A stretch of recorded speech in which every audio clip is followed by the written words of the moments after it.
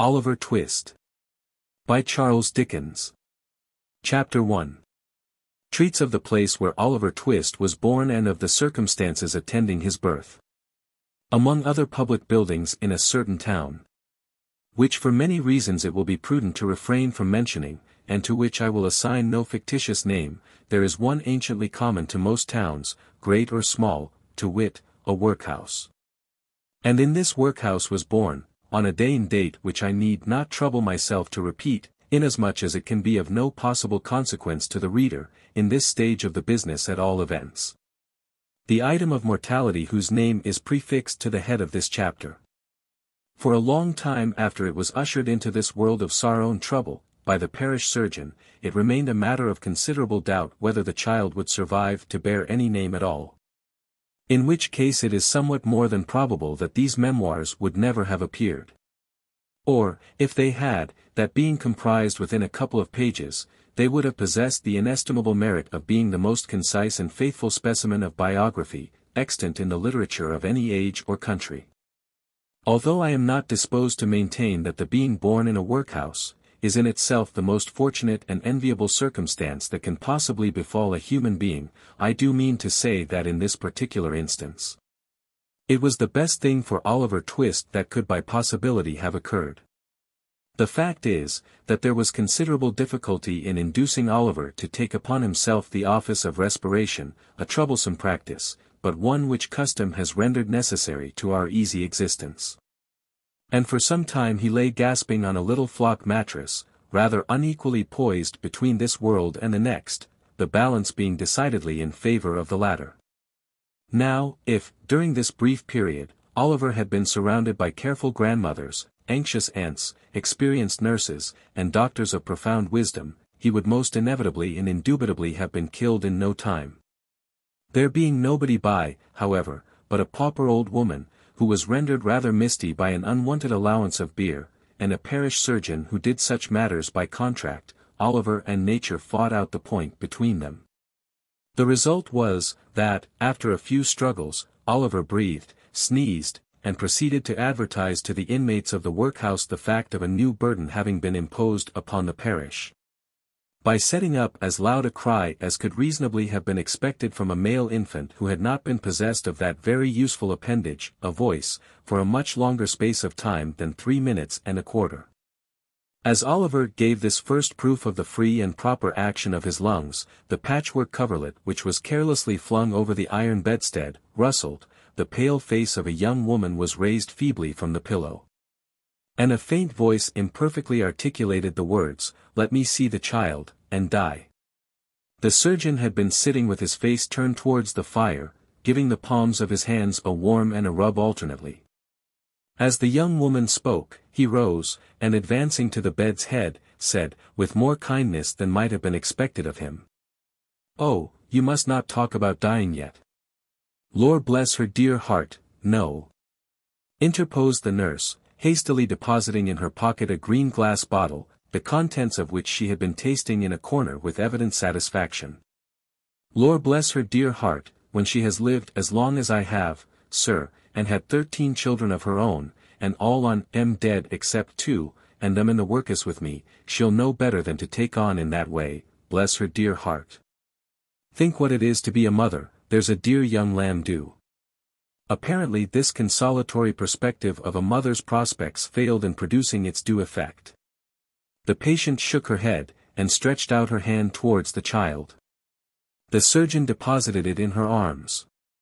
She imprinted her cold white lips passionately on its forehead, passed her hands over her face, gazed wildly round, shuddered, fell back, and died. They chafed her breast, hands, and temples. But the blood had stopped forever. They talked of hope and comfort. They had been strangers too long. "It's all over, Mrs. Thingummy," said the surgeon at last. "Ah, poor dear, so it is," said the nurse, picking up the cork of the green bottle, which had fallen out on the pillow, as she stooped to take up the child. "Poor dear. You needn't mind sending up to me, if the child cries, nurse," said the surgeon, putting on his gloves with great deliberation. "It's very likely it will be troublesome."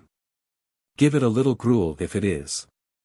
He put on his hat, and, pausing by the bedside on his way to the door, added, she was a good-looking girl, too. Where did she come from?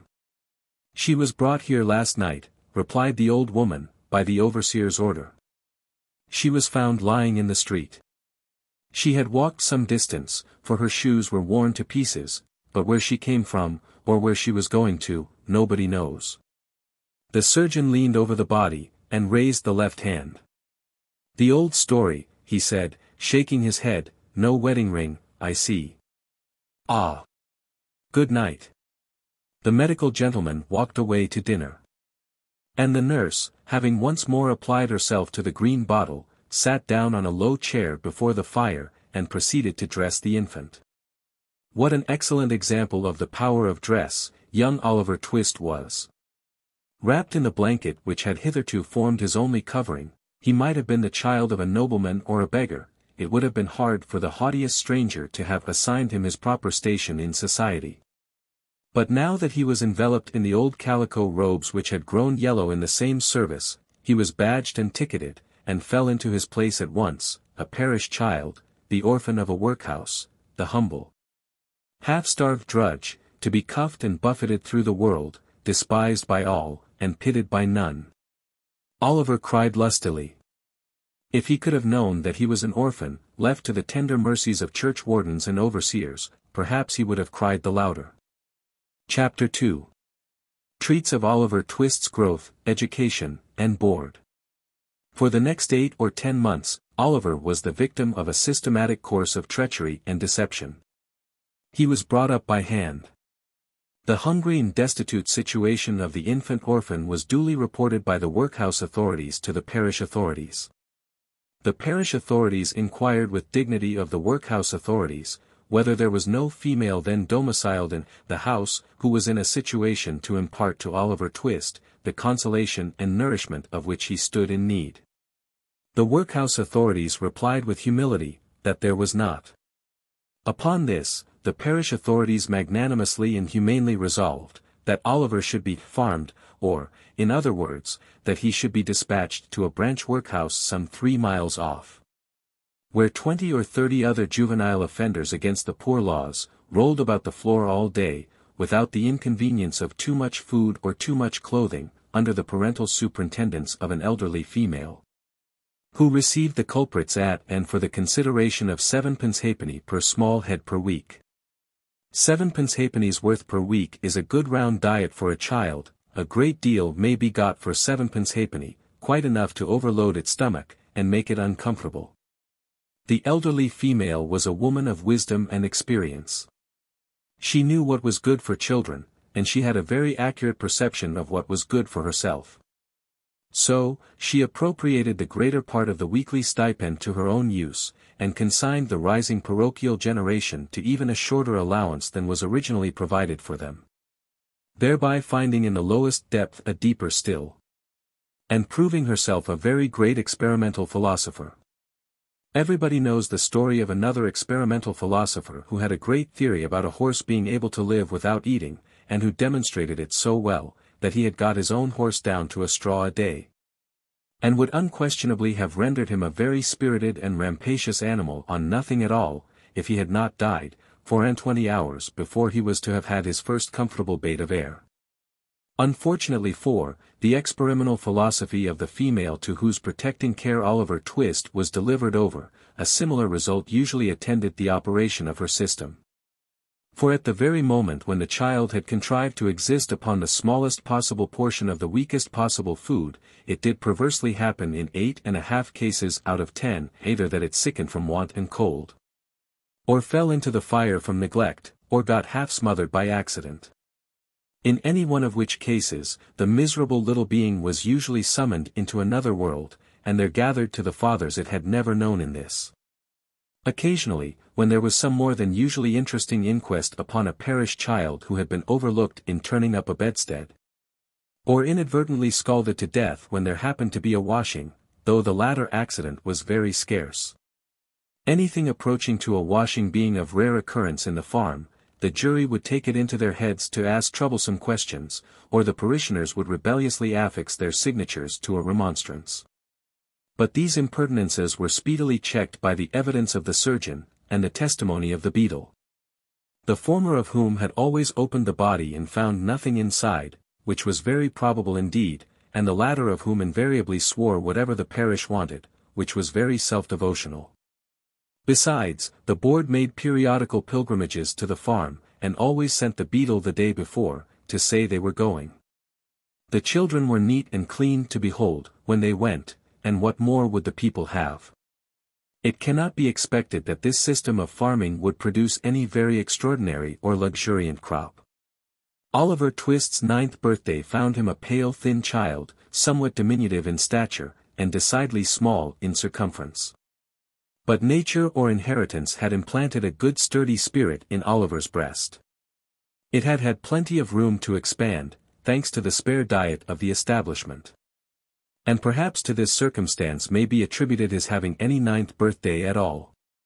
Be this as it may, however, it was his 9th birthday. And he was keeping it in the coal cellar with a select party of 2 other young gentlemen, who, after participating with him in a sound thrashing, had been locked up for atrociously presuming to be hungry, when Mrs. Mann, the good lady of the house, was unexpectedly startled by the apparition of Mr. Bumble, the beadle, striving to undo the wicket of the garden gate. "Goodness gracious! Is that you, Mr. Bumble, sir?" said Mrs. Mann, thrusting her head out of the window in well-affected ecstasies of joy. "Susan, take Oliver and them 2 brats upstairs, and wash 'em directly. My heart alive! Mr. Bumble, how glad I am to see you, sure ly. Now, Mr. Bumble was a fat man, and a choleric, so, instead of responding to this open-hearted salutation in a kindred spirit, he gave the little wicket a tremendous shake, and then bestowed upon it a kick which could have emanated from no leg but a beadle's. "Lor, only think," said Mrs. Mann, running out, for the 3 boys had been removed by this time, "only think of that.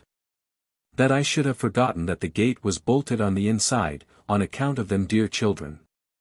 Walk in, sir. Walk in, pray, Mr. Bumble, do, sir." Although this invitation was accompanied with a curtsy that might have softened the heart of a churchwarden, it by no means mollified the beadle. "Do you think this respectful or proper conduct, Mrs.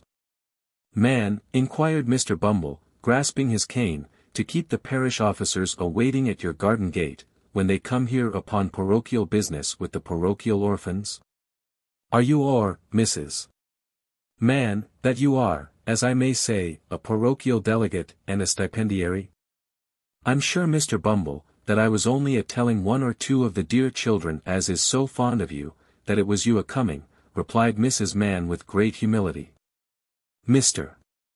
Bumble had a great idea of his oratorical powers and his importance. He had displayed the one, and vindicated the other. He relaxed. "Well, well, Mrs. Mann," he replied in a calmer tone, "it may be as you say, it may be. Lead the way in, Mrs. Mann, for I come on business, and have something to say." Mrs. Mann ushered the beadle into a small parlor with a brick floor, placed a seat for him, and officiously deposited his cocked hat and can on the table before him. Mr.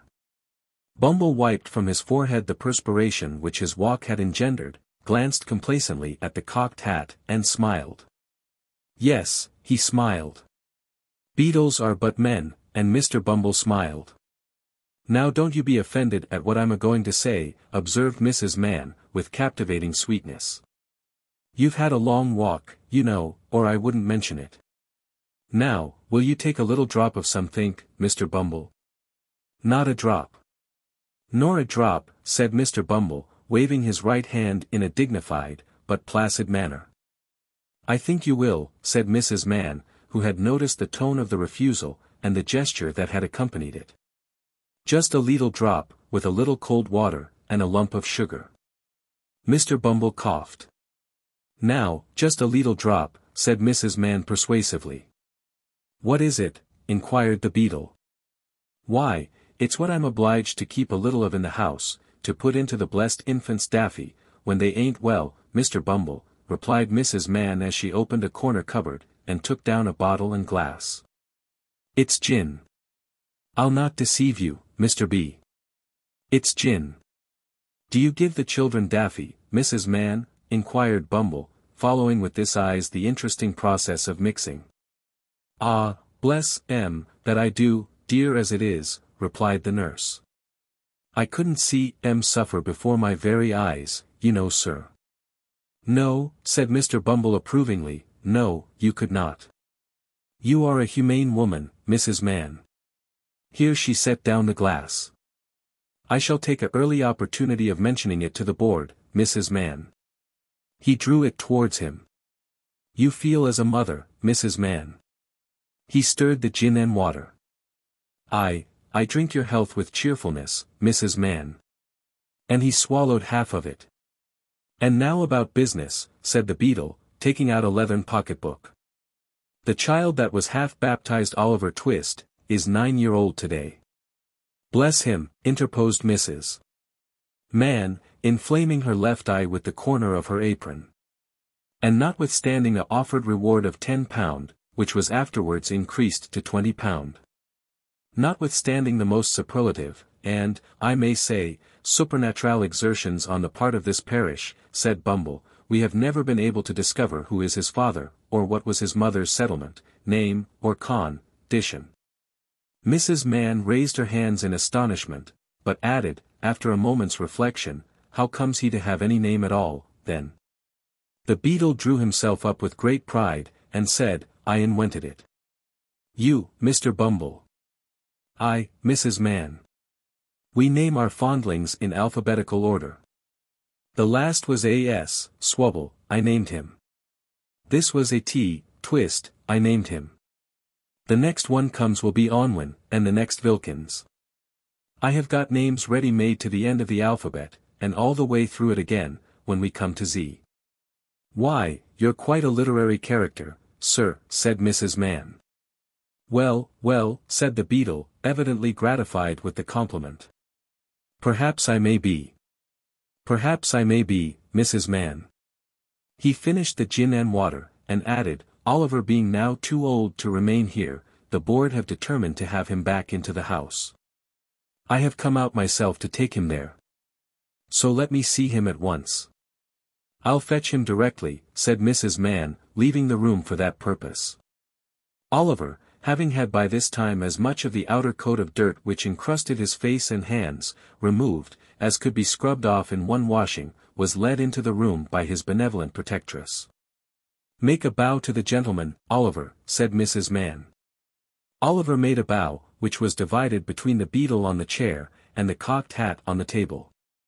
Will you go along with me, Oliver, said Mr. Bumble, in a majestic voice.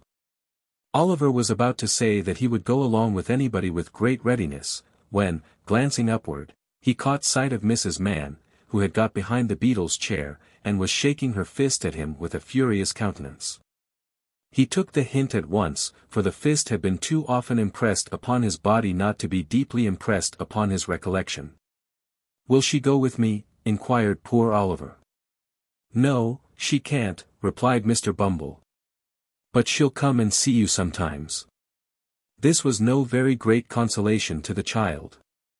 Young as he was, however, he had sense enough to make a feint of feeling great regret at going away. It was no very difficult matter for the boy to call tears into his eyes. Hunger and recent ill-usage are great assistants if you want to cry, and Oliver cried very naturally indeed.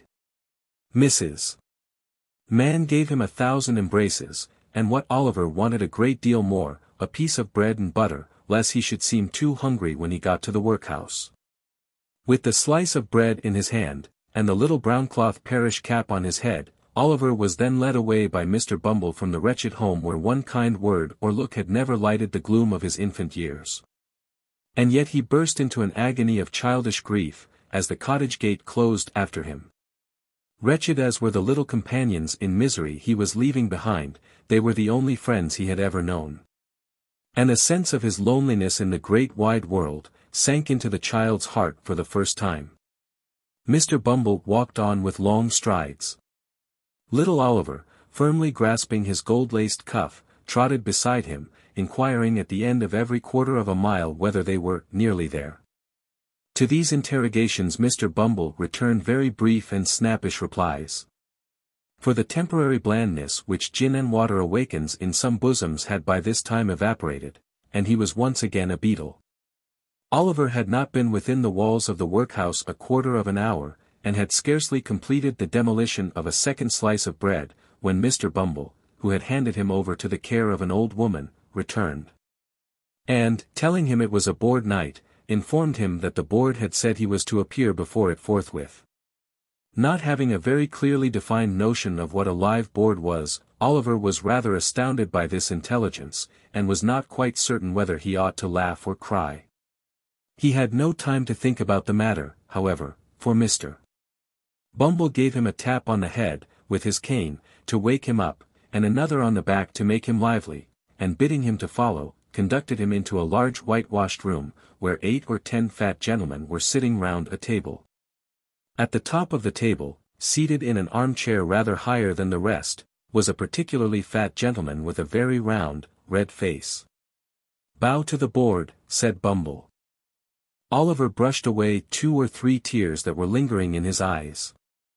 And seeing no board but the table, fortunately bowed to that. "What's your name, boy?" said the gentleman in the high chair. Oliver was frightened at the sight of so many gentlemen, which made him tremble, and the beadle gave him another tap behind, which made him cry. These 2 causes made him answer in a very low and hesitating voice. Whereupon a gentleman in a white waistcoat said he was a fool. Which was a capital way of raising his spirits, and putting him quite at his ease. "Boy," said the gentleman in the high chair, "listen to me. You know you're an orphan, I suppose?" "What's that, sir?" inquired poor Oliver. "The boy is a fool, I thought he was," said the gentleman in the white waistcoat. "Hush," said the gentleman who had spoken first. "You know you've got no father or mother, and that you were brought up by the parish, don't you?" "Yes, sir," replied Oliver, weeping bitterly. "What are you crying for?" inquired the gentleman in the white waistcoat. And to be sure it was very extraordinary. What could the boy be crying for? "I hope you say your prayers every night," said another gentleman in a gruff voice, "and pray for the people who feed you, and take care of you, like a Christian." "Yes, sir," stammered the boy. The gentleman who spoke last was unconsciously right. It would have been very like a Christian, and a marvelously good Christian too, if Oliver had prayed for the people who fed and took care of him. But he hadn't, because nobody had taught him. "Well, you have come here to be educated, and taught a useful trade," said the red-faced gentleman in the high chair. "So you'll begin to pick oakum tomorrow morning at 6 o'clock, added the surly one in the white waistcoat. For the combination of both these blessings in the one simple process of picking oakum, Oliver bowed low by the direction of the beadle, and was then hurried away to a large ward, where, on a rough, hard bed, he sobbed himself to sleep. What a novel illustration of the tender laws of England! They let the paupers go to sleep. Poor Oliver! He little thought, as he lay sleeping in happy unconsciousness of all around him, that the board had that very day arrived at a decision which would exercise the most material influence over all his future fortunes. But they had. And this was it. The members of this board were very sage, deep, philosophical men, and when they came to turn their attention to the workhouse, they found out at once, what ordinary folks would never have discovered: the poor people liked it. It was a regular place of public entertainment for the poorer classes, a tavern where there was nothing to pay, a public breakfast, dinner, tea, and supper all the year round, a brick-and-mortar Elysium, where it was all play and no work. "Oh ho!" said the board, looking very knowing, "we are the fellows to set this to rights, we'll stop it all, in no time." So, they established the rule, that all poor people should have the alternative, for they would compel nobody, not they, of being starved by a gradual process in the house, or by a quick one out of it. With this view, they contracted with the waterworks to lay on an unlimited supply of water, and with a corn factor to supply periodically small quantities of oatmeal. And issued 3 meals of thin gruel a day, with an onion twice a week, and half a roll of Sundays. They made a great many other wise and humane regulations, having reference to the ladies, which it is not necessary to repeat. Kindly undertook to divorce poor married people, in consequence of the great expense of a suit in Doctors' Commons. And, instead of compelling a man to support his family, as they had theretofore done, took his family away from him, and made him a bachelor. There is no saying how many applicants for relief, under these last 2 heads, might have started up in all classes of society, if it had not been coupled with the workhouse, but the board were long-headed men, and had provided for this difficulty. The relief was inseparable from the workhouse and the gruel, and that frightened people. For the first 6 months after Oliver Twist was removed, the system was in full operation. It was rather expensive at first, in consequence of the increase in the undertaker's bill, and the necessity of taking in the clothes of all the paupers, which fluttered loosely on their wasted, shrunken forms, after a week or two's gruel. But the number of workhouse inmates got thin as well as the paupers, and the board were in ecstasies. The room in which the boys were fed, was a large stone hall, with a copper at one end, out of which the master, dressed in an apron for the purpose, and assisted by 1 or 2 women, ladled the gruel at mealtimes. Of this festive composition each boy had 1 porringer, and no more, except on occasions of great public rejoicing, when he had 2 ounces and a quarter of bread besides. The bowls never wanted washing. The boys polished them with their spoons till they shone again. And when they had performed this operation, which never took very long, the spoons being nearly as large as the bowls, they would sit staring at the copper, with such eager eyes, as if they could have devoured the very bricks of which it was composed. Employing themselves, meanwhile, in sucking their fingers most assiduously, with the view of catching up any stray splashes of gruel that might have been cast thereon. Boys have generally excellent appetites.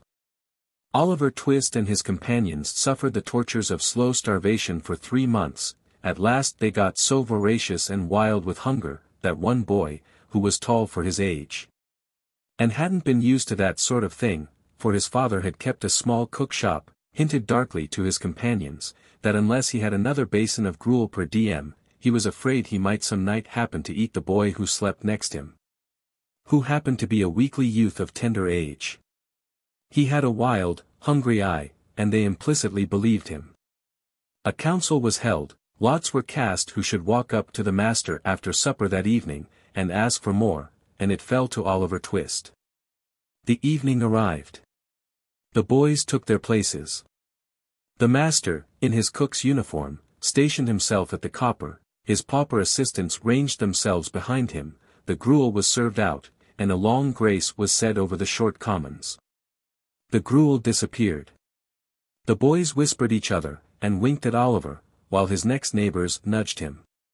Child as he was desperate with hunger, and reckless with misery. He rose from the table, and advancing to the master, basin and spoon in hand, said, somewhat alarmed at his own temerity, "Please, sir, I want some more." The master was a fat, healthy man, but he turned very pale. He gazed in stupefied astonishment on the small rebel for some seconds, and then clung for support to the copper. The assistants were paralyzed with wonder, the boys with fear. "What?" said the master at length, in a faint voice. "Please, sir," replied Oliver, "I want some more." The master aimed a blow at Oliver's head with the ladle, pinioned him in his arm, and shrieked aloud for the beetle. The board were sitting in solemn conclave, when Mr. Bumble rushed into the room in great excitement, and addressing the gentleman in the high chair, said, "Mr. Limbkins, I beg your pardon, sir. Oliver Twist has asked for more." There was a general start. Horror was depicted on every countenance. "For more," said Mr. Limbkins. "Compose yourself, Bumble, and answer me distinctly. Do I understand that he asked for more, after he had eaten the supper allotted by the dietary?"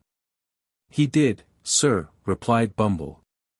"That boy will be hung," said the gentleman in the white waistcoat. "I know that boy will be hung." nobody controverted the prophetic gentleman's opinion. An animated discussion took place.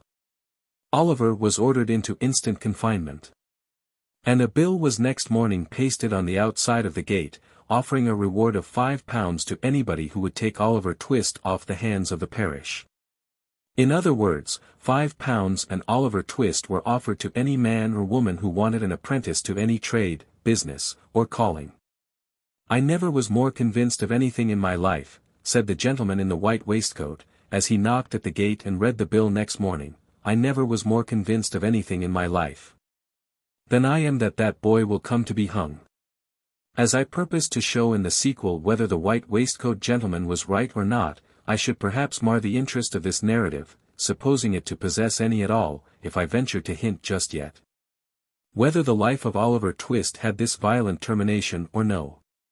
Chapter 3 relates how Oliver Twist was very near getting a place which would not have been a sinecure.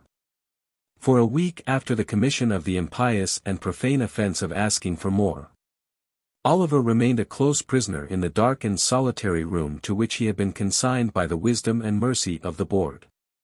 It appears, at first sight, not unreasonable to suppose, that, if he had entertained a becoming feeling of respect for the prediction of the gentleman in the white waistcoat, he would have established that sage individual's prophetic character once and for ever, by tying one end of his pocket handkerchief to a hook in the wall, and attaching himself to the other. To the performance of this feat, however, there was one obstacle, namely, that pocket handkerchiefs being decided articles of luxury, had been, for all future times and ages, removed from the noses of paupers by the express order of the board. In council assembled, solemnly given and pronounced under their hands and seals. There was a still greater obstacle in Oliver's youth and childishness. He only cried bitterly all day. And, when the long, dismal night came on, spread his little hands before his eyes to shut out the darkness, and crouching in the corner, tried to sleep, ever and anon waking with a start and tremble. And drawing himself closer and closer to the wall, as if to feel even its cold hard surface were a protection in the gloom and loneliness which surrounded him. Let it not be supposed by the enemies of the system, that, during the period of his solitary incarceration, Oliver was denied the benefit of exercise, the pleasure of society, or the advantages of religious consolation. As for exercise, it was nice cold weather, and he was allowed to perform his ablutions every morning under the pump, in a stone yard, in the presence of Mr. Bumble, who prevented his catching cold, and caused a tingling sensation to pervade his frame, by repeated applications of the cane. As for society, he was carried every other day into the hall where the boys dined, and there sociably flogged as a public warning and example. And so far from being denied the advantages of religious consolation, he was kicked into the same apartment every evening at prayer time, and there permitted to listen to, and console his mind with, a general supplication of the boys, containing a special clause, therein inserted by authority of the board, in which they entreated to be made good, virtuous, contented, and obedient, and to be guarded from the sins and vices of Oliver Twist, whom the supplication distinctly set forth to be under the exclusive patronage and protection of the powers of wickedness, and an article direct from the manufactory of the very devil himself. It chanced one morning, while Oliver's affairs were in this auspicious and comfortable state, that Mr. Gamfield, chimney sweep, went his way down the High Street, deeply cogitating in his mind his ways and means of paying certain arrears of rent, for which his landlord had become rather pressing. Mr. Gamfield's most sanguine estimate of his finances could not raise them within full £5 of the desired amount. And, in a species of arithmetical desperation, he was alternately cudgelling his brains and his donkey, when passing the workhouse, his eyes encountered the bill on the gate. "Oh," said Mr. Gamfield to the donkey. The donkey was in a state of profound abstraction, wondering, probably, whether he was destined to be regaled with a cabbage stalk or two when he had disposed of the 2 sacks of soot with which the little cart was laden. So, without noticing the word of command, he jogged onward. Mr. Gamfield growled a fierce imprecation on the donkey generally, but more particularly on his eyes. And, running after him, bestowed a blow on his head, which would inevitably have beaten in any skull but a donkey's. Then, catching hold of the bridle, he gave his jaw a sharp wrench, by way of gentle reminder that he was not his own master. And by these means turned him round. He then gave him another blow on the head, just to stun him till he came back again. Having completed these arrangements, he walked up to the gate, to read the bill. The gentleman with the white waistcoat was standing at the gate with his hands behind him, after having delivered himself of some profound sentiments in the board-room. Having witnessed the little dispute between Mr. Gamfield and the donkey, he smiled joyously when that person came up to read the bill, for he saw at once that Mr. Gamfield was exactly the sort of master Oliver Twist wanted. Mr. Gamfield smiled, too, as he perused the document. For £5 was just the sum he had been wishing for, and, as to the boy with which it was encumbered, Mr. Gamfield, knowing what the dietary of the workhouse was, well knew he would be a nice small pattern, just the very thing for register stoves. So, he spelt the bill through again, from beginning to end. And then, touching his fur cap in token of humility, accosted the gentleman in the white waistcoat. "This here boy, sir, what the parish wants to 'prentice," said Mr. Gamfield. "Aye, my man," said the gentleman in the white waistcoat, with a condescending smile. "What of him? If the parish vould like him to learn a right pleasant trade, in a good, 'spectable chimbley sweepin' business," said Mr. Gamfield, "I wants a 'prentice, and I am ready to take him." "Walk in," said the gentleman in the white waistcoat. Mr. Gamfield having lingered behind, to give the donkey another blow on the head, and another wrench of the jaw, as a caution not to run away in his absence, followed the gentleman with the white waistcoat into the room where Oliver had first seen him. "It's a nasty trade," said Mr. Limpkins, when Gamfield had again stated his wish. "Young boys have been smothered in chimneys before now," said another gentleman. "That's a'cause they damped the straw afore they lit it in the chimbley to make 'em come down again," said Gamfield. "That's all smoke, and no blaze. Varia's smoke ain't no use at all in making a boy come down, for it only sends him to sleep, and that's what he likes. Boys is werry obstinate, and werry lazy, gentlemen, and there's nothink like a good hot blaze to make 'em come down with a run. It's humane too, gentlemen, a'cause, even if they've stuck in the chimbley, roasting their feet makes 'em struggle to hextricate theirselves." The gentleman in the white waistcoat appeared very much amused by this explanation. But his mirth was speedily checked by a look from Mr. Limpkins. The board then proceeded to converse among themselves for a few minutes, but in so low a tone, that the words "saving of expenditure," "looked well in the accounts," "have a printed report published," were alone audible. These only chanced to be heard, indeed, or account of their being very frequently repeated with great emphasis. At length the whispering ceased, and the members of the board, having resumed their seats and their solemnity, Mr. Limpkins said, "We have considered your proposition, and we don't approve of it." "Not at all," said the gentleman in the white waistcoat. "Decidedly not," added the other members. As Mr. Gamfield did happen to labor under the slight imputation of having bruised 3 or 4 boys to death already, it occurred to him that the board had, perhaps, in some unaccountable freak, taken it into their heads that this extraneous circumstance ought to influence their proceedings. It was very unlike their general mode of doing business, if they had, but still, as he had no particular wish to revive the rumor, he twisted his cap in his hands, and walked slowly from the table. "So you won't let me have him, gentlemen?" said Mr. Gamfield, pausing near the door. "No," replied Mr. Limpkins, "at least, as it's a nasty business, we think you ought to take something less than the premium we offered." Mr. Gamfield's countenance brightened, as, with a quick step, he returned to the table, and said, "What'll you give, gentlemen? Come. Don't be too hard on a poor man. What'll you give?" "I should say, £3.10 was plenty," said Mr. Limpkins. "10 shillings too much," said the gentleman in the white waistcoat. "Come," said Gamfield, "say £4, gentlemen. Say £4, and you've got rid of him for good and all. There. £3.10, repeated Mr. Limbkins, firmly. Come. I'll split the difference, gentlemen, urged Gamfield. £3.15. Not a farthing more, was the firm reply of Mr. Limbkins.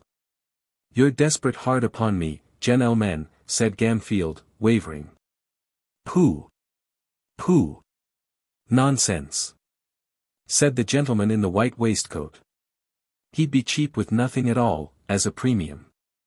Take him, you silly fellow. He's just the boy for you. He wants the stick, now and then, it'll do him good. And his board needn't come very expensive, for he hasn't been overfed since he was born. Ha! Ha! Ha!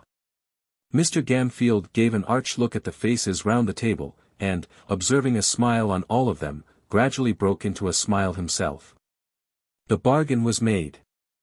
Mr. Bumble was at once instructed that Oliver Twist and his indentures were to be conveyed before the magistrate, for signature and approval, that very afternoon. In pursuance of this determination, little Oliver, to his excessive astonishment, was released from bondage, and ordered to put himself into a clean shirt. He had hardly achieved this very unusual gymnastic performance, when Mr. Bumble brought him, with his own hands, a basin of gruel, and the holiday allowance of 2 ounces and a quarter of bread. At this tremendous sight, Oliver began to cry very piteously, thinking, not unnaturally, that the board must have determined to kill him for some useful purpose, or they never would have begun to fatten him up in that way. Don't make your eyes red, Oliver, but eat your food and be thankful, said Mr. Bumble, in a tone of impressive pomposity. You're going to be made apprentice of, Oliver. Apprentice, sir, said the child, trembling. Yes, Oliver, said Mr. Bumble. The kind and blessed gentleman which is so amny parents to you, Oliver, when you have none of your own, are a-going to prentice you, and to set you up in life, and make a man of you, although the expense to the parish is £3.10. £3.10, Oliver, 70 shillings, 140 pences, and all for a naughty orphan which nobody can't love. As Mr.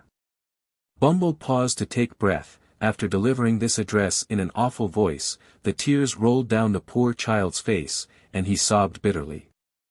Come, said Mr. Bumble, somewhat less pompously, for it was gratifying to his feelings to observe the effect his eloquence had produced. Come, Oliver. Wipe your eyes with the cuffs of your jacket, and don't cry into your gruel. That's a very foolish action, Oliver. It certainly was, for there was quite enough water in it already. On their way to the magistrate, Mr. Bumble instructed Oliver that all he would have to do, would be to look very happy, and say, when the gentleman asked him if he wanted to be apprenticed, that he should like it very much indeed. Both of which injunctions Oliver promised to obey, the rather as Mr. Bumble threw in a gentle hint, that if he failed in either particular, there was no telling what would be done to him. When they arrived at the office, he was shut up in a little room by himself, and admonished by Mr. Bumble to stay there, until he came back to fetch him. There the boy remained, with a palpitating heart, for half an hour. At the expiration of which time Mr. Bumble thrust in his head, unadorned with the cocked hat, and said aloud. Now, Oliver, my dear, come to the gentleman. As Mr. Bumble said this, he put on a grim and threatening look, and added, in a low voice, mind what I told you, you young rascal. Oliver stared innocently in Mr. Bumble's face at this somewhat contradictory style of address. But that gentleman prevented his offering any remark thereupon, by leading him at once into an adjoining room, the door of which was open. It was a large room, with a great window. Behind a desk, sat 2 old gentlemen with powdered heads, one of whom was reading the newspaper, while the other was perusing, with the aid of a pair of tortoise-shell spectacles, a small piece of parchment which lay before him. Mr. Limbkins was standing in front of the desk on one side, and Mr. Gamfield, with a partially washed face, on the other, while 2 or 3 bluff-looking men, in top boots, were lounging about. The old gentleman with the spectacles gradually dozed off, over the little bit of parchment, and there was a short pause, after Oliver had been stationed by Mr. Bumble in front of the desk. "This is the boy, your worship," said Mr. Bumble.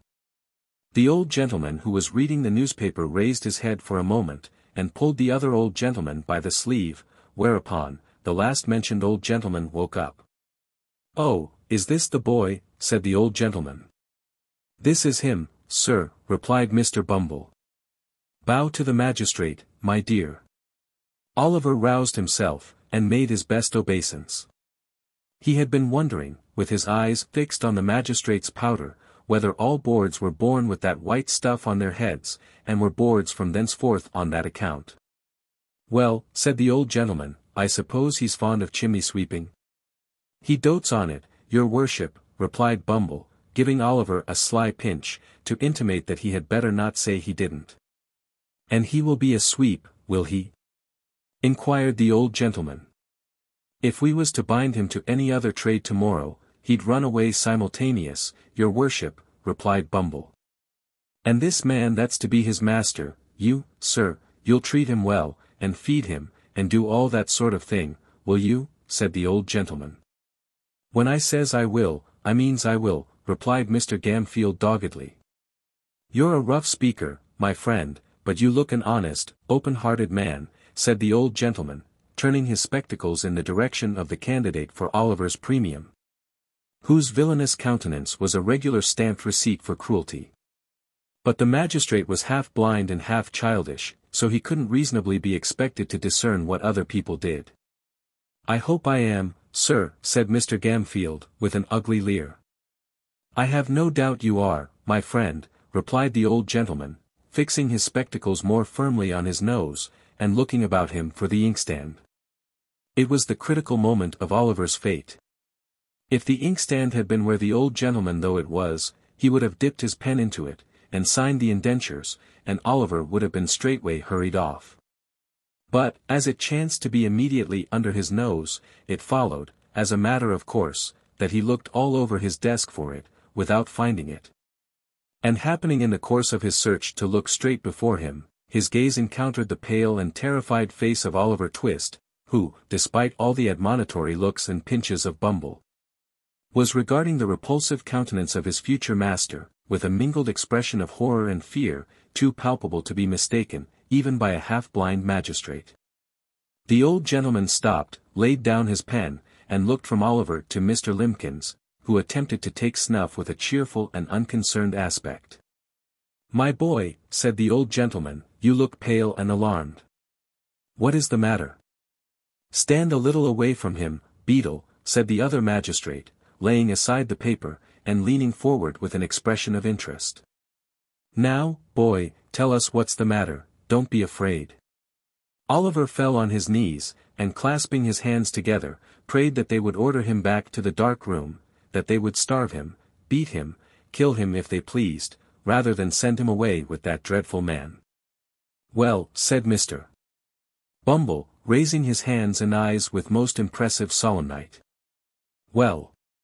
Of all the artful and designing orphans that ever I see, Oliver, you are one of the most barefacedest."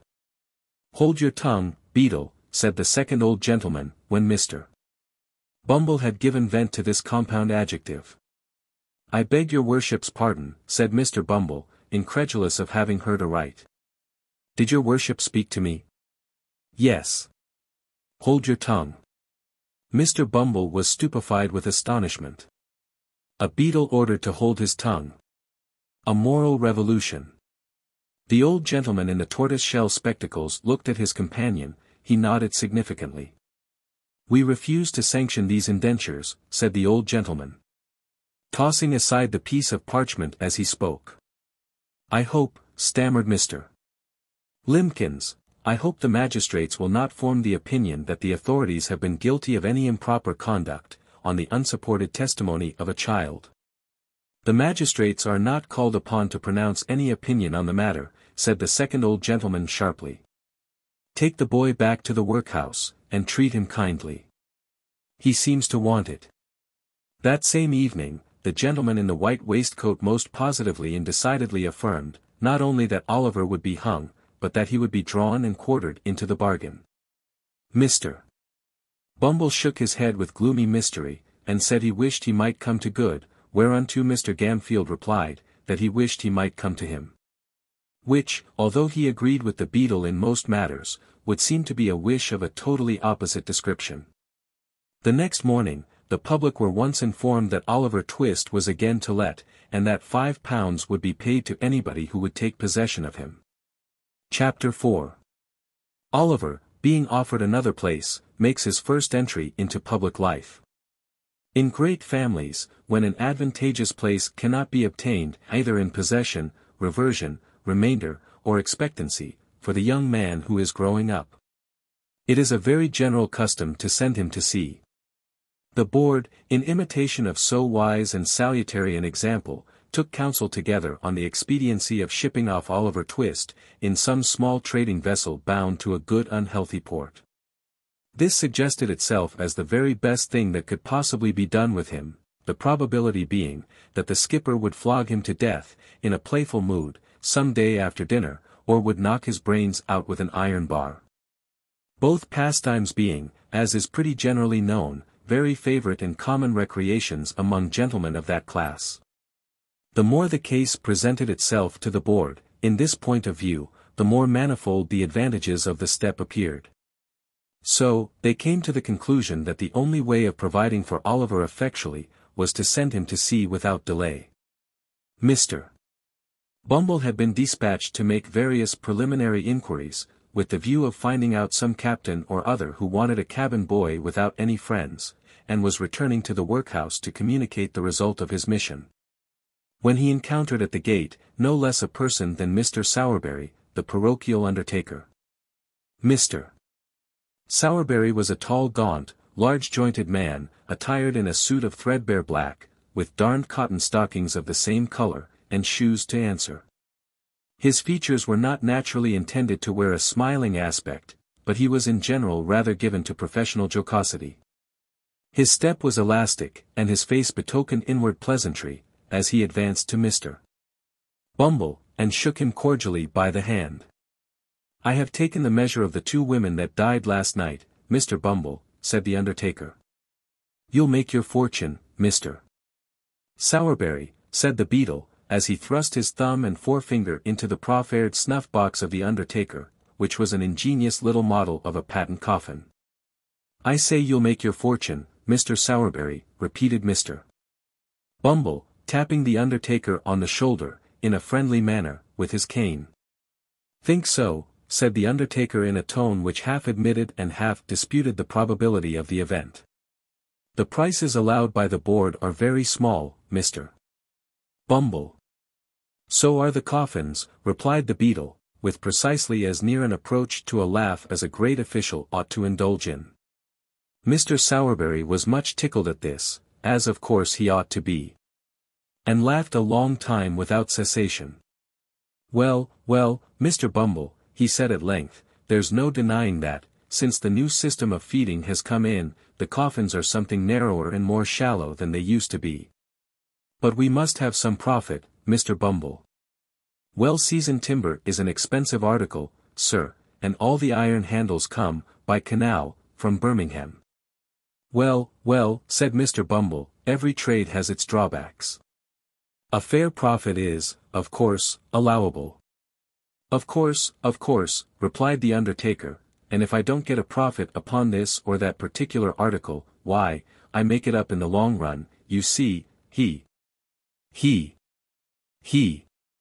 "Just so," said Mr. Bumble. "Though I must say," continued the undertaker, resuming the current of observations which the beadle had interrupted, "though I must say, Mr. Bumble, that I have to contend against one very great disadvantage, which is, that all the stout people go off the quickest. The people who have been better off, and have paid rates for many years, are the first to sink when they come into the house, and let me tell you, Mr. Bumble, that 3 or 4 inches over one's calculation makes a great hole in one's profits, especially when one has a family to provide for, sir." As Mr. Sowerberry said this, with the becoming indignation of an ill-used man, and as Mr. Bumble felt that it rather tended to convey a reflection on the honor of the parish, the latter gentleman thought it advisable to change the subject. Oliver Twist being uppermost in his mind, he made him his theme. "By the by," said Mr. Bumble, "you don't know anybody who wants a boy, do you? A parochial prentice who is at present a dead weight, a millstone, as I may say, round the parochial throat. Liberal terms, Mr. Sowerberry, liberal terms." As Mr. Bumble spoke, he raised his cane to the bill above him, and gave 3 distinct raps upon the words, £5, which were printed thereon in Roman capitals of gigantic size. "Gad so," said the undertaker, taking Mr. Bumble by the gilt-edged lapel of his official coat, "that's just the very thing I wanted to speak to you about. You know, dear me, what a very elegant button this is, Mr. Bumble. I never noticed it before." "Yes, I think it rather pretty," said the beadle, glancing proudly downwards at the large brass buttons which embellished his coat. "The die is the same as the parochial seal, the Good Samaritan healing the sick and bruised man. The board presented it to me on New Year's morning, Mr. Sowerberry. I put it on, I remember, for the first time, to attend the inquest on that reduced tradesman, who died in a doorway at midnight." "I recollect," said the undertaker. "The jury brought it in, died from exposure to the cold, and want of the common necessaries of life, didn't they?" Mr. Bumble nodded. "And they made it a special verdict, I think," said the undertaker, by adding some words to the effect, that if the relieving officer had "Tush! Foolery," interposed the beadle. "If the board attended to all the nonsense that ignorant jurymen talk, they'd have enough to do." "Very true," said the undertaker, "they would indeed." "Juries," said Mr. Bumble, grasping his cane tightly, as was his wont when working into a passion, "juries is uneducated, vulgar, grovelling wretches." "So they are," said the undertaker. "They haven't no more philosophy nor political economy about 'em than that," said the beadle, snapping his fingers contemptuously. "No more they have," acquiesced the undertaker. "I despise 'em," said the beadle, growing very red in the face. "So do I," rejoined the undertaker. "And I only wish we'd a jury of the independent sort, in the house for a week or 2, said the beadle. "The rules and regulations of the board would soon bring their spirit down for 'em." "Let 'em alone for that," replied the undertaker. So saying, he smiled, approvingly, to calm the rising wrath of the indignant parish officer. Mr. Bumble lifted off his cocked hat, took a handkerchief from the inside of the crown, wiped from his forehead the perspiration which his rage had engendered, fixed the cocked hat on again, and, turning to the undertaker, said in a calmer voice, "Well, what about the boy?" "Oh," replied the undertaker, "why, you know, Mr. Bumble, I pay a good deal towards the poor's rates." "Hem," said Mr. Bumble. "Well, replied the undertaker, "I was thinking that if I pay so much towards 'em, I've a right to get as much out of 'em as I can, Mr. Bumble. And so, I think I'll take the boy myself." Mr. Bumble grasped the undertaker by the arm, and led him into the building. Mr. Sowerberry was closeted with the board for 5 minutes. And it was arranged that Oliver should go to him that evening, upon liking, a phrase which means, in the case of a parish apprentice, that if the master find, upon a short trial, that he can get enough work out of a boy without putting too much food into him, he shall have him for a term of years, to do what he likes with. When little Oliver was taken before the gentleman, that evening, and informed that he was to go, that night, as general house lad to a coffin-maker's, and that if he complained of his situation, or ever came back to the parish again, he would be sent to sea, there to be drowned, or knocked on the head, as the case might be, he evinced so little emotion, that they by common consent pronounced him a hardened young rascal, and ordered Mr. Bumble to remove him forthwith. Now, although it was very natural that the board, of all people in the world, should feel in a great state of virtuous astonishment and horror at the smallest tokens of want of feeling on the part of anybody, they were rather out. In this particular instance, the simple fact was, that Oliver, instead of possessing too little feeling, possessed rather too much, and was in a fair way of being reduced, for life, to a state of brutal stupidity and sullenness by the ill usage he had received. He heard the news of his destination, in perfect silence. And, having had his luggage put into his hand, which was not very difficult to carry, inasmuch as it was all comprised within the limits of a brown paper parcel, about half a foot square by 3 inches deep, he pulled his cap over his eyes. And once more attaching himself to Mr. Bumble's coat cuff, was led away by that dignitary to a new scene of suffering. For some time, Mr. Bumble drew Oliver along, without notice or remark. For the beadle carried his head very erect, as a beadle always should, and, it being a windy day, little Oliver was completely enshrouded by the skirts of Mr. Bumble's coat as they blew open, and disclosed to great advantage his flapped waistcoat and drab plush knee breeches. As they drew near to their destination, however, Mr. Bumble thought it expedient to look down, and see that the boy was in good order for inspection by his new master, which he accordingly did, with a fit and becoming air of gracious patronage. "Oliver," said Mr. Bumble. "Yes, sir," replied Oliver, in a low, tremulous voice. "Pull that cap off your eyes, and hold up your head, sir." Although Oliver did as he was desired, at once, and passed the back of his unoccupied hand briskly across his eyes, he left a tear in them when he looked up at his conductor. As Mr. Bumble gazed sternly upon him, it rolled down his cheek. It was followed by another, and another. The child made a strong effort, but it was an unsuccessful one. Withdrawing his other hand from Mr. Bumble's, he covered his face with both, and wept until the tears sprung out from between his chin and bony fingers. "Well," exclaimed Mr. Bumble, stopping short, and darting at his little charge a look of intense malignity. "Well, of all the ungratefullest and worst disposed boys as ever I see, Oliver, you are the—" "No, no, sir," sobbed Oliver, clinging to the hand which held the well-known cane, "no, no, sir, I will be good indeed, indeed, indeed I will, sir. I am a very little boy, sir, and it is so, so." "So what?" inquired Mr. Bumble in amazement. "So lonely, sir. So very lonely," cried the child. "Everybody hates me. Oh, sir, don't pray be cross to me." The child beat his hand upon his heart, and looked in his companion's face, with tears of real agony. Mr. Bumble regarded Oliver's piteous and helpless look, with some astonishment, for a few seconds, hemmed 3 or 4 times in a husky manner, and after muttering something about that troublesome cough, bade Oliver dry his eyes and be a good boy. Then once more taking his hand, he walked on with him in silence. The undertaker, who had just put up the shutters of his shop, was making some entries in his day-book by the light of a most appropriate dismal candle, when Mr. Bumble entered. "Aha," said the undertaker, looking up from the book, and pausing in the middle of a word, "is that you, Bumble?" "No one else, Mr. Sowerberry," replied the beadle. "Here. I've brought the boy." Oliver made a bow. "Oh. That's the boy, is it?" said the undertaker, raising the candle above his head, to get a better view of Oliver. "Mrs. Sowerberry, will you have the goodness to come here a moment, my dear?" Mrs.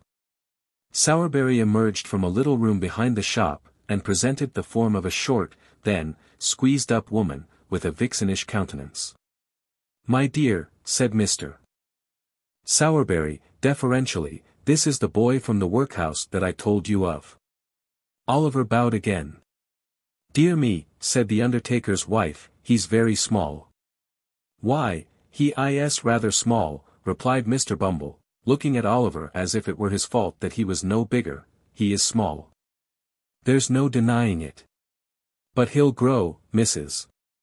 Sowerberry, he'll grow." "Ah.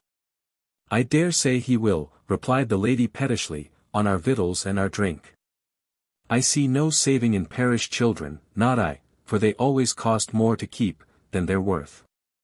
However, men always think they know best. There. Get downstairs, little bag o' bones. With this, the undertaker's wife opened a side door, and pushed Oliver down a steep flight of stairs into a stone cell, damp and dark, forming the anteroom to the coal cellar, and denominated kitchen. Wherein sat a slatternly girl, in shoes down at heel, and blue worsted stockings very much out of repair. "Here, Charlotte," said Mr. Sowerberry, who had followed Oliver down, "give this boy some of the cold bits that were put by for Trip. He hasn't come home since the morning, so he may go without I dare say the boy isn't too dainty to eat are you, boy?" Oliver, whose eyes had glistened at the mention of meat, and who was trembling with eagerness to devour it, replied in the negative, and a plateful of coarse broken victuals was set before him. I wish some well-fed philosopher, whose meat and drink turn to gall within him, whose blood is ice, whose heart is iron, could have seen Oliver twist clutching at the dainty viands that the dog had neglected. I wish he could have witnessed the horrible avidity with which Oliver tore the bits asunder with all the ferocity of famine. There is only one thing I should like better. And that would be to see the philosopher making the same sort of meal himself, with the same relish. "Well," said the undertaker's wife, when Oliver had finished his supper, which she had regarded in silent horror, and with fearful auguries of his future appetite, "have you done?" There being nothing eatable within his reach, Oliver replied in the affirmative. "Then come with me," said Mrs. Sowerberry, taking up a dim and dirty lamp, and leading the way upstairs. "Your bed's under the counter. You don't mind sleeping among the coffins, I suppose? But it doesn't much matter whether you do or don't, for you can't sleep anywhere else. Come, don't keep me here all night." Oliver lingered no longer, but meekly followed his new mistress. Chapter 5. Oliver mingles with new associates. Going to a funeral for the first time, he forms an unfavorable notion of his master's business. Oliver, being left to himself in the undertaker's shop, set the lamp down on a workman's bench, and gazed timidly about him with a feeling of awe and dread, which many people a good deal older than he will be at no loss to understand. An unfinished coffin on black trestles, which stood in the middle of the shop, looked so gloomy and deathlike that a cold tremble came over him. Every time his eyes wandered in the direction of the dismal object, from which he almost expected to see some frightful form slowly rear its head, to drive him mad with terror. Against the wall were ranged, in regular array, a long row of elm boards cut in the same shape, looking in the dim light, like high-shouldered ghosts with their hands in their breeches pockets. Coffin plates, elm chips, bright-headed nails, and shreds of black cloth, lay scattered on the floor. And the wall behind the counter was ornamented with a lively representation of two mutes in very stiff neckcloths, on duty at a large private door, with a hearse drawn by 4 black steeds, approaching in the distance. The shop was close and hot. The atmosphere seemed tainted with the smell of coffins. The recess beneath the counter in which his flock mattress was thrust, looked like a grave. Nor were these the only dismal feelings which depressed Oliver. He was alone in a strange place. And we all know how chilled and desolate the best of us will sometimes feel in such a situation. The boy had no friends to care for, or to care for him. The regret of no recent separation was fresh in his mind. The absence of no loved and well-remembered face sank heavily into his heart. But his heart was heavy, notwithstanding. And he wished, as he crept into his narrow bed, that were his coffin, and that he could be lain in a calm and lasting sleep in the churchyard ground, with the tall grass waving gently above his head, and the sound of the old deep bell to soothe him in his sleep. Oliver was awakened in the morning, by a loud kicking at the outside of the shop door, which, before he could huddle on his clothes, was repeated, in an angry and impetuous manner, about 25 times. When he began to undo the chain, the legs desisted, and a voice began. "Open the door, will yer?" cried the voice which belonged to the legs which had kicked at the door. "I will, directly, sir," replied Oliver, undoing the chain, and turning the key. "I suppose you're the new boy, ain't yer?" said the voice through the keyhole. "Yes, sir," replied Oliver. "How old are yer?" inquired the voice. "10, sir," replied Oliver. "Then I'll whop yer when I get in," said the voice, you just see if I don't, that's all, my workhouse brat," and having made this obliging promise, the voice began to whistle. Oliver had been too often subjected to the process to which the very expressive monosyllable just recorded bears reference, to entertain the smallest doubt that the owner of the voice, whoever he might be, would redeem his pledge, most honorably. He drew back the bolts with a trembling hand, and opened the door. For a second or two, Oliver glanced up the street, and down the street, and over the way, impressed with the belief that the unknown, who had addressed him through the keyhole, had walked a few paces off, to warm himself. For nobody did he see but a big charity boy, sitting on a post in front of the house, eating a slice of bread and butter, which he cut into wedges, the size of his mouth, with a clasp knife, and then consumed with great dexterity. "I beg your pardon, sir," said Oliver at length, seeing that no other visitor made his appearance, "did you knock?" "I kicked," replied the charity boy. "Did you want a coffin, sir?" inquired Oliver, innocently. At this, the charity boy looked monstrous fierce, and said that Oliver would want one before long, if he cut jokes with his superiors in that way. "You don't know who I am, I suppose, workhouse?" said the charity boy, in continuation, descending from the top of the post, meanwhile, with edifying gravity. "No, sir," rejoined Oliver. "I'm Mr. Noah Claypole," said the charity boy, "and you're under me. Take down the shutters, you idle young ruffian." With this, Mr. Claypole administered a kick to Oliver, and entered the shop with a dignified air, which did him great credit. It is difficult for a large-headed, small-eyed youth, of lumbering make and heavy countenance, to look dignified under any circumstances, but it is more especially so, when superadded to these personal attractions are a red nose and yellow smalls. Oliver, having taken down the shutters, and broken a pane of glass in his effort to stagger away beneath the weight of the first one to a small court at the side of the house in which they were kept during the day, was graciously assisted by Noah, who having consoled him with the assurance that he'd catch it, condescended to help him. Mr. Sowerberry came down soon after. Shortly afterwards, Mrs. Sowerberry appeared. Oliver having caught it, in fulfillment of Noah's prediction, followed that young gentleman down the stairs to breakfast. "Come near the fire, Noah," said Charlotte. "I saved a nice little bit of bacon for you for master's breakfast.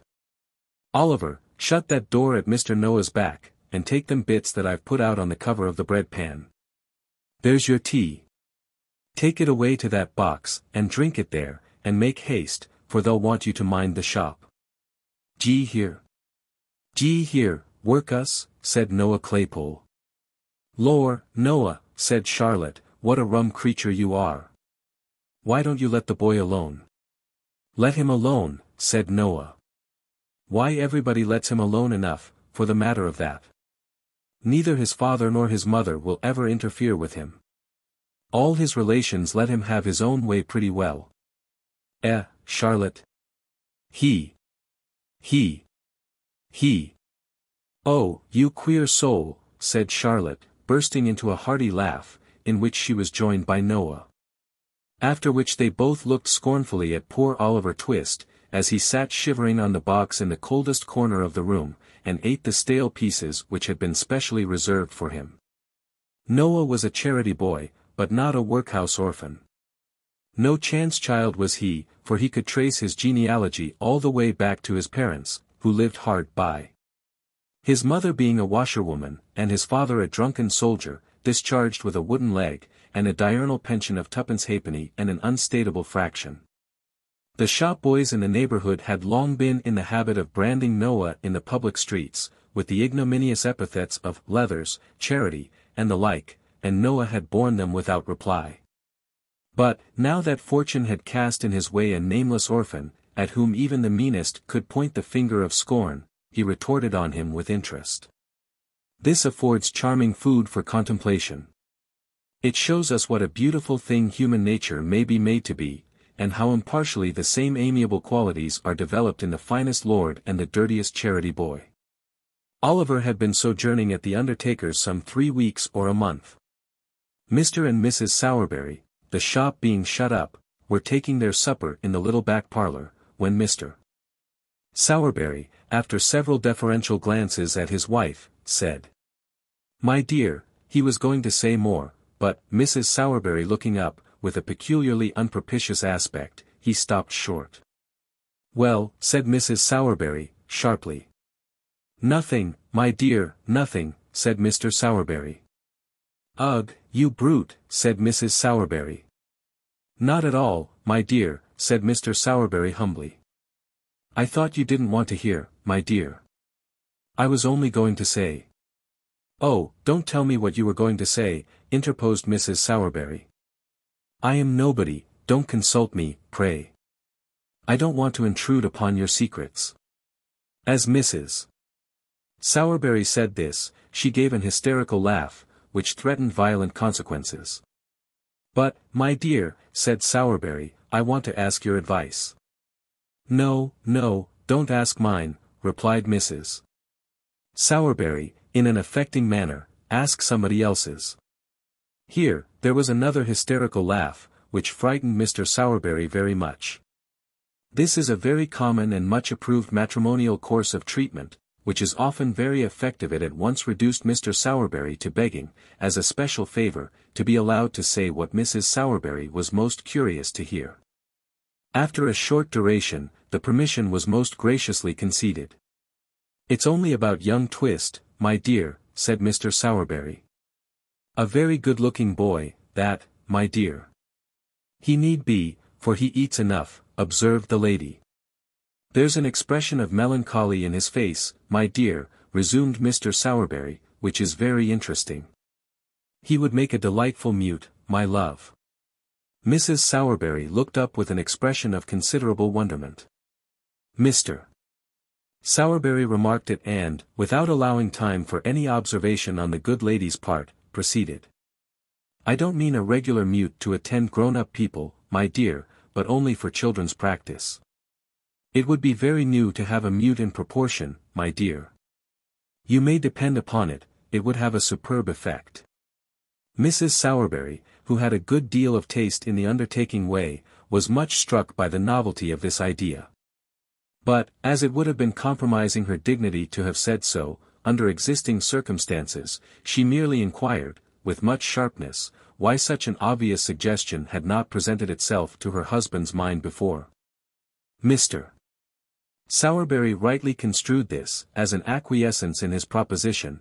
It was speedily determined, therefore, that Oliver should be at once initiated into the mysteries of the trade. And, with this view, that he should accompany his master on the very next occasion of his services being required. The occasion was not long in coming.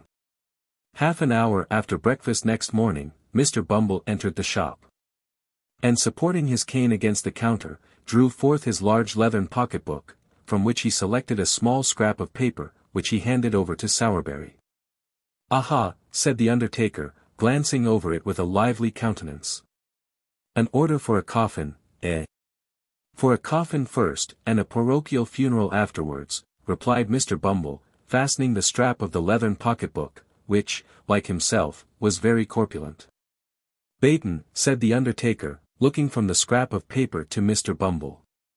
I never heard the name before. Bumble shook his head, as he replied, obstinate people, Mr. Sowerberry, very obstinate. Proud, too, I'm afraid, sir.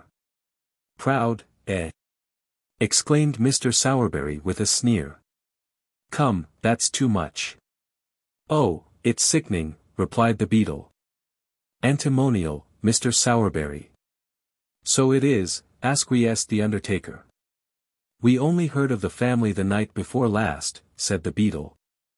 And we shouldn't have known anything about them, then, only a woman who lodges in the same house made an application to the parochial committee for them to send the parochial surgeon to see a woman as was very bad. He had gone out to dinner.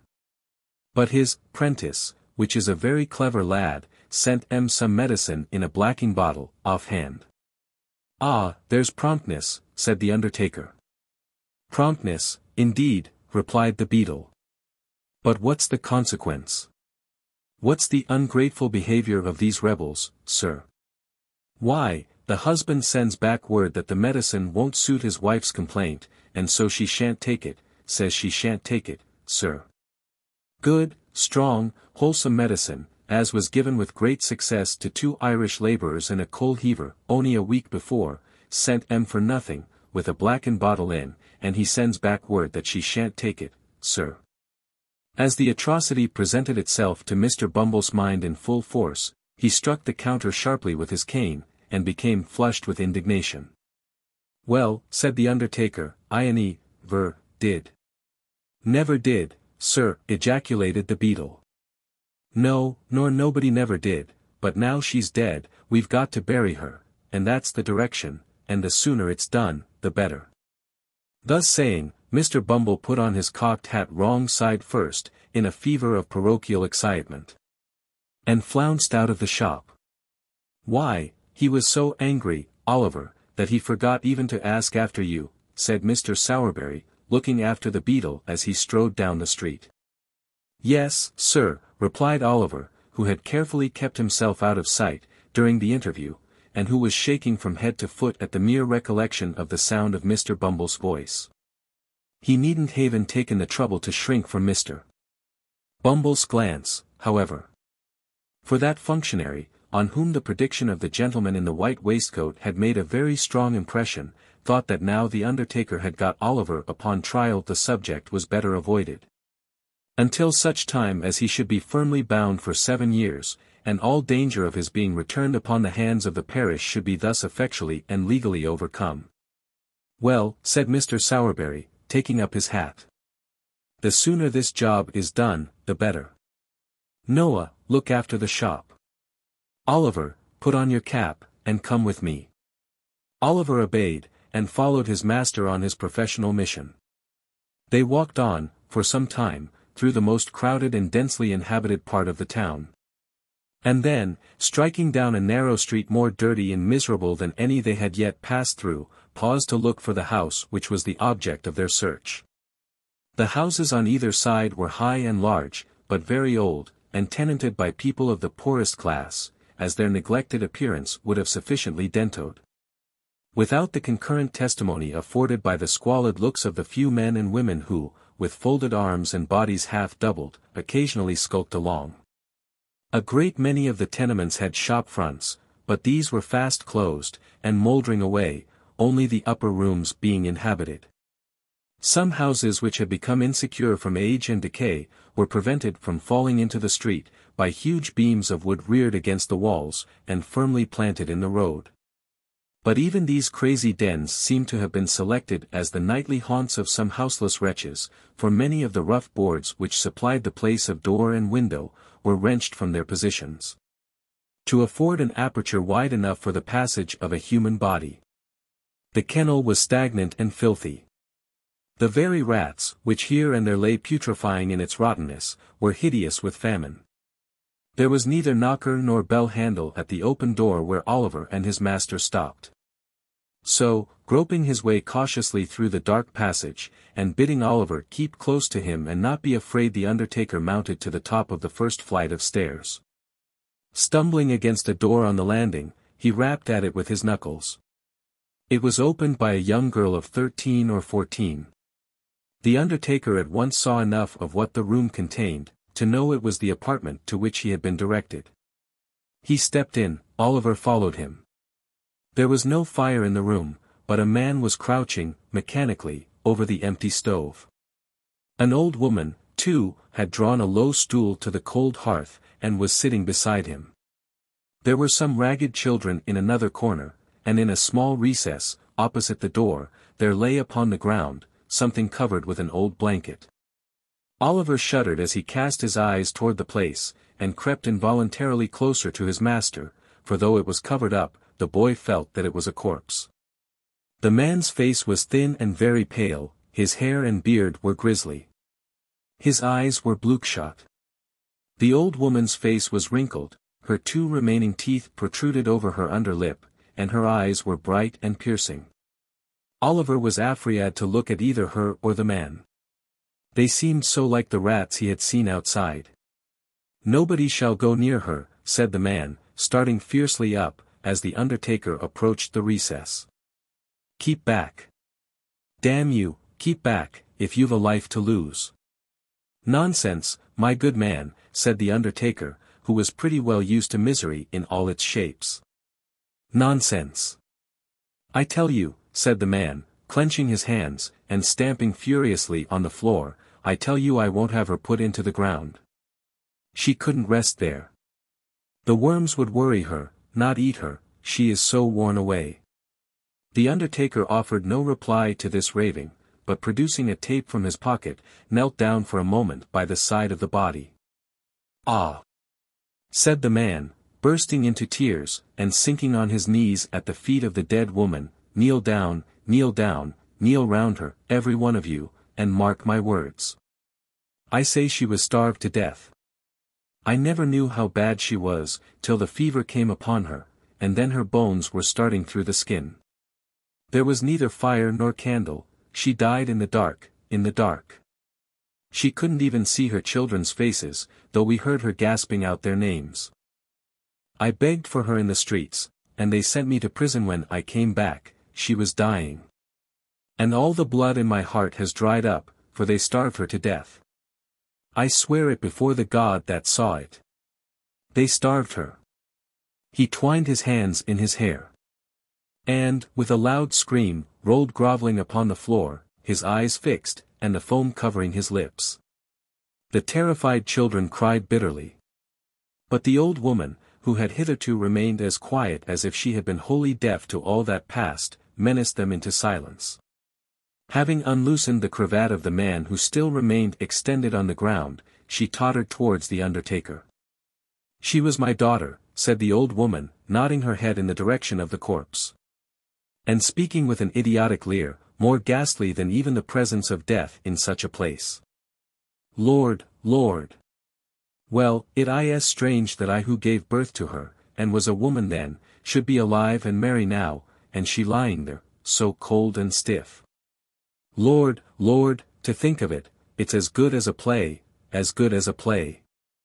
As the wretched creature mumbled and chuckled in her hideous merriment, the undertaker turned to go away. Stop, stop, said the old woman in a loud whisper. Will she be buried tomorrow, or next day, or tonight? I laid her out. And I must walk, you know. Send me a large cloak, a good warm one, for it is bitter cold. We should have cake and wine, too, before we go. Never mind, send some bread, only a loaf of bread and a cup of water. Shall we have some bread, dear? She said eagerly. Catching at the undertaker's coat, as he once more moved towards the door. Yes, yes, said the undertaker, of course. Anything you like. He disengaged himself from the old woman's grasp. And, drawing Oliver after him, hurried away. The next day, the family having been meanwhile relieved with a half-quartern loaf and a piece of cheese, left with them by Mr. Bumble himself, Oliver and his master returned to the miserable abode. Where Mr. Bumble had already arrived, accompanied by 4 men from the workhouse, who were to act as bearers. An old black cloak had been thrown over the rags of the old woman and the man. And the bare coffin having been screwed down, was hoisted on the shoulders of the bearers, and carried into the street. Now, you must put your best leg foremost, old lady, whispered Sowerberry in the old woman's ear, we are rather late. And it won't do, to keep the clergyman waiting. Move on, my men, as quick as you like. Thus directed, the bearers trotted on under their light burden, and the 2 mourners kept as near them, as they could. Mr.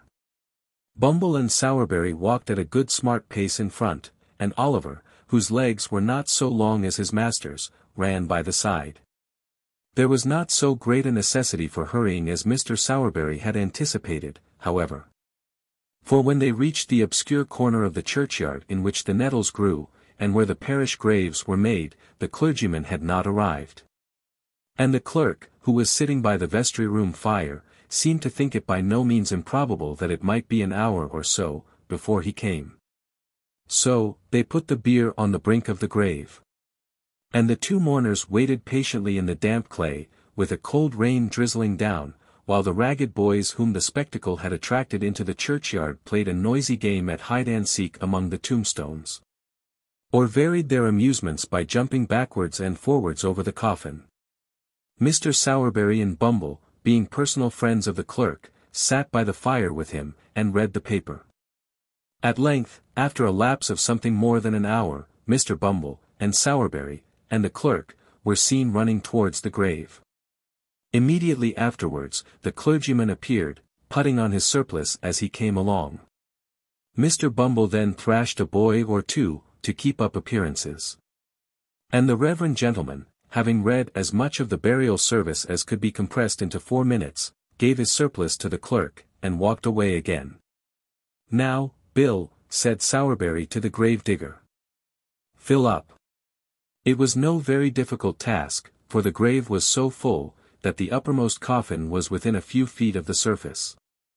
The grave digger shoveled in the earth, stamped it loosely down with his feet, shouldered his spade, and walked off, followed by the boys, who murmured very loud complaints at the fun being over so soon.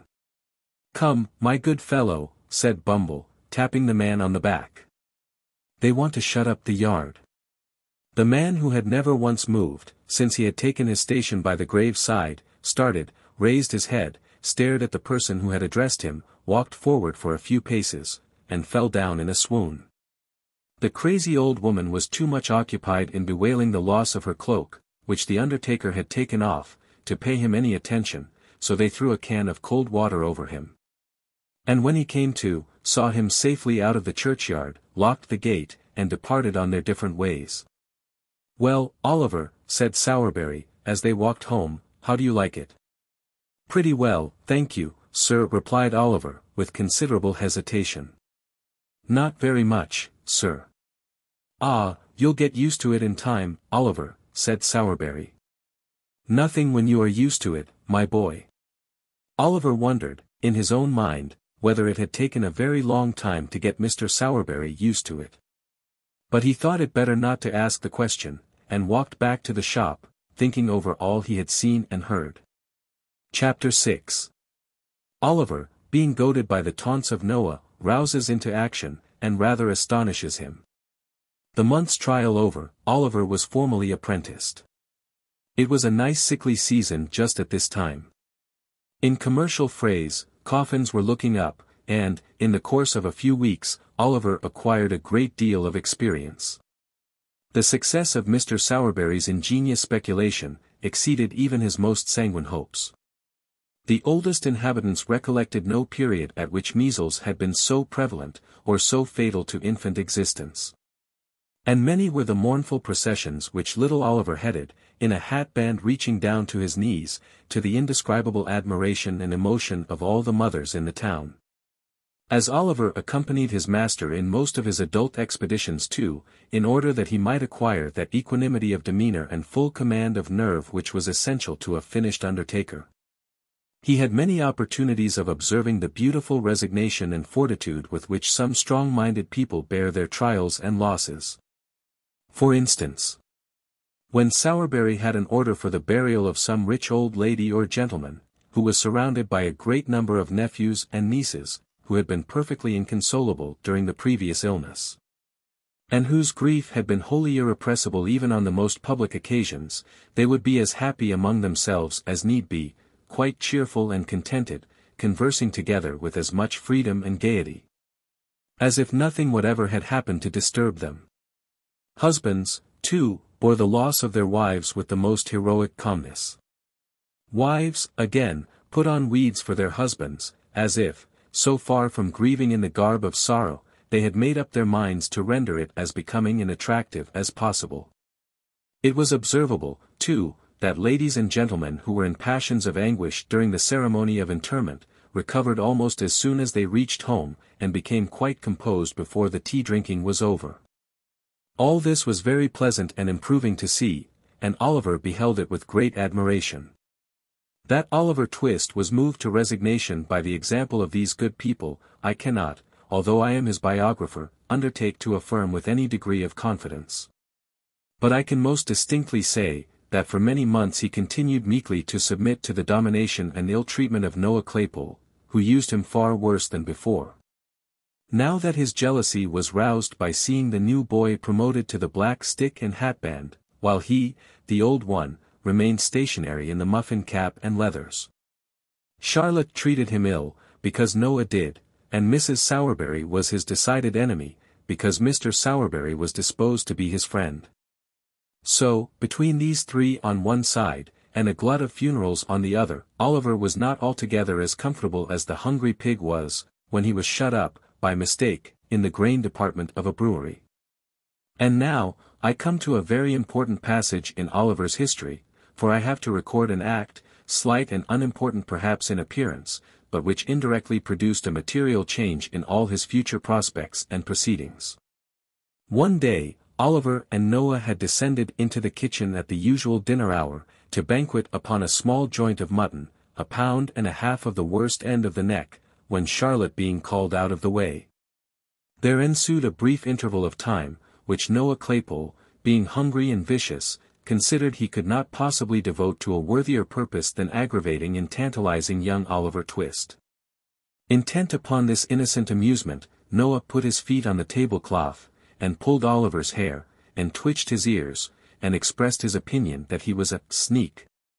And furthermore announced his intention of coming to see him hanged, whenever that desirable event should take place, and entered upon various topics of petty annoyance, like a malicious and ill-conditioned charity boy as he was. But, making Oliver cry, Noah attempted to be more facetious still, and in his attempt, did what many sometimes do to this day, when they want to be funny. He got rather personal. "Workhouse," said Noah, "how's your mother?" "She's dead," replied Oliver, "don't you say anything about her to me." Oliver's color rose as he said this, he breathed quickly, and there was a curious working of the mouth and nostrils, which Mr. Claypole thought must be the immediate precursor of a violent fit of crying. Under this impression he returned to the charge. "What did she die of, Workhouse?" said Noah. "Of a broken heart, some of our old nurses told me," replied Oliver, more as if he were talking to himself, than answering Noah. "I think I know what it must be to die of that." "Told the roll lol, right fall Larry, Workhouse," said Noah, as a tear rolled down Oliver's cheek. "What set you a snivelling now?" "Not you," replied Oliver, sharply. "There, that's enough. Don't say anything more to me about her." "You'd better not." "Better not," exclaimed Noah. "Well. Better not. Workhouse, don't be impudent. Your mother, too. She was a nice un she was." "Oh, lor."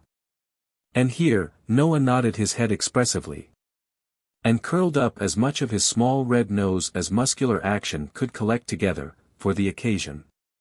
"You know, Workhouse," continued Noah, emboldened by Oliver's silence, and speaking in a jeering tone of affected pity, of all tones the most annoying, "you know, Workhouse, it can't be helped now, and of course you couldn't help it then. And I am very sorry for it, and I'm sure we all are, and pity you very much. But you must know, Workhouse, your mother was a regular right down bad un." "What did you say?" inquired Oliver, looking up very quickly. "A regular right down bad un, Workhouse," replied Noah, coolly. "And it's a great deal better, Workhouse, that she died when she did, or else she'd have been hard laboring in Bridewell, or transported, or hung. Which is more likely than either, isn't it?" Crimson with fury, Oliver started up, overthrew the chair and table, seized Noah by the throat, shook him, in the violence of his rage, till his teeth chattered in his head, and collecting his whole force into one heavy blow, felled him to the ground. A minute ago, the boy had looked the quiet child, mild, dejected creature that harsh treatment had made him. But his spirit was roused at last. The cruel insult to his dead mother had set his blood on fire. His breast heaved, his attitude was erect, his eye bright and vivid, his whole person changed, as he stood glaring over the cowardly tormentor who now lay crouching at his feet, and defied him with an energy he had never known before. "He'll murder me," blubbered Noah. "Charlotte. Mrs. Here's the new boy a murdering of me. Help. Help. Oliver's gone mad. Latte. Noah's shouts were responded to, by a loud scream from Charlotte, and a louder from Mrs. Sowerberry. The former of whom rushed into the kitchen by a side door, while the latter paused on the staircase till she was quite certain that it was consistent with the preservation of human life, to come further down. "Oh, you little wretch!" screamed Charlotte, seizing Oliver with her utmost force, which was about equal to that of a moderately strong man in particularly good training. "Oh, you little ungrateful, murderous, horrid villain!" And between every syllable, Charlotte gave Oliver a blow with all her might, accompanying it with a scream, for the benefit of society. Charlotte's fist was by no means a light one. But, lest it should not be effectual in calming Oliver's wrath, Mrs. Sowerberry plunged into the kitchen, and assisted to hold him with one hand, while she scratched his face with the other. In this favorable position of affairs, Noah rose from the ground, and pommeled him behind. This was rather too violent exercise to last long. When they were all wearied out, and could tear and beat no longer, they dragged Oliver, struggling and shouting, but nothing daunted, into the dust cellar, and there locked him up. This being done, Mrs. Sowerberry sunk into a chair, and burst into tears. "Bless her, she's going off," said Charlotte. "A glass of water, Noah, dear. Make haste." "Oh, Charlotte," said Mrs. Sowerberry, speaking as well as she could, through a deficiency of breath, and a sufficiency of cold water, which Noah had poured over her head and shoulders. "Oh, Charlotte, what a mercy we have not all been murdered in our beds." "Ah! Mercy indeed, ma'am," was the reply. "I only hope this'll teach master not to have any more of these dreadful creatures, that are born to be murderers and robbers from their very cradle. Poor Noah! He was all but killed, ma'am, when I come in." "Poor fellow," said Mrs. Sowerberry, looking piteously on the charity boy. Noah, whose top waistcoat button might have been somewhere on a level with the crown of Oliver's head, rubbed his eyes with the inside of his wrists while this commiseration was bestowed upon him, and performed some affecting tears and sniffs. "What's to be done?" exclaimed Mrs. Sowerberry. "Your master's not at home, there's not a man in the house, and he'll kick that door down in 10 minutes. Oliver's vigorous plunges against the bit of timber in question, rendered this occurrence highly probable. "Dear, dear. I don't know, ma'am," said Charlotte, "unless we send for the police officers." "Or the military," suggested Mr. Claypole. "No, no," said Mrs. Sowerberry, bethinking herself of Oliver's old friend. "Run to Mr. Bumble, Noah, and tell him to come here directly, and not to lose a minute, never mind your cap. Make haste. You can hold a knife to that black eye, as you run along. It'll keep the swelling down." Noah stopped to make no reply, but started off at his fullest speed.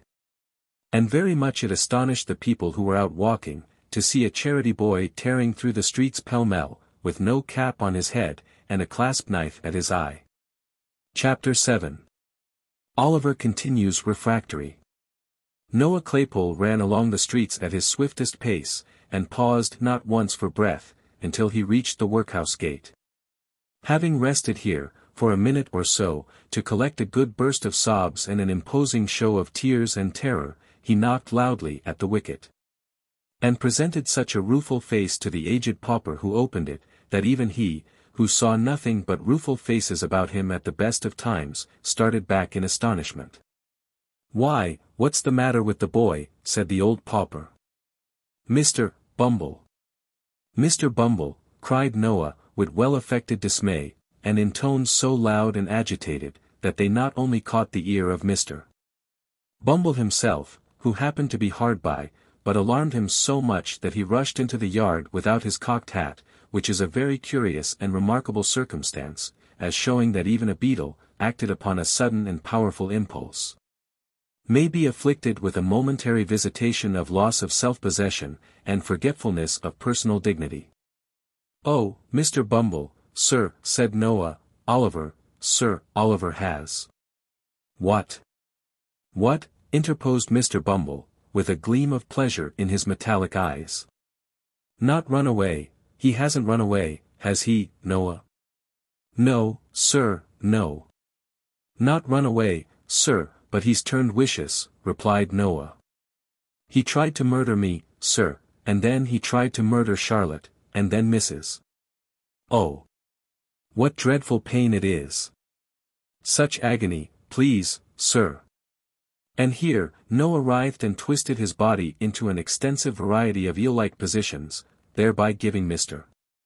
Bumble to understand that, from the violent and sanguinary onset of Oliver Twist, he had sustained severe internal injury and damage, from which he was at that moment suffering the acutest torture. When Noah saw that the intelligence he communicated perfectly paralyzed Mr. Bumble, he imparted additional effect thereunto, by bewailing his dreadful wounds 10 times louder than before. And when he observed a gentleman in a white waistcoat crossing the yard, he was more tragic in his lamentations than ever, rightly conceiving it highly expedient to attract the notice, and rouse the indignation, of the gentleman aforesaid. The gentleman's notice was very soon attracted, for he had not walked 3 paces, when he turned angrily round, and inquired what that young cur was howling for, and why Mr. Bumble did not favor him with something which would render the series of vocular exclamations so designated, an involuntary process. It's a poor boy from the free school, sir, replied Mr. Bumble, who has been nearly murdered, all but murdered, sir, by young Twist. By Jove, exclaimed the gentleman in the white waistcoat, stopping short. I knew it. I felt a strange presentiment from the very first, that audacious young savage would come to be hung. He has likewise attempted, sir, to murder the female servant, said Mr. Bumble, with a face of ashy paleness. And his missus, interposed Mr. Claypole. And his master, too, I think you said, Noah, added Mr. Bumble. No. He's out, or he would have murdered him, replied Noah. He said he wanted to. Ah. Said he wanted to, did he, my boy? Inquired the gentleman in the white waistcoat. Yes, sir, replied Noah. And please, sir, Mrs. wants to know whether Mr. Bumble can spare time to step up there, directly, and flog him, 'cause master's out. Certainly, my boy. Certainly, said the gentleman in the white waistcoat, smiling benignly, and patting Noah's head, which was about 3 inches higher than his own. You're a good boy, a very good boy. Here's a penny for you. Bumble, just step up to Sowerberry's with your cane, and see what's best to be done. Don't spare him, Bumble. No, I will not, sir, replied the beadle. And the cocked hat and cane having been, by this time, adjusted to their owner's satisfaction, Mr. Bumble and Noah Claypole betook themselves with all speed to the undertaker's shop. Here the position of affairs had not at all improved. Sowerberry had not yet returned, and Oliver continued to kick, with undiminished vigor, at the cellar door. The accounts of his ferocity as related by Mrs. Sowerberry and Charlotte, were of so startling a nature, that Mr. Bumble judged it prudent to parley, before opening the door. With this view he gave a kick at the outside, by way of prelude, and, then, applying his mouth to the keyhole, said, in a deep and impressive tone. Oliver. Come, you let me out. Replied Oliver, from the inside. Do you know this here voice, Oliver? Said Mr. Bumble. Yes, replied Oliver. Ain't you afraid of it, sir? Ain't you trembling while I speak, sir? Said Mr. Bumble. No, replied Oliver, boldly. An answer so different from the one he had expected to elicit, and was in the habit of receiving, staggered Mr. Bumble not a little.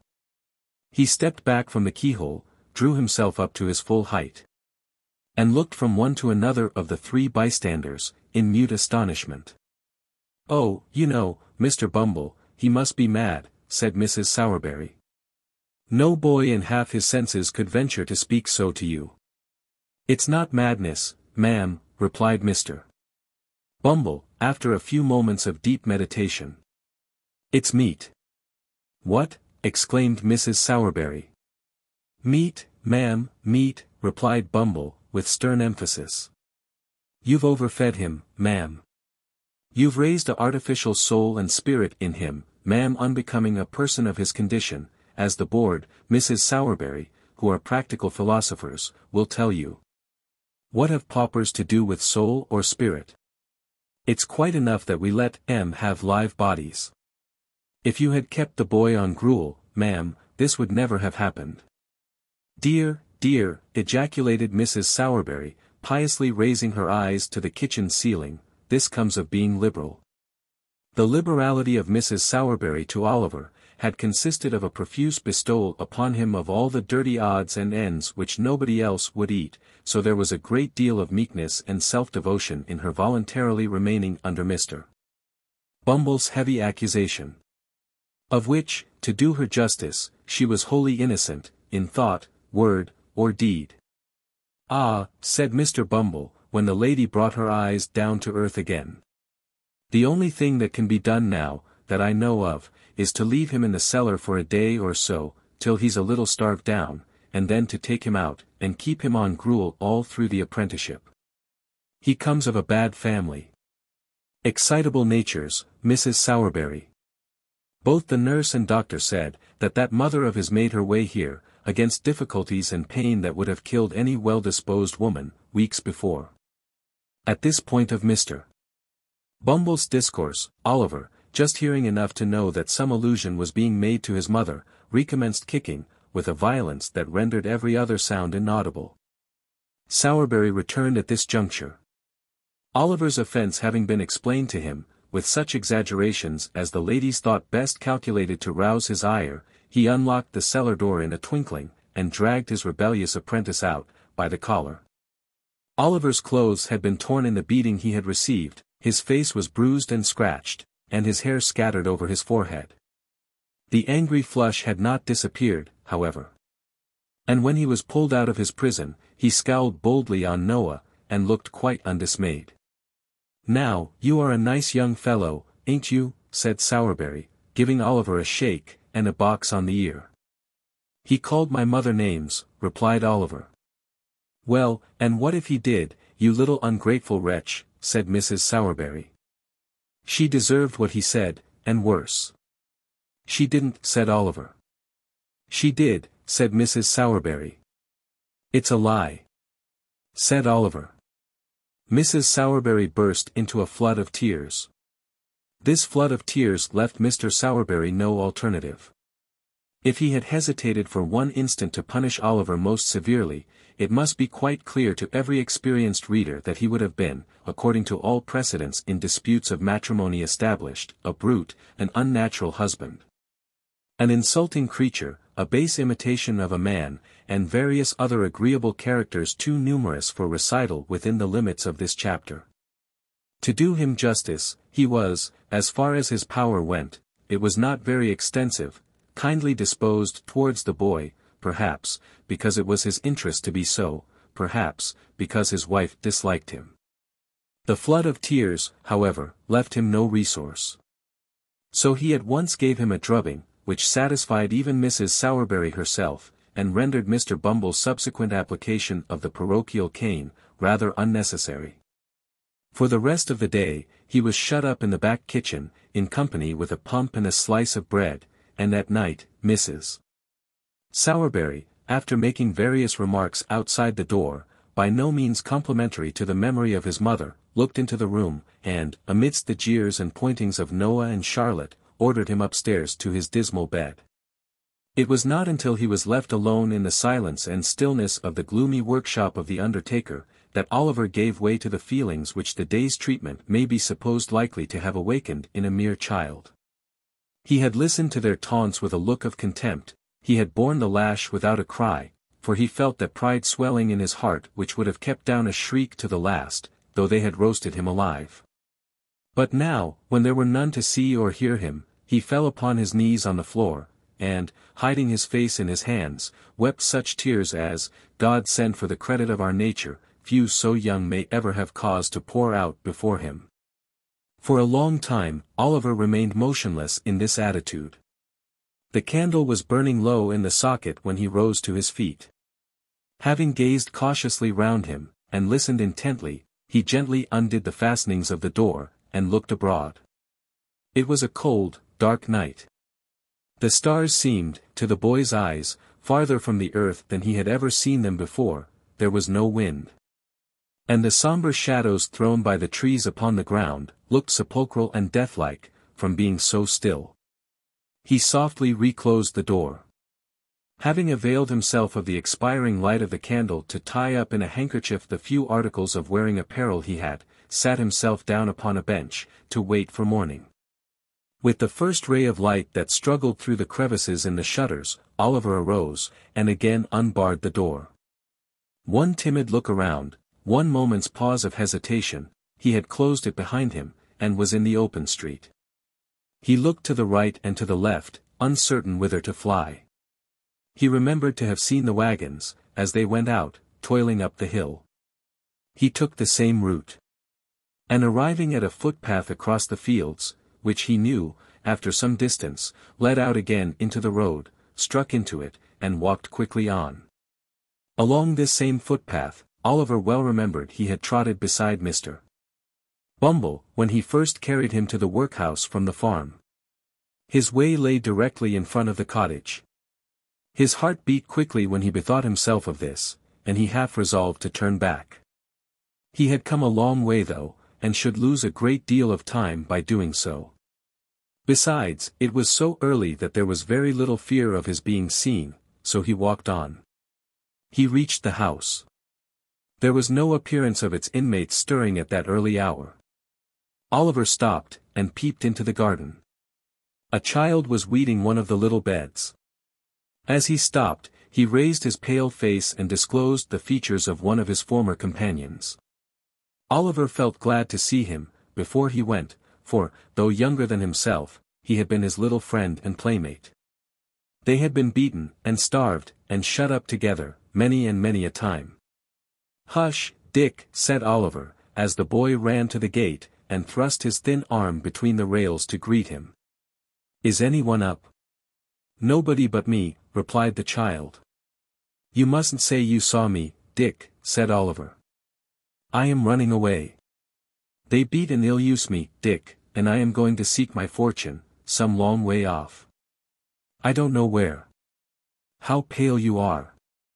"I heard the doctor tell them I was dying," replied the child with a faint smile. "I am very glad to see you, dear, but don't stop, don't stop." "Yes, yes, I will, to say good be to you," replied Oliver. "I shall see you again, Dick." "I know I shall. You will be well and happy." "I hope so," replied the child. "After I am dead, but not before." "I know the doctor must be right, Oliver, because I dream so much of heaven, and angels, and kind faces that I never see when I am awake." "Kiss me," said the child, climbing up the low gate, and flinging his little arms round Oliver's neck. "Good be, dear. God bless you." The blessing was from a young child's lips, but it was the first that Oliver had ever heard invoked upon his head, and through the struggles and sufferings, and troubles and changes, of his after-life, he never once forgot it. Chapter 8. Oliver walks to London. He encounters on the road a strange sort of young gentleman. Oliver reached the stile at which the bypath terminated, and once more gained the high road. It was 8 o'clock now. Though he was nearly 5 miles away from the town, he ran, and hid behind the hedges, by turns, till noon, fearing that he might be pursued and overtaken. Then he sat down to rest by the side of the milestone, and began to think, for the first time, where he had better go and try to live. The stone by which he was seated, bore, in large characters, an intimation that it was just 70 miles from that spot to London. The name awakened a new train of ideas in the boy's mind. London, that great place, nobody, not even Mr. Bumble, could ever find him there. He had often heard the old men in the workhouse, too, say that no lad of spirit need want in London. And that there were ways of living in that vast city, which those who had been bred up in country parts had no idea of. It was the very place for a homeless boy, who must die in the streets unless someone helped him. As these things passed through his thoughts, he jumped upon his feet, and again walked forward. He had diminished the distance between himself and London by full 4 miles more, before he recollected how much he must undergo ere he could hope to reach his place of destination. As this consideration forced itself upon him, he slackened his pace a little, and meditated upon his means of getting there. He had a crust of bread, a coarse shirt, and 2 pairs of stockings, in his bundle. He had a penny too, a gift of Sowerberry's after some funeral in which he had acquitted himself more than ordinarily well, in his pocket. A clean shirt, thought Oliver, is a very comfortable thing, and so are 2 pairs of darned stockings. And so is a penny, but they small helps to a 65 miles walk in winter time. But Oliver's thoughts, like those of most other people, although they were extremely ready and active to point out his difficulties, were wholly at a loss to suggest any feasible mode of surmounting them. So, after a good deal of thinking to no particular purpose, he changed his little bundle over to the other shoulder, and trudged on. Oliver walked 20 miles that day. And all that time tasted nothing but the crust of dry bread, and a few draughts of water, which he begged at the cottage doors by the roadside. When the night came, he turned into a meadow. And, creeping close under a hayrick, determined to lie there, till morning. He felt frightened at first, for the wind moaned dismally over the empty fields, and he was cold and hungry, and more alone than he had ever felt before. Being very tired with his walk, however, he soon fell asleep and forgot his troubles. He felt cold and stiff, when he got up next morning, and so hungry that he was obliged to exchange the penny for a small loaf, in the very first village through which he passed. He had walked no more than 12 miles, when night closed in again. His feet were sore, and his legs so weak that they trembled beneath him. Another night passed in the bleak damp air, made him worse. When he set forward on his journey next morning he could hardly crawl along. He waited at the bottom of a steep hill till a stage-coach came up, and then begged of the outside passengers. But there were very few who took any notice of him, and even those told him to wait till they got to the top of the hill, and then let them see how far he could run for a halfpenny. Poor Oliver tried to keep up with the coach a little way, but was unable to do it, by reason of his fatigue and sore feet. When the outside saw this, they put their halfpence back into their pockets again, declaring that he was an idle young dog, and didn't deserve anything, and the coach rattled away and left only a cloud of dust behind. In some villages, large painted boards were fixed up, warning all persons who begged within the district, that they would be sent to jail. This frightened Oliver very much, and made him glad to get out of those villages with all possible expedition. In others, he would stand about the inn-yards, and look mournfully at every one who passed, a proceeding which generally terminated in the landlady's ordering one of the postboys who were lounging about, to drive that strange boy out of the place. For she was sure he had come to steal something. If he begged at a farmer's house, 10 to 1 but they threatened to set the dog on him. And when he showed his nose in a shop, they talked about the beetle, which brought Oliver's heart into his mouth, very often the only thing he had there, for many hours together. In fact, if it had not been for a good-hearted turnpike man, and a benevolent old lady, Oliver's troubles would have been shortened by the very same process which had put an end to his mother's. In other words, he would most assuredly have fallen dead upon the king's highway. But the turnpike man gave him a meal of bread and cheese. And the old lady, who had a shipwrecked grandson wandering barefoot in some distant part of the earth, took pity upon the poor orphan, and gave him what little she could afford, and more, with such kind and gently words. And such tears of sympathy and compassion, that they sank deeper into Oliver's soul, than all the sufferings he had ever undergone.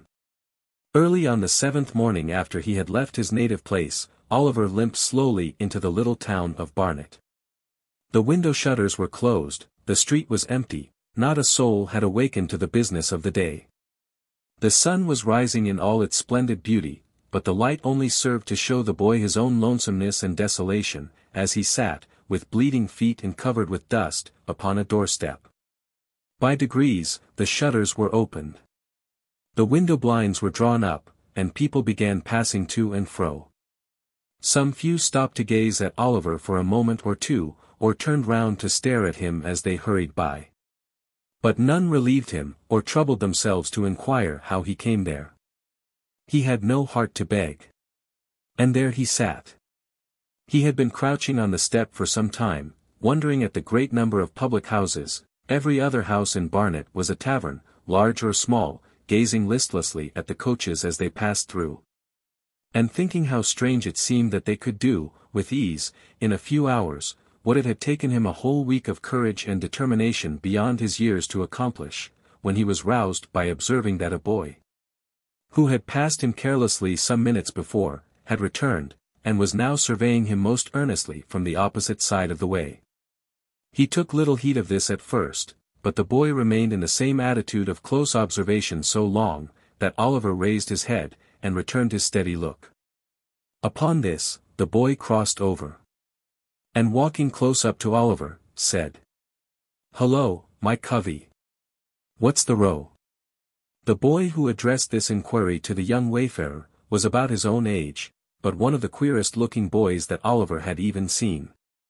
He was a snub-nosed, flat-browed, common-faced boy enough, and as dirty a juvenile as one would wish to see, but he had about him all the airs and manners of a man.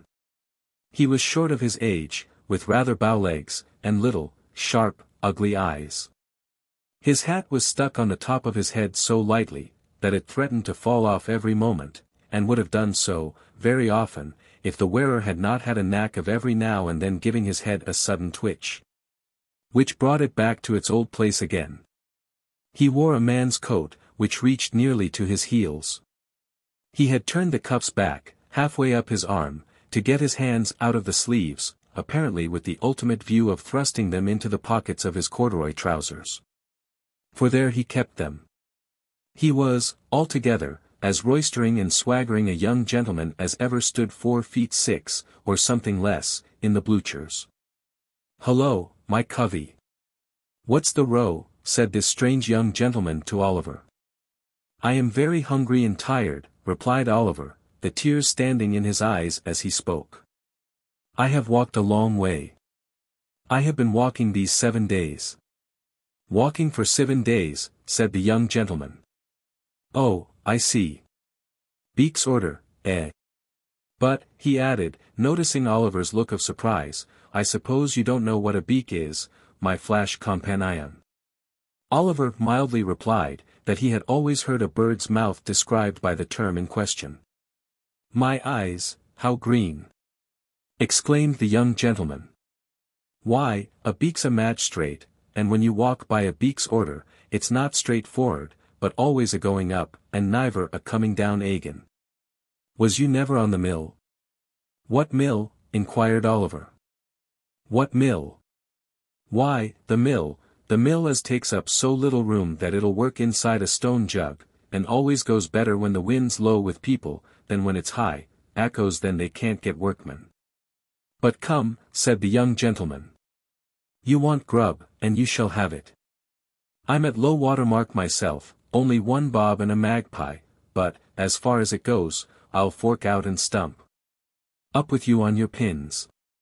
There. Now then. Morris."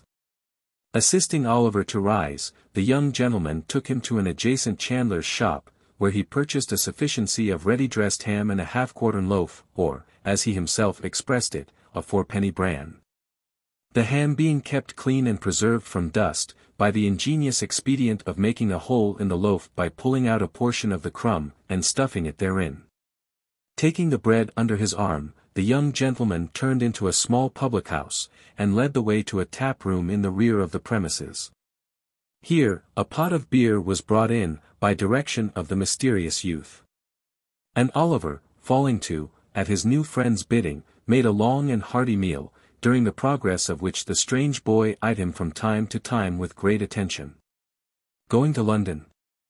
said the strange boy, when Oliver had at length concluded. "Yes." "Got any lodgings?" "No." "Money?" "No." The strange boy whistled, and put his arms into his pockets, as far as the big coat sleeves would let them go. "Do you live in London?" inquired Oliver. "Yes. I do, when I'm at home," replied the boy. I suppose you want some place to sleep in tonight, don't you? I do, indeed, answered Oliver. I have not slept under a roof since I left the country. Don't fret your eyelids on that score, said the young gentleman. I've got to be in London tonight. And I know a respectable old gentleman as lives there, what'll give you lodgings for nothing, and never ask for the change, that is, if any gentleman he knows introduces you and don't he know me? Oh, no. Not in the least.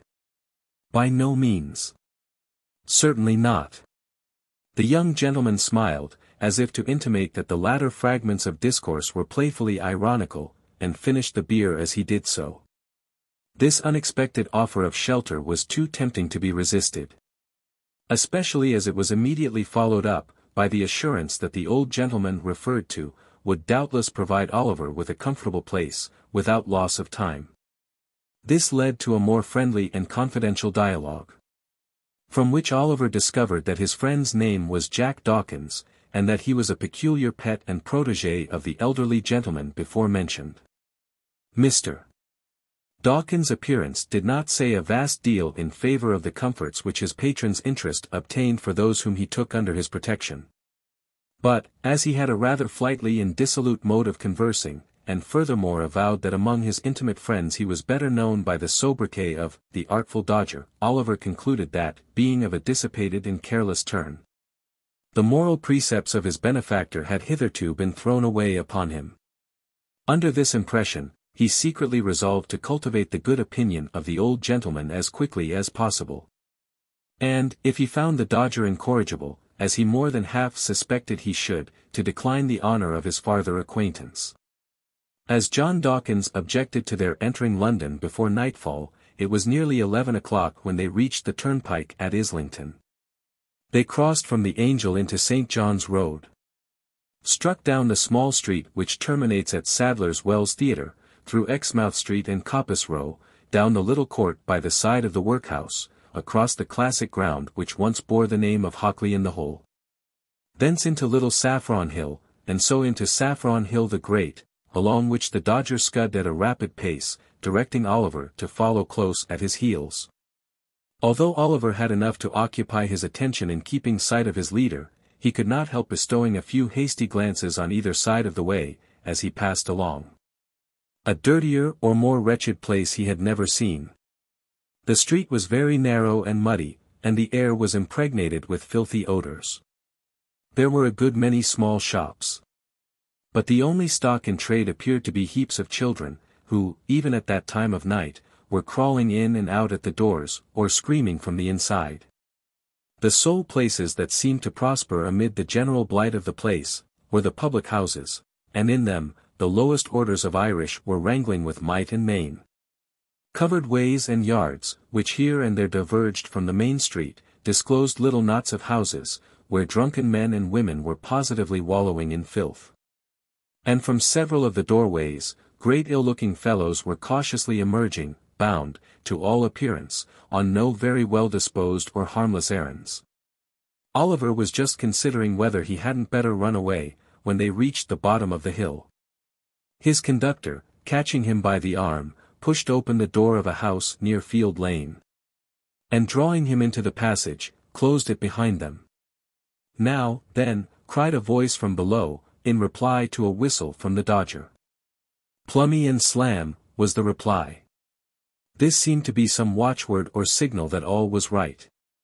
For the light of a feeble candle gleamed on the wall at the remote end of the passage, and a man's face peeped out, from where a balustrade of the old kitchen staircase had been broken away. "There's two on you," said the man, thrusting the candle farther out, and shielding his eyes with his hand. "Who's the t'other one?" "A new pal," replied Jack Dawkins, pulling Oliver forward. "Where did he come from?" "Greenland." "Is Fagin upstairs?"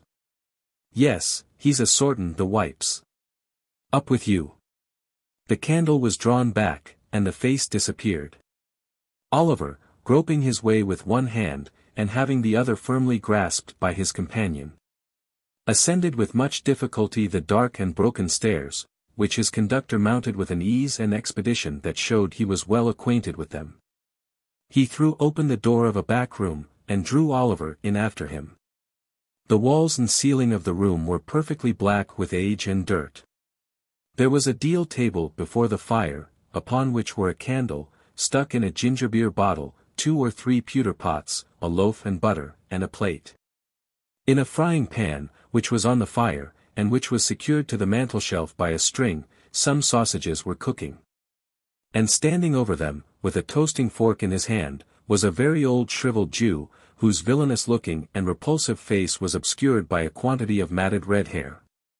He was dressed in a greasy flannel gown, with his throat bare, and seemed to be dividing his attention between the frying pan and the clothes-horse, over which a great number of silk handkerchiefs were hanging. Several rough beds made of old sacks, were huddled side by side on the floor. Seated round the table were 4 or 5 boys, none older than the Dodger, smoking long clay pipes, and drinking spirits with the air of middle-aged men. These all crowded about their associate as he whispered a few words to the Jew, and then turned round and grinned at Oliver. So did the Jew himself, toasting fork in hand. "This is him, Fagin," said Jack Dawkins, "my friend Oliver Twist." The Jew grinned, and, making a low obeisance to Oliver, took him by the hand, and hoped he should have the honor of his intimate acquaintance. Upon this, the young gentleman with the pipes came round him, and shook both his hands very hard, especially the one in which he held his little bundle. One young gentleman was very anxious to hang up his cap for him, and another was so obliging as to put his hands in his pockets, in order that, as he was very tired, he might not have the trouble of emptying them, himself, when he went to bed. These civilities would probably be extended much farther, but for a liberal exercise of the Jew's toasting fork on the heads and shoulders of the affectionate youths who offered them. "We are very glad to see you, Oliver, very," said the Jew. "Dodger, take off the sausages, and draw a tub near the fire for Oliver. Ah, you're staring at the pocket handkerchiefs. My dear. There are a good many of 'em, ain't there? We've just looked 'em out, ready for the wash, that's all, Oliver. That's all. Ha! Ha! Ha!" The latter part of this speech was hailed by a boisterous shout from all the hopeful pupils of the merry old gentleman, in the midst of which they went to supper. Oliver ate his share, and the Jew then mixed him a glass of hot gin and water, telling him he must drink it off directly, because another gentleman wanted the tumbler. Oliver did as he was desired. Immediately afterwards he felt himself gently lifted on to one of the sacks, and then he sunk into a deep sleep. Chapter 9. Containing further particulars concerning the pleasant old gentleman, and his hopeful pupils. It was late next morning when Oliver awoke, from a sound, long sleep. There was no other person in the room but the old Jew, who was boiling some coffee in a saucepan for breakfast, and whistling softly to himself as he stirred it round and round, with an iron spoon.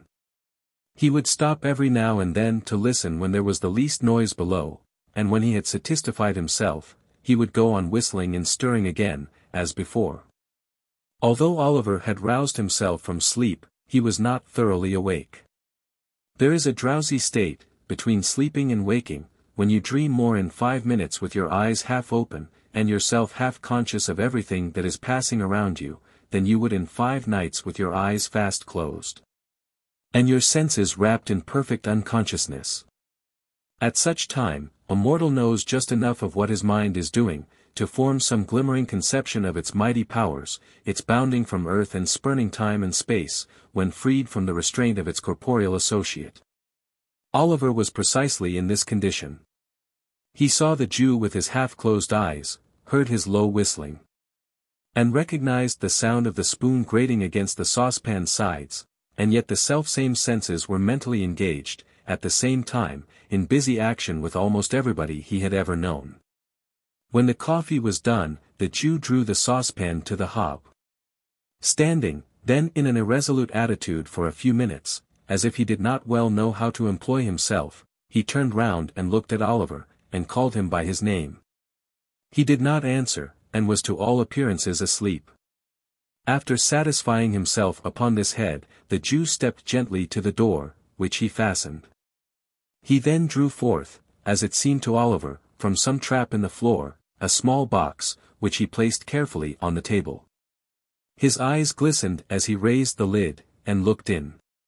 Dragging an old chair to the table, he sat down, and took from it a magnificent gold watch, sparkling with jewels. "Aha," said the Jew, shrugging up his shoulders, and distorting every feature with a hideous grin. "Clever dogs. Clever dogs. Staunch to the last. Never told the old parson where they were. Never poached upon old Fagin. And why should they? It wouldn't have loosened the knot, or kept the drop up, a minute longer. No, no, no. Fine fellows. Fine fellows." With these, and other muttered reflections of the like nature, the Jew once more deposited the watch in its place of safety. At least half a dozen more were severally drawn forth from the same box, and surveyed with equal pleasure.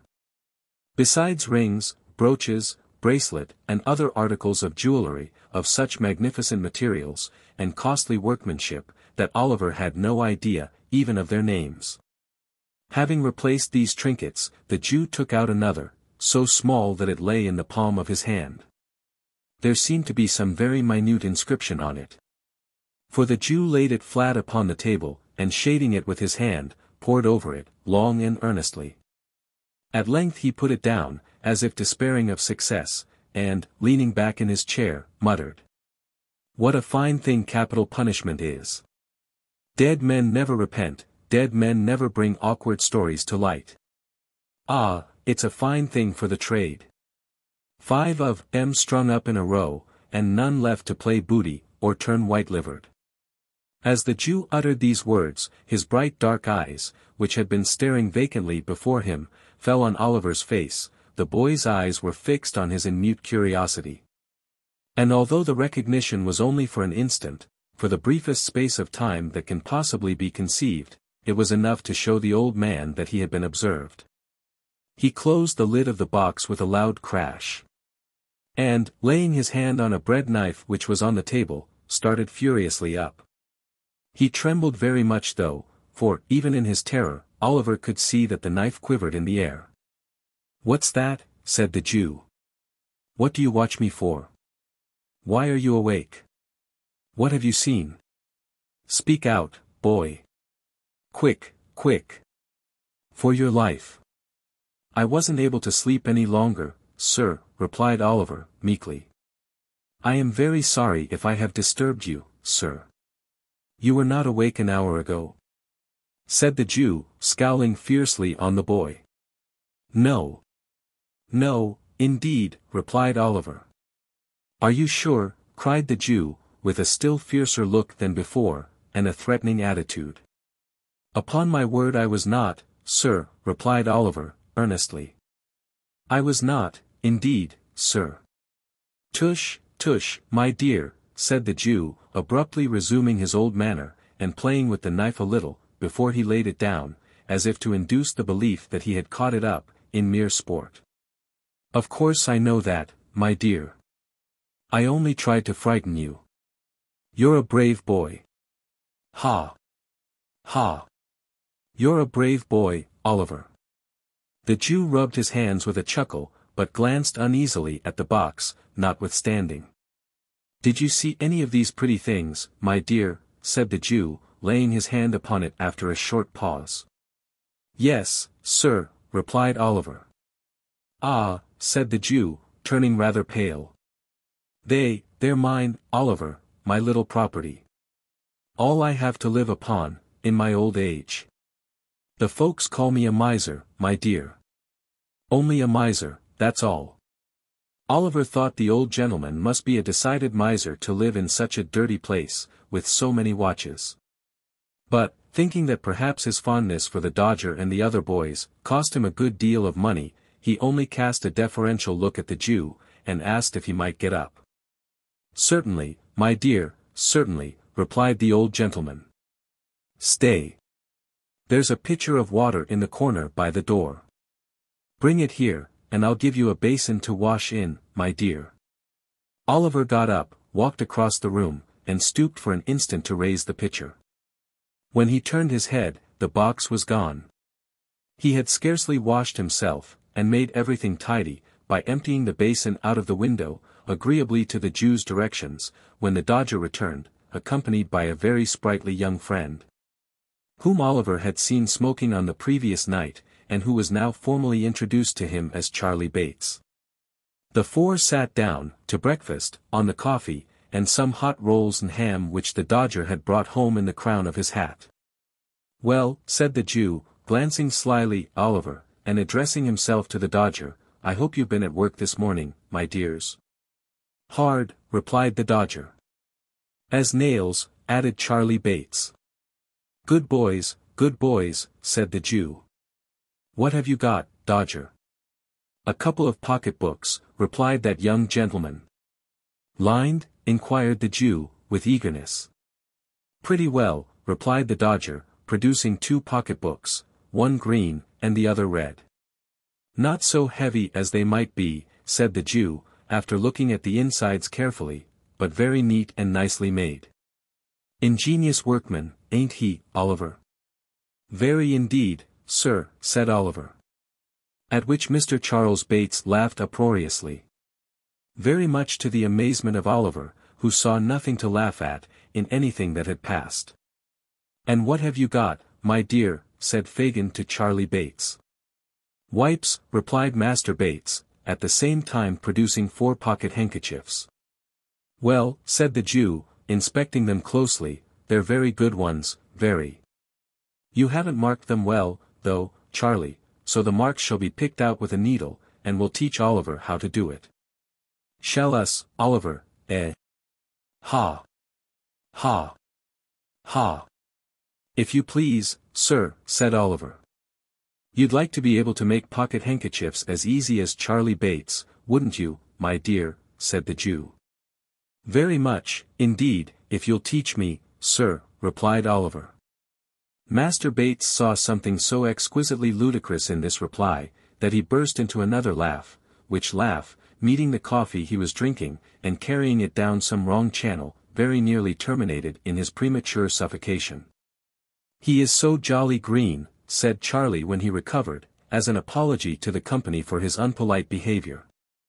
The Dodger said nothing, but he smoothed Oliver's hair over his eyes, and said he'd know better, by and by.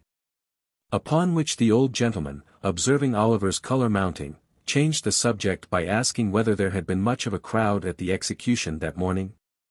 This made him wonder more and more. For it was plain from the replies of the two boys that they had both been there, and Oliver naturally wondered how they could possibly have found time to be so very industrious. When the breakfast was cleared away, the merry old gentleman and the two boys played at a very curious and uncommon game, which was performed in this way. The merry old gentleman, placing a snuff-box in one pocket of his trousers, a note-case in the other, and a watch in his waistcoat pocket, with a guard chain round his neck, and sticking a mock diamond pin in his shirt, buttoned his coat tight round him, and putting his spectacle case and handkerchief in his pockets, trotted up and down the room with a stick, in imitation of the manner in which old gentlemen walk about the streets any hour in the day. Sometimes he stopped at the fireplace, and sometimes at the door, making believe that he was staring with all his might into shop windows. At such times, he would look constantly round him, for fear of thieves, and would keep slapping all his pockets in turn, to see that he hadn't lost anything, in such a very funny and natural manner, that Oliver laughed till the tears ran down his face. All this time, the two boys followed him closely about, getting out of his sight, so nimbly, every time he turned round, that it was impossible to follow their motions. At last, the Dodger trod upon his toes, or ran upon his boot accidentally, while Charlie Bates stumbled up against him behind. And in that one moment they took from him, with the most extraordinary rapidity, snuff-box, note-case, watch-guard, chain, shirt-pin, pocket-handkerchief, even the spectacle-case. If the old gentleman felt a hand in any one of his pockets, he cried out where it was, and then the game began all over again. When this game had been played a great many times, a couple of young ladies called to see the young gentleman, one of whom was named Bet, and the other Nancy. They wore a good deal of hair, not very neatly turned up behind, and were rather untidy about the shoes and stockings. They were not exactly pretty, perhaps. But they had a great deal of color in their faces, and looked quite stout and hearty. Being remarkably free and agreeable in their manners, Oliver thought them very nice girls indeed. As there is no doubt they were. The visitors stopped a long time. Spirits were produced, in consequence of one of the young ladies complaining of a coldness in her inside, and the conversation took a very convivial and improving turn. At length, Charlie Bates expressed his opinion that it was time to pad the hoof. This, it occurred to Oliver, must be French for going out. For directly afterwards, the Dodger, and Charlie, and the two young ladies, went away together, having been kindly furnished by the amiable old Jew with money to spend. "There, my dear," said Fagin. "That's a pleasant life, isn't it? They have gone out for the day." "Have they done work, sir?" inquired Oliver. "Yes," said the Jew, "that is, unless they should unexpectedly come across any, when they are out, and they won't neglect it. If they do, my dear, depend upon it. Make your models, my dear. Make your models," tapping the fire shovel on the hearth to add force to his words, "do everything they bid you, and take their advice in all matters, especially the Dodger's, my dear. He'll be a great man himself, and will make you one too, if you take pattern by him. Is my handkerchief hanging out of my pocket, my dear?" said the Jew, stopping short. "Yes, sir," said Oliver. "See if you can take it out, without my feeling it. As you saw them do, when we were at play this morning."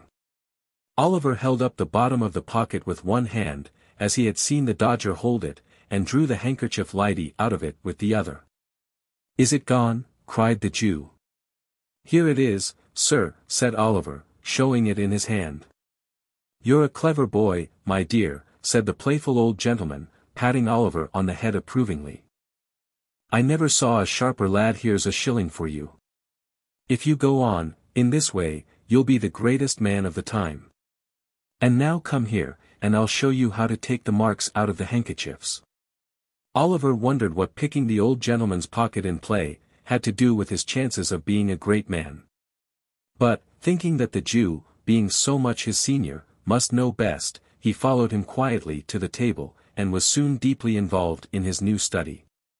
Chapter 10. Oliver becomes better acquainted with the characters of his new associates. And purchases experience at a high price.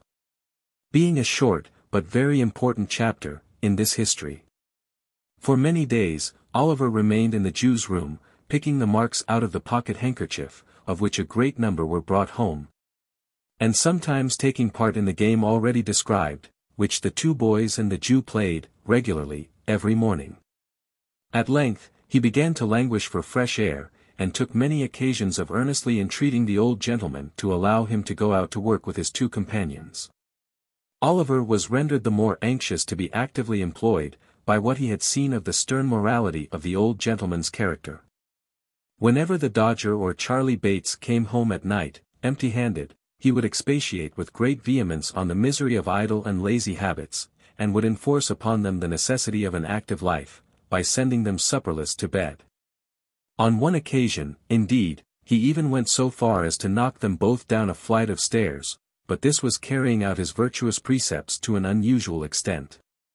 At length, one morning, Oliver obtained the permission he had so eagerly sought. There had been no handkerchiefs to work upon, for 2 or 3 days, and the dinners had been rather meagre. Perhaps these were reasons for the old gentleman's giving his assent.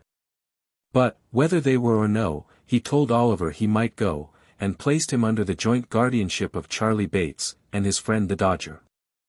The 3 boys sallied out, the Dodger with his coat sleeves tucked up, and his hat cocked, as usual. Master Bates sauntering along with his hands in his pockets, and Oliver between them, wondering where they were going, and what branch of manufacture he would be instructed in, first. The pace at which they went, was such a very lazy, ill-looking saunter, that Oliver soon began to think his companions were going to deceive the old gentleman, by not going to work at all. The Dodger had a vicious propensity, too, of pulling the caps from the heads of small boys and tossing them down areas. While Charlie Bates exhibited some very loose notions concerning the rights of property, by pilfering divers apples and onions from the stalls at the kennel sides, and thrusting them into pockets which were so surprisingly capacious, that they seemed to undermine his whole suit of clothes in every direction. These things looked so bad, that Oliver was on the point of declaring his intention of seeking his way back, in the best way he could, when his thoughts were suddenly directed into another channel, by a very mysterious change of behavior on the part of the Dodger. They were just emerging from a narrow court not far from the open square in Clerkenwell, which is yet called, by some strange perversion of terms, the Green, when the Dodger made a sudden stop, and, laying his finger on his lip, drew his companions back again, with the greatest caution and circumspection. "What's the matter?" demanded Oliver. "Hush," replied the Dodger. "Do you see that old cove at the bookstall?" "The old gentleman over the way," said Oliver. "Yes, I see him." "He'll do," said the Doger. "A prime plant," observed Master Charlie Bates. Oliver looked from one to the other, with the greatest surprise. But he was not permitted to make any inquiries, for the two boys walked stealthily across the road, and slunk close behind the old gentleman towards whom his attention had been directed. Oliver walked a few paces after them, and, not knowing whether to advance or retire, stood looking on in silent amazement. The old gentleman was a very respectable-looking personage, with a powdered head and gold spectacles. He was dressed in a bottle-green coat with a black velvet collar, wore white trousers, and carried a smart bamboo cane under his arm. He had taken up a book from the stall, and there he stood, reading away, as hard as if he were in his elbow chair, in his own study. It is very possible that he fancied himself there, indeed. For it was plain, from his abstraction, that he saw not the bookstall, nor the street, nor the boys, nor, in short, anything but the book itself, which he was reading straight through, turning over the leaf when he got to the bottom of a page, beginning at the top line of the next one, and going regularly on, with the greatest interest and eagerness. What was Oliver's horror and alarm as he stood a few paces off, looking on with his eyelids as wide open as they would possibly go, to see the Dodger plunge his hand into the old gentleman's pocket, and draw from thence a handkerchief. To see him hand the same to Charlie Bates, and finally to behold them, both running away round the corner at full speed. In an instant the whole mystery of the handkerchiefs, and the watches, and the jewels, and the Jew, rushed upon the boy's mind. He stood, for a moment, with the blood so tingling through all his veins from terror, that he felt as if he were in a burning fire. Then, confused and frightened, he took to his heels, and, not knowing what he did, made off as fast as he could lay his feet to the ground. This was all done in a minute's space. In the very instant when Oliver began to run, the old gentleman, putting his hand to his pocket, and missing his handkerchief, turned sharp round. Seeing the boy scudding away at such a rapid pace, he very naturally concluded him to be the depredator, and shouting, "Stop thief," with all his might, made off after him, book in hand. But the old gentleman was not the only person who raised the hue and cry. The Dodger and Master Bates, unwilling to attract public attention by running down the open street, had merely retoured into the very first doorway round the corner. They no sooner heard the cry, and saw Oliver running, than, guessing exactly how the matter stood, they issued forth with great promptitude, and, shouting, "Stop thief," too, joined in the pursuit like good citizens. Although Oliver had been brought up by philosophers, he was not theoretically acquainted with the beautiful axiom that self-preservation is the first law of nature. If he had been, perhaps he would have been prepared for this. Not being prepared, however, it alarmed him the more, so away he went like the wind, with the old gentleman and the two boys roaring and shouting behind him. "Stop thief! Stop thief!" There is a magic in the sound. The tradesman leaves his counter, and the carman his wagon, the butcher throws down his tray, the baker his basket, the milkman his pail, the errand-boy his parcels, the schoolboy his marbles, the pavior his pickaxe, the child his battledore. Away they run, pell-mell, helter-skelter, slapdash, tearing, yelling, screaming, knocking down the passengers as they turn the corners, rousing up the dogs, and astonishing the fowls, and streets, squares, and courts, re-echo with the sound. Stop thief! Stop thief! The cry is taken up by 100 voices, and the crowd accumulate at every turning. Away they fly, splashing through the mud, and rattling along the pavements. Up go the windows, outrun the people, onward bear the mob, a whole audience desert punch in the very thickest of the plot, and, joining the rushing throng, swell the shout. And lend fresh vigor to the cry, stop thief! Stop thief! Stop thief! Stop thief! There is a passion for hunting something deeply implanted in the human breast. One wretched breathless child, panting with exhaustion, terror in his looks, a gaiety in his eyes. Large drops of perspiration streaming down his face, strains every nerve to make head upon his pursuers, and as they follow on his track, and gain upon him every instant, they hail his decreasing strength with joy. Stop thief! Aye, stop him for God's sake, were it only in mercy. Stopped at last. A clever blow. He is down upon the pavement, and the crowd eagerly gather round him, each newcomer, jostling and struggling with the others to catch a glimpse. Stand aside. Give him a little air. Nonsense. He don't deserve it. Where's the gentleman? Here his is, coming down the street. Make room there for the gentleman. Is this the boy, sir? Yes. Oliver lay, covered with mud and dust, and bleeding from the mouth, looking wildly round upon the heap of faces that surrounded him, when the old gentleman was officiously dragged and pushed into the circle by the foremost of the pursuers. Yes, said the gentleman, I am afraid it is the boy. Afraid, murmured the crowd. That's a good un. Poor fellow, said the gentleman, he has hurt himself. I did that, sir, said a great lubberly fellow, stepping forward. And preciously I cut my knuckle agin his mouth. I stopped him, sir. The fellow touched his hat with a grin, expecting something for his pains.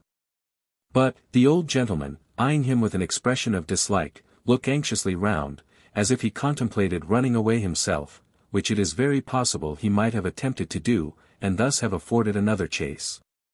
Had not a police officer, who is generally the last person to arrive in such cases, at that moment made his way through the crowd, and seized Oliver by the collar.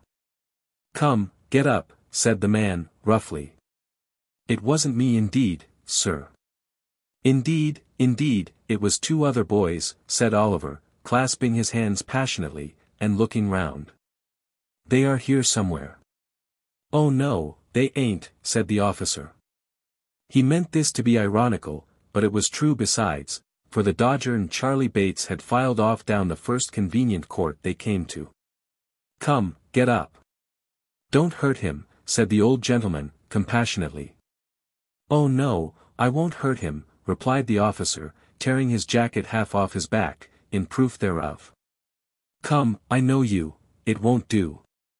Will you stand upon your legs, you young devil? Oliver, who could hardly stand, made a shift to raise himself on his feet, and was at once lugged along the streets by the jacket collar, at a rapid pace. The gentleman walked on with them by the officer's side. And as many of the crowd as could achieve the feat, got a little ahead, and stared back at Oliver from time to time. The boys shouted in triumph, and on they went. Chapter 11. Treats of Mr. Fong the police magistrate. And furnishes a slight specimen of his mode of administering justice. The offense had been committed within the district, and indeed in the immediate neighborhood of, a very notorious metropolitan police office. The crowd had only the satisfaction of accompanying Oliver through 2 or 3 streets, and down a place called Mutton Hill, when he was led beneath a low archway, and up a dirty court, into this dispensary of summary justice, by the back way. It was a small paved yard into which they turned, and here they encountered a stout man with a bunch of whiskers on his face, and a bunch of keys in his hand. What's the matter now? Said the man carelessly. A young fogle hunter, replied the man who had Oliver in charge. "Are you the party that's been robbed, sir?" inquired the man with the keys. "Yes, I am," replied the old gentleman, "but I am not sure that this boy actually took the handkerchief. I would rather not press the case." "Must go before the magistrate now, sir," replied the man. "His worship will be disengaged in half a minute. Now, young gallows."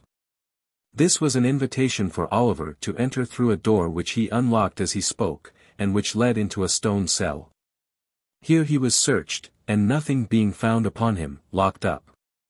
This cell was in shape and size something like an area cellar, only not so light. It was most intolerably dirty, for it was Monday morning, and it had been tenanted by 6 drunken people, who had been locked up, elsewhere, since Saturday night. But this is little. In our station houses, men and women are every night confined on the most trivial charges. The word is worth noting, in dungeons, compared with which, those in Newgate, occupied by the most atrocious felons, tried, found guilty, and under sentence of death, are palaces. Let anyone who doubts this, compare the two. The old gentleman looked almost as rueful as Oliver when the key grated in the lock.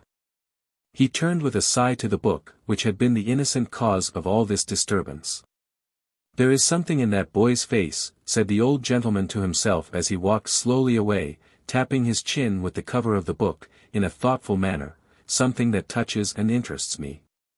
Can he be innocent? He looked like—" "By the by," exclaimed the old gentleman, halting very abruptly, and staring up into the sky, "bless my soul, where have I seen something like that look before?" After musing for some minutes, the old gentleman walked, with the same meditative face, into a back anteroom opening from the yard. And there, retiring into a corner, called up before his mind's eye a vast amphitheatre of faces over which a dusky curtain had hung for many years. "No," said the old gentleman, shaking his head, "it must be imagination." He wandered over them again. He had called them into view, and it was not easy to replace the shroud that had so long concealed them. There were the faces of friends, and foes, and of many that had been almost strangers peering intrusively from the crowd. There were the faces of young and blooming girls that were now old women. There were faces that the grave had changed and closed upon, but which the mind, superior to its power, still dressed in their old freshness and beauty, calling back the luster of the eyes, the brightness of the smile, the beaming of the soul through its mask of clay, and whispering of beauty beyond the tomb, changed but to be heightened, and taken from earth only to be set up as a light, to shed a soft and gentle glow upon the path to heaven. But the old gentleman could recall no one countenance of which Oliver's features bore a trace. So, he heaved a sigh over the recollections he awakened.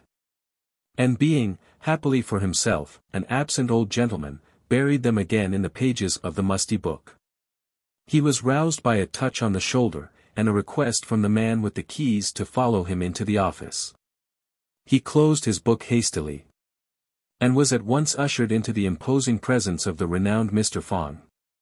The office was a front parlor, with a panelled wall. Mr. Fagin sat behind a bar, at the upper end. And on one side the door was a sort of wooden pen in which poor little Oliver was already deposited, trembling very much at the awfulness of the scene. Mr. Fagin was a lean, long-backed, stiff-necked, middle-sized man, with no great quantity of hair, and what he had, growing on the back and sides of his head. His face was stern, and much flushed. If he were really not in the habit of drinking rather more than was exactly good for him, he might have brought action against his countenance for libel, and have recovered heavy damages. The old gentleman bowed respectfully, and advancing to the magistrate's desk, said, suiting the action to the word, "That is my name and address, sir." He then withdrew a pace or two, and, with another polite and gentlemanly inclination of the head, waited to be questioned. Now, it so happened that Mr.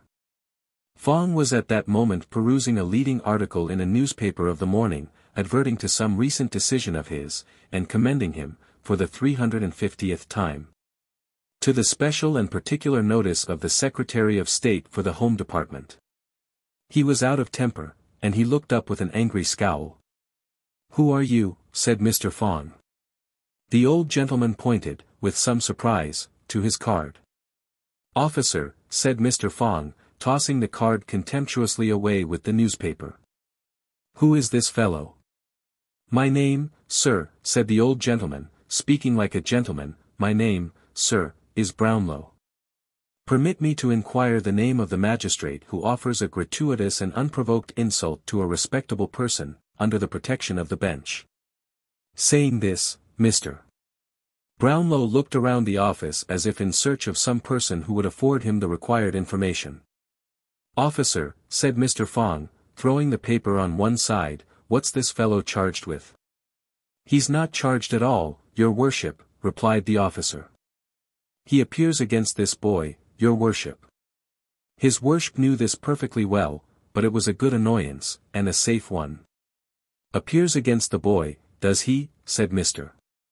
Fagin, surveying Mr. Brownlow contemptuously from head to foot. "Swear him." "Before I am sworn, I must beg to say one word," said Mr. Brownlow. "And that is, that I really never, without actual experience, could have believed." "Hold your tongue, sir," said Mr. Fagin, peremptorily. "I will not, sir," replied the old gentleman. "Hold your tongue this instant, or I'll have you turned out of the office," said Mr. Fagin. "You're an insolent, impertinent fellow. How dare you bully a magistrate?" "What?" exclaimed the old gentleman, reddening. "Swear this person," said Fagin to the clerk. "I'll not hear another word." "Swear him." Mr. Brownlow's indignation was greatly roused. But reflecting perhaps, that he might only injure the boy by giving vent to it, he suppressed his feelings and submitted to be sworn at once. "Now," said Fagin, "what's the charge against this boy?" "What have you got to say, sir?" "I was standing at a bookstall," Mr. Brownlow began. "Hold your tongue, sir," said Mr. Fagin. "Policeman." "Where's the policeman?" "Here, swear this policeman." "Now, policeman, what is this?" The policeman, with becoming humility, related how he had taken the charge, how he had searched Oliver, and found nothing on his person, and how that was all he knew about it. "Are there any witnesses?" inquired Mr. Fagin. "None, your worship," replied the policeman. Mr. Fagin sat silent for some minutes, and then, turning round to the prosecutor, said in a towering passion, "Do you mean to state what your complaint against this boy is, man, or do you not? You have been sworn. Now, if you stand there, refusing to give evidence, I'll punish you for disrespect to the bench. I will, by what, or by whom, nobody knows," for the clerk and jailer coughed very loud, just at the right moment. And the former dropped a heavy book upon the floor, thus preventing the word from being heard, accidentally, of course. With many interruptions, and repeated insults, Mr. Brownlow contrived to state his case. Observing that, in the surprise of the moment, he had run after the boy because he had saw him running away. And expressing his hope that, if the magistrate should believe him, although not actually the thief, to be connected with the thieves, he would deal as leniently with him as justice would allow. "He has been hurt already," said the old gentleman in conclusion. "And I fear," he added, with great energy, looking towards the bar, "I really fear that he is ill." "Oh! Yes, I dare say," said Mr. Fagin, with a sneer. "Come, none of your tricks here, you young vagabond, they won't do. What's your name?" Oliver tried to reply but his tongue failed him. He was deadly pale, and the whole place seemed turning round and round. "What's your name, you hardened scoundrel?" demanded Mr. Fagin. "Officer, what's his name?" This was addressed to a bluff old fellow, in a striped waistcoat, who was standing by the bar. He bent over Oliver, and repeated the inquiry.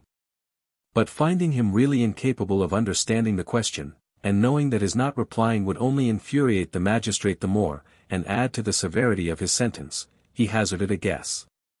"He says his name's Tom White, your worship," said the kind-hearted thief-taker. "Oh, he won't speak out, won't he?" said Fagin. "Very well, very well. Where does he live?" "Where he can, your worship," replied the officer. Again pretending to receive Oliver's answer. Has he any parents? Inquired Mr. Fagin. He says they died in his infancy, your worship, replied the officer, hazarding the usual reply. At this point of the inquiry, Oliver raised his head. And, looking round with imploring eyes, murmured a feeble prayer for a draught of water. Stuff and nonsense, said Mr. Fagin, don't try to make a fool of me. I think he really is ill, your worship, remonstrated the officer. I know better, said Mr. Fagin. Take care of him, officer, said the old gentleman, raising his hands instinctively, he'll fall down. Stand away, officer, cried Fagin, let him, if he likes. Oliver availed himself of the kind permission, and fell to the floor in a fainting fit. The men in the office looked at each other, but no one dared to stir. I knew he was shamming, said Fagin, as if this were incontestable proof of the fact. Let him lie there, he'll soon be tired of that. How do you propose to deal with the case, sir? Inquired the clerk in a low voice. Summarily, replied Mr. Fagin. He stands committed for 3 months, hard labor of course. Clear the office. The door was opened for this purpose, and a couple of men were preparing to carry the insensible boy to his cell. When an elderly man of decent but poor appearance, clad in an old suit of black, rushed hastily into the office, and advanced towards the bench. Stop, stop. Don't take him away. For heaven's sake stop a moment. Cried the newcomer, breathless with haste. Although the presiding genii in such an office as this exercise a summary and arbitrary power over the liberties, the good name, the character, almost the lives, of Her Majesty's subjects, especially of the poorer class. And although, within such walls, enough fantastic tricks are daily played to make the angels blind with weeping, they are closed to the public, save through the medium of the daily press, or were virtually, then. Mr. Fagin was consequently not a little indignant to see an unbidden guest enter in such irreverent disorder. What is this? Who is this? Turn this man out. Clear the office, cried Mr. Fagin. I will speak, cried the man, I will not be turned out. I saw it all. I keep the bookstall. I demand to be sworn. I will not be put down. Mr. Fagin, you must hear me. You must not refuse, sir. The man was right. His manner was determined, and the matter was growing rather too serious to be hushed up. Swear the man, growled Mr. Fagin. With a very ill grace. Now, man, what have you got to say? This, said the man, I saw 3 boys, 2 others and the prisoner here, loitering on the opposite side of the way, when this gentleman was reading. The robbery was committed by another boy. I saw it done, and I saw that this boy was perfectly amazed and stupefied by it. Having by this time recovered a little breath, the worthy bookstall keeper proceeded to relate, in a more coherent manner the exact circumstances of the robbery. Why didn't you come here before? Said Fagin, after a pause. I hadn't a soul to mind the shop, replied the man. Everybody who could have helped me, had joined in the pursuit. I could get nobody till 5 minutes ago, and I've run here all the way. The prosecutor was reading, was he? Inquired Fagin, after another pause. Yes, replied the man. The very book he has in his hand. Oh, that book, said Fagin. Is it paid for? No, it is not, replied the man, with a smile. Dear me, I forgot all about it. Exclaimed the absent old gentleman, innocently. A nice person to prefer a charge against a poor boy, said Fagin, with a comical effort to look humane. I consider, sir, that you have obtained possession of that book, under very suspicious and disreputable circumstances, and you may think yourself very fortunate that the owner of the property declines to prosecute. Let this be a lesson to you, my man, or the law will overtake you yet. The boy is discharged. Clear the office. Me, cried the old gentleman, bursting out with the rage he had kept down so long, me. I'll clear the office. said the magistrate. "Officers, do you hear? Clear the office." The mandate was obeyed, and the indignant Mr. Brownlow was conveyed out, with the book in one hand, and the bamboo cane in the other, in a perfect frenzy of rage and defiance. He reached the yard, and his passion vanished in a moment. Little Oliver Twist lay on his back on the pavement, with his shirt unbuttoned, and his temples bathed with water, his face a deadly white, and a cold tremble convulsing his whole frame. Poor boy," said Mr. Brownlow, bending over him. "Call a coach, somebody, pray. Directly."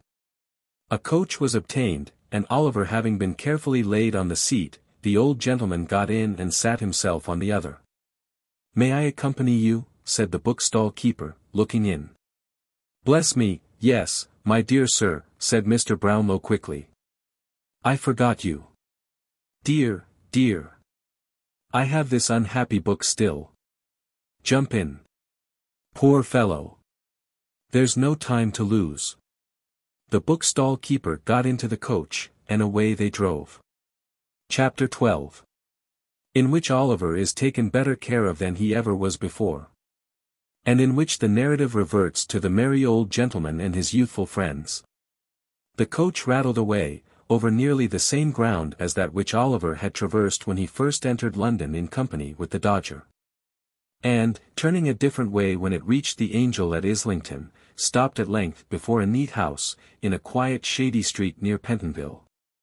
Here, a bed was prepared, without loss of time, in which Mr.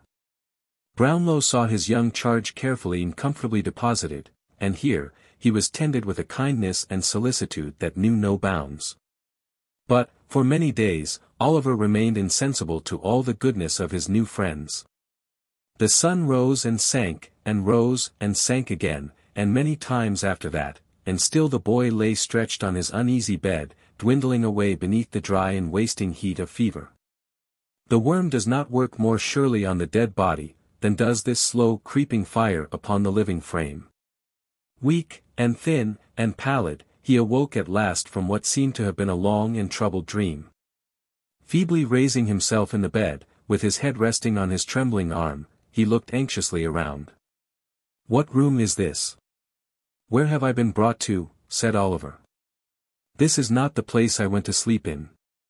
He uttered these words in a feeble voice, being very faint and weak, but they were overheard at once. The curtain at the bed's head was hastily drawn back, and a motherly old lady, very neatly and precisely dressed, rose as she undrew it, from an armchair close by, in which she had been sitting at needlework.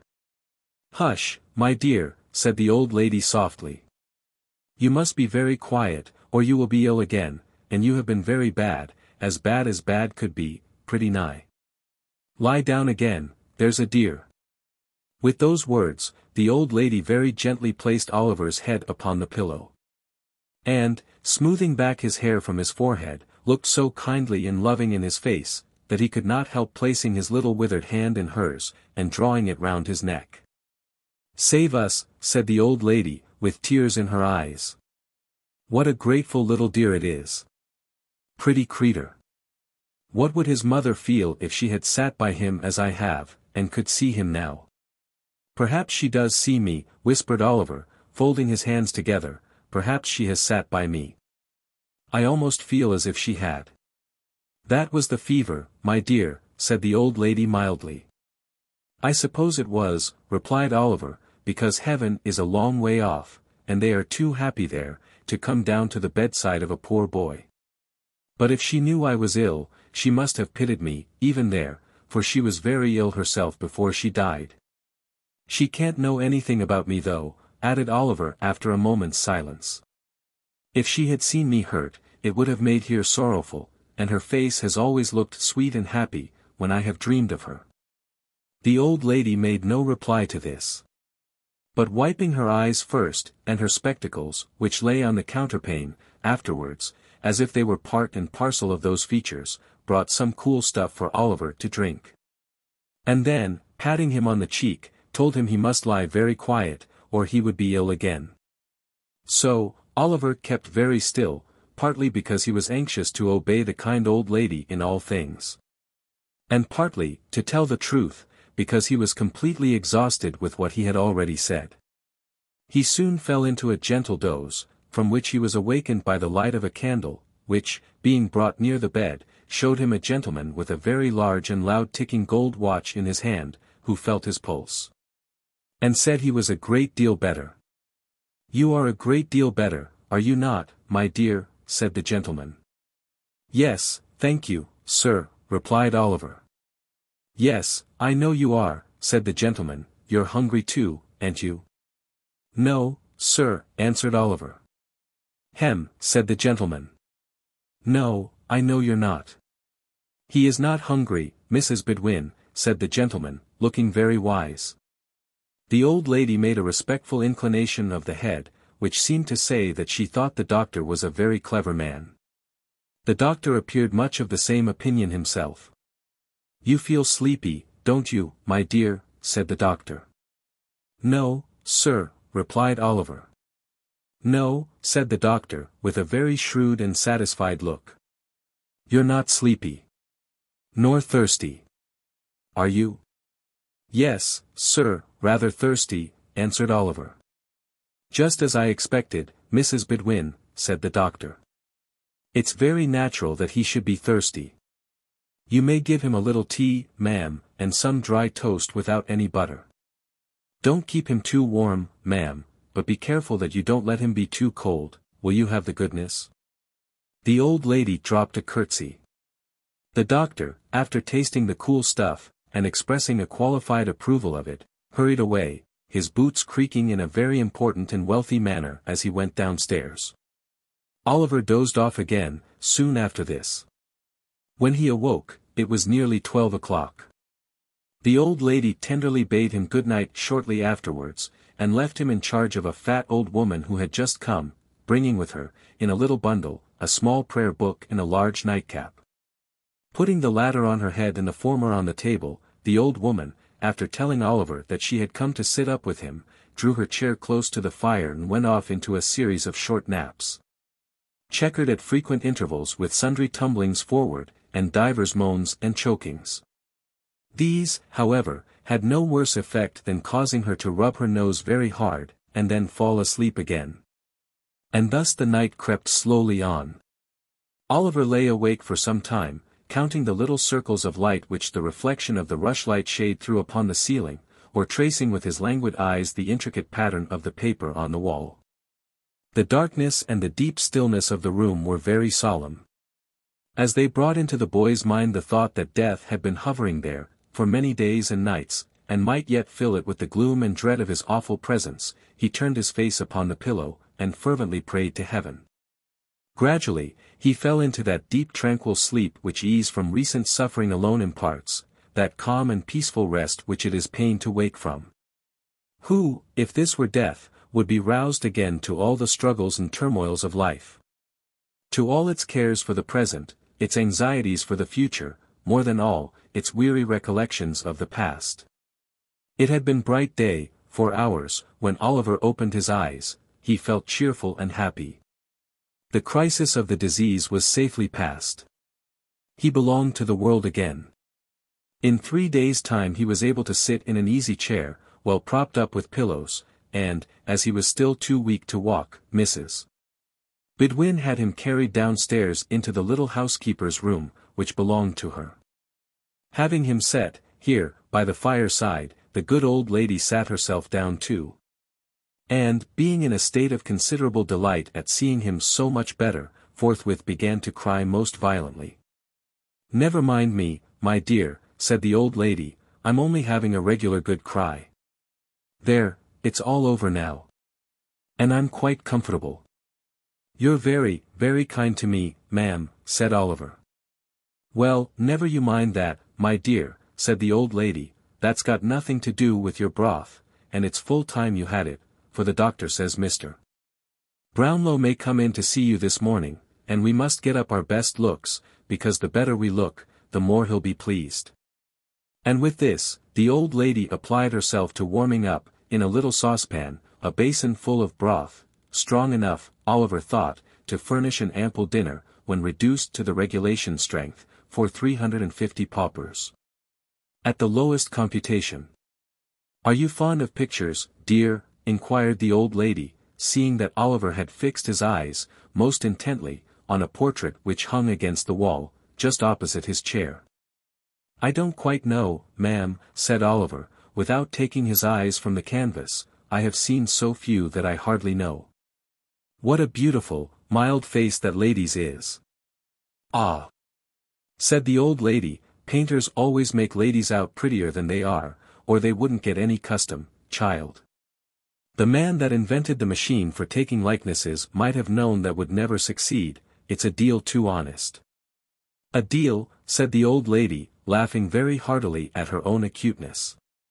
Is that a likeness, ma'am? Said Oliver. Yes, said the old lady, looking up for a moment from the broth, that's a portrait. Whose, ma'am? Asked Oliver. Why, really, my dear, I don't know, answered the old lady in a good-humored manner. It's not a likeness of anybody that you or I know, I expect. It seems to strike your fancy, dear. It is so pretty, replied Oliver. Why, sure you're not afraid of it, said the old lady, observing in great surprise, the look of awe with which the child regarded the painting. Oh no, no, returned Oliver quickly, but the eyes look so sorrowful. And where I sit, they seem fixed upon me. It makes my heart beat, added Oliver in a low voice, as if it was alive, and wanted to speak to me, but couldn't. Lord save us, exclaimed the old lady, starting, don't talk in that way, child. You're weak and nervous after your illness. Let me wheel your chair round to the other side, and then you won't see it. There, said the old lady, suiting the action to the word, you don't see it now, at all events. Oliver did see it in his mind's eye as distinctly as if he had not altered his position, but he thought it better not to worry the kind old lady, so he smiled gently when she looked at him, and Mrs. Bidwin, satisfied that he felt more comfortable, salted and broke bits of toasted bread into the broth, with all the bustle befitting so solemn a preparation. Oliver got through it with extraordinary expedition. He had scarcely swallowed the last spoonful, when there came a soft rap at the door. Come in, said the old lady, and in walked Mr. Brownlow. Now, the old gentleman came in as brisk as need be. But, he had no sooner raised his spectacles on his forehead, and thrust his hands behind the skirts of his dressing gown to take a good long look at Oliver, than his countenance underwent a very great variety of odd contortions. Oliver looked very worn and shadowy from sickness, and made an ineffectual attempt to stand up, out of respect to his benefactor, which terminated in his sinking back into the chair again, and the fact is, if the truth must be told, that Mr. Brownlow's heart, being large enough for any 6 ordinary old gentlemen of humane disposition, forced a supply of tears into his eyes, by some hydraulic process which we are not sufficiently philosophical to be in a condition to explain. Poor boy, said Mr. Brownlow, clearing his throat. I'm rather hoarse this morning, Mrs. Bidwin. I'm afraid I have caught cold. I hope not, sir, said Mrs. Bidwin. Everything you have had, has been well aired, sir. I don't know, Bidwin. I don't know, said Mr. Brownlow, I rather think I had a damp napkin at dinner time yesterday, but never mind that. How do you feel, my dear? Very happy, sir, replied Oliver. And very grateful indeed, sir, for your goodness to me. Goodbye, said Mr. Brownlow, stoutly. Have you given him any nourishment, Bidwin? Any slops, eh? He has just had a basin of beautiful strong broth, sir, replied Mrs. Bidwin, drawing herself up slightly, and laying strong emphasis on the last word, to intimate that between slops, and broth well compounded, there existed no affinity or connection whatsoever. Ugh, said Mr. Brownlow, with a slight shudder. A couple of glasses of port wine would have done him a great deal more good. Wouldn't they, Tom White, eh? My name is Oliver, sir, replied the little invalid, with a look of great astonishment. Oliver, said Mr. Brownlow, Oliver what? Oliver White, eh? No, sir, Twist, Oliver Twist. Queer name, said the old gentleman. What made you tell the magistrate your name was White? I never told him so, sir, returned Oliver in amazement. This sounded so like a falsehood, that the old gentleman looked somewhat sternly in Oliver's face. It was impossible to doubt him, there was truth in every one of its thin and sharpened lineaments. Some mistake, said Mr. Brownlow. But, although his motive for looking steadily at Oliver no longer existed, the old idea of the resemblance between his features and some familiar face came upon him so strongly, that he could not withdraw his gaze. I hope you are not angry with me, sir, said Oliver, raising his eyes beseechingly. No, no, replied the old gentleman. Why? What's this? Bidwin, look there. As he spoke, he pointed hastily to the picture over Oliver's head, and then to the boy's face. There was its living copy. The eyes, the head, the mouth, every feature was the same. The expression was, for the instant, so precisely alike, that the minutest line seemed copied with startling accuracy. Oliver knew not the cause of this sudden exclamation, for, not being strong enough to bear the start it gave him, he fainted away. A weakness on his part, which affords the narrative an opportunity of relieving the reader from suspense, in behalf of the two young pupils of the merry old gentleman. End of recording. That when the Dodger, and his accomplished friend Master Bates, joined in the hue and cry which was raised at Oliver's heels, in consequence of their executing an illegal conveyance of Mr. Brownlow's personal property, as has been already described, they were actuated by a very laudable and becoming regard for themselves. And forasmuch as the freedom of the subject and the liberty of the individual are among the first and proudest boasts of a true-hearted Englishman, so, I need hardly beg the reader to observe that this action should tend to exalt them in the opinion of all public and patriotic men.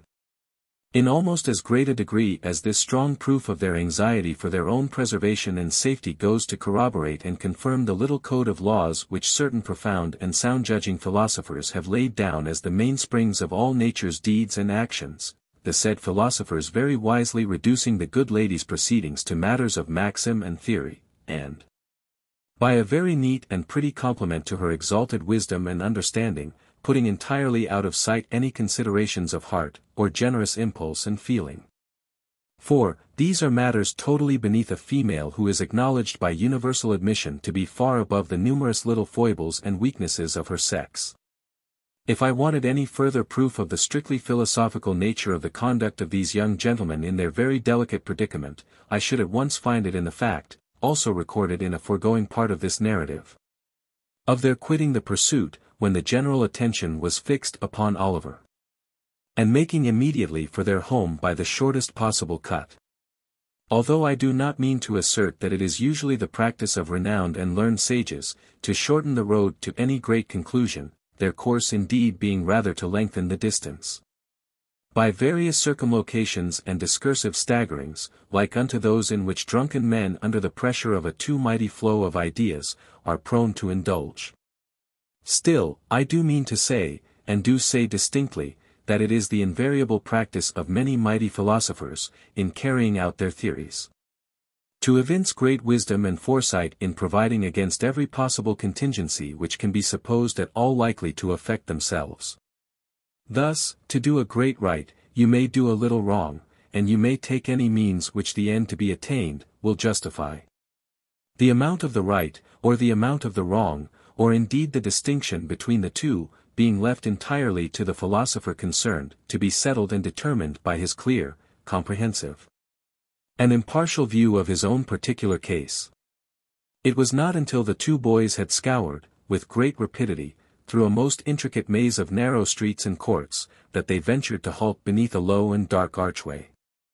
Having remained silent here, just long enough to recover breath to speak, Master Bates uttered an exclamation of amusement and delight, and, bursting into an uncontrollable fit of laughter, flung himself upon a doorstep, and rolled thereon in a transport of mirth. "What's the matter?" inquired the Dodger. "Ha! Ha! Ha!" roared Charlie Bates. "Hold your noise," remonstrated the Dodger, looking cautiously round. "Do you want to be grabbed, stupid?" "I can't help it," said Charlie, "I can't help it." To see him splitting away at that pace, and cutting round the corners, and knocking up again, the posts, and starting on again as if he was made of iron as well as them, and me with the wipe in my pocket, singing out arter him, oh, my eye. The vivid imagination of Master Bates presented the scene before him in too strong colours. As he arrived at this apostrophe, he again rolled upon the doorstep, and laughed louder than before. "What'll Fagin say?" inquired the Dodger. Taking advantage of the next interval of breathlessness on the part of his friend to propound the question. "What?" repeated Charlie Bates. "Ah, what?" said the Dodger. "Why, what should he say?" inquired Charlie, stopping rather suddenly in his merriment, for the Dodger's manner was impressive. "What should he say?" Mr. Dawkins whistled for a couple of minutes, then, taking off his hat, scratched his head, and nodded thrice. "What do you mean?" said Charlie. "Tur rul gammon and spinach, the frog he wouldn't, and high cockalorum," said the Dodger, with a slight sneer on his intellectual countenance. This was explanatory, but not satisfactory. Master Bates felt it so, and again said, "What do you mean?" The Dodger made no reply. But putting his hat on again, and gathering the skirts of his long-tailed coat under his arm, thrust his tongue into his cheek, slapped the bridge of his nose some half-dozen times in a familiar but expressive manner, and turning on his heel, slunk down the court. Master Bates followed, with a thoughtful countenance. The noise of footsteps on the creaking stairs, a few minutes after the occurrence of this conversation, roused the merry old gentleman as he sat over the fire with a saveloy and a small loaf in his hand, a pocket-knife in his right, and a pewter pot on the trivet. There was a rascally smile on his white face as he turned round, and looking sharply out from under his thick red eyebrows, bent his ear towards the door, and listened. "Why, how's this?" muttered the Jew, changing countenance. "Only two of 'em. Where's the third? They can't have got into trouble. Hark!" The footsteps approached nearer, they reached the landing. The door was slowly opened. And the Dodger and Charlie Bates entered, closing it behind them. Chapter 13. Some new acquaintances are introduced to the intelligent reader, connected with whom various pleasant matters are related, appertaining to this history. "Where's Oliver?" said the Jew, rising with a menacing look. "Where's the boy?" The young thieves eyed their preceptor as if they were alarmed at his violence, and looked uneasily at each other. But they made no reply. "What's become of the boy?" said the Jew, seizing the Dodger tightly by the collar, and threatening him with horrid imprecations. "Speak out, or I'll throttle you. Mr. Fagin looked so very much in earnest, that Charlie Bates, who deemed it prudent in all cases to be on the safe side, and who conceived it by no means improbable that it might be his turn to be throttled second, dropped upon his knees, and raised a loud, well-sustained, and continuous roar, something between a mad bull and a speaking trumpet. "Will you speak?" thundered the Jew, shaking the Dodger so much that his keeping in the big coat at all seemed perfectly miraculous. "Why, the traps have got him, and that's all about it," said the Dodger, sullenly. "Come, let go o' me, will you?" And, swinging himself, at one jerk, clean out of the big coat, which he left in the Jew's hands, the Dodger snatched up the toasting fork, and made a pass at the merry old gentleman's waistcoat. Which, if it had taken effect, would have let a little more merriment out, than could have been easily replaced. The Jew stepped back in this emergency, with more agility than could have been anticipated in a man of his apparent decrepitude. And, seizing up the pot, prepared to hurl it at his assailant's head. But Charlie Bates, at this moment, calling his attention by a perfectly terrific howl, he suddenly altered its destination, and flung it full at that young gentleman. "Why, what the blazes is in the wind now?" growled a deep voice. "Who pitched that air at me? It's the beer, and not the pot, as hit me, or I'd have settled somebody. I might have knowed, as nobody but an infernal, rich, plundering, thundering old Jew could afford to throw away any drink but water, and not that, unless he done the river company every quarter. What's it all about, Fagin?" Me, if my neck handkercher ain't lined with beer. Come in, you sneaking warmint, what are you stopping outside for, as if you was ashamed of your master? Come in. The man who growled out these words, was a stoutly built fellow of about 35, in a black velveteen coat, very soiled drab breeches, lace-up half boots, and grey cotton stockings which enclosed a bulky pair of legs, with large swelling calves. The kind of legs, which in such costume, always look in an unfinished and incomplete state without a set of feathers to garnish them. He had a brown hat on his head, and a dirty belcher handkerchief round his neck, with the long frayed ends of which he smeared the beer from his face as he spoke. He disclosed, when he had done so, a broad heavy countenance with a beard of 3 days' growth, and 2 scowling eyes, one of which displayed various party-colored symptoms of having been recently damaged by a blow. Come in, d'ye hear? Growled this engaging ruffian. A white shaggy dog, with his face scratched and torn in 20 different places, skulked into the room. Why didn't you come in afore, said the man. You're getting too proud to own me afore company, are you? Lie down. This command was accompanied with a kick, which sent the animal to the other end of the room. He appeared well used to it, however. For he coiled himself up in a corner very quietly, without uttering a sound, and winking his very ill-looking eyes 20 times in a minute, appeared to occupy himself in taking a survey of the apartment. What are you up to? Ill-treating the boys, you covetous, avaricious, insatiably old fence, said the man, seating himself deliberately. I wonder they don't murder you. I would if I was them. If I'd been your prentice, I'd have done it long ago, and, no, I couldn't have sold you afterwards, for you're fit for nothing but keeping as a curiosity of ugliness in a glass bottle, and I suppose they don't blow glass bottles large enough. Hush! Hush! Mr. Sikes, said the Jew, trembling, don't speak so loud.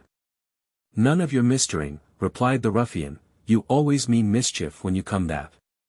You know my name, out with it. I shan't disgrace it when the time comes. Well, then, Bill Sikes, said the Jew, with abject humility. You seem out of humor, Bill. Perhaps I am, replied Sikes. I should think you was rather out of sorts too, unless you mean as little harm when you throw pewter pots about, as you do when you blab in. Are you mad? Said the Jew, catching the man by the sleeve, and pointing towards the boys. Mr. Sikes contented himself with tying an imaginary knot under his left ear, and jerking his head over on the right shoulder, a piece of dumb show which the Jew appeared to understand perfectly. He then, in cant terms, with which his whole conversation was plentifully besprinkled, but which would be quite unintelligible if they were recorded here, demanded a glass of liquor. And mind you don't poison it, said Mr. Sikes, laying his hat upon the table. This was said in jest. But if the speaker could have seen the evil leer with which the Jew bit his pale lip as he turned round to the cupboard, he might have thought the caution not wholly unnecessary. Or the wish, at all events, to improve upon the distiller's ingenuity not very far from the old gentleman's merry heart. After swallowing 2 of 3 glasses of spirits, Mr. Sikes condescended to take some notice of the young gentleman. Which gracious act led to a conversation, in which the cause and manner of Oliver's capture were circumstantially detailed, with such alterations and improvements on the truth, as to the Dodger appeared most advisable under the circumstances. I'm afraid, said the Jew, that he may say something which will get us into trouble. That's very likely, returned Sikes with a malicious grin. You're blowed upon, Fagin. And I'm afraid, you see, added the Jew, speaking as if he had not noticed the interruption.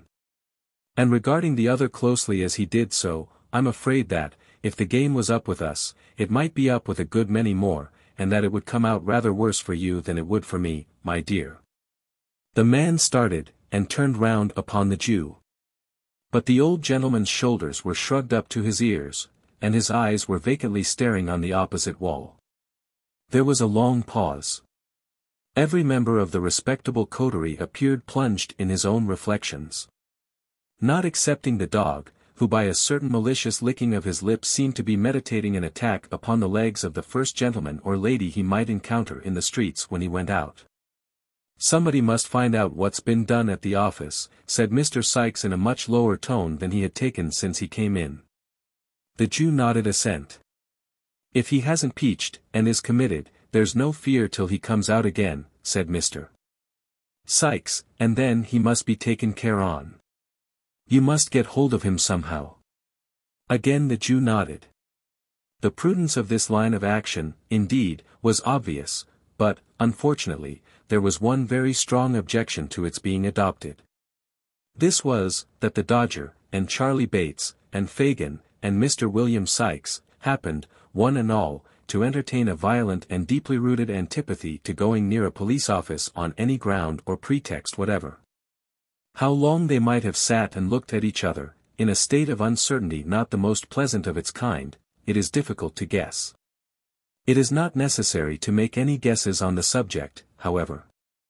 For the sudden entrance of the two young ladies whom Oliver had seen on a former occasion, caused the conversation to flow afresh. "The very thing," said the Jew. "Bet we'll go, won't you, my dear?" "Where's?" inquired the young lady. "Only just up to the office, my dear," said the Jew coaxingly. It is due to the young lady to say that she did not positively affirm that she would not, but that she merely expressed an emphatic and earnest desire to be blessed, if she would. A polite and delicate evasion of the request, which shows the young lady to have been possessed of that natural good breeding which cannot bear to inflict upon a fellow creature the pain of a direct and pointed refusal. The Jew's countenance fell. He turned from this young lady, who was gaily, not to say gorgeously attired, in a red gown, green boots, and yellow curl papers, to the other female. "Nancy, my dear," said the Jew in a soothing manner, "what do you say? That it won't do. So it's no use trying it on, Fagin," replied Nancy. "What do you mean by that?" said Mr. Sikes, looking up in a surly manner. "What I say, Bill," replied the lady collectedly. "Why, you're just the very person for it," reasoned Mr. Sikes, "nobody about here knows anything of you." "And as I don't want to, neither," replied Nancy in the same composed manner, "it's rather more no than yes with me, Bill." "She'll go, Fagin," said Sikes. "No, she won't, Fagin," said Nancy. "Yes, she will, Fagin," said Sikes. And Mr. Sikes was right. By dint of alternate threats, promises, and bribes, the lady in question was ultimately prevailed upon to undertake the commission. She was not, indeed, withheld by the same considerations as her agreeable friend. For, having recently removed into the neighbourhood of Field Lane from the remote but genteel suburb of Ratcliffe, she was not under the same apprehension of being recognised by any of her numerous acquaintance. Accordingly, with a clean white apron tied over her gown, and her curl papers tucked up under a straw bonnet, both articles of dress being provided from the Jew's inexhaustible stock, Miss Nancy prepared to issue forth on her errand. "Stop a minute, my dear," said the Jew, producing a little covered basket. "Carry that in one hand. It looks more respectable, my dear." "Give her a door key to carry in her t'other one, Fagin," said Sikes, "it looks real and genuine like." "Yes, yes, my dear, so it does," said the Jew, hanging a large street door key on the forefinger of the young lady's right hand. "There, very good. Very good indeed, my dear," said the Jew, rubbing his hands. "Oh, my brother. My poor, dear, sweet, innocent little brother," exclaimed Nancy, bursting into tears, and wringing the little basket and the street door key in an agony of distress. "What has become of him? Where have they taken him to? Oh, do have pity, and tell me what's been done with the dear boy, gentlemen, do, gentlemen, if you please, gentlemen." Having uttered those words in a most lamentable and heartbroken tone, to the immeasurable delight of her hearers, Miss Nancy paused, winked to the company, nodded smilingly round, and disappeared. "Ah, she's a clever girl, my dears," said the Jew, turning round to his young friends, and shaking his head gravely, as if in mute admonition to them to follow the bright example they had just beheld. "She's a honor to her sex," said Mr. Sikes, filling his glass, and smiting the table with his enormous fist. "Here's her health, and wishing they was all like her." While these, and many other encomiums, were being passed on the accomplished Nancy, that young lady made the best of her way to the police office. Whither, notwithstanding a little natural timidity consequent upon walking through the streets alone and unprotected, she arrived in perfect safety shortly afterwards. Entering by the back way, she tapped softly with the key at one of the cell doors, and listened.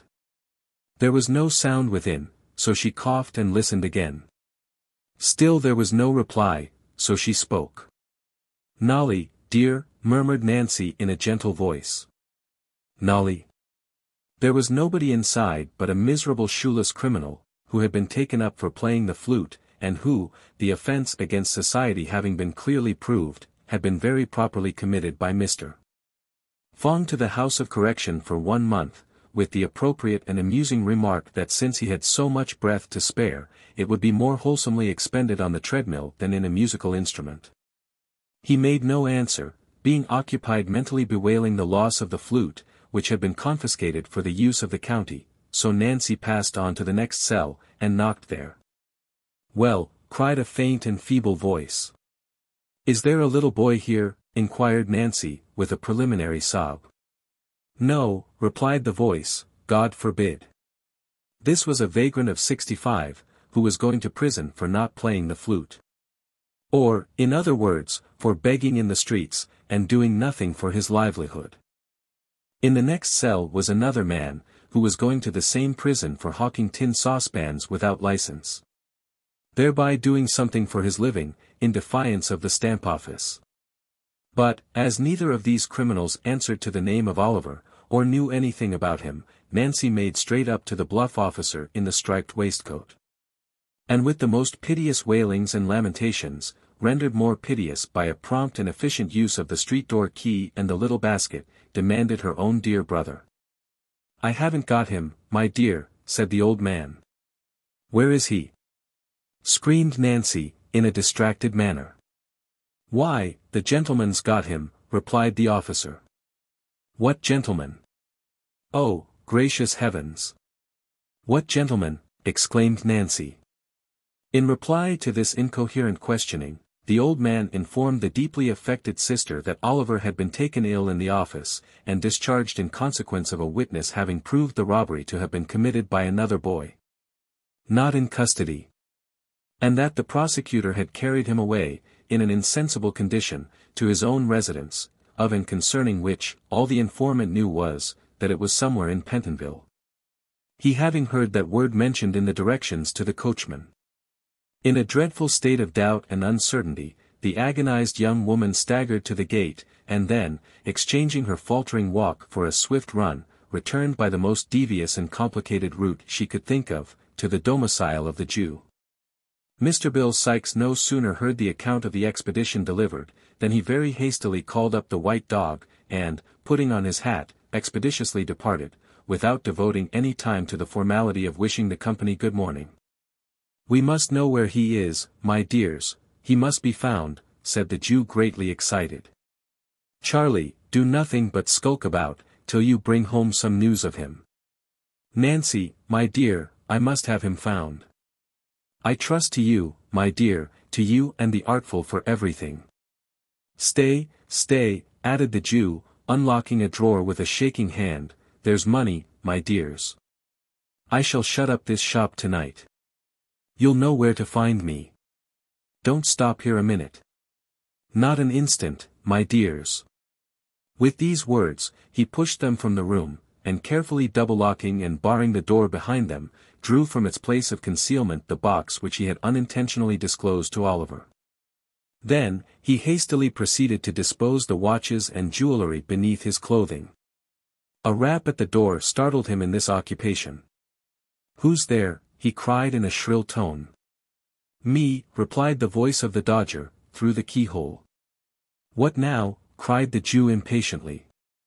"Is he to be kidnapped to the other Ken, Nancy says?" inquired the Dodger. Yes, replied the Jew, wherever she lays hands on him. Find him out, that's all. I shall know what to do next, never fear. The boy murmured a reply of intelligence, and hurried downstairs after his companions. He has not peached so far, said the Jew as he pursued his occupation. If he means to blab us among his new friends, we may stop his mouth yet. Chapter 14. Comprising further particulars of Oliver's stay at Mr. Brownlow's, with the remarkable prediction which one Mr. Grimwig uttered concerning him, when he went out on an errand. Oliver soon recovering from the fainting fit into which Mr. Brownlow's abrupt exclamation had thrown him, the subject of the picture was carefully avoided, both by the old gentleman and Mrs. Bedwin, in the conversation that ensued, which indeed bore no reference to Oliver's history or prospects, but was confined to such topics as might amuse without exciting him. He was still too weak to get up to breakfast. But, when he came down into the housekeeper's room next day, his first act was to cast an eager glance at the wall, in the hope of again looking on the face of the beautiful lady. His expectations were disappointed, however, for the picture had been removed. Ah, said the housekeeper, watching the direction of Oliver's eyes. It is gone, you see. I see it is, ma'am, replied Oliver. Why have they taken it away? It has been taken down, child, because Mr. Brownlow said, that as it seemed to worry you, perhaps it might prevent your getting well, you know, rejoined the old lady. Oh, no, indeed. It didn't worry me, ma'am, said Oliver. I liked to see it. I quite loved it. Well, well, said the old lady, good-humoredly, you get well as fast as ever you can, dear, and it shall be hung up again. There. I promise you that. Now, let us talk about something else. This was all the information Oliver could obtain about the picture at that time. As the old lady had been so kind to him in his illness, he endeavored to think no more of the subject just then. So he listened attentively to a great many stories she told him, about an amiable and handsome daughter of hers, who was married to an amiable and handsome man, and lived in the country. And about a son, who was clerk to a merchant in the West Indies, and who was, also, such a good young man, and wrote such dutiful letters home 4 times a year, that it brought the tears into her eyes to talk about them. When the old lady had expatiated, a long time, on the excellences of her children, and the merits of her kind good husband besides, who had been dead and gone, poor dear soul. Just 26 years, it was time to have tea. After tea she began to teach Oliver cribbage, which he learnt as quickly as she could teach, and at which game they played, with great interest and gravity, until it was time for the invalid to have some warm wine and water, with a slice of dry toast, and then to go cosily to bed. They were happy days, those of Oliver's recovery. Everything was so quiet, and neat, and orderly, everybody so kind and gentle, that after the noise and turbulence in the midst of which he had always lived, it seemed like heaven itself. He was no sooner strong enough to put his clothes on, properly, than Mr. Brownlow caused a complete new suit, and a new cap, and a new pair of shoes, to be provided for him. As Oliver was told that he might do what he liked with the old clothes, he gave them to a servant who had been very kind to him, and asked her to sell them to a Jew, and keep the money for herself. This she very readily did. And, as Oliver looked out of the parlor window, and saw the Jew roll them up in his bag and walk away, he felt quite delighted to think that they were safely gone, and that there was now no possible danger of his ever being able to wear them again. They were sad rags, to tell the truth, and Oliver had never had a new suit before. One evening, about a week after the affair of the picture, as he was sitting talking to Mrs. Bedwin, there came a message down from Mr. Brownlow, that if Oliver Twist felt pretty well, he should like to see him in his study, and talk to him a little while. Bless us, and save us. Wash your hands, and let me part your hair nicely for you, child, said Mrs. Bedwin. Dear heart alive! If we had known he would have asked for you, we would have put you a clean collar on, and made you as smart as sixpence.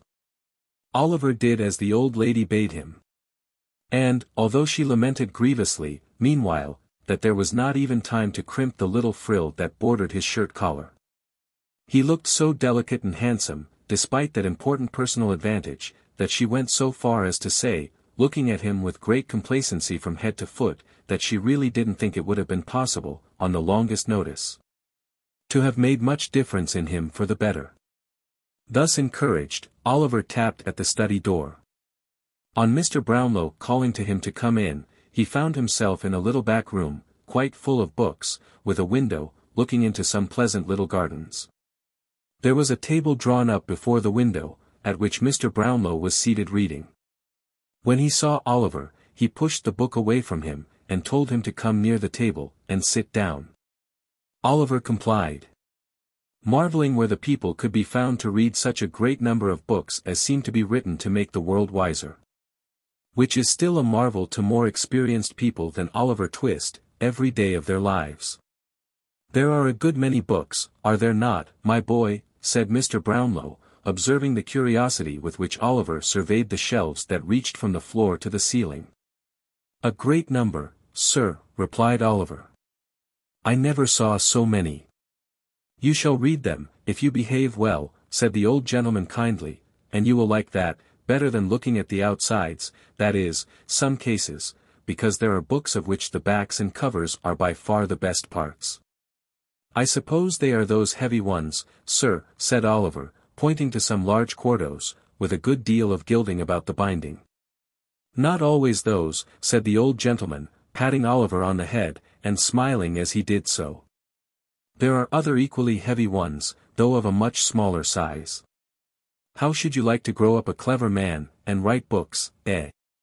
I think I would rather read them, sir, replied Oliver. What? Wouldn't you like to be a book writer? Said the old gentleman. Oliver considered a little while, and at last said, he should think it would be a much better thing to be a bookseller, upon which the old gentleman laughed heartily, and declared he had said a very good thing. Which Oliver felt glad to have done, though he by no means knew what it was. Well, well, said the old gentleman, composing his features.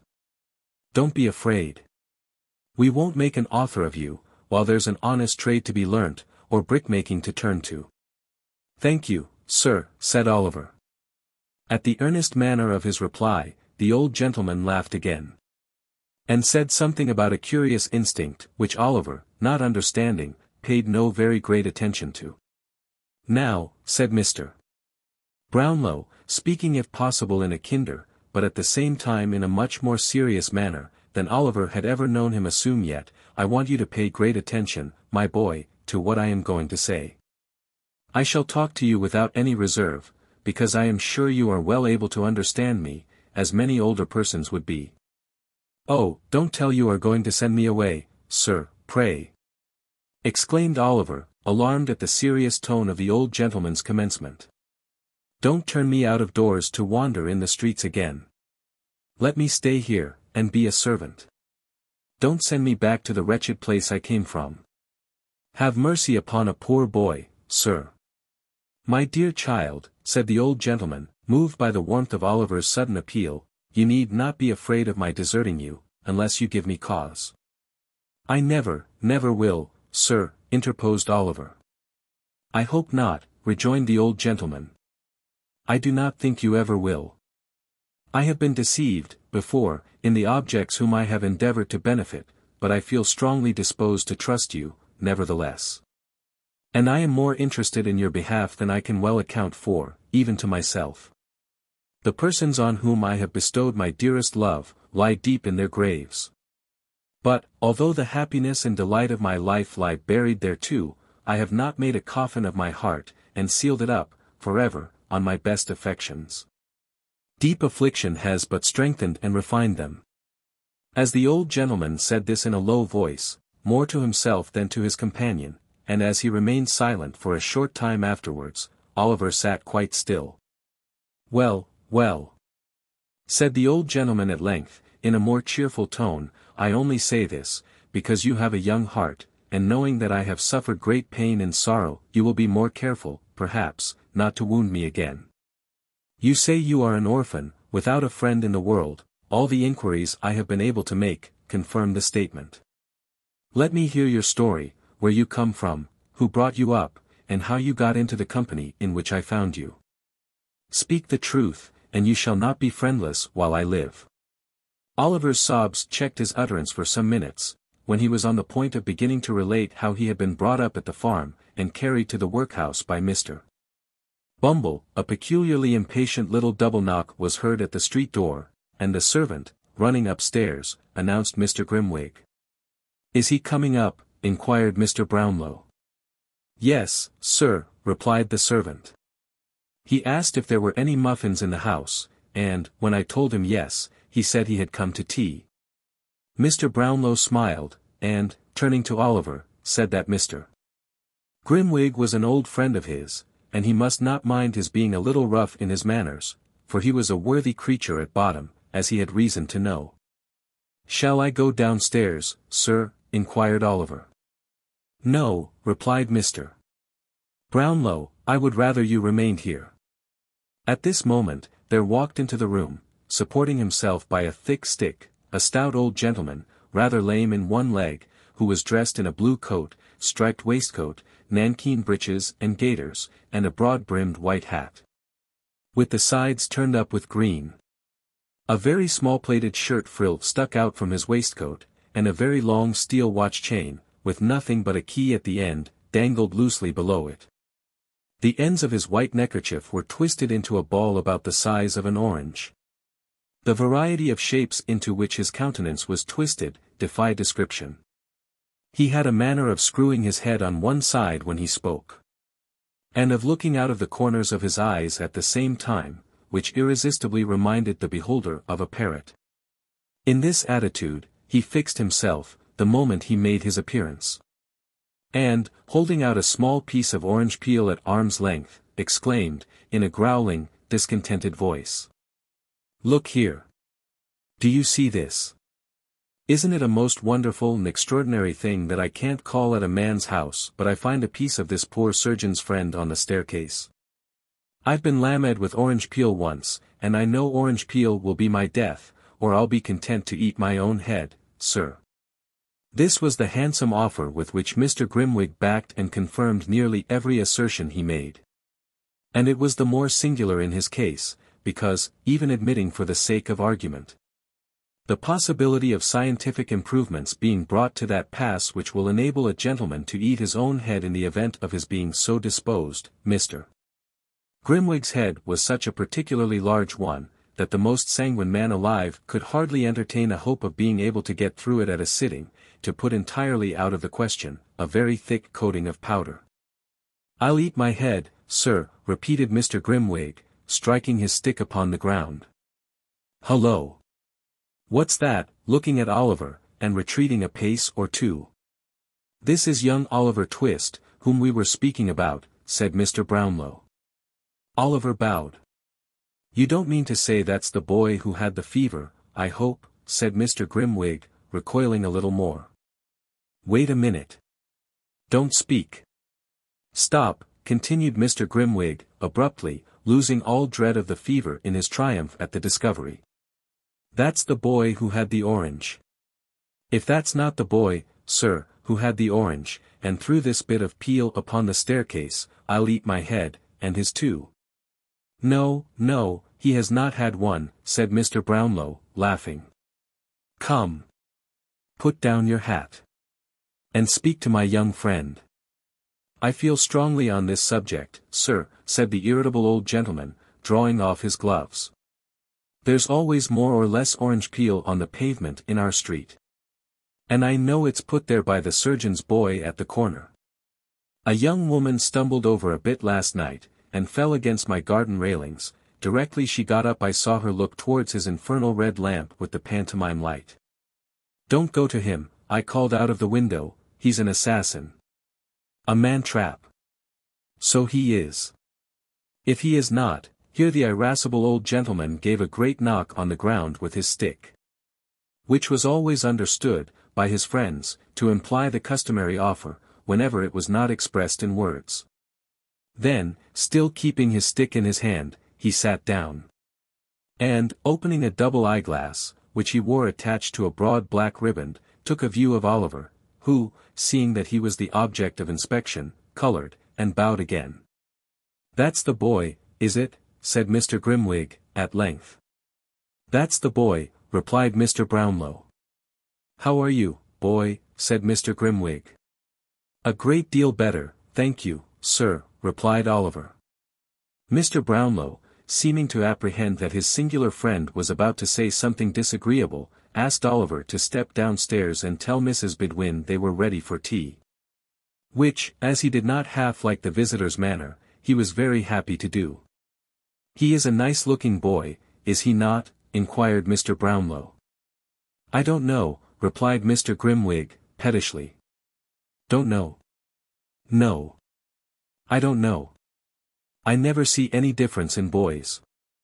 I only knew two sort of boys. Mealy boys, and beef-faced boys." "And which is Oliver?" "Mealy. I know a friend who has a beef-faced boy, a fine boy, they call him. With a round head, and red cheeks, and glaring eyes, a horrid boy, with a body and limbs that appear to be swelling out of the seams of his blue clothes, with the voice of a pilot and the appetite of a wolf. I know him. The wretch." "Come," said Mr. Brownlow, "these are not the characteristics of young Oliver Twist, so he needn't excite your wrath." "They are not," replied Mr. Grimwig. "He may have worse." Here, Mr. Brownlow coughed impatiently, which appeared to afford Mr. Grimwig the most exquisite delight. "He may have worse, I say," repeated Mr. Grimwig. "Where does he come from? Who is he? What is he?" "He has had a fever." "What of that? Fevers are not peculiar to good people, are they? Bad people have fevers sometimes, haven't they, eh? I knew a man who was hung in Jamaica for murdering his master. He had had a fever 6 times, he wasn't recommended to mercy on that account." "Pooh! Nonsense!" Now, the fact was, that in the inmost recesses of his own heart, Mr. Grimwig was strongly disposed to admit that Oliver's appearance and manner were unusually prepossessing.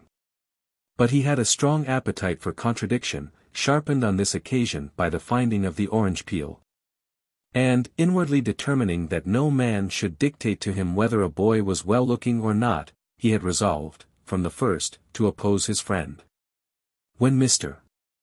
Brownlow admitted that on no one point of inquiry could he yet return a satisfactory answer, and that he had postponed any investigation into Oliver's previous history until he thought the boy was strong enough to hear it, Mr. Grimwig chuckled maliciously. And he demanded, with a sneer, whether the housekeeper was in the habit of counting the plate at night. Because if she didn't find a tablespoon or 2 missing some sunshiny morning, why, he would be content to, and so forth. All this, Mr. Brownlow, although himself somewhat of an impetuous gentleman, knowing his friend's peculiarities, bore with great good humor, as Mr.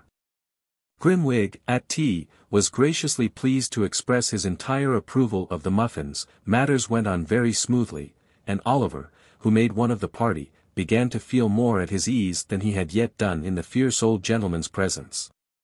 "And when are you going to hear a full, true, and particular account of the life and adventures of Oliver Twist?" asked Grimwig of Mr.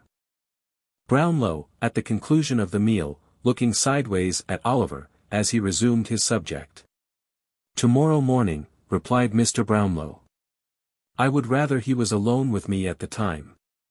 Come up to me tomorrow morning at 10 o'clock, my dear." "Yes, sir," replied Oliver. He answered with some hesitation, because he was confused by Mr. Grimwig's looking so hard at him. "I'll tell you what," whispered that gentleman to Mr. Brownlow, "he won't come up to you tomorrow morning. I saw him hesitate. He is deceiving you, my good friend." "I'll swear he is not," replied Mr. Brownlow, warmly. "If he is not," said Mr. Grimwig, "I'll," and down went the stick. "I'll answer for that boy's truth with my life," said Mr. Brownlow, knocking the table. "And I for his falsehood with my head," rejoined Mr. Grimwig, knocking the table also. "We shall see," said Mr. Brownlow, checking his rising anger. "We will," replied Mr. Grimwig, with a provoking smile, "we will. As fate would have it, Mrs. Bidwin chanced to bring in, at this moment, a small parcel of books, which Mr. Brownlow had that morning purchased of the identical bookstall keeper, who has already figured in this history. Having laid them on the table, she prepared to leave the room. "Stop the boy, Mrs. Bidwin," said Mr. Brownlow, "there is something to go back." "He has gone, sir," replied Mrs. Bidwin. "Call after him," said Mr. Brownlow, "it's particular. He is a poor man, and they are not paid for. There are some books to be taken back, too." The street door was opened. Oliver ran one way, and the girl ran another, and Mrs. Bidwin stood on the step and screamed for the boy. But there was no boy in sight. Oliver and the girl returned, in a breathless state, to report that there were no tidings of him. "Dear me, I am very sorry for that," exclaimed Mr. Brownlow. "I particularly wish those books to be returned tonight." "Send Oliver with them," said Mr. Grimwig, with an ironical smile, "he will be sure to deliver them safely, you know." "Yes, do let me take them, if you please, sir," said Oliver. "I'll run all the way, sir." The old gentleman was just going to say that Oliver should not go out on any account, when a most malicious cough from Mr. Grimwig determined him that he should. And that, by his prompt discharge of the commission, he should prove to him the injustice of his suspicions, on this head at least, at once. "You shall go, my dear," said the old gentleman. "The books are on a chair by my table. Fetch them down." Oliver, delighted to be of use, brought down the books under his arm in a great bustle, and waited, cap in hand, to hear what message he was to take. "You are to say," said Mr. Brownlow, glancing steadily at Grimwig. "You are to say that you have brought those books back, and that you have come to pay the £4.10 I owe him. This is a £5 note, so you will have to bring me back 10 shillings change." "I won't be 10 minutes, sir," said Oliver, eagerly. Having buttoned up the bank note in his jacket pocket, and placed the books carefully under his arm, he made a respectful bow, and left the room. Mrs.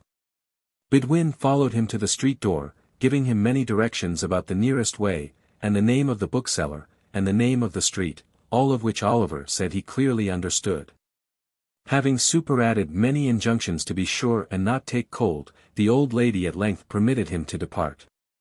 "Bless his sweet face," said the old lady, looking after him. "I can't bear, somehow, to let him go out of my sight." At this moment, Oliver looked gaily round, and nodded before he turned the corner. The old lady smilingly returned his salutation, and, closing the door, went back, to her own room. "Let me see. He'll be back in 20 minutes, at the longest," said Mr. Brownlow, pulling out his watch, and placing it on the table. "It will be dark by that time." "Oh. You really expect him to come back, do you?" inquired Mr. Grimwig. "Don't you?" asked Mr. Brownlow, smiling. The spirit of contradiction was strong in Mr. Grimwig's breast, at the moment, and it was rendered stronger by his friend's confident smile. "No," he said, smiting the table with his fist, "I do not. The boy has a new suit of clothes on his back, a set of valuable books under his arm, and a £5 note in his pocket. He'll join his old friends the thieves, and laugh at you. If ever that boy returns to this house, sir, I'll eat my head." With these words he drew his chair closer to the table, and there the two friends sat, in silent expectation, with the watch between them. It is worthy of remark, as illustrating the importance we attach to our own judgments, and the pride with which we put forth our most rash and hasty conclusions, that, although Mr. Grimwig was not by any means a bad-hearted man, and though he would have been unfeignedly sorry to see his respected friend duped and deceived, he really did most earnestly and strongly hope at that moment, that Oliver Twist might not come back. It grew so dark, that the figures on the dial plate were scarcely discernible, but there the two old gentlemen continued to sit, in silence, with the watch between them. Chapter 15.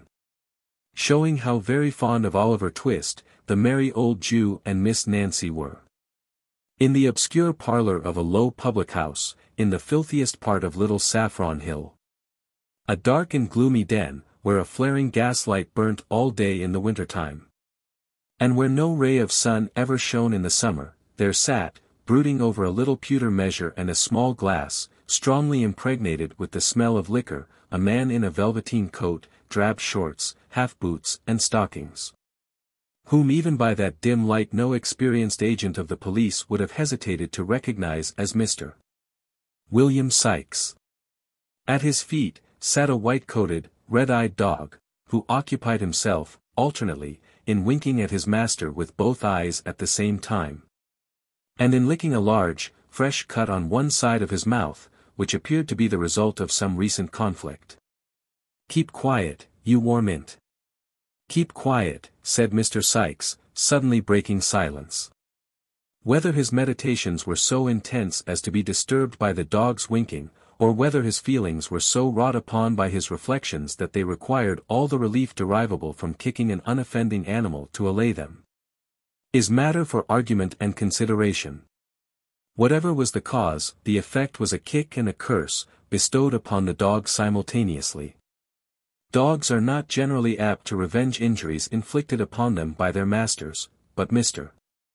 Sikes's dog, having faults of temper in common with his owner, and laboring, perhaps, at this moment, under a powerful sense of injury, made no more ado but at once fixed his teeth in one of the half-boots. Having given in a hearty shake, he retired, growling, under a form, just escaping the pewter measure which Mr. Sikes levelled at his head. "You would you?" said Sikes, seizing the poker in one hand, and deliberately opening with the other a large clasp knife, which he drew from his pocket. "Come here, you born devil. Come here. Gee here." The dog no doubt heard, because Mr. Sikes spoke in the very harshest key of a very harsh voice. But, appearing to entertain some unaccountable objection to having his throat cut, he remained where he was, and growled more fiercely than before, at the same time grasping the end of the poker between his teeth, and biting at it like a wild beast. This resistance only infuriated Mr. Sikes the more, who, dropping on his knees, began to assail the animal most furiously. The dog jumped from right to left, and from left to right, snapping, growling, and barking.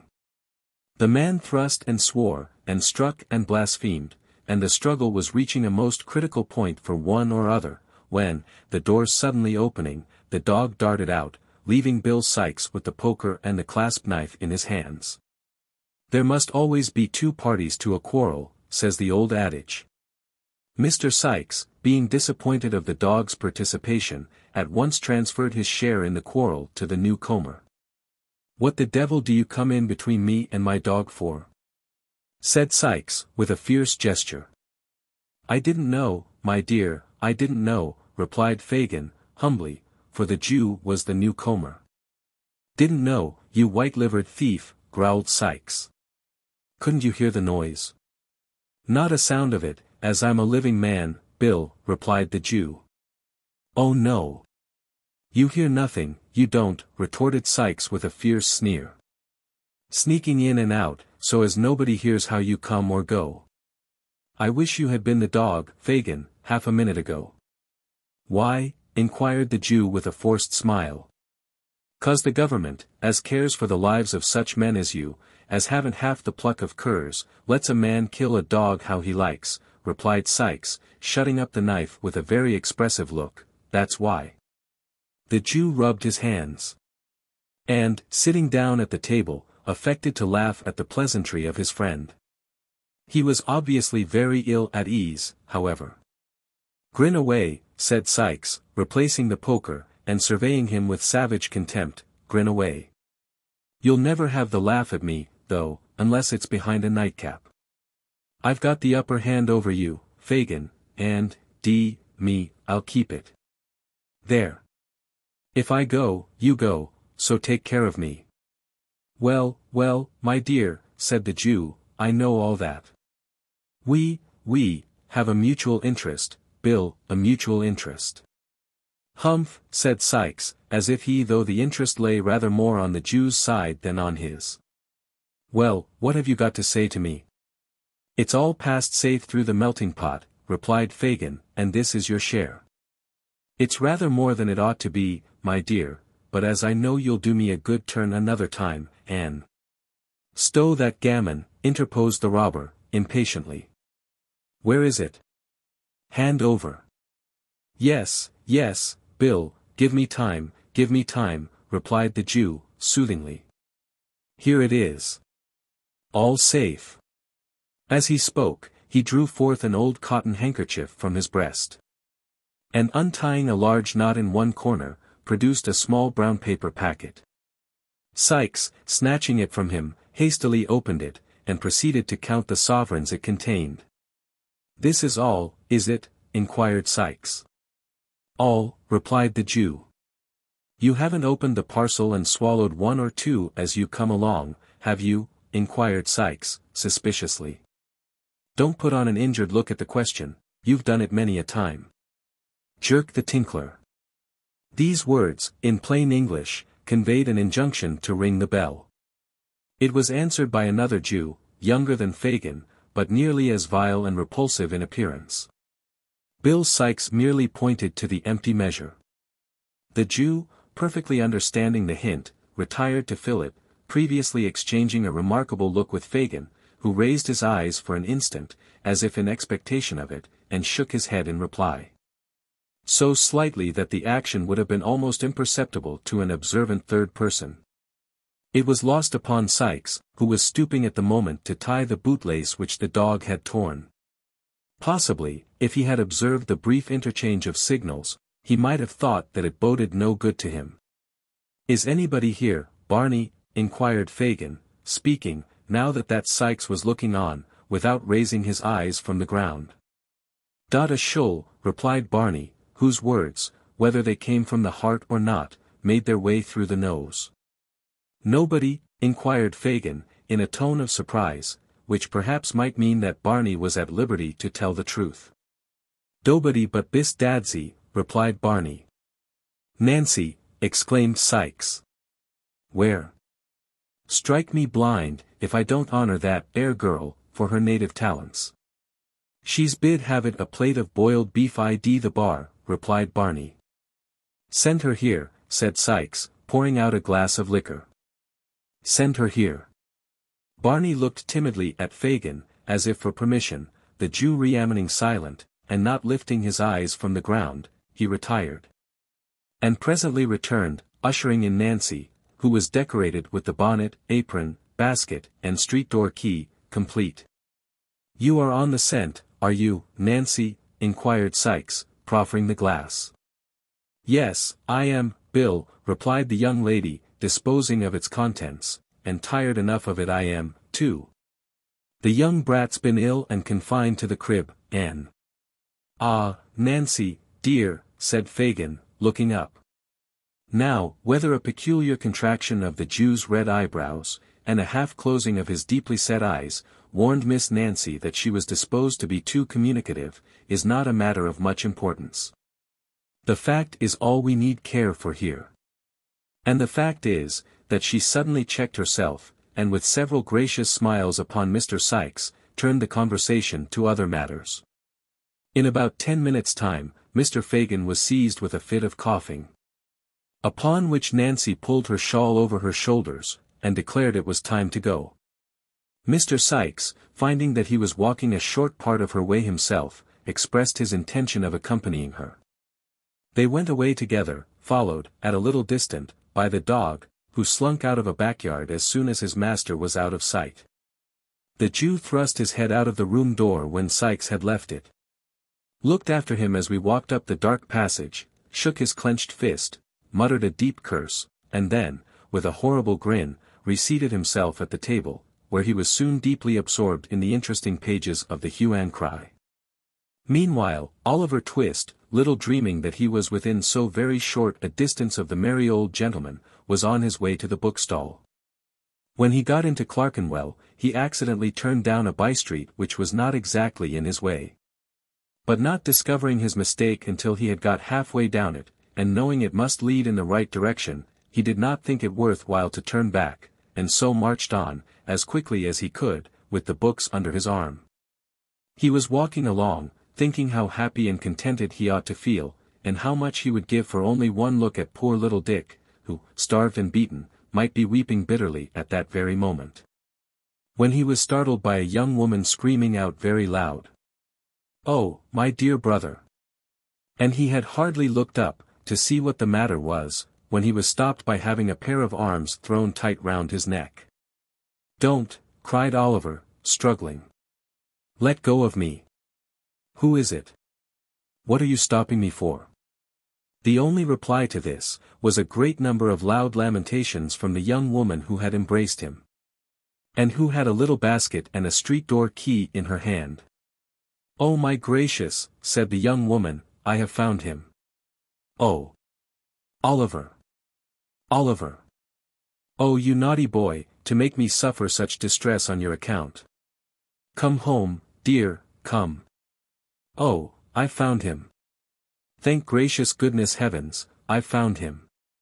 With these incoherent exclamations, the young woman burst into another fit of crying, and got so dreadfully hysterical, that a couple of women who came up at the moment asked a butcher's boy with a shiny head of hair anointed with suet, who was also looking on, whether he didn't think he had better run for the doctor.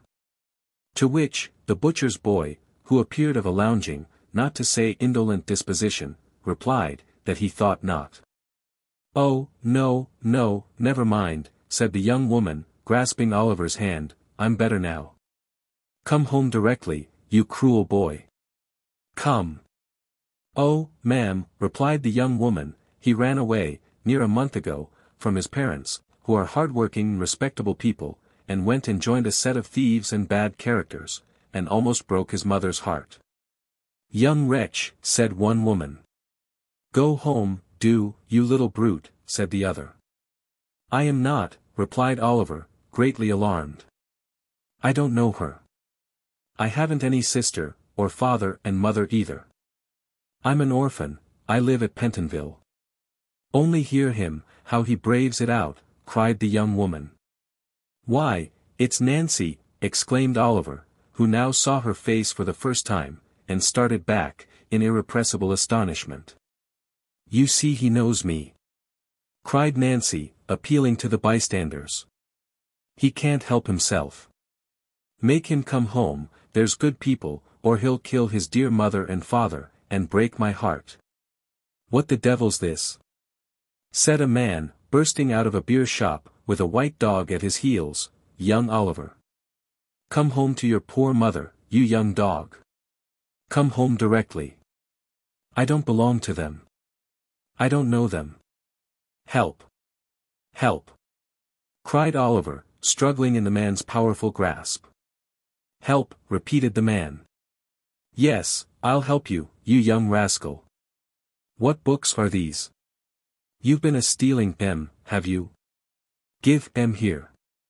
With these words, the man tore the volumes from his grasp, and struck him on the head. "That's right," cried a looker-on, from a garret window. "That's the only way of bringing him to his senses." "To be sure," cried a sleepy-faced carpenter, casting an approving look at the garret window. "It'll do him good," said the two women. "And he shall have it, too," rejoined the man, administering another blow, and seizing Oliver by the collar. "Come on, you young villain. Here, Bullseye, mind him, boy. Mind him." Weak with recent illness, stupefied by the blows and the suddenness of the attack, terrified by the fierce growling of the dog, and the brutality of the man, overpowered by the conviction of the bystanders that he really was the hardened little wretch he was described to be, what could one poor child do? Darkness had set in, it was a low neighborhood, no help was near, resistance was useless. In another moment he was dragged into a labyrinth of dark narrow courts, and was forced along them at a pace which rendered the few cries he dared to give utterance to, unintelligible. It was of little moment, indeed, whether they were intelligible or no, for there was nobody to care for them, had they been ever so plain. Asterisk asterisk asterisk asterisk asterisk asterisk asterisk asterisk asterisk. The gas lamps were lighted, Mrs. Bedwin was waiting anxiously at the open door. The servant had run up the street 20 times to see if there were any traces of Oliver, and still the two old gentlemen sat, perseveringly, in the dark parlor, with the watch between them. Chapter 16 relates what became of Oliver Twist, after he had been claimed by Nancy. The narrow streets and courts, at length, terminated in a large open space, scattered about which, were pens for beasts and other indications of a cattle market.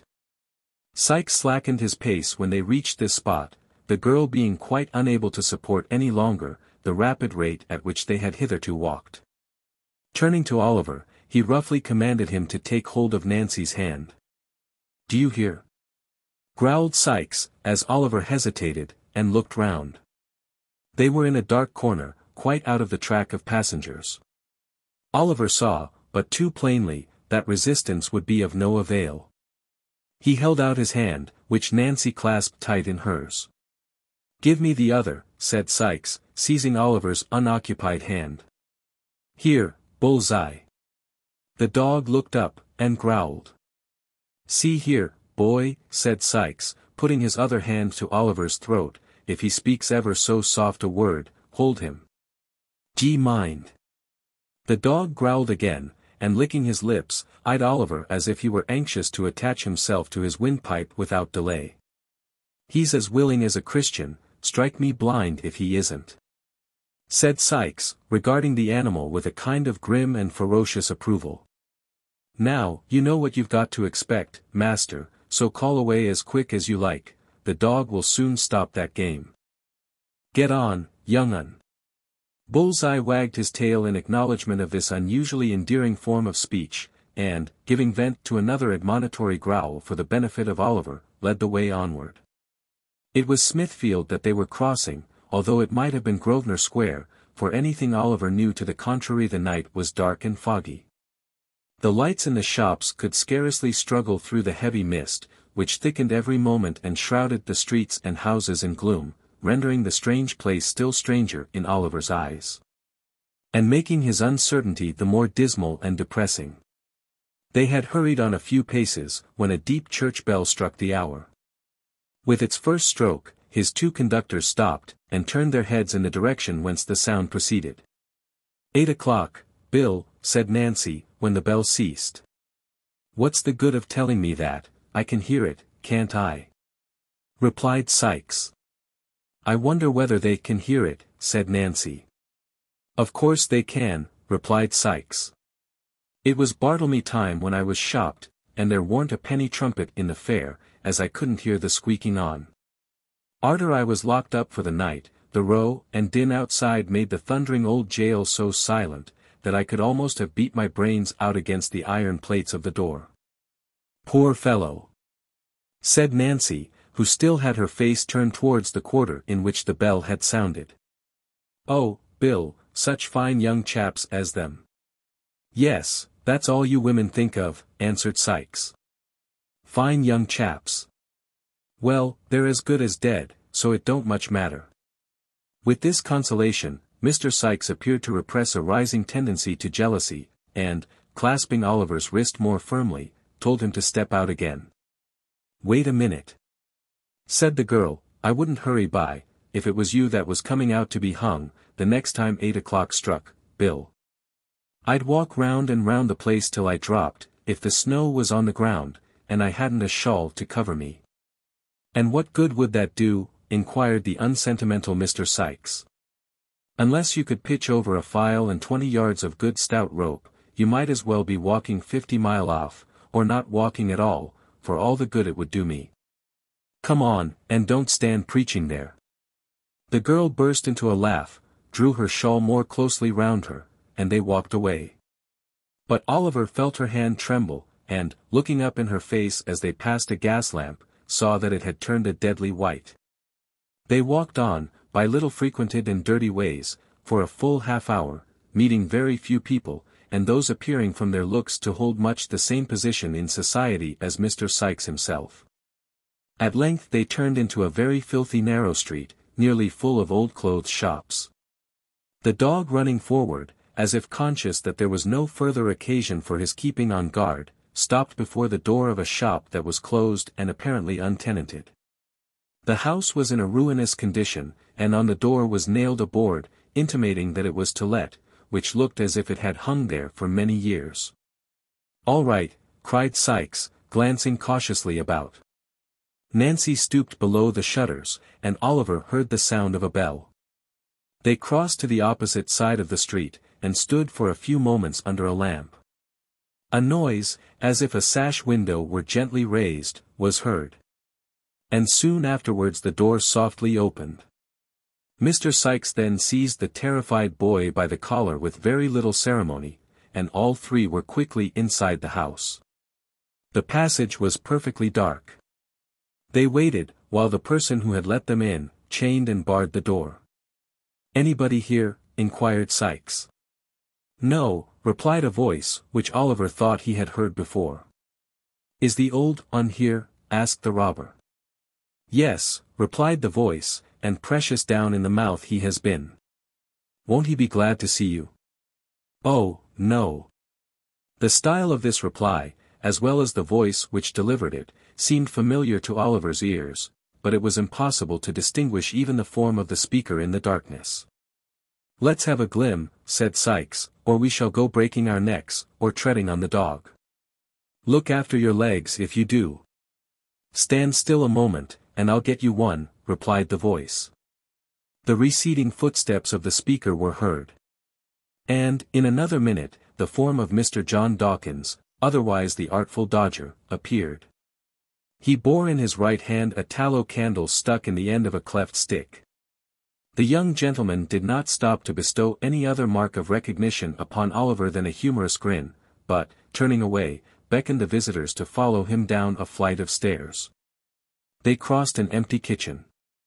And, opening the door of a low earthy-smelling room, which seemed to have been built in a small backyard, were received with a shout of laughter.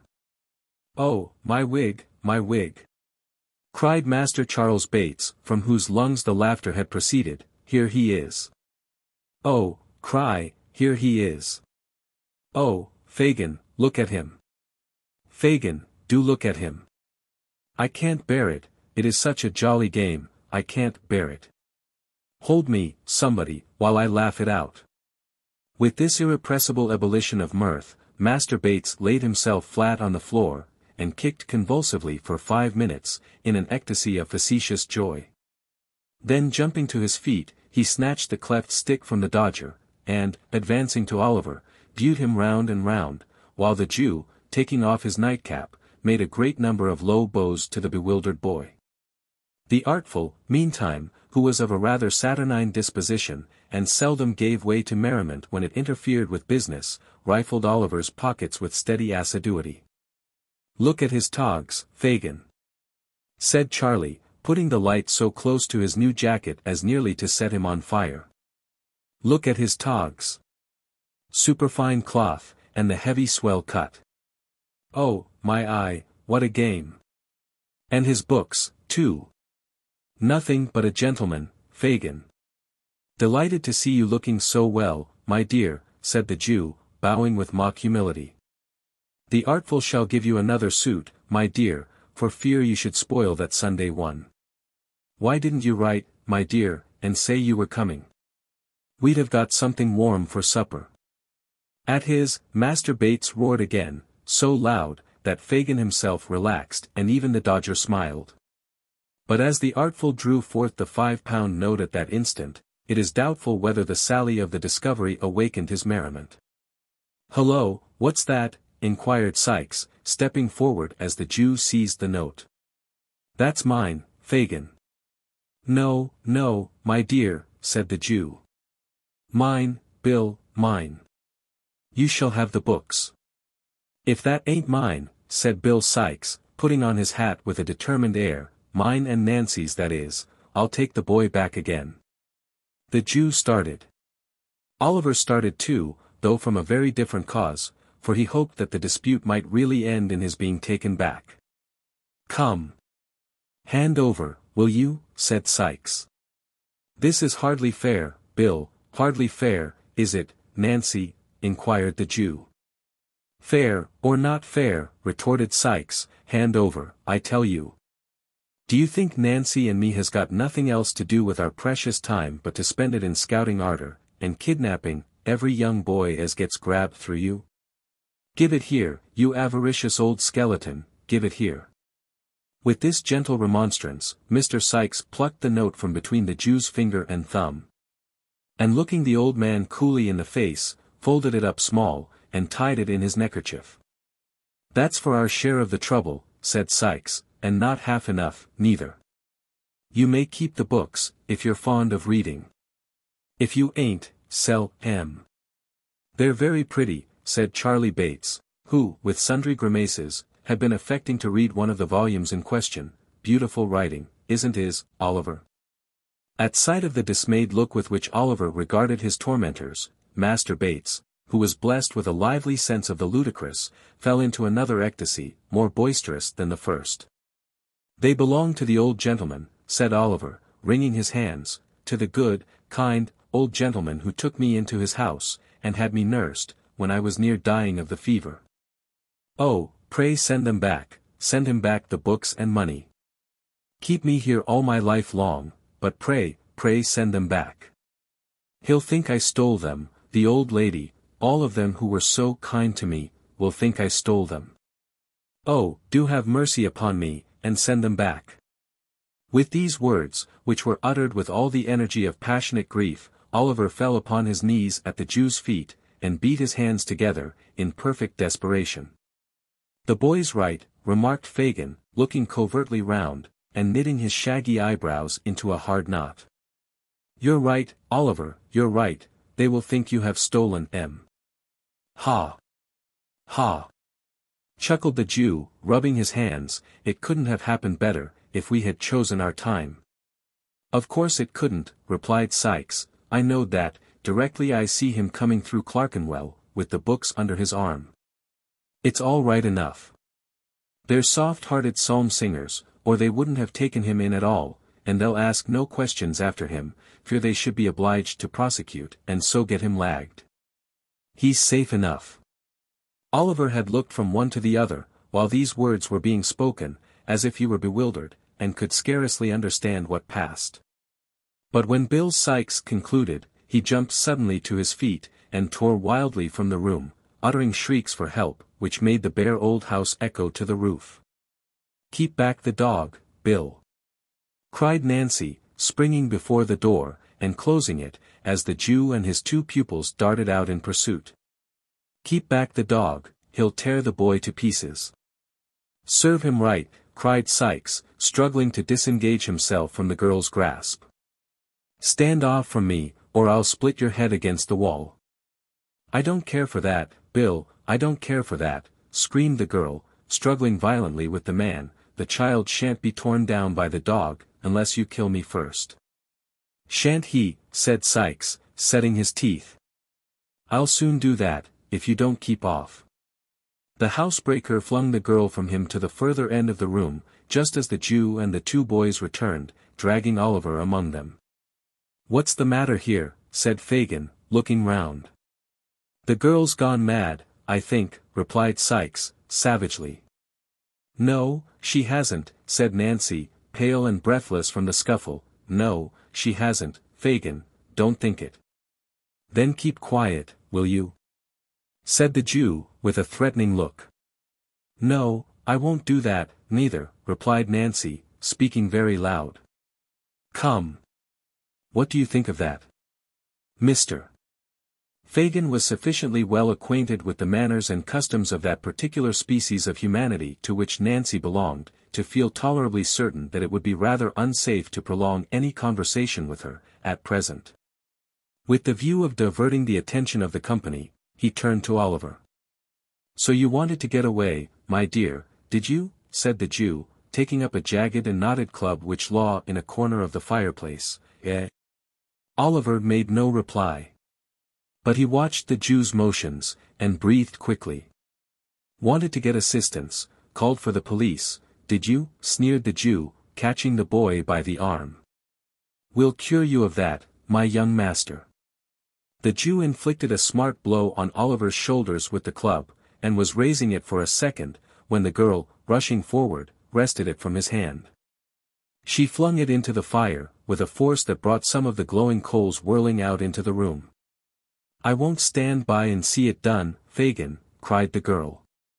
"You've got the boy, and what more would you have? Let him be, or I shall put that mark on some of you, that will bring me to the gallows before my time." The girl stamped her foot violently on the floor as she vented this threat. And with her lips compressed, and her hands clenched, looked alternately at the Jew and the other robber, her face quite colorless from the passion of rage into which she had gradually worked herself. "Why, Nancy," said the Jew, in a soothing tone. After a pause, during which he and Mr. Sikes had stared at one another in a disconcerted manner, "You're more clever than ever tonight." "Ha! Ha! My dear, you are acting beautifully." "Am I?" said the girl. "Take care I don't overdo it. You will be the worse for it, Fagin, if I do, and so I tell you in good time to keep clear of me. There is something about a roused woman, especially if she add to all her other strong passions, the fierce impulses of recklessness and despair, which few men like to provoke." The Jew saw that it would be hopeless to affect any further mistake regarding the reality of Miss Nancy's rage. And, shrinking involuntarily back a few paces, cast a glance, half imploring and half cowardly, at Sikes, as if to hint that he was the fittest person to pursue the dialogue. Mr. Sikes, thus mutely appealed to, and possibly feeling his personal pride and influence interested in the immediate reduction of Miss Nancy to reason, gave utterance to about a couple of score of curses and threats, the rapid production of which reflected great credit on the fertility of his invention. As they produced no visible effect on the object against whom they were discharged, however, he resorted to more tangible arguments. "What do you mean by this?" said Sikes, backing the inquiry with a very common imprecation concerning the most beautiful of human features, which, if it were heard above, only once out of every 50,000 times that it is uttered below, would render blindness as common a disorder as measles. "What do you mean by it? Burn my body. Do you know who you are, and what you are?" "Oh, yes, I know all about it," replied the girl, laughing hysterically, and shaking her head from side to side, with a poor assumption of indifference. "Well, then, keep quiet," rejoined Sikes, with a growl like that he was accustomed to use when addressing his dog, "or I'll quiet you for a good long time to come." The girl laughed again, even less composedly than before. And, darting a hasty look at Sikes, turned her face aside, and bit her lip till the blood came. "You're a nice one," added Sikes, as he surveyed her with a contemptuous air, to take up the humane and genteel side. "A pretty subject for the child, as you call him, to make a friend of." "God Almighty help me, I am," cried the girl passionately. "And I wish I had been struck dead in the street, or had changed places with them we passed so near tonight, before I had lent a hand in bringing him here. He's a thief, a liar, a devil, all that's bad, from this night forth. Isn't that enough for the old wretch, without blows?" "Come, come, Sikes," said the Jew appealing to him in a remonstratory tone, and motioning towards the boys, who were eagerly attentive to all that passed, "we must have civil words." "Civil words, Bill." "Civil words," cried the girl, whose passion was frightful to see. "Civil words, you villain. Yes, you deserve them from me. I thieved for you when I was a child not half as old as this," pointing to Oliver. "I have been in the same trade, and in the same service, for 12 years since. Don't you know it? Speak out. Don't you know it?" "Well, well," replied the Jew, with an attempt at pacification, "and, if you have, it's your living." It is," returned the girl, not speaking, but pouring out the words in one continuous and vehement scream. "It is my living, and the cold, wet, dirty streets are my home. And you're the wretch that drove me to them long ago, and that'll keep me there, day and night, till I die." "I shall do you a mischief," interposed the Jew, goaded by these reproaches. "A mischief worse than that, if you say much more." The girl said nothing more, but, tearing her hair and dress in a transport of passion, made such a rush at the Jew as would probably have left signal marks of her revenge upon him, had not her wrists been seized by Sikes at the right moment. Upon which, she made a few ineffectual struggles, and fainted. "She's all right now," said Sikes, laying her down in a corner. "She's uncommon strong in the arms, when she's up in this way." The Jew wiped his forehead, and smiled, as if it were a relief to have the disturbance over, but neither he, nor Sikes, nor the dog, nor the boys, seemed to consider it in any other light than a common occurrence incidental to business. "It's the worst of having to do with women," said the Jew, replacing his club, "but they're clever, and we can't get on, in our line, without 'em. Charlie, show Oliver to bed." "I suppose he'd better not wear his best clothes tomorrow, Fagin, had he?" inquired Charlie Bates. "Certainly not," replied the Jew, reciprocating the grin with which Charlie put the question. Master Bates, apparently much delighted with his commission, took the cleft stick, and led Oliver into an adjacent kitchen, where there were 2 or 3 of the beds on which he had slept before. And here, with many uncontrollable bursts of laughter, he produced the identical old suit of clothes which Oliver had so much congratulated himself upon leaving off at Mr. Brownlow's. And the accidental display of which, to Fagin, by the Jew who purchased them, had been the very first clue received, of his whereabout. "Put off the smart ones," said Charlie, "and I'll give them to Fagin to take care of. What fun it is!" Poor Oliver unwillingly complied. Master Bates, rolling up the new clothes under his arm, departed from the room, leaving Oliver in the dark, and locking the door behind him. The noise of Charlie's laughter, and the voice of Miss Betsy, who opportunely arrived to throw water over her friend, and perform other feminine offices for the promotion of her recovery, might have kept many people awake under more happy circumstances than those in which Oliver was placed. But he was sick and weary, and he soon fell sound asleep. Chapter 17. Oliver's destiny continuing unpropitious, brings a great man to London to injure his reputation. It is the custom on the stage, in all good murderous melodramas, to present the tragic and the comic scenes, in as regular alternation as the layers of red and white in a side of streaky bacon. The hero sinks upon his straw bed, weighed down by fetters and misfortunes. In the next scene, his faithful but unconscious squire regales the audience with a comic song. We behold, with throbbing bosoms, the heroine in the grasp of a proud and ruthless baron, her virtue and her life alike in danger, drawing forth her dagger to preserve the one at the cost of the other. And just as our expectations are wrought up to the highest pitch, a whistle is heard, and we are straightway transported to the great hall of the castle, where a grey-headed seneschal sings a funny chorus with a funnier body of vassals, who are free of all sorts of places, from church vaults to palaces, and roam about in company, caroling perpetually. Such changes appear absurd. But they are not so unnatural as they would seem at first sight.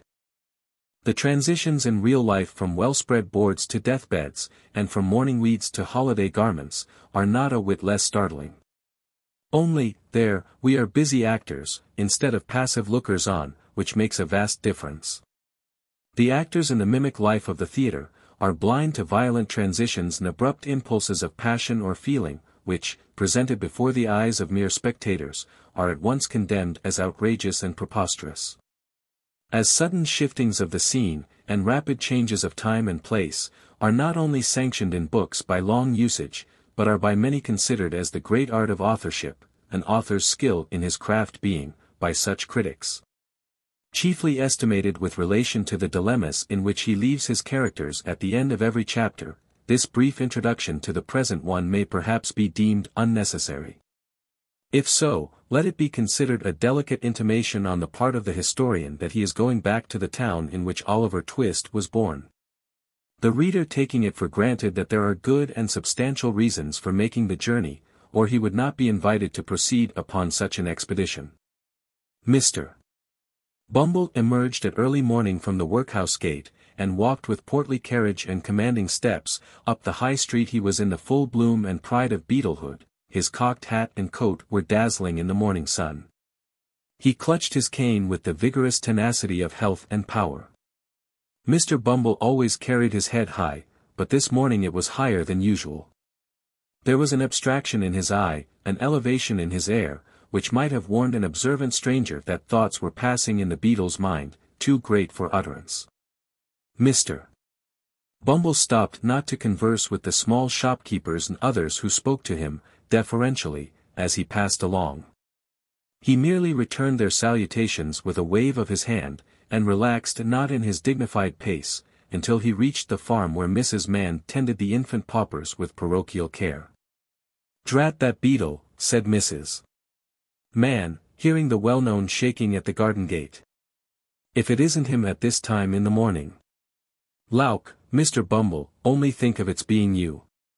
"Well, dear me, it is a pleasure, this is.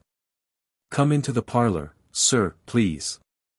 The first sentence was addressed to Susan, and the exclamations of delight were uttered to Mr. Bumble, as the good lady unlocked the garden gate, and showed him, with great attention and respect, into the house.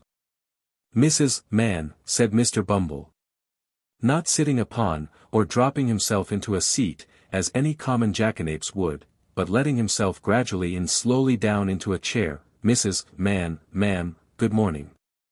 "Well, and good morning to you, sir," replied Mrs. Mann, with many smiles, "and hoping you find yourself well, sir." "So, Mrs. Mann," replied the beadle. "A parochial life is not a bed of roses, Mrs. Mann." "Ah, that it isn't indeed, Mr. Bumble," rejoined the lady. And all the infant paupers might have chorused the rejoinder with great propriety, if they had heard it. "A parochial life, ma'am," continued Mr. Bumble, striking the table with his cane, "is a life of worrit, and vexation, and hardihood. But all public characters, as I may say, must suffer prosecution." Mrs. Mann, not very well knowing what the beadle meant, raised her hands with a look of sympathy, and sighed. "Ah! You may well sigh, Mrs. Mann," said the beadle. Finding she had done right, Mrs. Mann sighed again, evidently to the satisfaction of the public character, who, repressing a complacent smile by looking sternly at his cocked hat, said, "Mrs. Mann, I am going to London." "Lauk, Mr. Bumble!" cried Mrs. Mann, starting back. "To London, ma'am," resumed the inflexible beadle, "by coach. I and 2 paupers, Mrs. Mann. A legal action is a-coming on, about a settlement, and the board has appointed me, Mrs.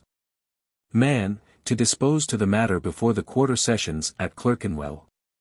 And I very much question," added Mr. Bumble, drawing himself up, "whether the Clerkenwell sessions will not find themselves in the wrong box before they have done with me."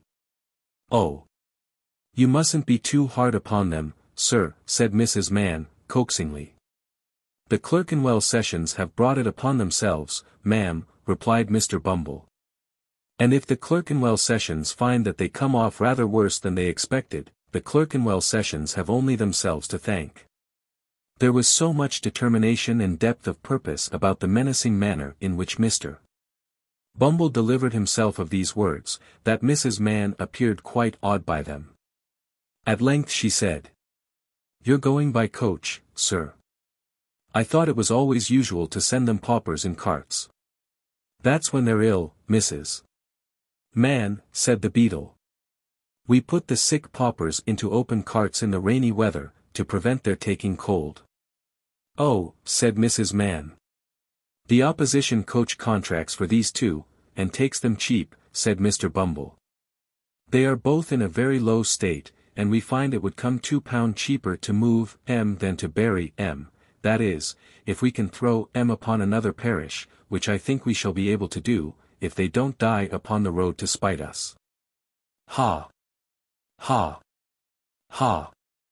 When Mr. Bumble had laughed a little while, his eyes again encountered the cocked hat, and he became grave.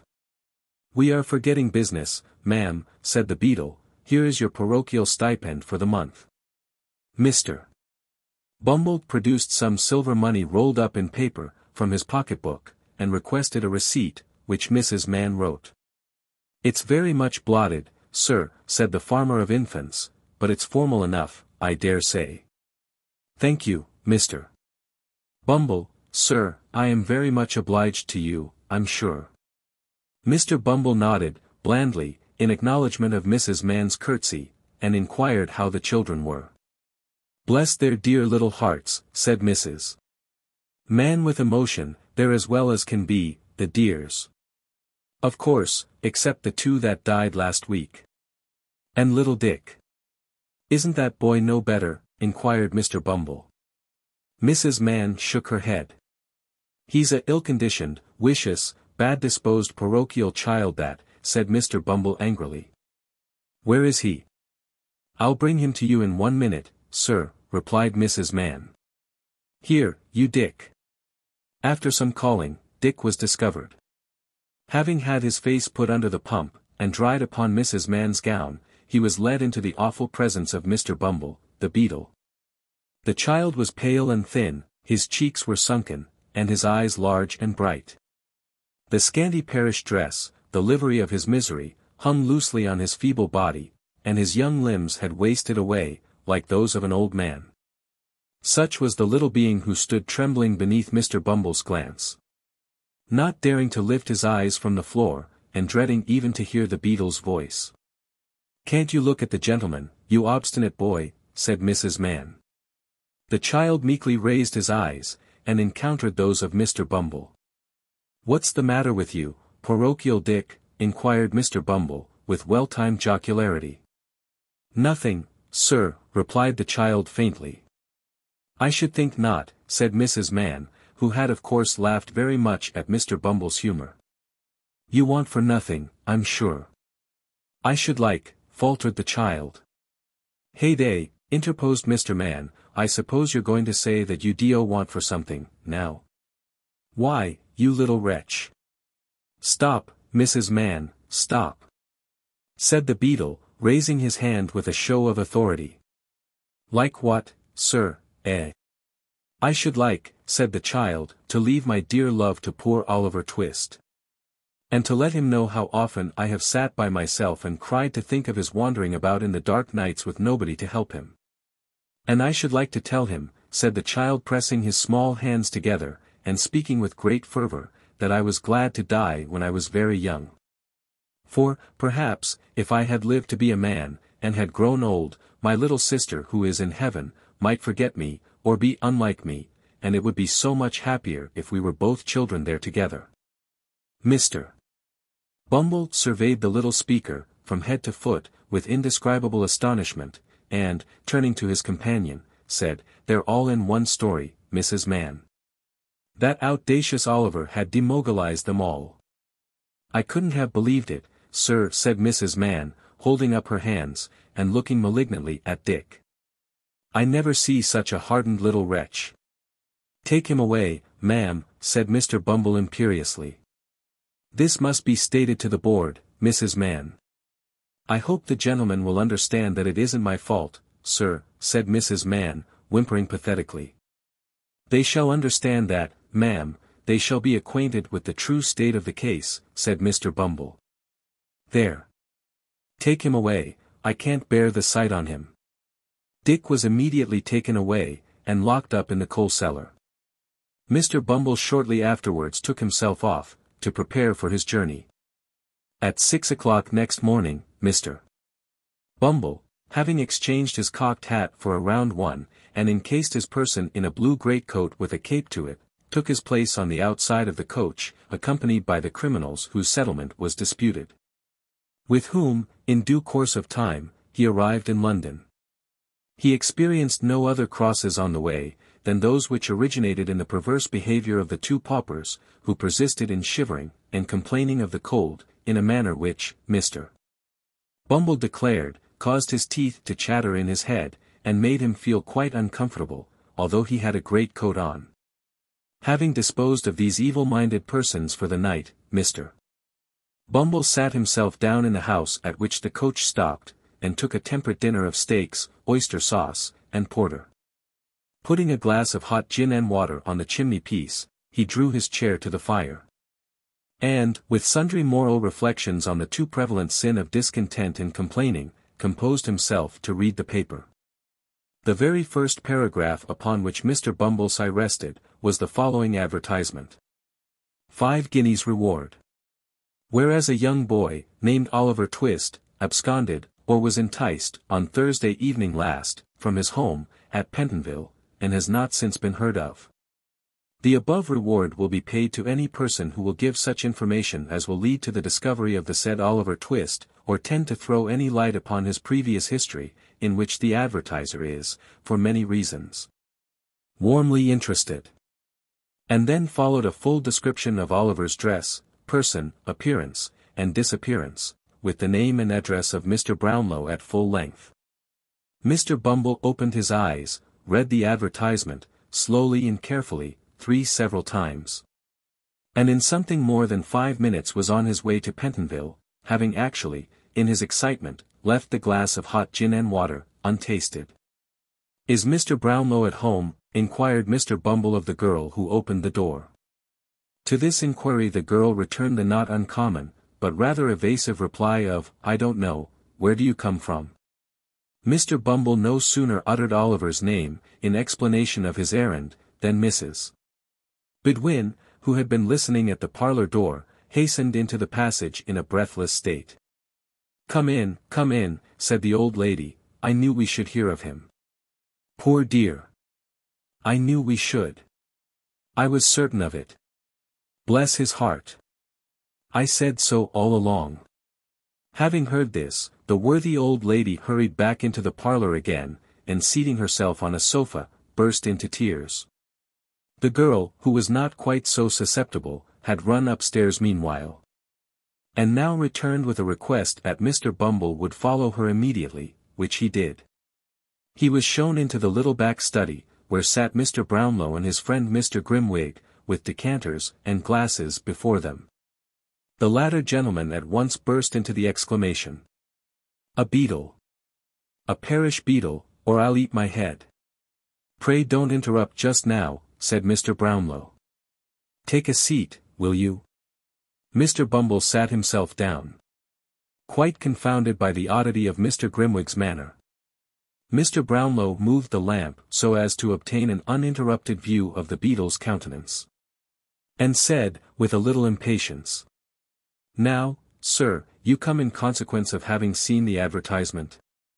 "Yes, sir," said Mr. Bumble. "And you are a beetle, are you not?" inquired Mr. Grimwig. "I am a parochial beetle, gentlemen," rejoined Mr. Bumble proudly. "Of course," observed Mr. Grimwig aside to his friend, "I knew he was a beetle all over." Mr. Brownlow gently shook his head to impose silence on his friend, and resumed. "Do you know where this poor boy is now?" "No more than nobody," replied Mr. Bumble. "Well, what do you know of him?" inquired the old gentleman. "Speak out, my friend, if you have anything to say. What do you know of him?" "You don't happen to know any good of him, do you?" said Mr. Grimwig, caustically, after an attentive perusal of Mr. Bumble's features. Mr. Bumble, catching at the inquiry very quickly, shook his head with portentous solemnity. "You see," said Mr. Grimwig, looking triumphantly at Mr. Brownlow. Mr. Brownlow looked apprehensively at Mr. Bumble's pursed-up countenance, and requested him to communicate what he knew regarding Oliver, in as few words as possible. Mr. Bumble put down his hat, unbuttoned his coat, folded his arms, inclined his head in a retrospective manner, and, after a few moments' reflection, commenced his story. It would be tedious if given in the beetle's words, occupying, as it did, some 20 minutes in the telling. But the sum and substance of it was, that Oliver was a foundling, born of low and vicious parents. That he had, from his birth, displayed no better qualities than treachery, ingratitude, and malice. That he had terminated his brief career in the place of his birth, by making a sanguinary and cowardly attack on an unoffending lad, and running away in the night time from his master's house. In proof of his really being the person he represented himself, Mr. Bumble laid upon the table the papers he had brought to town. Folding his arms again, he then awaited Mr. Brownlow's observations. "I fear it is all too true," said the old gentleman sorrowfully, after looking over the papers. "This is not much for your intelligence, but I would gladly have given you treble the money, if it had been favorable to the boy." It is not improbable that if Mr. Bumble had been possessed of this information at an earlier period of the interview, he might have imparted a very different coloring to his little history. It was too late to do it now, however. So he shook his head gravely, and, pocketing the 5 guineas, withdrew. Mr. Brownlow paced the room to and fro for some minutes, evidently so much disturbed by the beadle's tale, that even Mr. Grimwig forbore to vex him further. At length he stopped, and rang the bell violently. "Mrs. Bedwin," said Mr. Brownlow, when the housekeeper appeared, "that boy, Oliver, is an impostor." "It can't be, sir." "It cannot be," said the old lady energetically. "I tell you he is," retorted the old gentleman. "What do you mean by can't be?" "We have just heard a full account of him from his birth, and he has been a thorough-paced little villain, all his life." "I never will believe it, sir," replied the old lady, firmly. "Never. You old women never believe anything but quack doctors, and lying storybooks," growled Mr. Grimwig. "I knew it all along. Why didn't you take my advice in the beginning? You would if he hadn't had a fever, I suppose, eh? He was interesting, wasn't he?" "Interesting. Bah!" And Mr. Grimwig poked the fire with a flourish. "He was a dear, grateful, gentle child, sir," retorted Mrs. Bedwin, indignantly. "I know what children are, sir, and have done these 40 years, and people who can't say the same, shouldn't say anything about them. That's my opinion." This was a hard hit at Mr. Grimwig, who was a bachelor. As it extorted nothing from that gentleman but a smile, the old lady tossed her head, and smoothed down her apron preparatory to another speech, when she was stopped by Mr. Brownlow. "Silence," said the old gentleman, feigning an anger he was far from feeling. "Never let me hear the boy's name again. I rang to tell you that. Never. Never, on any pretense, mind. You may leave the room, Mrs. Bedwin. Remember. I am in earnest." There were sad hearts at Mr. Brownlow's that night. Oliver's heart sank within him, when he thought of his good friends. It was well for him that he could not know what they had heard, or it might have broken outright. Chapter 18. How Oliver passed his time in the improving society of his reputable friends. About noon next day, when the Dodger and Master Bates had gone out to pursue their customary avocations, Mr. Fagin took the opportunity of reading Oliver a long lecture on the crying sin of ingratitude, of which he clearly demonstrated he had been guilty, to no ordinary extent, in wilfully absenting himself from the society of his anxious friends. And, still more, in endeavoring to escape from them after so much trouble and expense had been incurred in his recovery. Mr. Fagin laid great stress on the fact of his having taken Oliver in, and cherished him, when, without his timely aid, he might have perished with hunger. And he related the dismal and affecting history of a young lad whom, in his philanthropy, he had succored under parallel circumstances, but who, proving unworthy of his confidence and evincing a desire to communicate with the police, had unfortunately come to be hanged at the Old Bailey one morning. Mr. Fagin did not seek to conceal his share in the catastrophe, but lamented with tears in his eyes that the wrong-headed and treacherous behavior of the young person in question had rendered it necessary that he should become the victim of certain evidence for the Crown, which, if it were not precisely true, was indispensably necessary for the safety of him, Mr. Fagin, and a few select friends. Mr. Fagin concluded by drawing a rather disagreeable picture of the discomforts of hanging. And, with great friendliness and politeness of manner, expressed his anxious hopes that he might never be obliged to submit Oliver Twist to that unpleasant operation. Little Oliver's blood ran cold, as he listened to the Jew's words, and imperfectly comprehended the dark threats conveyed in them. That it was possible even for justice itself to confound the innocent with the guilty when they were in accidental companionship, he knew already. And that deeply laid plans for the destruction of inconveniently knowing or over-communicative persons, had been really devised and carried out by the Jew on more occasions than one, he thought by no means unlikely. When he recollected the general nature of the altercations between that gentleman and Mr. Sikes, which seemed to bear reference to some foregone conspiracy of the kind. As he glanced timidly up, and met the Jew's searching look, he felt that his pale face and trembling limbs were neither unnoticed nor unrelished by that wary old gentleman. The Jew, smiling hideously, patted Oliver on the head, and said, that if he kept himself quiet, and applied himself to business, he saw they would be very good friends yet. Then, taking his hat, and covering himself with an old patched greatcoat, he went out, and locked the room door behind him. And so Oliver remained all that day, and for the greater part of many subsequent days, seeing nobody, between early morning and midnight, and left during the long hours to commune with his own thoughts. Which, never failing to revert to his kind friends, and the opinion they must long ago have formed of him, were sad indeed. After the lapse of a week or so, the Jew left the room door unlocked, and he was at liberty to wander about the house. It was a very dirty place. The rooms upstairs had great high wooden chimney-pieces and large doors, with panelled walls and cornices to the ceiling, which, although they were black with neglect and dust, were ornamented in various ways. From all of these tokens Oliver concluded that a long time ago, before the old Jew was born, it had belonged to better people, and had perhaps been quite gay and handsome, dismal and dreary as it looked now. Spiders had built their webs in the angles of the walls and ceilings, and sometimes, when Oliver walked softly into a room, the mice would scamper across the floor, and run back terrified to their holes. With these exceptions, there was neither sight nor sound of any living thing.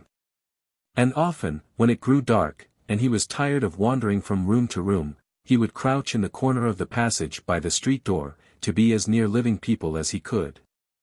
And would remain there, listening and counting the hours, until the Jew or the boys returned. In all the rooms, the mouldering shutters were fast closed, the bars which held them were screwed tight into the wood. The only light which was admitted, stealing its way through round holes at the top, which made the rooms more gloomy, and filled them with strange shadows. There was a back garret window with rusty bars outside, which had no shutter. And out of this, Oliver often gazed with a melancholy face for hours together, but nothing was to be descried from it but a confused and crowded mass of housetops, blackened chimneys, and gable ends. Sometimes, indeed, a grisly head might be seen, peering over the parapet wall of a distant house, but it was quickly withdrawn again. And as the window of Oliver's observatory was nailed down, and dimmed with the rain and smoke of years, it was as much as he could do to make out the forms of the different objects beyond, without making any attempt to be seen or heard. Which he had as much chance of being, as if he had lived inside the ball of St. Paul's Cathedral. One afternoon, the Dodger and Master Bates being engaged out that evening, the first-named young gentleman took it into his head to evince some anxiety regarding the decoration of his person, to do him justice. This was by no means an habitual weakness with him. And, with this end and aim, he condescendingly commanded Oliver to assist him in his toilet, straightway. Oliver was but too glad to make himself useful, too happy to have some faces, however bad, to look upon. Too desirous to conciliate those about him when he could honestly do so, to throw any objection in the way of this proposal. So he at once expressed his readiness. And, kneeling on the floor, while the Dodger sat upon the table so that he could take his foot in his laps, he applied himself to a process which Mr. Dawkins designated as japanning his trotter cases. The phrase, rendered into plain English, signifieth, cleaning his boots. Whether it was the sense of freedom and independence which a rational animal may be supposed to feel when he sits on a table in an easy attitude smoking a pipe, swinging one leg carelessly to and fro, and having his boots cleaned all the time, without even the past trouble of having taken them off, or the prospective misery of putting them on, to disturb his reflections. Or whether it was the goodness of the tobacco that soothed the feelings of the Dodger, or the mildness of the beer that mollified his thoughts. He was evidently tinctured, for the nonce, with a spice of romance and enthusiasm, foreign to his general nature. He looked down on Oliver, with a thoughtful countenance, for a brief space. And then, raising his head, and heaving a gentle sigh, said, half in abstraction, and half to Master Bates, "What a pity it is he isn't a prig." "Ah," said Master Charles Bates, "he don't know what's good for him." The Dodger sighed again, and resumed his pipe, as did Charlie Bates. They both smoked, for some seconds, in silence. "I suppose you don't even know what a prig is," said the Dodger mournfully. "I think I know that," replied Oliver, looking up. "It's you're one, are you not?" inquired Oliver, checking himself. "I am," replied the Doger. "I'd scorn to be anything else." Mr. Dawkins gave his hat a ferocious cock, after delivering this sentiment, and looked at Master Bates, as if to denote that he would feel obliged by his saying anything to the contrary. "I am," repeated the Dodger. "So's Charlie. So's Fagin. So's Sikes. So's Nancy. So's Bet. So we all are, down to the dog. And he's the downiest one of the lot. And the least given to peaching," added Charlie Bates. "He wouldn't so much as bark in a witness box, for fear of committing himself." "No, not if you tied him up in one, and left him there without victuals for a fortnight," said the Dodger. "Not a bit of it," observed Charlie. "He's a rum dog. Don't he look fierce at any strange cove that laughs or sings when he's in company?" pursued the Dodger. "Won't he growl at all, when he hears a fiddle playing? And don't he hate other dogs as ain't of his breed?" "Oh, no. He's an out-and-out Christian," said Charlie. This was merely intended as a tribute to the animal's abilities, but it was an appropriate remark in another sense, if Master Bates had only known it. For there are a good many ladies and gentlemen, claiming to be out-and-out Christians, between whom, and Mr. Sikes' dog, there exist strong and singular points of resemblance. "Well, well," said the Dodger, recurring to the point from which they had strayed, with that mindfulness of his profession which influenced all his proceedings. "This hasn't got anything to do with young Green here." "No more it has," said Charlie. "Why don't you put yourself under Fagin, Oliver? And make your fortune out of hand," added the Dodger, with a grin.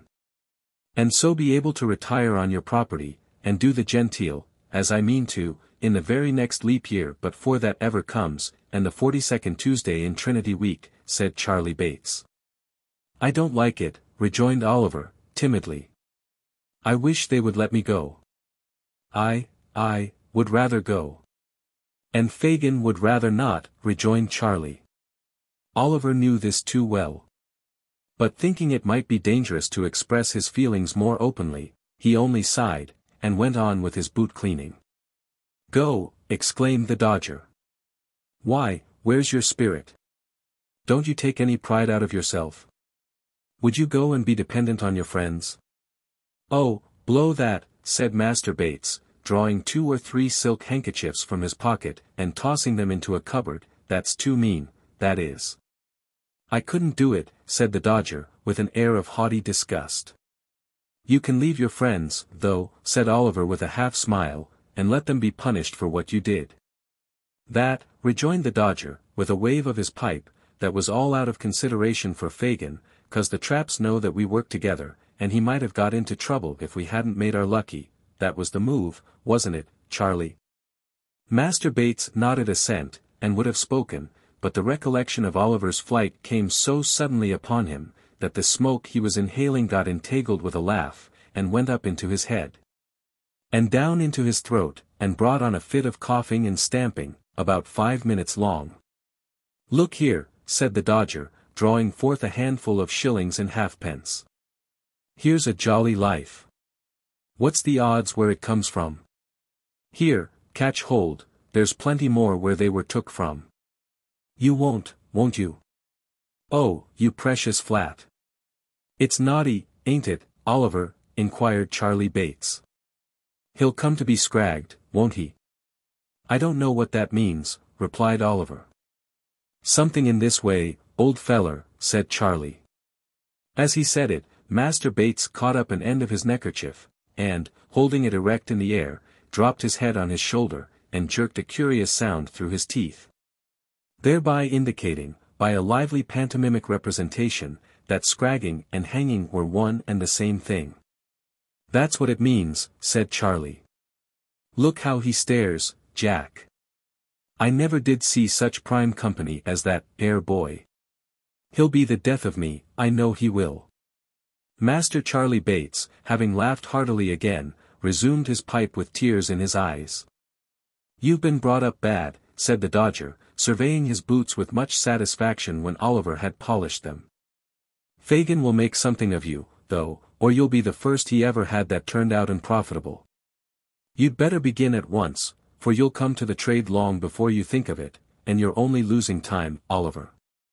Master Bates backed this advice with sundry moral admonitions of his own, which, being exhausted, he and his friend Mr.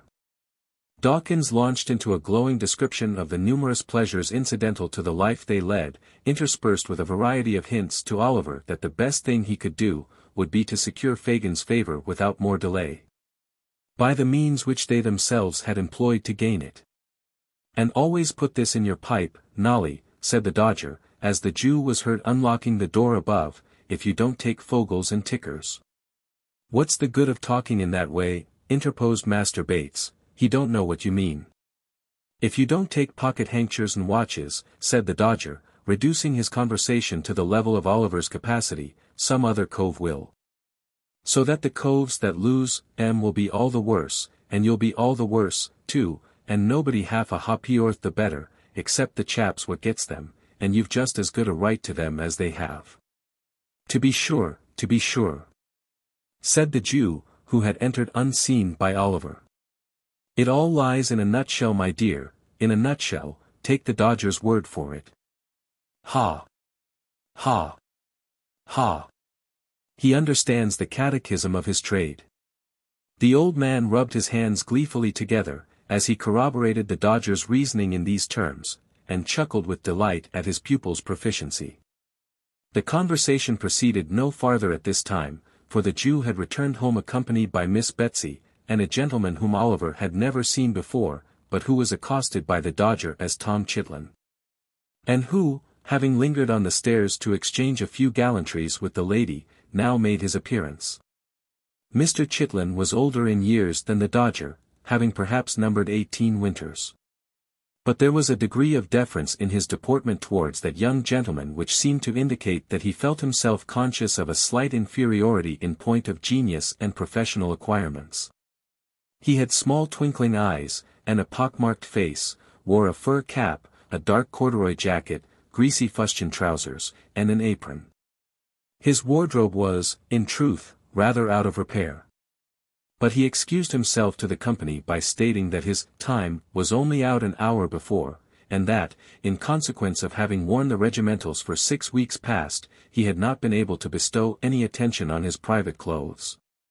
Mr.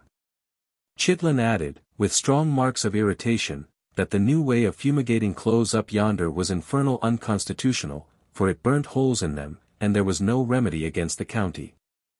The same remark he considered to apply to the regulation mode of cutting the hair, which he held to be decidedly unlawful. Mr. Chitlin wound up his observations by stating that he had not touched a drop of anything for 42 long hard-working days, and that he wished he might be busted if he warn't as dry as a lime basket. "Where do you think the gentleman has come from, Oliver?" inquired the Jew, with a grin, as the other boys put a bottle of spirits on the table. I don't know, sir," replied Oliver. "Who's that?" inquired Tom Chitlin, casting a contemptuous look at Oliver. "A young friend of mine, my dear," replied the Jew. "He's in luck, then," said the young man, with a meaning look at Fagin. "Never mind where I came from, young un. You'll find your way there, soon enough, I'll bet a crown." At this sally, the boys laughed. After some more jokes on the same subject, they exchanged a few short whispers with Fagin, and withdrew. After some words apart between the last comer and Fagin, they drew their chairs towards the fire, and the Jew, telling Oliver to come and sit by him, led the conversation to the topics most calculated to interest his hearers. These were, the great advantages of the trade, the proficiency of the Dodger, the amiability of Charlie Bates, and the liberality of the Jew himself. At length these subjects displayed signs of being thoroughly exhausted, and Mr. Chitlin did the same, for the House of Correction becomes fatiguing after a week or two. Miss Betsy accordingly withdrew, and left the party to their repose. From this day, Oliver was seldom left alone, but was placed in almost constant communication with the two boys, who played the old game with the Jew every day, whether for their own improvement or Oliver's, Mr. Fagin best knew. At other times the old man would tell them stories of robberies he had committed in his younger days, mixed up with so much that was droll and curious, that Oliver could not help laughing heartily, and showing that he was amused in spite of all his better feelings. In short, the wily old Jew had the boy in his toils. Having prepared his mind, by solitude and gloom, to prefer any society to the companionship of his own sad thoughts in such a dreary place, he was now slowly instilling into his soul the poison which he hoped would blacken it, and change its hue forever. Chapter 19. In which a notable plan is discussed and determined on. It was a chill, damp, windy night, when the Jew, buttoning his greatcoat tight round his shriveled body, and pulling the collar up over his ears so as completely to obscure the lower part of his face, emerged from his den. He paused on the step as the door was locked and chained behind him, and having listened while the boys made all secure, and until their retreating footsteps were no longer audible, slunk down the street as quickly as he could. The house to which Oliver had been conveyed, was in the neighborhood of Whitechapel. The Jew stopped for an instant at the corner of the street, and, glancing suspiciously round, crossed the road, and struck off in the direction of the Spitalfields. The mud lay thick upon the stones, and a black mist hung over the streets, the rain fell sluggishly down, and everything felt cold and clammy to the touch. It seemed just the night when it befitted such a being as the Jew to be abroad. As he glided stealthily along, creeping beneath the shelter of the walls and doorways, the hideous old man seemed like some loathsome reptile, engendered in the slime and darkness through which he moved, crawling forth, by night, in search of some rich offal for a meal. He kept on his course, through many winding and narrow ways, until he reached Bethnal Green. Then, turning suddenly off to the left, he soon became involved in a maze of the mean and dirty streets which abound in that close and densely populated quarter. The Jew was evidently too familiar with the ground he traversed to be at all bewildered, either by the darkness of the night, or the intricacies of the way. He hurried through several alleys and streets, and at length turned into one, lighted only by a single lamp at the farther end. At the door of a house in this street, he knocked. Having exchanged a few muttered words with the person who opened it, he walked upstairs. A dog growled as he touched the handle of a room door, and a man's voice demanded who was there. "Only me, Bill, only me, my dear," said the Jew looking in. "Bring in your body then," said Sikes. "Lie down, you stupid brute. Don't you know the devil when he's got a greatcoat on?" Apparently, the dog had been somewhat deceived by Mr. Fagin's outer garment. For as the Jew unbuttoned it, and threw it over the back of a chair, he retired to the corner from which he had risen, wagging his tail as he went, to show that he was as well satisfied as it was in his nature to be. "Well," said Sikes. "Well, my dear," replied the Jew. "Ah, Nancy." The latter recognition was uttered with just enough of embarrassment to imply a doubt of its reception, for Mr. Fagin and his young friend had not met, since she had interfered in behalf of Oliver. All doubts upon the subject, if he had any, were speedily removed by the young lady's behavior. She took her feet off the fender, pushed back her chair, and bade Fagin draw up his, without saying more about it, for it was a cold night, and no mistake. "It is cold, Nancy dear," said the Jew, as he warmed his skinny hands over the fire. "It seems to go right through one," added the old man, touching his side. "It must be a piercer, if it finds its way through your heart," said Mr. Sikes. "Give him something to drink, Nancy. Burn my body, make haste. It's enough to turn a man ill, to see his lean old carcass shivering in that way, like a ugly ghost just rose from the grave." Nancy quickly brought a bottle from a cupboard, in which there were many, which, to judge from the diversity of their appearance, were filled with several kinds of liquids. Sikes, pouring out a glass of brandy, bade the Jew drink it off.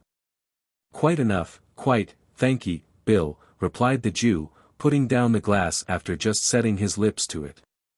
"What? You're afraid of our getting the better of you, are you?" inquired Sikes, fixing his eyes on the Jew. "Ugh!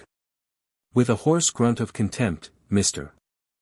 Sikes seized the glass, and threw the remainder of its contents into the ashes, as a preparatory ceremony to filling it again for himself, which he did at once.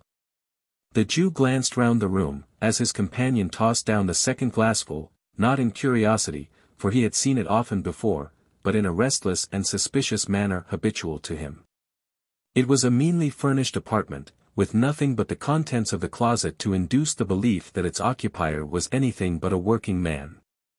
And with no more suspicious articles displayed to view than 2 or 3 heavy bludgeons which stood in a corner, and a life-preserver that hung over the chimney-piece.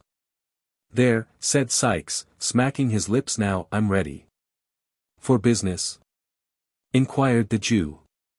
"For business," replied Sikes, "so say what you've got to say." "About the crib at XXIII, Bill," said the Jew, drawing his chair forward, and speaking in a very low voice. "Yes." "What about it?" inquired Sikes. "Ah! You know what I mean, my dear," said the Jew. "He knows what I mean, Nancy, don't he?" "No, he don't," sneered Mr. Sikes. "Or he won't, and that's the same thing. Speak out, and call things by their right names. Don't sit there, winking and blinking, and talking to me in hints, as if you weren't the very first that thought about the robbery. What d'ye mean?" "Hush, Bill, hush," said the Jew, who had in vain attempted to stop this burst of indignation. "Somebody will hear us, my dear. Somebody will hear us." "Let 'em hear," said Sikes, "I don't care." But as Mr. Sikes did care, on reflection, he dropped his voice as he said the words, and grew calmer. "There, there," said the Jew, coaxingly. "It was only my caution, nothing more. Now, my dear, about that crib at XXIII, when is it to be done, Bill, eh? When is it to be done?" "Such plate, my dear, such plate," said the Jew, rubbing his hands, and elevating his eyebrows in a rapture of anticipation. "Not at all," replied Sikes coldly. "Not to be done at all," echoed the Jew, leaning back in his chair. "No, not at all," rejoined Sikes. "At least it can't be a put-up job, as we expected."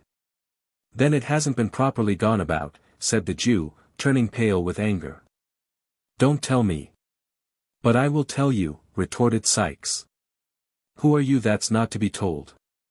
I tell you that Toby Crackit has been hanging about the place for a fortnight, and he can't get one of the servants in line."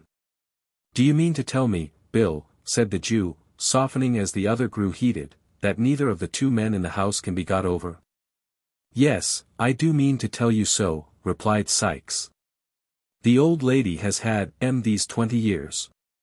And if you were to give £500, they wouldn't be in it."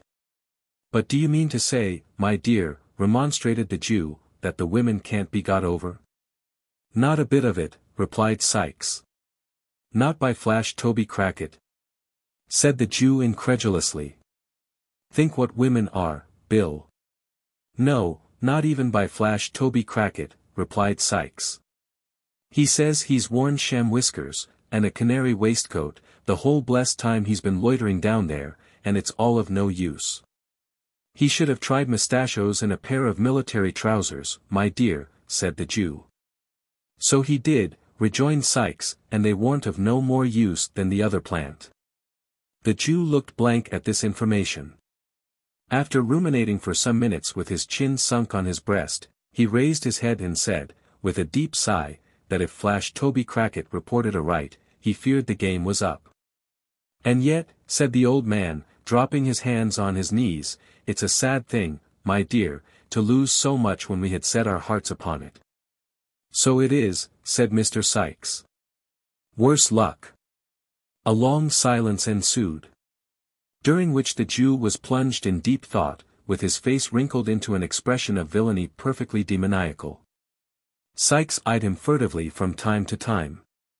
Nancy, apparently fearful of irritating the housebreaker, sat with her eyes fixed upon the fire, as if she had been deaf to all that passed.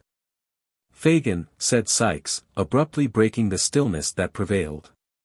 "Is it worth 50 shiners extra, if it's safely done from the outside?"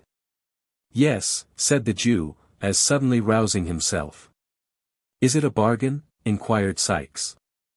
"Yes, my dear, yes," rejoined the Jew, his eyes glistening, and every muscle in his face working, with the excitement that the inquiry had awakened.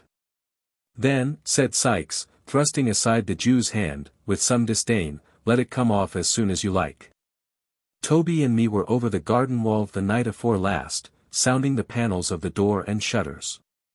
The crib's barred up at night like a jail, but there's one part we can crack, safe and softly." "Which is that, Bill?" asked the Jew eagerly. "Why," whispered Sikes, "as you cross the lawn." "Yes," said the Jew, bending his head forward, with his eyes almost starting out of it. "Umph!"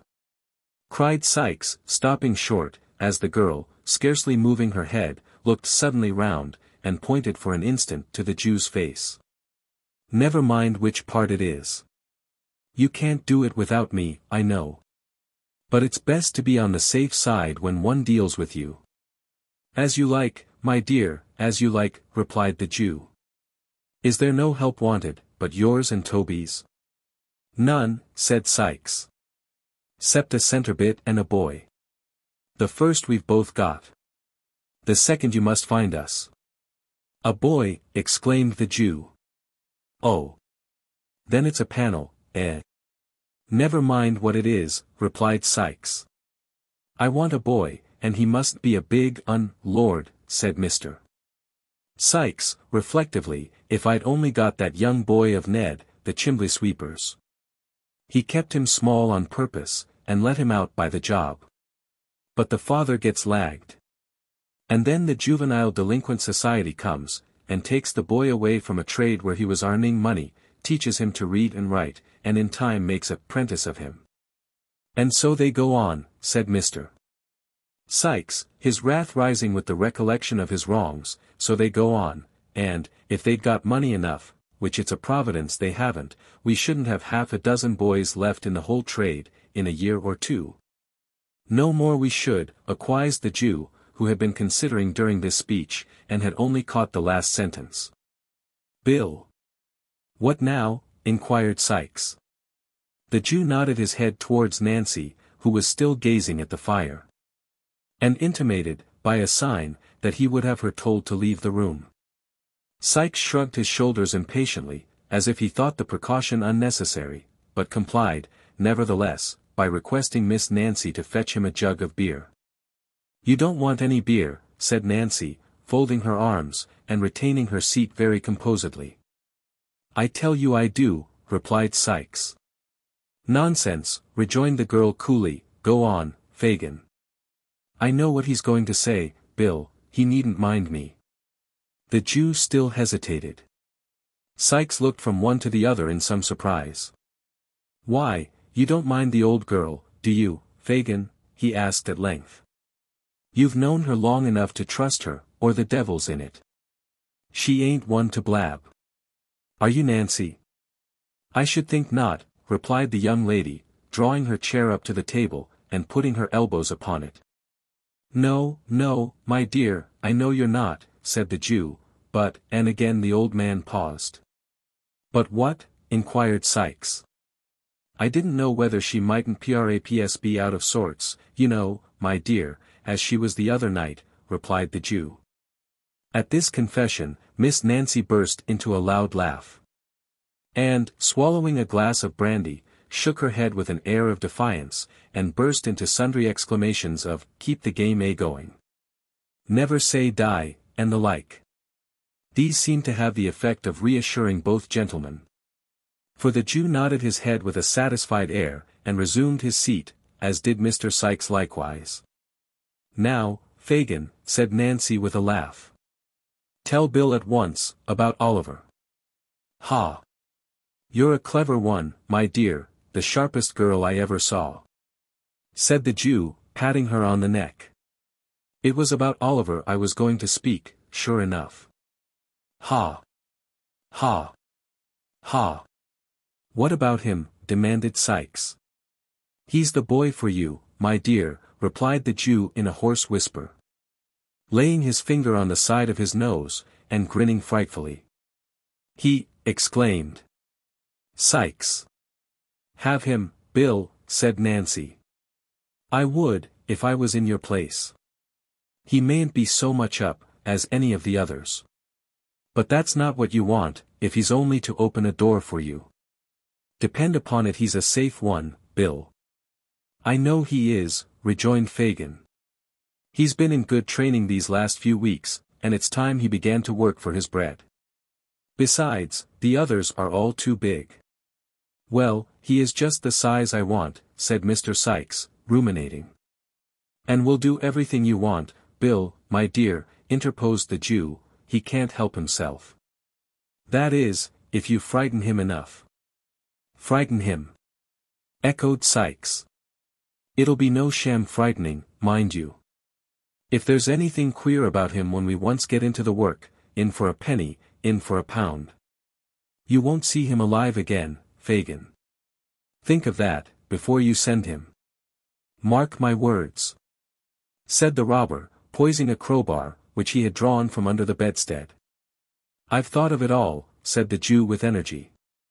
I've had my eye upon him, my dears, close, close. Once let him feel that he is one of us. Once fill his mind with the idea that he has been a thief, and he's ours. Ours for his life. Oh ho! It couldn't have come about better." The old man crossed his arms upon his breast, and, drawing his head and shoulders into a heap, literally hugged himself for joy. "Ours," said Sikes. "Yours, you mean." "Perhaps I do, my dear," said the Jew, with a shrill chuckle. "Mine, if you like, Bill." "And what," said Sikes, scowling fiercely on his agreeable friend, "what makes you take so much pains about one chalk-faced kid, when you know there are 50 boys snoozing about Common Garden every night, as you might pick and choose from?" "Because they're of no use to me, my dear," replied the Jew, with some confusion, "not worth the taking. Their looks convict 'em when they get into trouble, and I lose 'em all. With this boy, properly managed, my dears, I could do what I couldn't with 20 of them. Besides," said the Jew, recovering his self-possession, "he has us now if he could only give us leg bail again, and he must be in the same boat with us. Never mind how he came there, it's quite enough for my power over him that he was in a robbery, that's all I want. Now, how much better this is, than being obliged to put the poor little boy out of the way, which would be dangerous, and we should lose by it besides." "When is it to be done?" asked Nancy, stopping some turbulent exclamation on the part of Mr.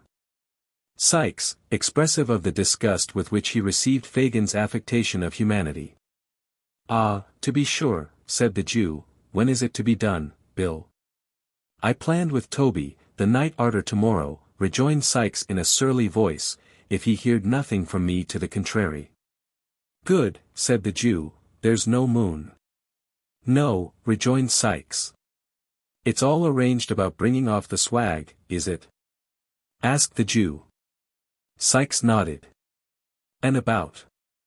"Oh, it's all planned," rejoined Sikes, interrupting him. "Never mind particulars. You'd better bring the boy here tomorrow night. I shall get off the stone an hour arter daybreak. Then you hold your tongue, and keep the melting pot ready, and that's all you'll have to do." After some discussion, in which all three took an active part, it was decided that Nancy should repair to the Jew's next evening when the night had set in, and bring Oliver away with her. Fagin craftily observing, that, if he evinced any disinclination to the task, he would be more willing to accompany the girl who had so recently interfered in his behalf, than anybody else. It was also solemnly arranged that poor Oliver should, for the purposes of the contemplated expedition, be unreservedly consigned to the care and custody of Mr. William Sikes, and further, that the said Sikes should deal with him as he thought fit, and should not be held responsible by the Jew for any mischance or evil that might be necessary to visit him, it being understood that, to render the compact in this respect binding, any representations made by Mr. Sikes on his return should be required to be confirmed and corroborated, in all important particulars, by the testimony of Flash Toby Crackit. These preliminaries adjusted, Mr. Sikes proceeded to drink brandy at a furious rate, and to flourish the crowbar in an alarming manner, yelling forth, at the same time, most unmusical snatches of song, mingled with wild execrations. At length, in a fit of professional enthusiasm, he insisted upon producing his box of housebreaking tools, which he had no sooner stumbled in with, and opened for the purpose of explaining the nature and properties of the various implements it contained, and the peculiar beauties of their construction, than he fell over the box upon the floor, and went to sleep where he fell. "Good night, Nancy," said the Jew, muffling himself up as before. "Good night." Their eyes met, and the Jew scrutinized her, narrowly. There was no flinching about the girl. She was as true and earnest in the matter as Toby Crackit himself could be. The Jew again bade her good night, and, bestowing a sly kick upon the prostrate form of Mr. Sikes while her back was turned, groped downstairs. "Always the way," muttered the Jew to himself as he turned homeward. The worst of these women is, that a very little thing serves to call up some long-forgotten feeling, and, the best of them is, that it never lasts. Ha! Ha! The man against the child, for a bag of gold. Beguiling the time with these pleasant reflections, Mr. Fagin wended his way, through mud and mire, to his gloomy abode, where the Dodger was sitting up, impatiently awaiting his return. "Is Oliver abed? I want to speak to him," was his first remark as they descended the stairs. "Hours ago," replied the Dodger, throwing open a door. "Here he is." The boy was lying, fast asleep, on a rude bed upon the floor. So pale with anxiety, and sadness, and the closeness of his prison, that he looked like death, not death as it shows in shroud and coffin, but in the guise it wears when life has just departed. When a young and gentle spirit has, but an instant, fled to heaven, and the gross air of the world has not had time to breathe upon the changing dust it hallowed. "Not now," said the Jew, turning softly away. "Tomorrow. Tomorrow." Chapter 20. Wherein Oliver is delivered over to Mr. William Sikes. When Oliver awoke in the morning, he was a good deal surprised to find that a new pair of shoes, with strong thick soles, had been placed at his bedside, and that his old shoes had been removed. At first, he was pleased with the discovery, hoping that it might be the forerunner of his release. But such thoughts were quickly dispelled, on his sitting down to breakfast along with the Jew, who told him, in a tone and manner which increased his alarm, that he was to be taken to the residence of Bill Sikes that night. To stop there, sir?" asked Oliver, anxiously. No, my dear. Not to stop there," replied the Jew. "We shouldn't like to lose you. Don't be afraid, Oliver, you shall come back to us again." "Ha! Ha! Ha! We won't be so cruel as to send you away, my dear." "Oh no, no." The old man, who was stooping over the fire toasting a piece of bread, looked round as he bantered Oliver thus, and chuckled as if to show that he knew he would still be very glad to get away if he could. "I suppose," said the Jew, fixing his eyes on Oliver, "you want to know what you're going to Bill's for, my dear?" Oliver colored, involuntarily, to find that the old thief had been reading his thoughts, but boldly said, yes, he did want to know. "Why, do you think?" inquired Fagin, parrying the question. "Indeed I don't know, sir," replied Oliver. "Bah!" said the Jew, turning away with a disappointed countenance from a close perusal of the boy's face. "Wait till Bill tells you, then." The Jew seemed much vexed by Oliver's not expressing any greater curiosity on the subject. But the truth is, that, although Oliver felt very anxious, he was too much confused by the earnest cunning of Fagin's looks, and his own speculations, to make any further inquiries just then. He had no other opportunity, for the Jew remained very surly and silent till night, when he prepared to go abroad. "You may burn a candle," said the Jew, putting one upon the table. "And here's a book for you to read, till they come to fetch you. Good night." "Good night," replied Oliver, softly. The Jew walked to the door, looking over his shoulder at the boy as he went. Suddenly stopping, he called him by his name. Oliver looked up. The Jew, pointing to the candle, motioned him to light it. He did so, and, as he placed the candlestick upon the table, saw that the Jew was gazing fixedly at him, with lowering and contracted brows, from the dark end of the room. "Take heed, Oliver. Take heed," said the old man, shaking his right hand before him in a warning manner. "He's a rough man, and thinks nothing of blood when his own is up. Whatever falls out, say nothing, and do what he bids you. Mind." Placing a strong emphasis on the last word, he suffered his features gradually to resolve themselves into a ghastly grin, and, nodding his head, left the room. Oliver leaned his head upon his hand when the old man disappeared, and pondered, with a trembling heart, on the words he had just heard. The more he thought of the Jew's admonition, the more he was at a loss to divine its real purpose and meaning. He could think of no bad object to be attained by sending him to Sikes, which would not be equally well answered by his remaining with Fagin. And after meditating for a long time, concluded that he had been selected to perform some ordinary menial offices for the housebreaker, until another boy, better suited for his purpose, could be engaged. He was too well accustomed to suffering, and had suffered too much where he was, to bewail the prospect of change very severely. He remained lost in thought for some minutes. And then, with a heavy sigh, snuffed the candle, and, taking up the book which the Jew had left with him, began to read. He turned over the leaves. Carelessly at first. But, lighting on a passage which attracted his attention, he soon became intent upon the volume. It was a history of the lives and trials of great criminals, and the pages were soiled and thumbed with use. Here, he read of dreadful crimes that made the blood run cold, of secret murders that had been committed by the lonely wayside.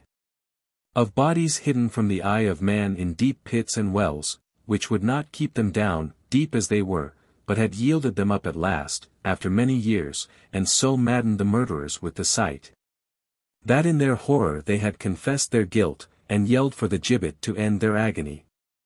Here, too, he read of men who, lying in their beds at dead of night, had been tempted, so they said, and led on, by their own bad thoughts, to such dreadful bloodshed as it made the flesh creep, and the limbs quail, to think of. The terrible descriptions were so real and vivid, that the sallow pages seemed to turn red with gore, and the words upon them, to be sounded in his ears, as if they were whispered, in hollow murmurs, by the spirits of the dead. In a paroxysm of fear, the boy closed the book, and thrust it from him. Then, falling upon his knees, he prayed heaven to spare him from such deeds, and rather to will that he should die at once, than be reserved for crimes so fearful and appalling. By degrees, he grew more calm, and besought, in a low and broken voice, that he might be rescued from his present dangers. And that if any aid were to be raised up for a poor outcast boy who had never known the love of friends or kindred, it might come to him now, when, desolate and deserted, he stood alone in the midst of wickedness and guilt. He had concluded his prayer, but still remained with his head buried in his hands, when a rustling noise aroused him. "What's that?" he cried, starting up, and catching sight of a figure standing by the door. "Who's there?" "Me." "Only me," replied a tremulous voice. Oliver raised the candle above his head, and looked towards the door. It was Nancy. "Put down the light," said the girl, turning away her head. "It hurts my eyes." Oliver saw that she was very pale, and gently inquired if she were ill. The girl threw herself into a chair, with her back towards him, and wrung her hands, but made no reply. "God forgive me," she cried after a while, "I never thought of this. "Has anything happened?" asked Oliver. "Can I help you?" "I will if I can." "I will, indeed." She rocked herself to and fro, caught her throat, and, uttering a gurgling sound, gasped for breath. "Nancy," cried Oliver, "what is it?" The girl beat her hands upon her knees, and her feet upon the ground, and, suddenly stopping, drew her shawl close round her, and shivered with cold. Oliver stirred the fire. Drawing her chair close to it, she sat there, for a little time, without speaking, but at length she raised her head, and looked round. "I don't know what comes over me sometimes," said she, affecting to busy herself in arranging her dress. "It's this damp dirty room, I think. Now, Nolly, dear, are you ready?" "Am I to go with you?" asked Oliver. "Yes. I have come from Bill," replied the girl. "You are to go with me." "What for?" asked Oliver, recoiling. "What for?" echoed the girl, raising her eyes, and averting them again, the moment they encountered the boy's face. "Oh! For no harm." "I don't believe it," said Oliver, who had watched her closely. "Have it your own way," rejoined the girl, affecting to laugh. "For no good, then." Oliver could see that he had some power over the girl's better feelings, and, for an instant, thought of appealing to her compassion for his helpless state. But, then, the thought darted across his mind that it was barely 11 o'clock, and that many people were still in the streets, of whom surely some might be found to give credence to his tale. As the reflection occurred to him, he stepped forward, and said, somewhat hastily, that he was ready. Neither his brief consideration, nor its purport, was lost on his companion. She eyed him narrowly, while he spoke, and cast upon him a look of intelligence which sufficiently showed that she guessed what had been passing in his thoughts. "Hush," said the girl, stooping over him, and pointing to the door as she looked cautiously round. "You can't help yourself. I have tried hard for you, but all to no purpose. You are hedged round and round. If ever you are to get loose from here, this is not the time." Struck by the energy of her manner, Oliver looked up in her face with great surprise. She seemed to speak the truth, her countenance was white and agitated, and she trembled with very earnestness. "I have saved you from being ill-used once, and I will again, and I do now," continued the girl aloud. "For those who would have fetched you, if I had not, would have been far more rough than me. I have promised for your being quiet and silent. If you are not, you will only do harm to yourself and me too, and perhaps be my death. See here. I have borne all this for you already, as true as God sees me show it." She pointed, hastily, to some livid bruises on her neck and arms, and continued, with great rapidity. "Remember this. And don't let me suffer more for you, just now. If I could help you, I would, but I have not the power. They don't mean to harm you, whatever they make you do, is no fault of yours. Hush. Every word from you is a blow for me. Give me your hand. Make haste. Your hand." She caught the hand which Oliver instinctively placed in hers, and, blowing out the light, drew him after her up the stairs. The door was opened, quickly, by some one shrouded in the darkness, and was as quickly closed, when they had passed out. A hackney cabriolet was in waiting. With the same vehemence which she had exhibited in addressing Oliver, the girl pulled him in with her, and drew the curtains close. The driver wanted no directions, but lashed his horse into full speed, without the delay of an instant. The girl still held Oliver fast by the hand, and continued to pour into his ear, the warnings and assurances she had already imparted. All was so quick and hurried, that he had scarcely time to recollect where he was, or how he came there, when a carriage stopped at the house to which the Jew's steps had been directed on the previous evening. For one brief moment, Oliver cast a hurried glance along the empty street, and a cry for help hung upon his lips. But the girl's voice was in his ear, beseeching him in such tones of agony to remember her, that he had not the heart to utter it. While he hesitated, the opportunity was gone, he was already in the house, and the door was shut. "This way," said the girl, releasing her hold for the first time. Bill. Hello, replied Sikes, appearing at the head of the stairs, with a candle. Oh. That's the time of day. Come on. This was a very strong expression of approbation, an uncommonly hearty welcome, from a person of Mr. Sikes' temperament. Nancy, appearing much gratified thereby, saluted him cordially. Bullseye's gone home with Tom, observed Sikes, as he lighted them up. He'd have been in the way. That's right, rejoined Nancy. So you've got the kid, said Sikes when they had all reached the room, closing the door as he spoke. Yes, here he is, replied Nancy. Did he come quiet? Inquired Sikes. Like a lamb, rejoined Nancy. I'm glad to hear it, said Sikes, looking grimly at Oliver, for the sake of his young carcass, as would otherways have suffered for it. Come here, young un, and let me read you a lecture, which is as well got over at once. Thus addressing his new pupil, Mr. Sikes pulled off Oliver's cap and threw it into a corner. And then, taking him by the shoulder, sat himself down by the table, and stood the boy in front of him. Now, first, do you know what this is? Inquired Sikes, taking up a pocket pistol which lay on the table. Oliver replied in the affirmative. Well, then, look here, continued Sikes. This is powder, that air's a bullet, and this is a little bit of a old hat for wad din.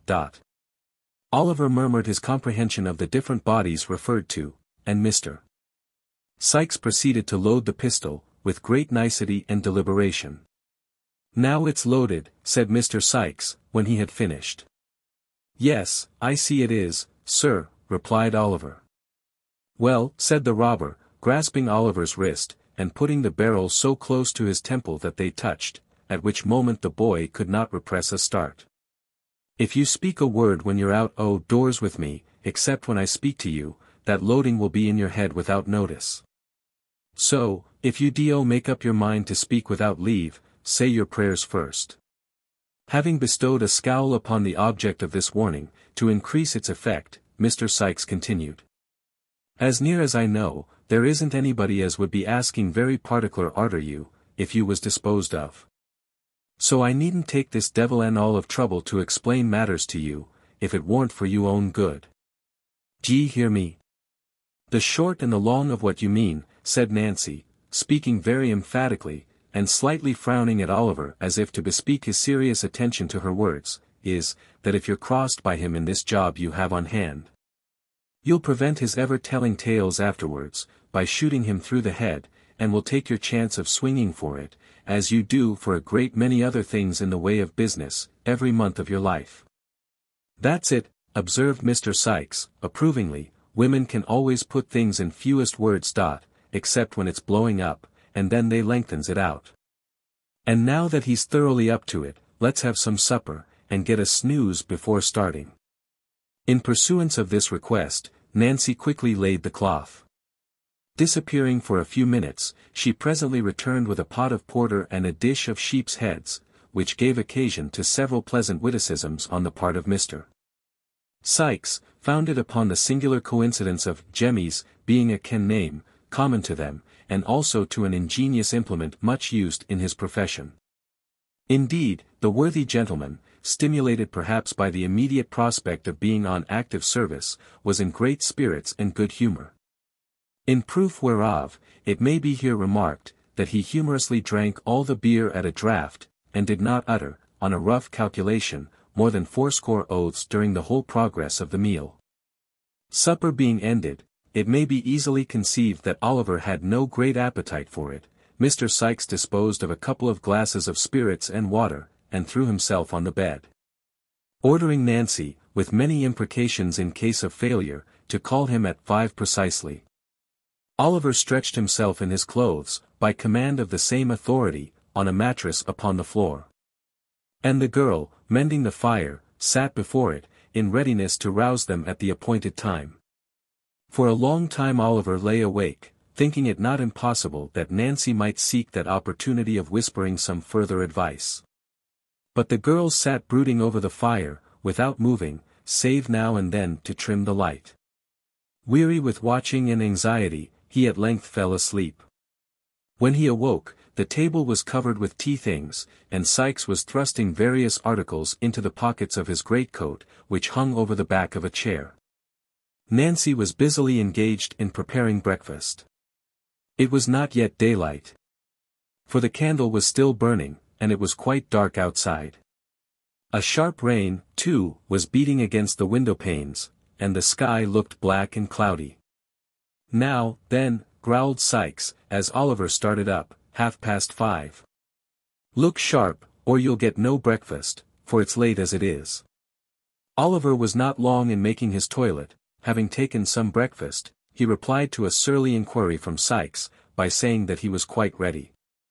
Nancy, scarcely looking at the boy, threw him a handkerchief to tie round his throat. Sikes gave him a large rough cape to button over his shoulders.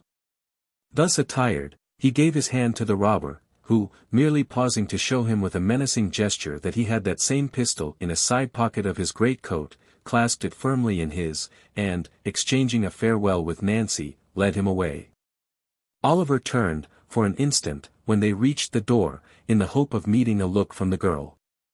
But she had resumed her old seat in front of the fire, and sat, perfectly motionless, before it. Chapter 21. The Expedition. It was a cheerless morning when they got into the street, blowing and raining hard, and the clouds looking dull and stormy. The night had been very wet, large pools of water had collected in the road, and the kennels were overflowing. There was a faint glimmering of the coming day in the sky. But it rather aggravated than relieved the gloom of the scene, the sombre light only serving to pale that which the street lamps afforded, without shedding any warmer or brighter tints upon the wet housetops, and dreary streets. There appeared to be nobody stirring in that quarter of the town, the windows of the houses were all closely shut, and the streets through which they passed, were noiseless and empty. By the time they had turned into the Bethnal Green Road, the day had fairly begun to break.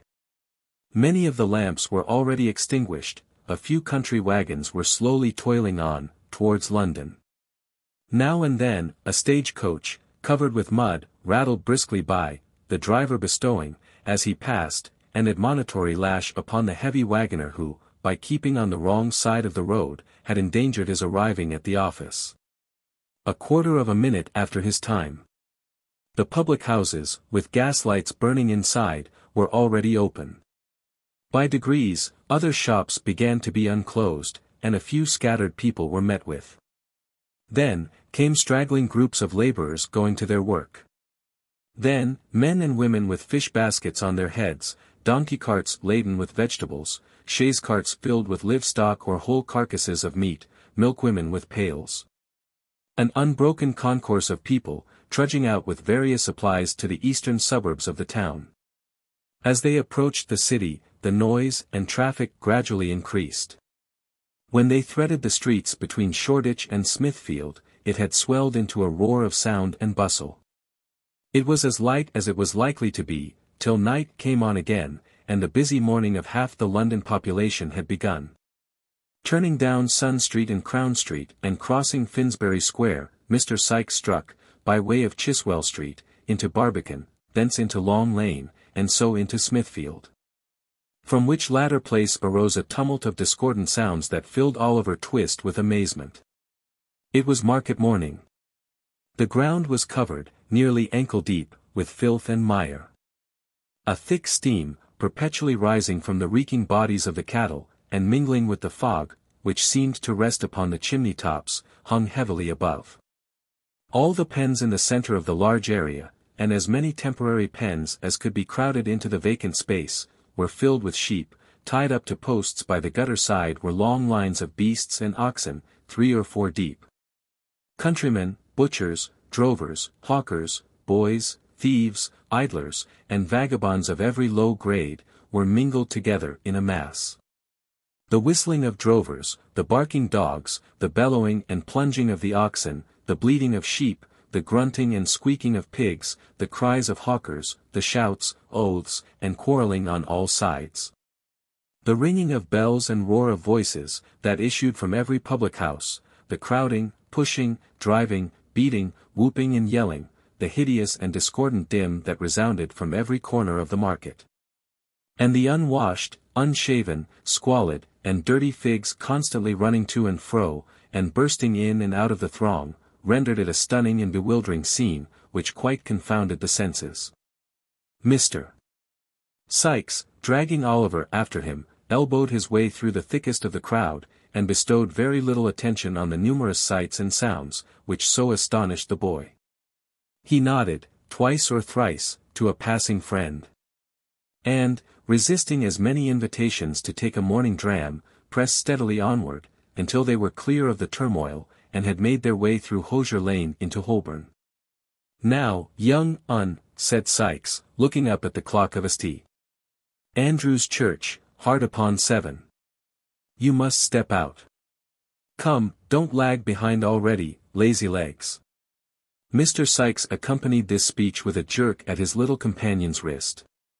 Oliver, quickening his pace into a kind of trot between a fast walk and a run, kept up with the rapid strides of the housebreaker as well as he could.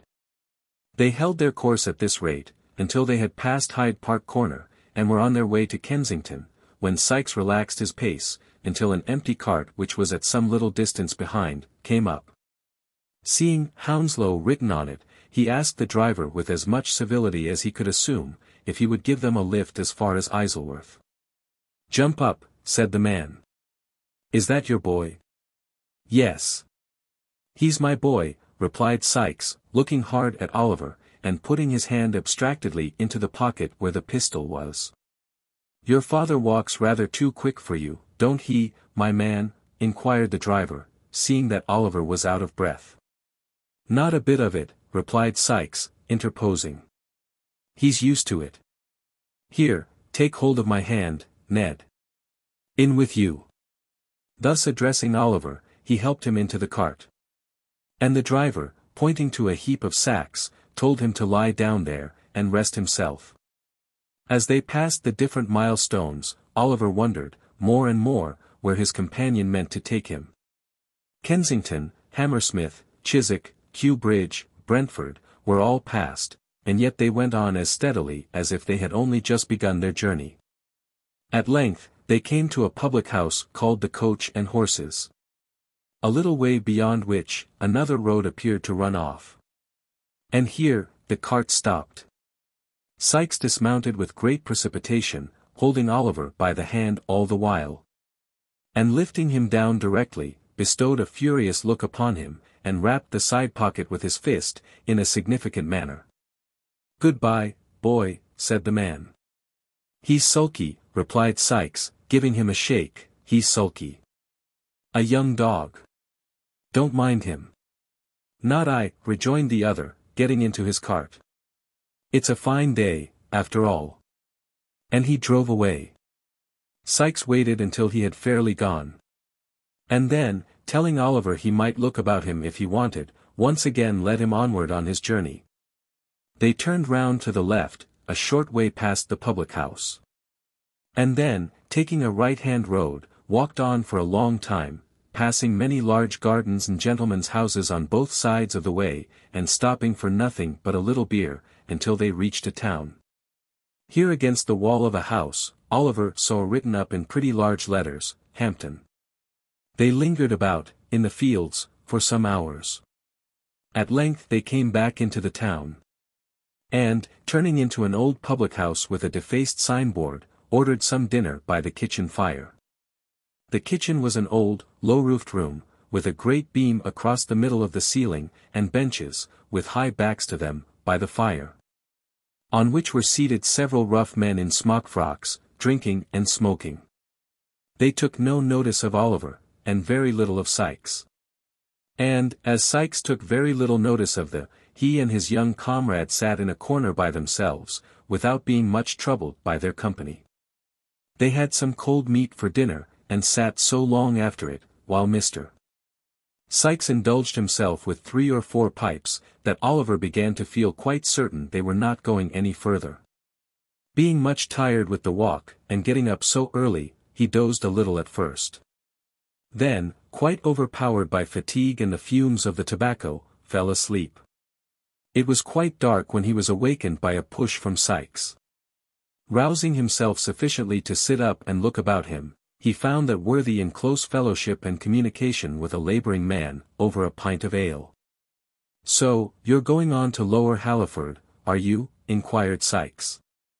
"Yes, I am," replied the man, who seemed a little the worse, or better, as the case might be, for drinking, and not slow about it neither.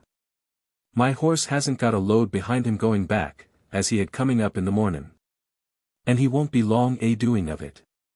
Here's luck to him. Ecod! He's a good un. Could you give my boy and me a lift as far as there?" demanded Sikes, pushing the ale towards his new friend. "If you're going directly, I can," replied the man, looking out of the pot. "Are you going to Halliford?" "Going on to Shepperton," replied Sikes. "I'm your man, as far as I go," replied the other. "Is all paid, Becky?"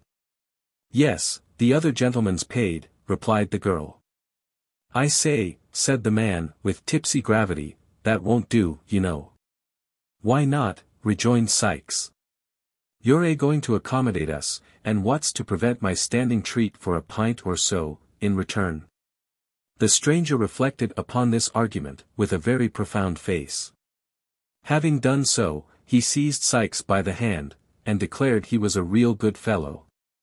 To which Mr. Sikes replied, he was joking, as, if he had been sober, there would have been strong reason to suppose he was. After the exchange of a few more compliments, they bade the company good night, and went out, the girl gathering up the pots and glasses as they did so, and lounging out to the door, with her hands full, to see the party start. The horse, whose health had been drunk in his absence, was standing outside, ready harnessed to the cart. Oliver and Sikes got in without any further ceremony. And the man to whom he belonged, having lingered for a minute or two, to bear him up, and to defy the hostler in the world to produce his equal, mounted also. Then, the hostler was told to give the horse his head. And, his head being given him, he made a very unpleasant use of it, tossing it into the air with great disdain, and running into the parlour windows over the way. After performing those feats, and supporting himself for a short time on his hind legs, he started off at great speed, and rattled out of the town right gallantly. The night was very dark. A damp mist rose from the river, and the marshy ground about, and spread itself over the dreary fields. It was piercing cold, too, all was gloomy and black. Not a word was spoken, for the driver had grown sleepy. And Sikes was in no mood to lead him into conversation. Oliver sat huddled together, in a corner of the cart, bewildered with alarm and apprehension. And figuring strange objects in the gaunt trees, whose branches waved grimly to and fro, as if in some fantastic joy at the desolation of the scene. As they passed Sunbury Church, the clock struck 7. There was a light in the ferry house window opposite, which streamed across the road, and threw into more sombre shadow a dark yew tree with graves beneath it.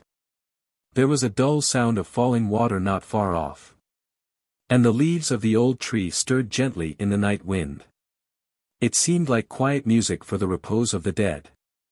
Sunbury was passed through, and they came again into the lonely road. 2 or 3 miles more, and the cart stopped. Sikes alighted, took Oliver by the hand, and they once again walked on. They turned into no house at Shepperton, as the weary boy had expected. But still kept walking on, in mud and darkness, through gloomy lanes and over cold open wastes, until they came within sight of the lights of a town at no great distance. On looking intently forward, Oliver saw that the water was just below them, and that they were coming to the foot of a bridge. Sikes kept straight on, until they were close upon the bridge, then turned suddenly down a bank upon the left. The water, thought Oliver, turning sick with fear. He has brought me to this lonely place to murder me. He was about to throw himself on the ground, and make one struggle for his young life, when he saw that they stood before a solitary house, all ruinous and decayed. There was a window on each side of the dilapidated entrance, and 1 story above. But no light was visible. The house was dark, dismantled, and the all appearance, uninhabited. Sikes, with Oliver's hand still in his, softly approached the low porch, and raised the latch. The door yielded to the pressure, and they passed in together.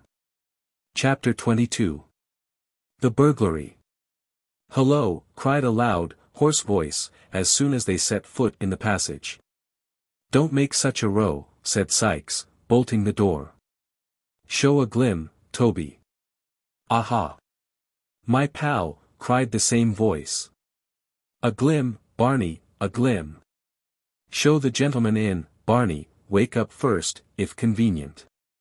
The speaker appeared to throw a bootjack, or some such article, at the person he addressed, to rouse him from his slumbers, for the noise of a wooden body, falling violently, was heard. And then an indistinct muttering, as of a man between sleep and awake. "Do you hear?" cried the same voice. "There's Bill Sikes in the passage with nobody to do the civil to him. And you sleeping there, as if you took laudanum with your meals, and nothing stronger. Are you any fresher now, or do you want the iron candlestick to wake you thoroughly?" A pair of slipshod feet shuffled, hastily, across the bare floor of the room, as this interrogatory was put, and there issued, from a door on the right hand. First, a feeble candle, and next, the form of the same individual who has been heretofore described as laboring under the infirmity of speaking through his nose, and officiating as waiter at the public house on Saffron Hill. "Mr. Sikes!" exclaimed Barney, with real or counterfeit joy. "Cub ID, sir, cub ID. Here. You get on first," said Sikes, putting Oliver in front of him. "Quicker.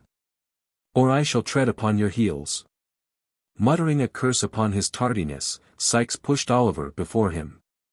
And they entered a low dark room with a smoky fire, 2 or 3 broken chairs, a table, and a very old couch, on which, with his legs much higher than his head, a man was reposing at full length, smoking a long clay pipe. He was dressed in a smartly cut snuff-colored coat, with large brass buttons, an orange neckerchief, a coarse, staring, shawl-pattern waistcoat, and drab breeches. Mr. Crackit, for he it was, had no very great quantity of hair either upon his head or face. But what he had, was of a reddish dye, and tortured into long corkscrew curls, through which he occasionally thrust some very dirty fingers, ornamented with large common rings. He was a trifle above the middle size, and apparently rather weak in the legs, but this circumstance by no means detracted from his own admiration of his top boots, which he contemplated, in their elevated situation, with lively satisfaction. "Bill, my boy," said this figure, turning his head towards the door, "I'm glad to see you. I was almost afraid you'd given it up, in which case I should have made a personal winter. Hullo!" Uttering this exclamation in a tone of great surprise, as his eyes rested on Oliver, Mr. Toby Crackit brought himself into a sitting posture, and demanded who that was. "The boy." "Only the boy," replied Sikes, drawing a chair towards the fire. "Would of Bister Fagid's lads," exclaimed Barney, with a grin. "Fagin's, exclaimed Toby, looking at Oliver. "What an inwailable boy that'll make, for the old lady's pockets in chapels. His mug is a fortin to him." There's enough of that," interposed Sikes, impatiently, and stooping over his recumbent friend, he whispered a few words in his ear, at which Mr. Crackit laughed immensely, and honored Oliver with a long stare of astonishment. "Now," said Sikes, as he resumed his seat, "if you'll give us something to eat and drink while we're waiting, you'll put some heart in us, or in me, at all events. Sit down by the fire, younker, and rest yourself. For you'll have to go out with us again tonight, though not very far off." Oliver looked at Sikes, in mute and timid wonder. And drawing a stool to the fire, sat with his aching head upon his hands, scarcely knowing where he was, or what was passing around him. "Here," said Toby, as the young Jew placed some fragments of food, and a bottle upon the table, "success to the crack." He rose to honor the toast. And, carefully depositing his empty pipe in a corner, advanced to the table, filled a glass with spirits, and drank off its contents. Mr. Sikes did the same. "A drain for the boy," said Toby, half filling a wineglass. "Down with it, innocence." "Indeed," said Oliver, looking piteously up into the man's face, "indeed, I." "Down with it," echoed Toby. "Do you think I don't know what's good for you? Tell him to drink it, Bill. He had better, said Sikes, clapping his hand upon his pocket. Burn my body, if he isn't more trouble than a whole family of Dodgers. Drink it, you perverse imp, drink it. Frightened by the menacing gestures of the two men, Oliver hastily swallowed the contents of the glass, and immediately fell into a violent fit of coughing, which delighted Toby Crackit and Barney, and even drew a smile from the surly Mr. Sikes. This done, and Sikes having satisfied his appetite, Oliver could eat nothing but a small crust of bread which they made him swallow. The two men laid themselves down on chairs for a short nap. Oliver retained his stool by the fire. Barney, wrapped in a blanket, stretched himself on the floor, close outside the fender.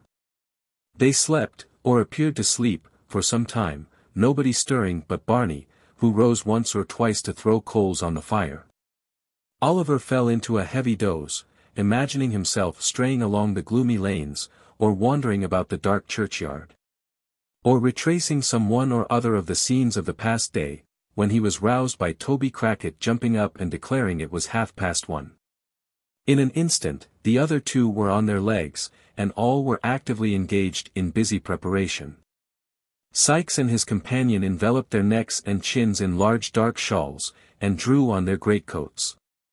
Barney, opening a cupboard, brought forth several articles, which he hastily crammed into the pockets.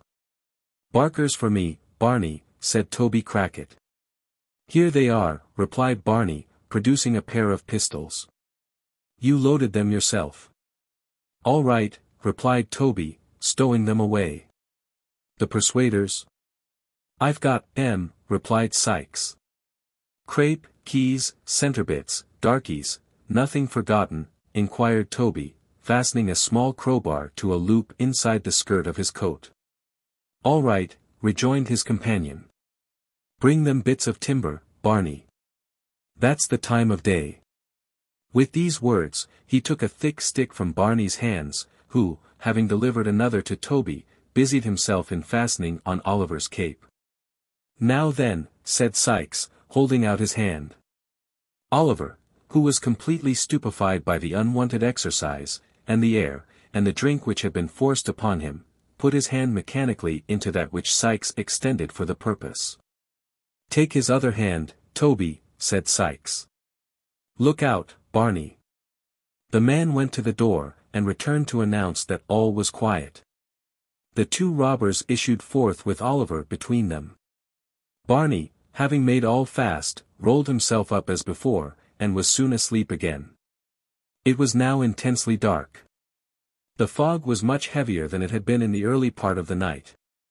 And the atmosphere was so damp, that, although no rain fell, Oliver's hair and eyebrows, within a few minutes after leaving the house, had become stiff with the half-frozen moisture that was floating about.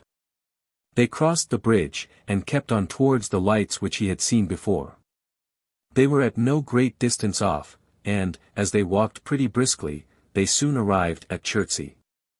"Slap through the town," whispered Sikes. "There'll be nobody in the way, tonight, to see us." Toby acquiesced, and they hurried through the main street of the little town, which at that late hour was wholly deserted. A dim light shone at intervals from some bedroom window, and the hoarse barking of dogs occasionally broke the silence of the night. But there was nobody abroad. They had cleared the town, as the church bell struck 2. Quickening their pace, they turned up a road upon the left hand. After walking about a quarter of a mile, they stopped before a detached house surrounded by a wall, to the top of which, Toby Crackit, scarcely pausing to take breath, climbed in a twinkling. "The boy next," said Toby. "Hoist him up. I'll catch hold of him." Before Oliver had time to look round, Sikes had caught him under the arms, and in 3 or 4 seconds he and Toby were lying on the grass on the other side. Sikes followed directly, and they stole cautiously towards the house. And now, for the first time, Oliver, well nigh mad with grief and terror, saw that housebreaking and robbery, if not murder, were the objects of the expedition. He clasped his hands together, and involuntarily uttered a subdued exclamation of horror. A mist came before his eyes, the cold sweat stood upon his ashy face, his limbs failed him, and he sank upon his knees. "Get up!" murmured Sikes, trembling with rage, and drawing the pistol from his pocket. "Get up, or I'll strew your brains upon the grass." "Oh! For God's sake let me go," cried Oliver, "let me run away and die in the fields. I will never come near London. Never, never. Oh! Pray have mercy on me, and do not make me steal. For the love of all the bright angels that rest in heaven, have mercy upon me." The man to whom this appeal was made, swore a dreadful oath, and had cocked the pistol, when Toby, striking it from his grasp, placed his hand upon the boy's mouth, and dragged him to the house. "Hush," cried the man, "it won't answer here. Say another word, and I'll do your business myself with a crack on the head. That makes no noise, and is quite as certain, and more genteel. Here, Bill, wrench the shutter open. He's game enough now, I'll engage. I've seen older hands of his age took the same way, for a minute or two, on a cold night." Sikes, invoking terrific imprecations upon Fagin's head for sending Oliver on such an errand, plied the crowbar vigorously, but with little noise. After some delay, and some assistance from Toby, the shutter to which he had referred, swung open on its hinges. It was a little lattice window, about 5 feet and a half above the ground, at the back of the house, which belonged to a scullery, or small brewing place, at the end of the passage. The aperture was so small, that the inmates had probably not thought it worth while to defend it more securely, but it was large enough to admit a boy of Oliver's size, nevertheless. A very brief exercise of Mr. Sikes' art sufficed to overcome the fastening of the lattice, and it soon stood wide open also. "Now listen, you young limb," whispered Sikes, drawing a dark lantern from his pocket, and throwing the glare full on Oliver's face. "I'm a-going to put you through there. Take this light, go softly up the steps straight afore you, and along the little hall, to the street door, unfasten it, and let us in." "There's a bolt at the top, you won't be able to reach," interposed Toby. "Stand upon one of the hall chairs. There are 3 there, Bill, with a jolly large blue unicorn and gold pitchfork on M, which is the old lady's arms." "Keep quiet, can't you?" replied Sikes, with a threatening look. "The room door is open, is it?" "Wide," replied Toby, after peeping in to satisfy himself. "The game of that is, that they always leave it open with a catch, so that the dog, who's got a bed in here, may walk up and down the passage when he feels wakeful." "Ha! Ha! Barney 'ticed him away tonight. So neat." Although Mr.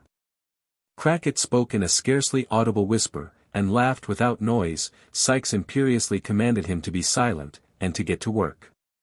Toby complied, by first producing his lantern, and placing it on the ground. Then by planting himself firmly with his head against the wall beneath the window, and his hands upon his knees, so as to make a step of his back. This was no sooner done, than Sikes, mounting upon him, put over gently through the window with his feet first, and, without leaving hold of his collar, planted him safely on the floor inside.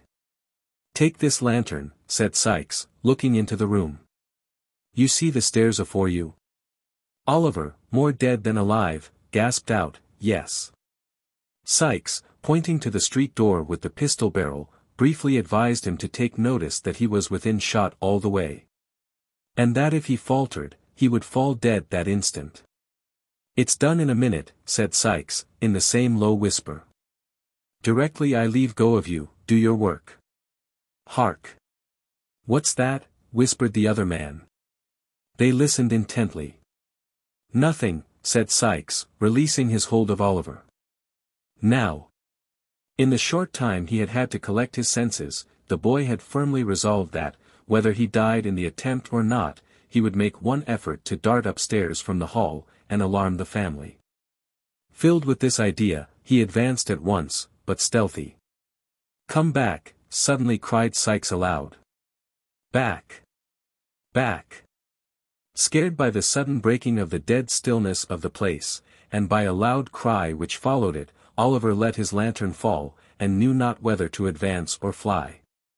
The cry was repeated, a light appeared, a vision of two terrified half-dressed men at the top of the stairs swam before his eyes, a flash, a loud noise, a smoke, a crash somewhere, but where he knew not, and he staggered back. Sikes had disappeared for an instant, but he was up again, and had him by the collar before the smoke had cleared away. He fired his own pistol after the men, who were already retreating, and dragged the boy up. "Clasp your arm tighter," said Sikes, as he drew him through the window. "Give me a shawl here. They've hit him. Quick. How the boy bleeds." Then came the loud ringing of a bell, mingled with the noise of firearms, and the shouts of men, and the sensation of being carried over uneven ground at a rapid pace. And then, the noises grew confused in the distance. And a cold deadly feeling crept over the boy's heart, and he saw or heard no more. Chapter 23. Which contains the substance of a pleasant conversation between Mr. Bumble and a lady. And shows that even a beetle may be susceptible on some points. The night was bitter cold. The snow lay on the ground, frozen into a hard thick crust, so that only the heaps that had drifted into byways and corners were affected by the sharp wind that howled abroad, which, as if expending increased fury on such prey as it found, caught it savagely up in clouds, and, whirling it into 1,000 misty eddies, scattered it in air. Bleak, dark, and piercing cold, it was a night for the well-housed and fed to draw around the bright fire and thank God they were at home, and for the homeless, starving wretch to lay him down and die. Many hunger-worn outcasts close their eyes in our bare streets, at such times, who, let their crimes have been what they may, can hardly open them in a more bitter world. Such was the aspect of out-of-doors affairs, when Mr. Corney, the matron of the workhouse to which our readers have been already introduced as the birthplace of Oliver Twist, sat herself down before a cheerful fire in her own little room, and glanced, with no small degree of complacency, at a small round table, on which stood a tray of corresponding size, furnished with all necessary materials for the most grateful meal that matrons enjoy.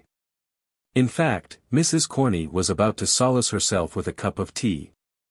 As she glanced from the table to the fireplace, where the smallest of all possible kettles was singing a small song in a small voice, her inward satisfaction evidently increased, so much so, indeed, that Mrs. Corney smiled. "Well," said the matron, leaning her elbow on the table, and looking reflectively at the fire, "I'm sure we have all on us a great deal to be grateful for. A great deal, if we did but know it." "Ah, Mrs.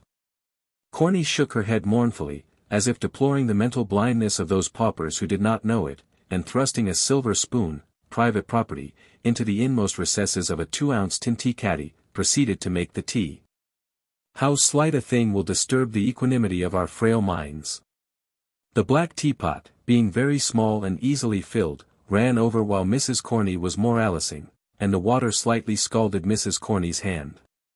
"Drat the pot," said the worthy matron, setting it down very hastily on the hob, "a little stupid thing, that only holds a couple of cups. What use is it of, to anybody?" "Except," said Mrs. Corney, pausing, "except to a poor desolate creature like me. Oh dear." With these words, the matron dropped into her chair, and, once more resting her elbow on the table, thought of her solitary fate. The small teapot, and the single cup, had awakened in her mind sad recollections of Mr. Corney, who had not been dead more than 25 years, and she was overpowered. "I shall never get another," said Mrs. Corney, pettishly, "I shall never get another, like him." Whether this remark bore reference to the husband, or the teapot, is uncertain. It might have been the latter, for Mrs. Corney looked at it as she spoke, and took it up afterwards. She had just tasted her first cup, when she was disturbed by a soft tap at the room door. "Oh, come in with you," said Mrs. Corney, sharply. "Some of the old women dying, I suppose. They always die when I'm at meals. Don't stand there, letting the cold air in, don't. What's amiss now, eh?" "Nothing, ma'am, nothing," replied a man's voice. "Dear me," exclaimed the matron, in a much sweeter tone, "is that Mr. Bumble?" At your service, ma'am, said Mr. Bumble, who had been stopping outside to rub his shoes clean, and to shake the snow off his coat, and who now made his appearance, bearing the cocked hat in one hand and a bundle in the other. Shall I shut the door, ma'am? The lady modestly hesitated to reply, lest there should be any impropriety in holding an interview with Mr. Bumble, with closed doors. Mr. Bumble, taking advantage of the hesitation, and being very cold himself, shut it without permission. Hard weather, Mr. Bumble, said the matron. Hard, indeed, ma'am, replied the beadle. Anti-parochial weather this, ma'am. We have given away, Mrs. Corney, we have given away a matter of 20 quartern loaves and a cheese and a half, this very blessed afternoon, and yet them paupers are not contented. Of course not. When would they be, Mr. Bumble, said the matron, sipping her tea. When, indeed, ma'am, rejoined Mr. Bumble. Why, here's one man that, in consideratin of his wife and large family, has a quartern loaf and a good pound of cheese, full weight. Is he grateful, ma'am? Is he grateful? Not a copper farthing's worth of it. What does he do, ma'am, but ask for a few coals, if it's only a pocket handkerchief full, he says. Coals. What would he do with coals? Toast his cheese with them and then come back for more. That's the way with these people, ma'am, give Emma an apron full of coals today, and they'll come back for another, the day after tomorrow, as brazen as alabaster. The matron expressed her entire concurrence in this intelligible simile. And the beadle went on. I never, said Mr. Bumble, see anything like the pitch it's got to. The day afore yesterday, a man, you have been a married woman, ma'am, and I may mention it to you, a man, with hardly a rag upon his back, here Mrs. Corney looked at the floor, goes to our overseer's door when he has got company coming to dinner, and says, he must be relieved, Mrs. Corney. As he wouldn't go away, and shocked the company very much, our overseer sent him out a pound of potatoes and half a pint of oatmeal. My heart, says the ungrateful villain, what's the use of this to me? You might as well give me a pair of iron spectacles. Very good, says our overseer, taking Em away again, you won't get anything else here. Then I'll die in the streets, says the vagrant. Oh no, you won't, says our overseer. Ha! Ha! That was very good.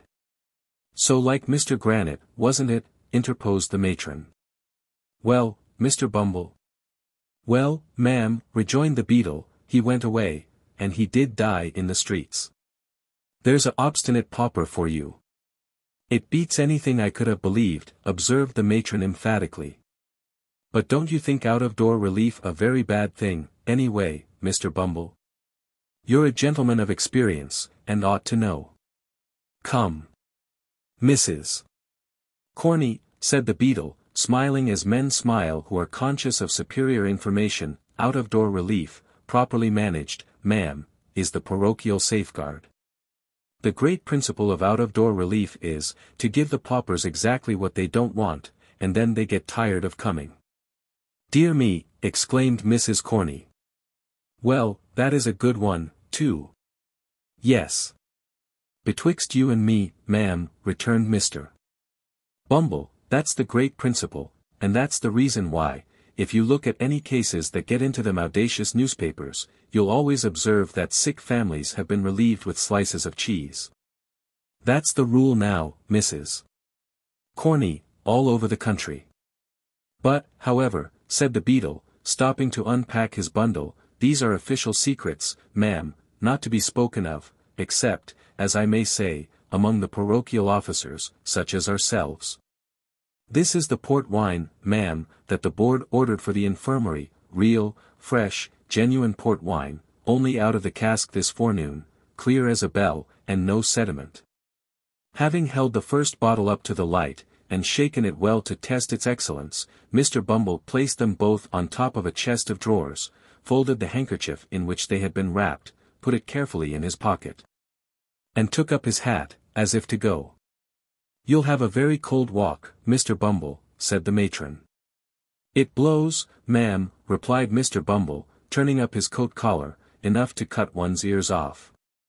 The matron looked, from the little kettle, to the beadle, who was moving towards the door, and as the beadle coughed, preparatory to bidding her good night, bashfully inquired whether he wouldn't take a cup of tea. Mr. Bumble instantaneously turned back his collar again, laid his hat and stick upon a chair, and drew another chair up to the table. As he slowly seated himself, he looked at the lady. She fixed her eyes upon the little teapot. Mr. Bumble coughed again, and slightly smiled. Mrs. Corney rose to get another cup and saucer from the closet. As she sat down, her eyes once again encountered those of the gallant beadle. She colored, and applied herself to the task of making his tea. Again Mr. Bumble coughed, louder this time than he had coughed yet. Sweet? Mr. Bumble, inquired the matron, taking up the sugar basin. Very sweet, indeed, ma'am, replied Mr. Bumble. He fixed his eyes on Mrs. Corney as he said this. And if ever a beadle looked tender, Mr. Bumble was that beadle at that moment. The tea was made, and handed in silence. Mr. Bumble, having spread a handkerchief over his knees to prevent the crumbs from sullying the splendor of his shorts, began to eat and drink, varying these amusements, occasionally, by fetching a deep sigh. Which, however, had no injurious effect upon his appetite, but, on the contrary, rather seemed to facilitate his operations in the tea and toast department. You have a cat, ma'am, I see, said Mr. Bumble, glancing at one who, in the center of her family, was basking before the fire, and kittens too, I declare. I am so fond of them, Mr. Bumble, you can't think, replied the matron. They're so happy, so frolicsome, and so cheerful, that they are quite companions for me.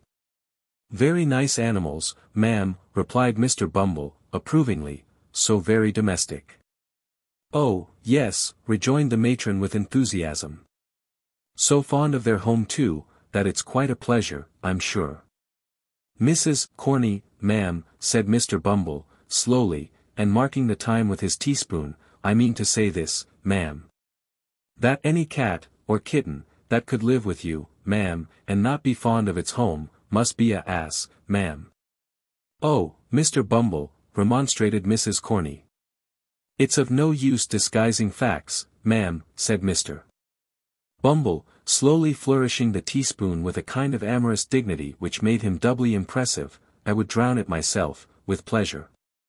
Then you're a cruel man, said the matron vivaciously, as she held out her hand for the beadle's cup. And a very hard-hearted man besides. Hard-hearted, ma'am, said Mr. Bumble. Hard. Mr. Bumble resigned his cup without another word, squeezed Mrs. Corney's little finger as she took it, and inflicting 2 open-handed slaps upon his laced waistcoat, gave a mighty sigh, and hitched his chair a very little morsel farther from the fire. It was a round table, and as Mrs. Corney and Mr. Bumble had been sitting opposite each other, with no great space between them, and fronting the fire, it will be seen that Mr. Bumble, in receding from the fire, and still keeping at the table, increased the distance between himself and Mrs. Corney. Which proceeding, some prudent readers will doubtless be disposed to admire, and to consider an act of great heroism on Mr. Bumble's part, he being in some sort tempted by time, place, and opportunity, to give utterance to certain soft nothings, which however well they may become the lips of the light and thoughtless, do seem immeasurably beneath the dignity of judges of the land, members of Parliament, ministers of state, Lord Mayors, and other great public functionaries. But more particularly beneath the stateliness and gravity of a beadle, who, as is well known, should be the sternest and most inflexible among them all. Whatever were Mr. Bumble's intentions, however, and no doubt they were of the best, it unfortunately happened, as has been twice before remarked, that the table was a round one, consequently Mr. Bumble, moving his chair by little and little, soon began to diminish the distance between himself and the matron. And, continuing to travel round the outer edge of the circle, brought his chair, in time, close to that in which the matron was seated. Indeed, the 2 chairs touched, and when they did so, Mr. Bumble stopped. Now, if the matron had moved her chair to the right, she would have been scorched by the fire, and if to the left, she must have fallen into Mr. Bumble's arms. So, being a discreet matron, and no doubt foreseeing these consequences at a glance, she remained where she was, and handed Mr. Bumble another cup of tea. "Hard-hearted, Mrs. Corney," said Mr. Bumble, stirring his tea, and looking up into the matron's face. "Are you hard-hearted, Mrs. Corney?"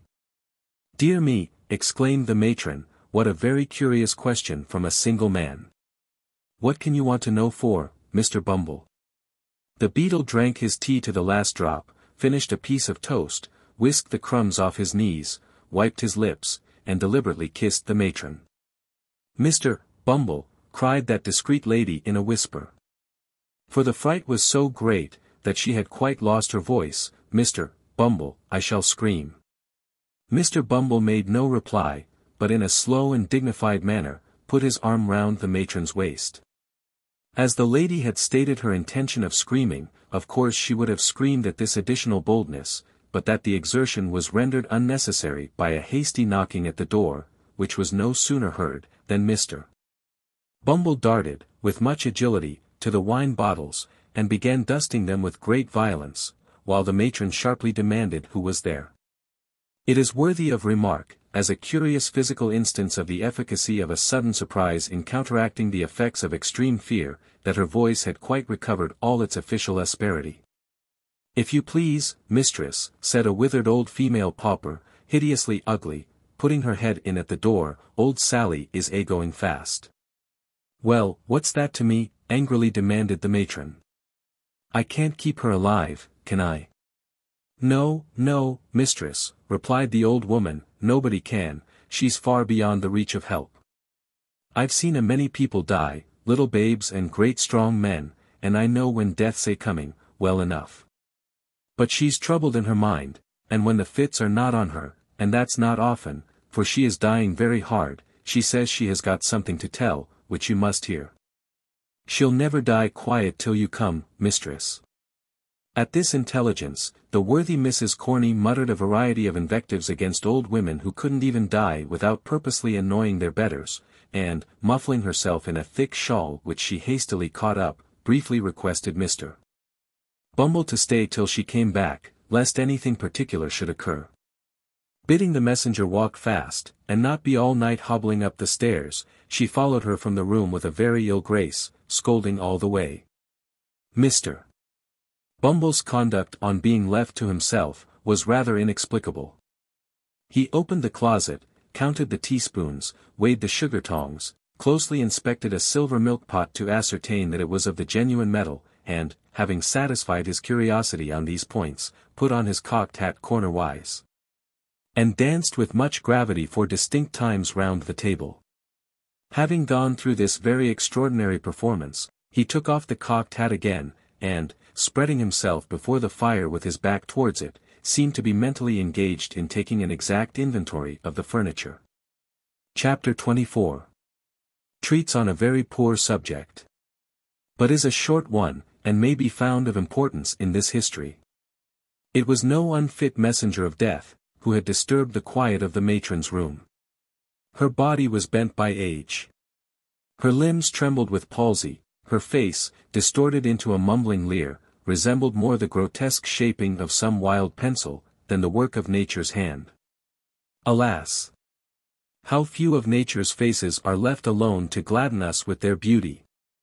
The cares, and sorrows, and hungerings, of the world, change them as they change hearts, and it is only when those passions sleep, and have lost their hold forever, that the troubled clouds pass off and leave heaven's surface clear. It is a common thing for the countenances of the dead, even in that fixed and rigid state, to subside into the long-forgotten expression of sleeping infancy, and settle into the very look of early life. So calm, so peaceful, do they grow again, that those who knew them in their happy childhood, kneel by the coffin's side in awe, and see the angel even upon earth. The old crone tottered alone the passages, and up the stairs, muttering some indistinct answers to the chidings of her companion. Being at length compelled to pause for breath, she gave the light into her hand, and remained behind to follow as she might, while the more nimble superior made her way to the room where the sick woman lay. It was a bare garret room, with a dim light burning at the farther end. There was another old woman watching by the bed. The parish apothecary's apprentice was standing by the fire, making a toothpick out of a quill. "Cold night, Mrs. Corney," said this young gentleman, as the matron entered. "Very cold, indeed, sir," replied the mistress, in her most civil tones, and dropping a curtsy as she spoke. "You should get better coals out of your contractors," said the apothecary's deputy, breaking a lump on the top of the fire with the rusty poker. "These are not at all the sort of thing for a cold night." "They're the board's choosing, sir," returned the matron. "The least they could do, would be to keep us pretty warm, for our places are hard enough." The conversation was here interrupted by a moan from the sick woman. "Oh," said the young mag, turning his face towards the bed, as if he had previously quite forgotten the patient, "it's all up there, Mrs. Corney." "It is it, sir?" asked the matron. "If she lasts a couple of hours, I shall be surprised," said the apothecary's apprentice, intent upon the toothpick's point. "It's a break-up of the system altogether." "Is she dozing, old lady?" The attendant stooped over the bed, to ascertain, and nodded in the affirmative. "Then perhaps she'll go off in that way, if you don't make a row," said the young man. "Put the light on the floor. She won't see it there." The attendant did as she was told, shaking her head meanwhile, to intimate that the woman would not die so easily. Having done so, she resumed her seat by the side of the other nurse, who had by this time returned. The mistress, with an expression of impatience, wrapped herself in her shawl, and sat at the foot of the bed.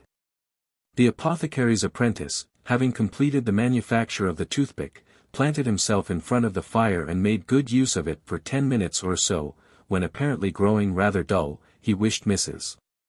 Corney joy of her job, and took himself off on tiptoe. When they had sat in silence for some time, the two old women rose from the bed, and crouching over the fire, held out their withered hands to catch the heat. The flame threw a ghastly light on their shriveled faces, and made their ugliness appear terrible, as, in this position, they began to converse in a low voice. "Did she say any more, Annie dear, while I was gone?" inquired the messenger. "Not a word," replied the other. "She plucked and tore at her arms for a little time, but I held her hands, and she soon dropped off. She hasn't much strength in her, so I easily kept her quiet. I ain't so weak for an old woman, although I am on parish allowance, no, no." "Did she drink the hot wine the doctor said she was to have?" demanded the first. "I tried to get it down," rejoined the other. "But her teeth were tight set, and she clenched the mug so hard that it was as much as I could do to get it back again. So I drank it, and it did me good." Looking cautiously round, to ascertain that they were not overheard, the two hags cowered nearer to the fire, and chuckled heartily. "I mind the time," said the first speaker, "when she would have done the same, and made rare fun of it afterwards." "Aye, that she would," rejoined the other, "she had a merry heart. A many, beautiful corpses she laid out, as nice and neat as waxwork. My old eyes have seen them, aye, and those old hands touched them too. For I have helped her, scores of times." Stretching forth her trembling fingers as she spoke, the old creature shook them exultingly before her face, and fumbling in her pocket, brought out an old time-discolored tin snuff-box, from which she shook a few grains into the outstretched palm of her companion, and a few more into her own. While they were thus employed, the matron, who had been impatiently watching until the dying woman should awaken from her stupor, joined them by the fire, and sharply asked how long she was to wait. "Not long, mistress," replied the second woman, looking up into her face. "We have none of us long to wait for death. Patience, patience. He'll be here soon enough for us all." "Hold your tongue, you doting idiot," said the matron sternly. "You, Martha, tell me, has she been in this way before?" "Often," answered the first woman. "But will never be again," added the second one, "that is, she'll never wake again but once, and mind, mistress, that won't be for long." "Long or short," said the matron, snappishly, she won't find me here when she does wake. Take care, both of you, how you worry me again for nothing. It's no part of my duty to see all the old women in the house die, and I won't, that's more. Mind that, you impudent old harridans. If you make a fool of me again, I'll soon cure you, I warrant you. She was bouncing away, when a cry from the two women, who had turned towards the bed, caused her to look round.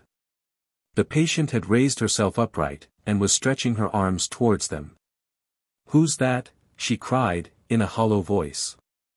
"Hush, hush," said one of the women, stooping over her. "Lie down, lie down."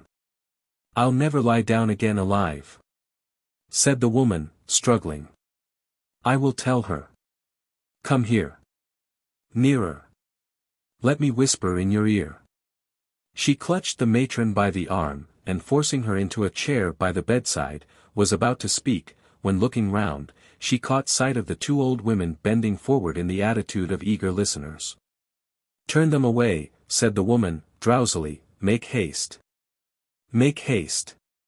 The two old crones, chiming in together, began pouring out many piteous lamentations that the poor dear was too far gone to know her best friends, and were uttering sundry protestations that they would never leave her, when the superior pushed them from the room, closed the door, and returned to the bedside. On being excluded, the old ladies changed their tone, and cried through the keyhole that old Sally was drunk, which, indeed, was not unlikely.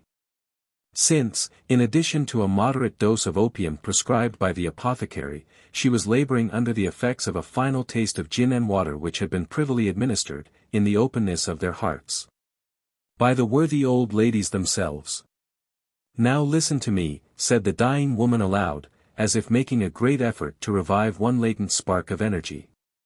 "In this very room, in this very bed, I once nursed a pretty young creature, that was brought into the house with her feet cut and bruised with walking, and all soiled with dust and blood.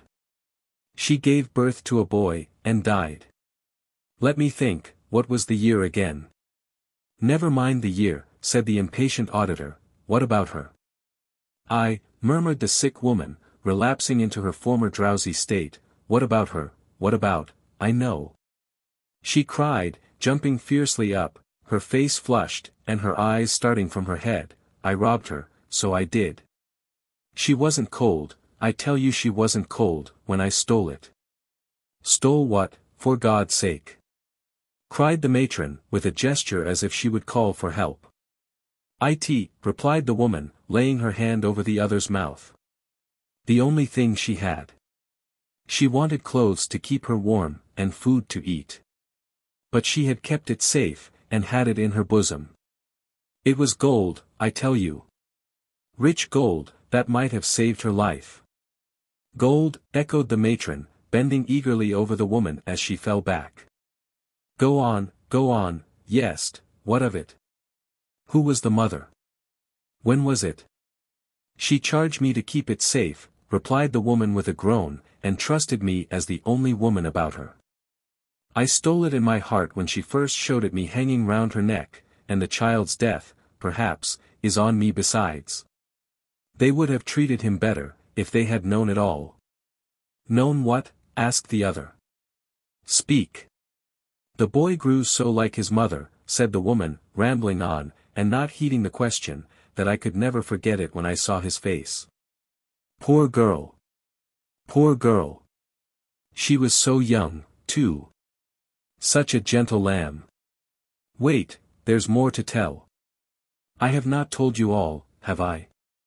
"No, no," replied the matron, inclining her head to catch the words, as they came more faintly from the dying woman. "Be quick, or it may be too late." "The mother," said the woman, making a more violent effort than before. "The mother, when the pains of death first came upon her, whispered in my ear that if her baby was born alive, and thrived, the day might come when it would not feel so much disgrace to hear its poor young mother named. And oh, kind heaven! She said, folding her thin hands together, whether it be boy or girl, raise up some friends for it in this troubled world, and take pity upon a lonely desolate child, abandoned to its mercy." "The boy's name?" demanded the matron. "They called him Oliver," replied the woman, feebly. The gold I stole was. Yes, yes, what? Cried the other. She was bending eagerly over the woman to hear her reply. But drew back, instinctively, as she once again rose, slowly and stiffly, into a sitting posture, then, clutching the coverlid with both hands, muttered some indistinct sounds in her throat, and fell lifeless on the bed. Asterisk asterisk asterisk asterisk asterisk asterisk asterisk. Stone dead, said one of the old women, hurrying in as soon as the door was opened. And nothing to tell, after all, rejoined the matron, walking carelessly away. The two crones, to all appearance, too busily occupied in the preparations for their dreadful duties to make any reply, were left alone, hovering about the body. Chapter 25. Wherein this history reverts to Mr. Fagin and Company. While these things were passing in the country workhouse, Mr. Fagin sat in the old den, the same from which Oliver had been removed by the girl, brooding over a dull, smoky fire. He held a pair of bellows upon his knee, with which he had apparently been endeavoring to rouse it into more cheerful action, but he had fallen into deep thought. And with his arms folded on them, and his chin resting on his thumbs, fixed his eyes, abstractedly, on the rusty bars. At a table behind him sat the Artful Dodger, Master Charles Bates, and Mr. XXIII, all intent upon a game of whist. The Artful taking dummy against Master Bates and Mr. XXIII.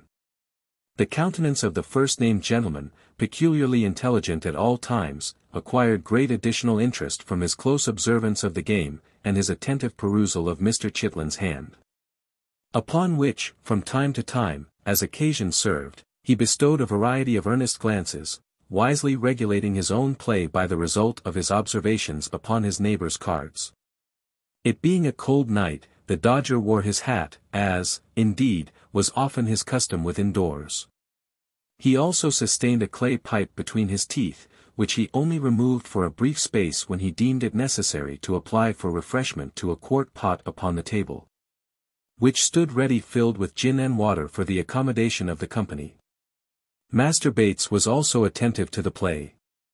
But being of a more excitable nature than his accomplished friend, it was observable that he more frequently applied himself to the gin and water, and moreover indulged in many jests and irrelevant remarks, all highly unbecoming a scientific rubber.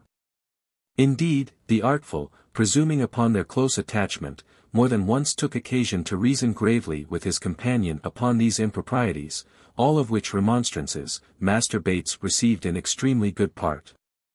Merely requesting his friend to be blowed, or to insert his head in a sack, or replying with some other neatly turned witticism of a similar kind, the happy application of which excited considerable admiration in the mind of Mr. XXIII.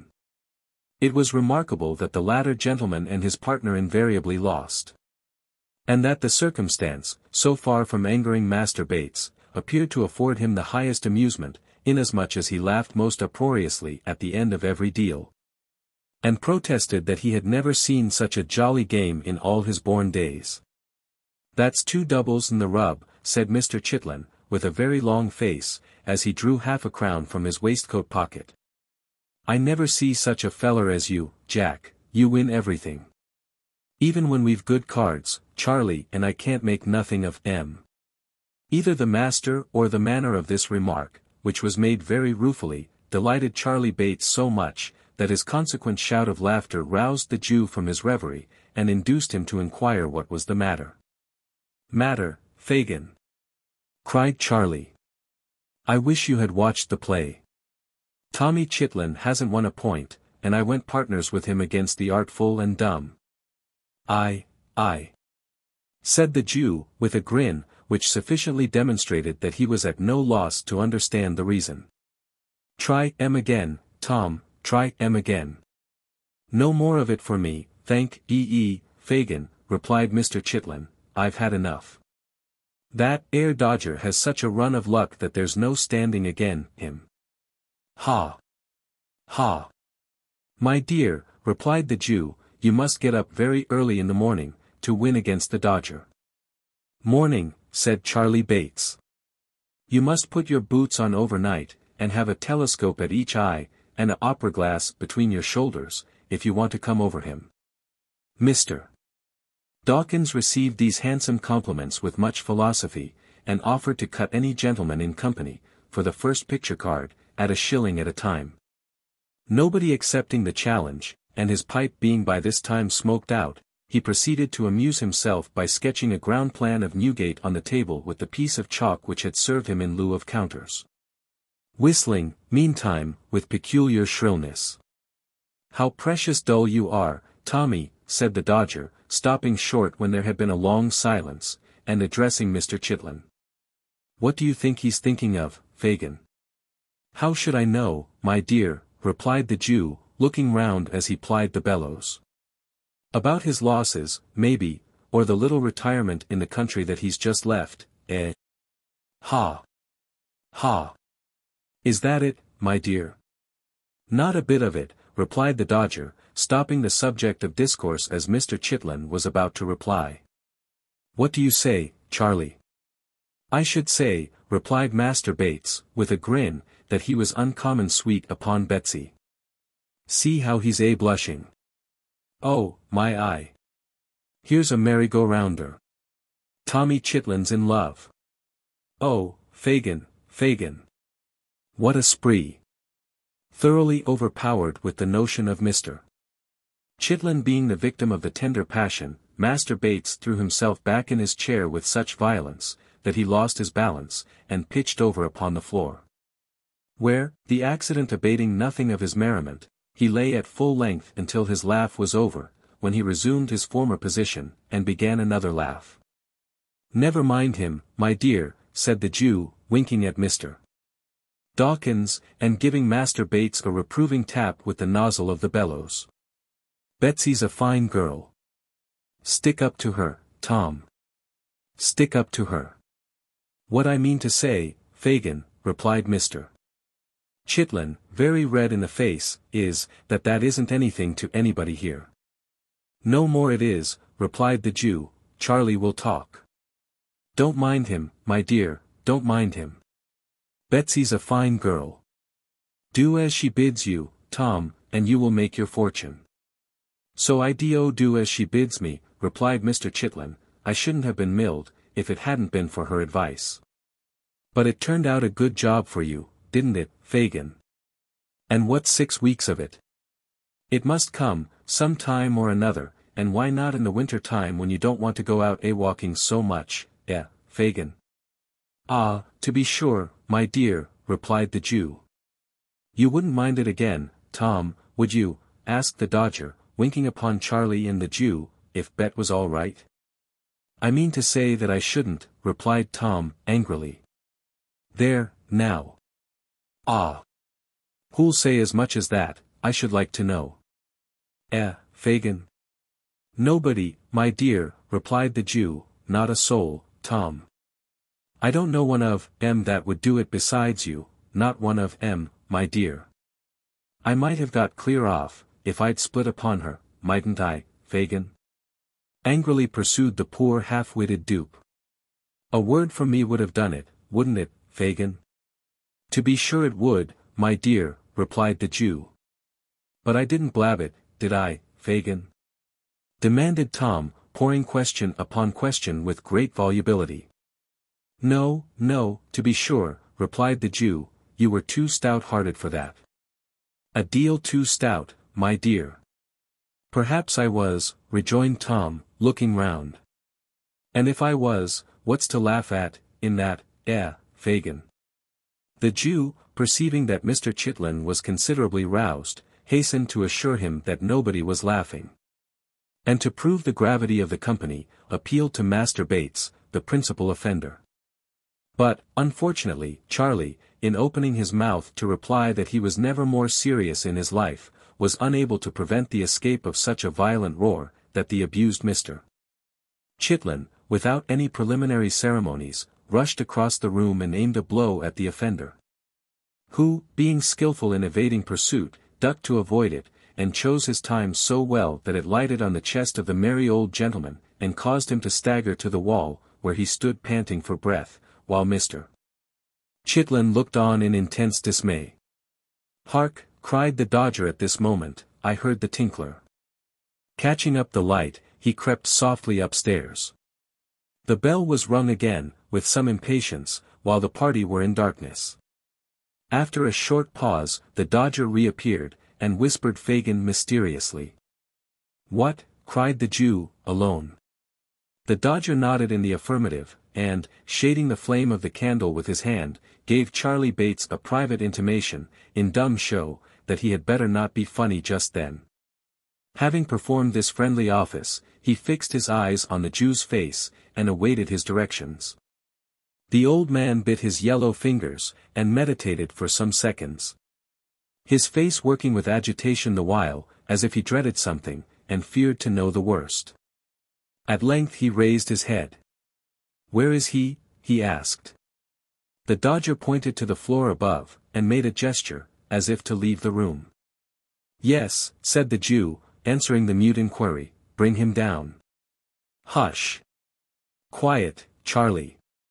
Gently, Tom. Scarce, scarce." This brief direction to Charlie Bates and his recent antagonist, was softly and immediately obeyed.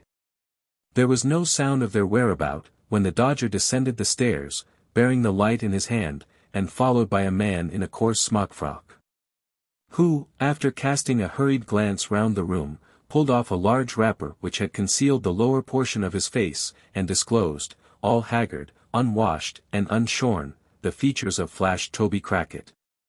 "How are you, Faggy?" said this worthy, nodding to the Jew. "Pop that shawl away in my castor, Dodger, so that I may know where to find it when I cut, that's the time of day. You'll be a fine young cracksman afore the old file now." With these words he pulled up the smock-frock, and, winding it round his middle, drew a chair to the fire, and placed his feet upon the hob. "See there, Faggy," he said, pointing disconsolately to his top boots. "Not a drop of day and martin since you know when, not a bubble of blacking, by Jove. But don't look at me in that way, man. All in good time. I can't talk about business till I've eat and drank. So produce the sustenance, and let's have a quiet fill-out for the first time these 3 days." The Jew motioned to the Dodger to place what eatables there were, upon the table, and, seating himself opposite the housebreaker, waited his leisure. To judge from appearances, Toby was by no means in a hurry to open the conversation. At first, the Jew contented himself with patiently watching his countenance, as if to gain from its expression some clue to the intelligence he brought. But in vain.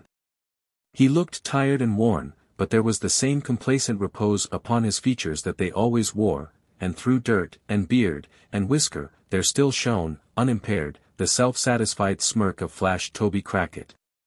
Then the Jew, in an agony of impatience, watched every morsel he put into his mouth, pacing up and down the room, meanwhile, in irrepressible excitement. It was all of no use. Toby continued to eat with the utmost outward indifference, until he could eat no more. Then, ordering the Dodger out, he closed the door, mixed a glass of spirits and water, and composed himself for talking. "First and foremost, Faggy," said Toby. "Yes, yes," interposed the Jew, drawing up his chair. Mr. Crackit stopped to take a draught of spirits and water, and to declare that the gin was excellent. Then placing his feet against the low mantelpiece, so as to bring his boots to about the level of his eye, he quietly resumed. "First and foremost, Faggy," said the housebreaker, "how's Bill?" "What?" screamed the Jew, starting from his seat. "Why, you don't mean to say," began Toby, turning pale. "Mean," cried the Jew, stamping furiously on the ground. "Where are they? Sikes and the boy. Where are they? Where have they been? Where are they hiding? Why have they not been here?" "The crack failed," said Toby faintly. "I know it," replied the Jew, tearing a newspaper from his pocket and pointing to it. "What more?" "They fired and hit the boy. We cut over the fields at the back, with him between us, straight as the crow flies, through hedge and ditch. They gave chase. Damn! The whole country was awake, and the dogs upon us. The boy. Bill had him on his back, and scud like the wind. We stopped to take him between us, his head hung down, and he was cold. They were close upon our heels, every man for himself, and each from the gallows. We parted company, and left the youngster lying in a ditch. Alive or dead, that's all I know about him. The Jew stopped to hear no more, but uttering a loud yell, and twining his hands in his hair, rushed from the room, and from the house. Chapter 26.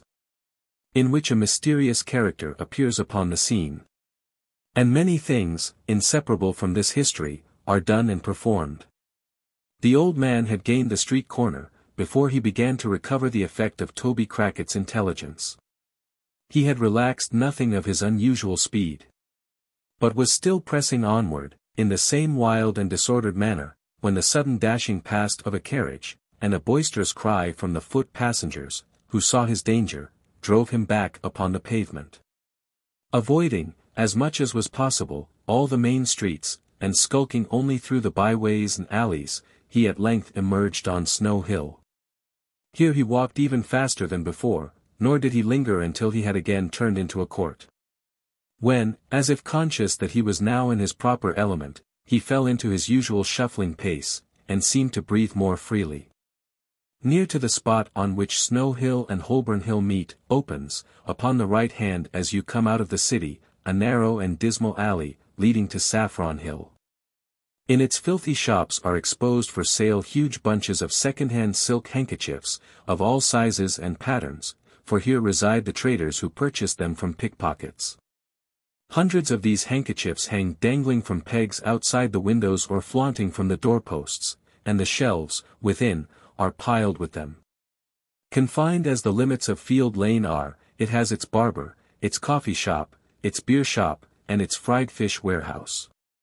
It is a commercial colony of itself, the emporium of petty larceny, visited at early morning, and setting in of dusk, by silent merchants, who traffic in dark back parlors, and who go as strangely as they come. Here, the clothes man, the shoe vamper, and the rag merchant, display their goods, as signboards to the petty thief. Here, stores of old iron and bones, and heaps of mildewy fragments of woolen stuff and linen, rust and rot in the grimy cellars. It was into this place that the Jew turned. He was well known to the sallow denizens of the lane, for such of them as were on the lookout to buy or sell, nodded, familiarly, as he passed along. He replied to their salutations in the same way, but bestowed no closer recognition until he reached the further end of the alley. When he stopped, to address a salesman of small stature, who had squeezed as much of his person into a child's chair as the chair would hold, and was smoking a pipe at his warehouse door. "Why, the sight of you, Mr. Fagin, would cure the hoptalamy," said this respectable trader, in acknowledgment of the Jew's inquiry after his health. "The neighborhood was a little too hot, lively," said Fagin, elevating his eyebrows, and crossing his hands upon his shoulders. "Well, I've heard that complaint of it, once or twice before," replied the trader, "but it soon cools down again, don't you find it so?" Fagin nodded in the affirmative. Pointing in the direction of Saffron Hill, he inquired whether anyone was up yonder tonight. "At the Cripples?" inquired the man. The Jew nodded. "Let me see," pursued the merchant, reflecting. "Yes, there's some half-dozen of 'em gone in, that I knows. I don't think your friend's there." "Sikes is not, I suppose?" inquired the Jew, with a disappointed countenance. "Non istuentus, as the lawyers say," replied the little man, shaking his head, and looking amazingly sly. "Have you got anything in my line tonight?" "Nothing tonight," said the Jew, turning away. "Are you going up to the Cripples, Fagin?" cried the little man, calling after him. "Stop.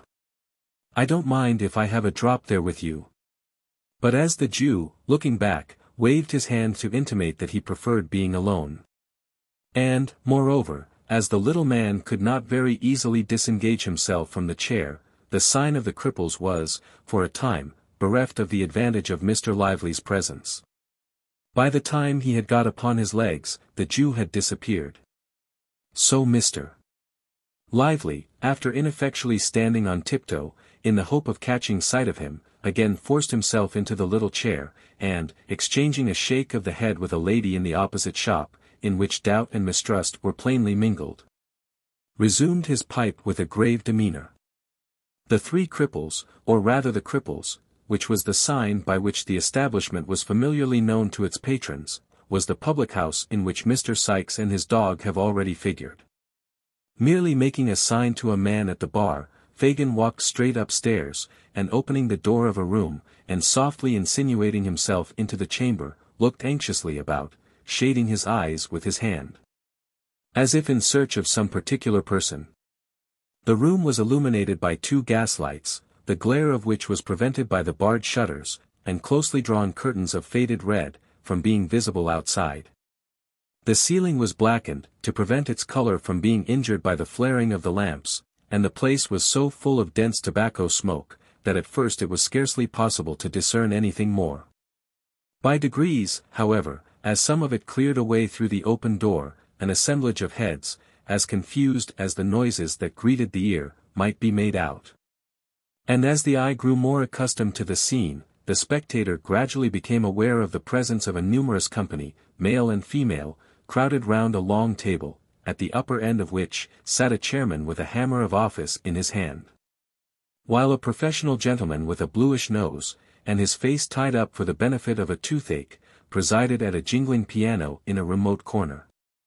As Fagin stepped softly in, the professional gentleman, running over the keys by way of prelude, occasioned a general cry of order for a song, which having subsided, a young lady proceeded to entertain the company with a ballad in 4 verses, between each of which the accompanist played the melody all through, as loud as he could. When this was over, the chairman gave a sentiment, after which, the professional gentleman on the chairman's right and left volunteered a duet, and sang it, with great applause. It was curious to observe some faces which stood out prominently from among the group. There was the chairman himself, the landlord of the house, a coarse, rough, heavy-built fellow, who, while the songs were proceeding, rolled his eyes hither and thither, and, seeming to give himself up to joviality, had an eye for everything that was done, and an ear for everything that was said, and sharp ones, too. Near him were the singers, receiving, with professional indifference, the compliments of the company, and applying themselves, in turn, to a dozen proffered glasses of spirits and water, tendered by their more boisterous admirers, whose countenances, expressive of almost every vice in almost every grade, irresistibly attracted the attention, by their very repulsiveness. Cunning, ferocity, and drunkenness in all its stages, were there, in their strongest aspect. And women, some with the last lingering tinge of their early freshness almost fading as you looked, others with every mark and stamp of their sex utterly beaten out, and presenting but one loathsome blank of profligacy and crime. Some mere girls, others but young women, and none past the prime of life, formed the darkest and saddest portion of this dreary picture. Fagin, troubled by no grave emotions, looked eagerly from face to face while these proceedings were in progress, but apparently without meeting that of which he was in search. Succeeding, at length, in catching the eye of the man who occupied the chair, he beckoned to him slightly, and left the room, as quietly as he had entered it. "What can I do for you, Mr. Fagin?" inquired the man, as he followed him out to the landing. "Won't you join us? They'll be delighted, every one of 'em." The Jew shook his head impatiently, and said in a whisper, "Is he here?" "No," replied the man. "And no news of Barney?" inquired Fagin. "None," replied the landlord of the Cripples, for it was he. "He won't stir till it's all safe. Depend on it, they're on the scent down there, and that if he moved, he'd blow upon the thing at once. He's all right enough, Barney is, else I should have heard of him. I'll pound it, that Barney's managing properly. Let him alone for that." "Will he be here tonight?" asked the Jew, laying the same emphasis on the pronoun as before. "Monks, do you mean?" inquired the landlord, hesitating. "Hush," said the Jew. "Yes. Certain," replied the man, drawing a gold watch from his fob, "I expected him here before now. If you'll wait 10 minutes, he'll be." "No, no," said the Jew, hastily, as though, however desirous he might be to see the person in question, he was nevertheless relieved by his absence. Tell him I came here to see him. And that he must come to me tonight. No, say tomorrow. As he is not here, tomorrow will be time enough. Good, said the man. Nothing more.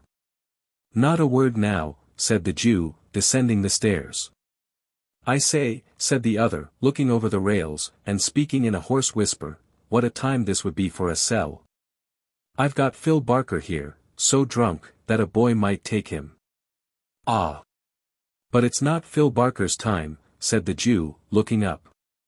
Phil has something more to do, before we can afford to part with him, so go back to the company, my dear, and tell them to lead merry lives, while they last. Ha! Ha! Ha! The landlord reciprocated the old man's laugh, and returned to his guests.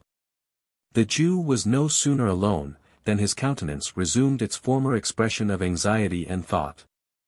After a brief reflection, he called a hack cabriolet, and bade the man drive towards Bethnal Green. He dismissed him within some quarter of a mile of Mr. Sikes's residence, and performed the short remainder of the distance, on foot.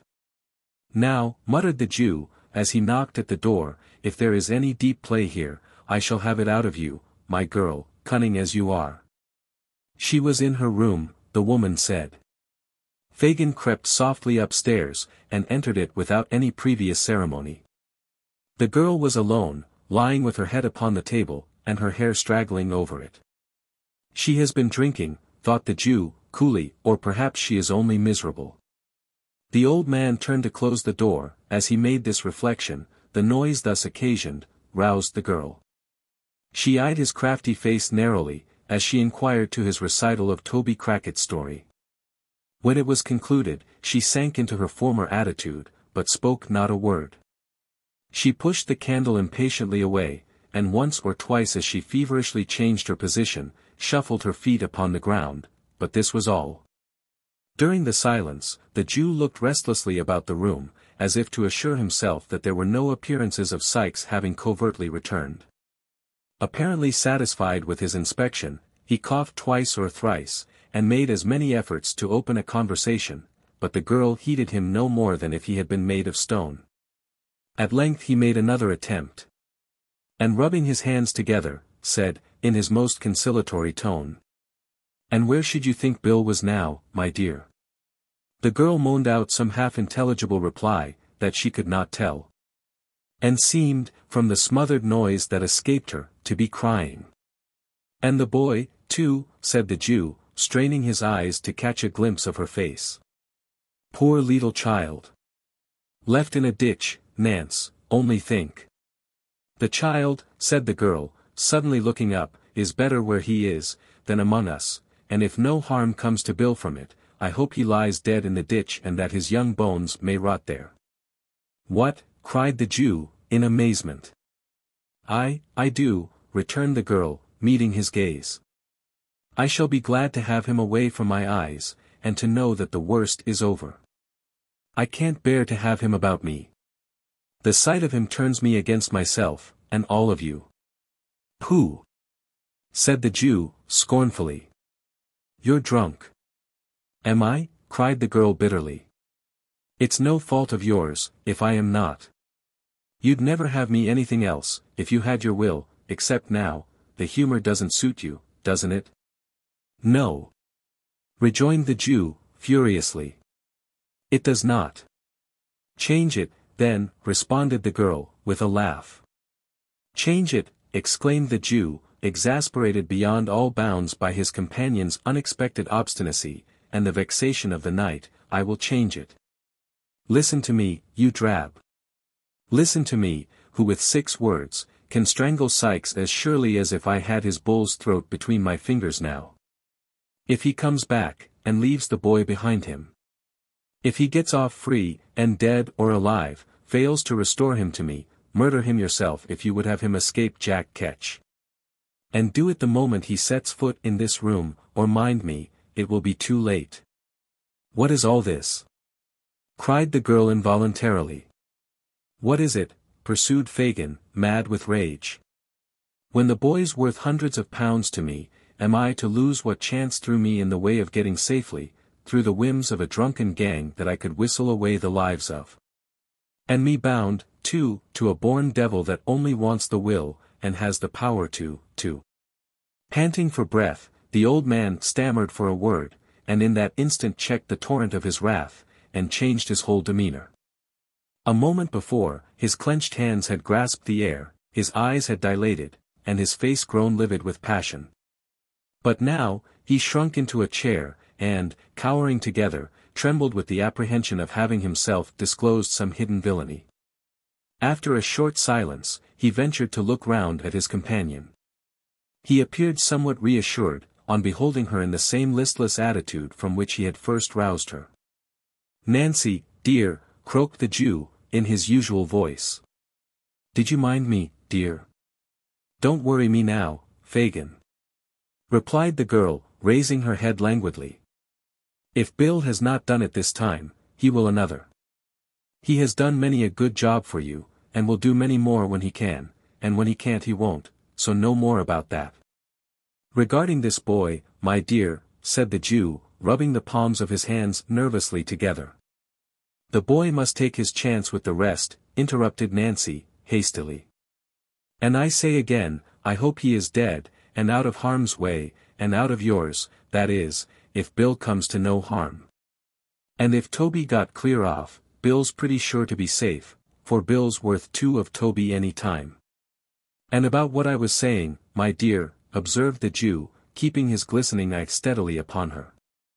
"You must say it all over again, if it's anything you want me to do," rejoined Nancy, "and if it is, you had better wait till tomorrow. You put me up for a minute, but now I'm stupid again." Fagin put several other questions, all with the same drift of ascertaining whether the girl had profited by his unguarded hints. But, she answered them so readily, and was withal so utterly unmoved by his searching looks, that his original impression of her being more than a trifle in liquor, was confirmed. Nancy, indeed, was not exempt from a failing which was very common among the Jew's female pupils, and in which, in their tenderer years, they were rather encouraged than checked.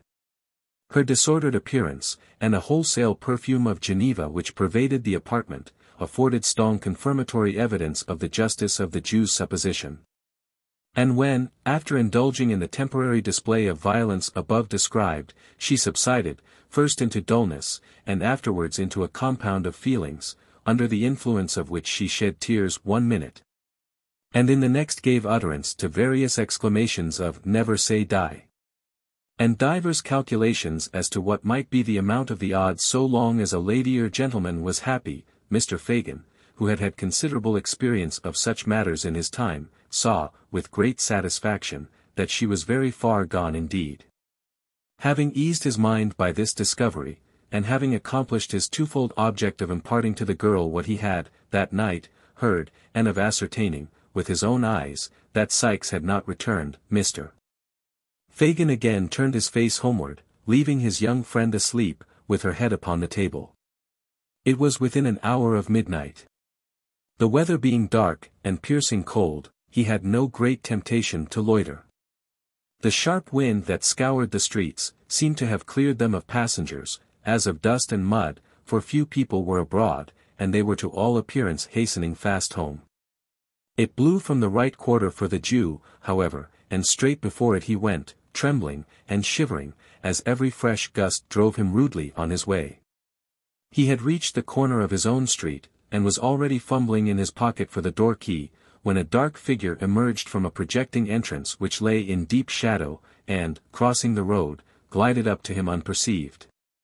"Fagin," whispered a voice close to his ear. "Ah," said the Jew, turning quickly round, "is that—" "Yes," interrupted the stranger. "I have been lingering here these 2 hours. Where the devil have you been?"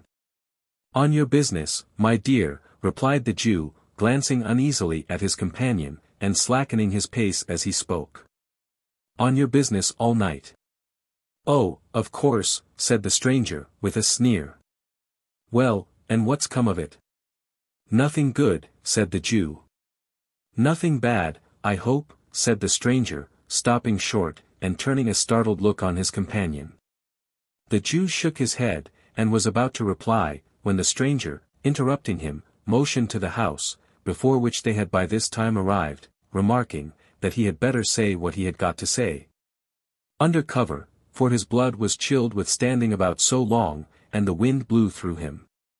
Fagin looked as if he could have willingly excused himself from taking home a visitor at that unseasonable hour, and, indeed, muttered something about having no fire. But his companion repeating his request in a peremptory manner, he unlocked the door, and requested him to close it softly, while he got a light. "It's as dark as the grave," said the man, groping forward a few steps. "Make haste." "Shut the door," whispered Fagin from the end of the passage. As he spoke, it closed with a loud noise. "That wasn't my doing," said the other man, feeling his way. "The wind blew it to, or it shut of its own accord, one or the other. Look sharp with the light, or I shall knock my brains out against something in this confounded hole." Fagin stealthily descended the kitchen stairs. After a short absence, he returned with a lighted candle, and the intelligence that Toby Crackit was asleep in the back room below, and that the boys were in the front one. Beckoning the man to follow him, he led the way upstairs. "We can say the few words we've got to say in here, my dear," said the Jew, throwing open a door on the first floor, "and as there are holes in the shutters, and we never show lights to our neighbors, we'll set the candle on the stairs. There." With those words, the Jew, stooping down, placed the candle on an upper flight of stairs, exactly opposite to the room door. This done, he led the way into the apartment, which was destitute of all movables save a broken armchair, and an old couch or sofa without covering, which stood behind the door. Upon this piece of furniture, the stranger sat himself with the air of a weary man. And the Jew, drawing up the armchair opposite, they sat face to face. It was not quite dark, the door was partially open, and the candle outside, threw a feeble reflection on the opposite wall. They conversed for some time in whispers. Though nothing of the conversation was distinguishable beyond a few disjointed words here and there, a listener might easily have perceived that Fagin appeared to be defending himself against some remarks of the stranger, and that the latter was in a state of considerable irritation. They might have been talking, thus, for a quarter of an hour or more, when Monks, by which name the Jew had designated the strange man several times in the course of their colloquy, said, raising his voice a little, "I tell you again. It was badly planned. Why not have kept him here among the rest, and made a sneaking, snivelling pickpocket of him at once?" "Only hear him," exclaimed the Jew, shrugging his shoulders. "Why, do you mean to say you couldn't have done it, if you had chosen?" demanded Monks, sternly. "Haven't you done it, with other boys, scores of times? If you had had patience for a 12-month, at most, couldn't you have got him convicted, and sent safely out of the kingdom, perhaps for life?" "Whose turn would that have served, my dear?" inquired the Jew humbly. "Mine," replied Monks. "But not mine," said the Jew, submissively. "He might have become of use to me. When there are two parties to a bargain, it is only reasonable that the interests of both should be consulted, is it, my good friend?" "What then?" demanded Monks. "I saw it was not easy to train him to the business," replied the Jew. "He was not like other boys in the same circumstances." "Curse him, no," muttered the man, "or he would have been a thief, long ago." "I had no hold upon him to make him worse," pursued the Jew, anxiously watching the countenance of his companion. "His hand was not in. I had nothing to frighten him with, which we always must have in the beginning, or we labor in vain. What could I do? Send him out with the Dodger and Charlie? We had enough of that, at first, my dear. I trembled for us all." "That was not my doing," observed Monks. "No, no, my dear," renewed the Jew. "And I don't quarrel with it now. Because, if it had never happened, you might never have clapped eyes on the boy to notice him, and so led to the discovery that it was him you were looking for. Well, I got him back for you by means of the girl, and then XXIII begins to favor him. Throttle the girl, said Monks, impatiently. Why, we can't afford to do that just now, my dear, replied the Jew, smiling, and, besides, that sort of thing is not in our way, or, one of these days, I might be glad to have it done. I know what these girls are, Monks, well. As soon as the boy begins to harden, she'll care no more for him, than for a block of wood. You want him made a thief. If he is alive, I can make him one from this time. And if, said the Jew, drawing nearer to the other, it's not likely, mind, but if the worst comes to the worst, and he is dead. It's no fault of mine if he is. Interposed the other man, with a look of terror, and clasping the Jew's arm with trembling hands. Mind that. Fagin. I had no hand in it. Anything but his death, I told you from the first. I won't shed blood. It's always found out, and haunts a man besides. If they shot him dead, I was not the cause, do you hear me? Fire this infernal den. What's that? What? Cried the Jew, grasping the coward round the body, with both arms, as he sprung to his feet. Where? Yonder.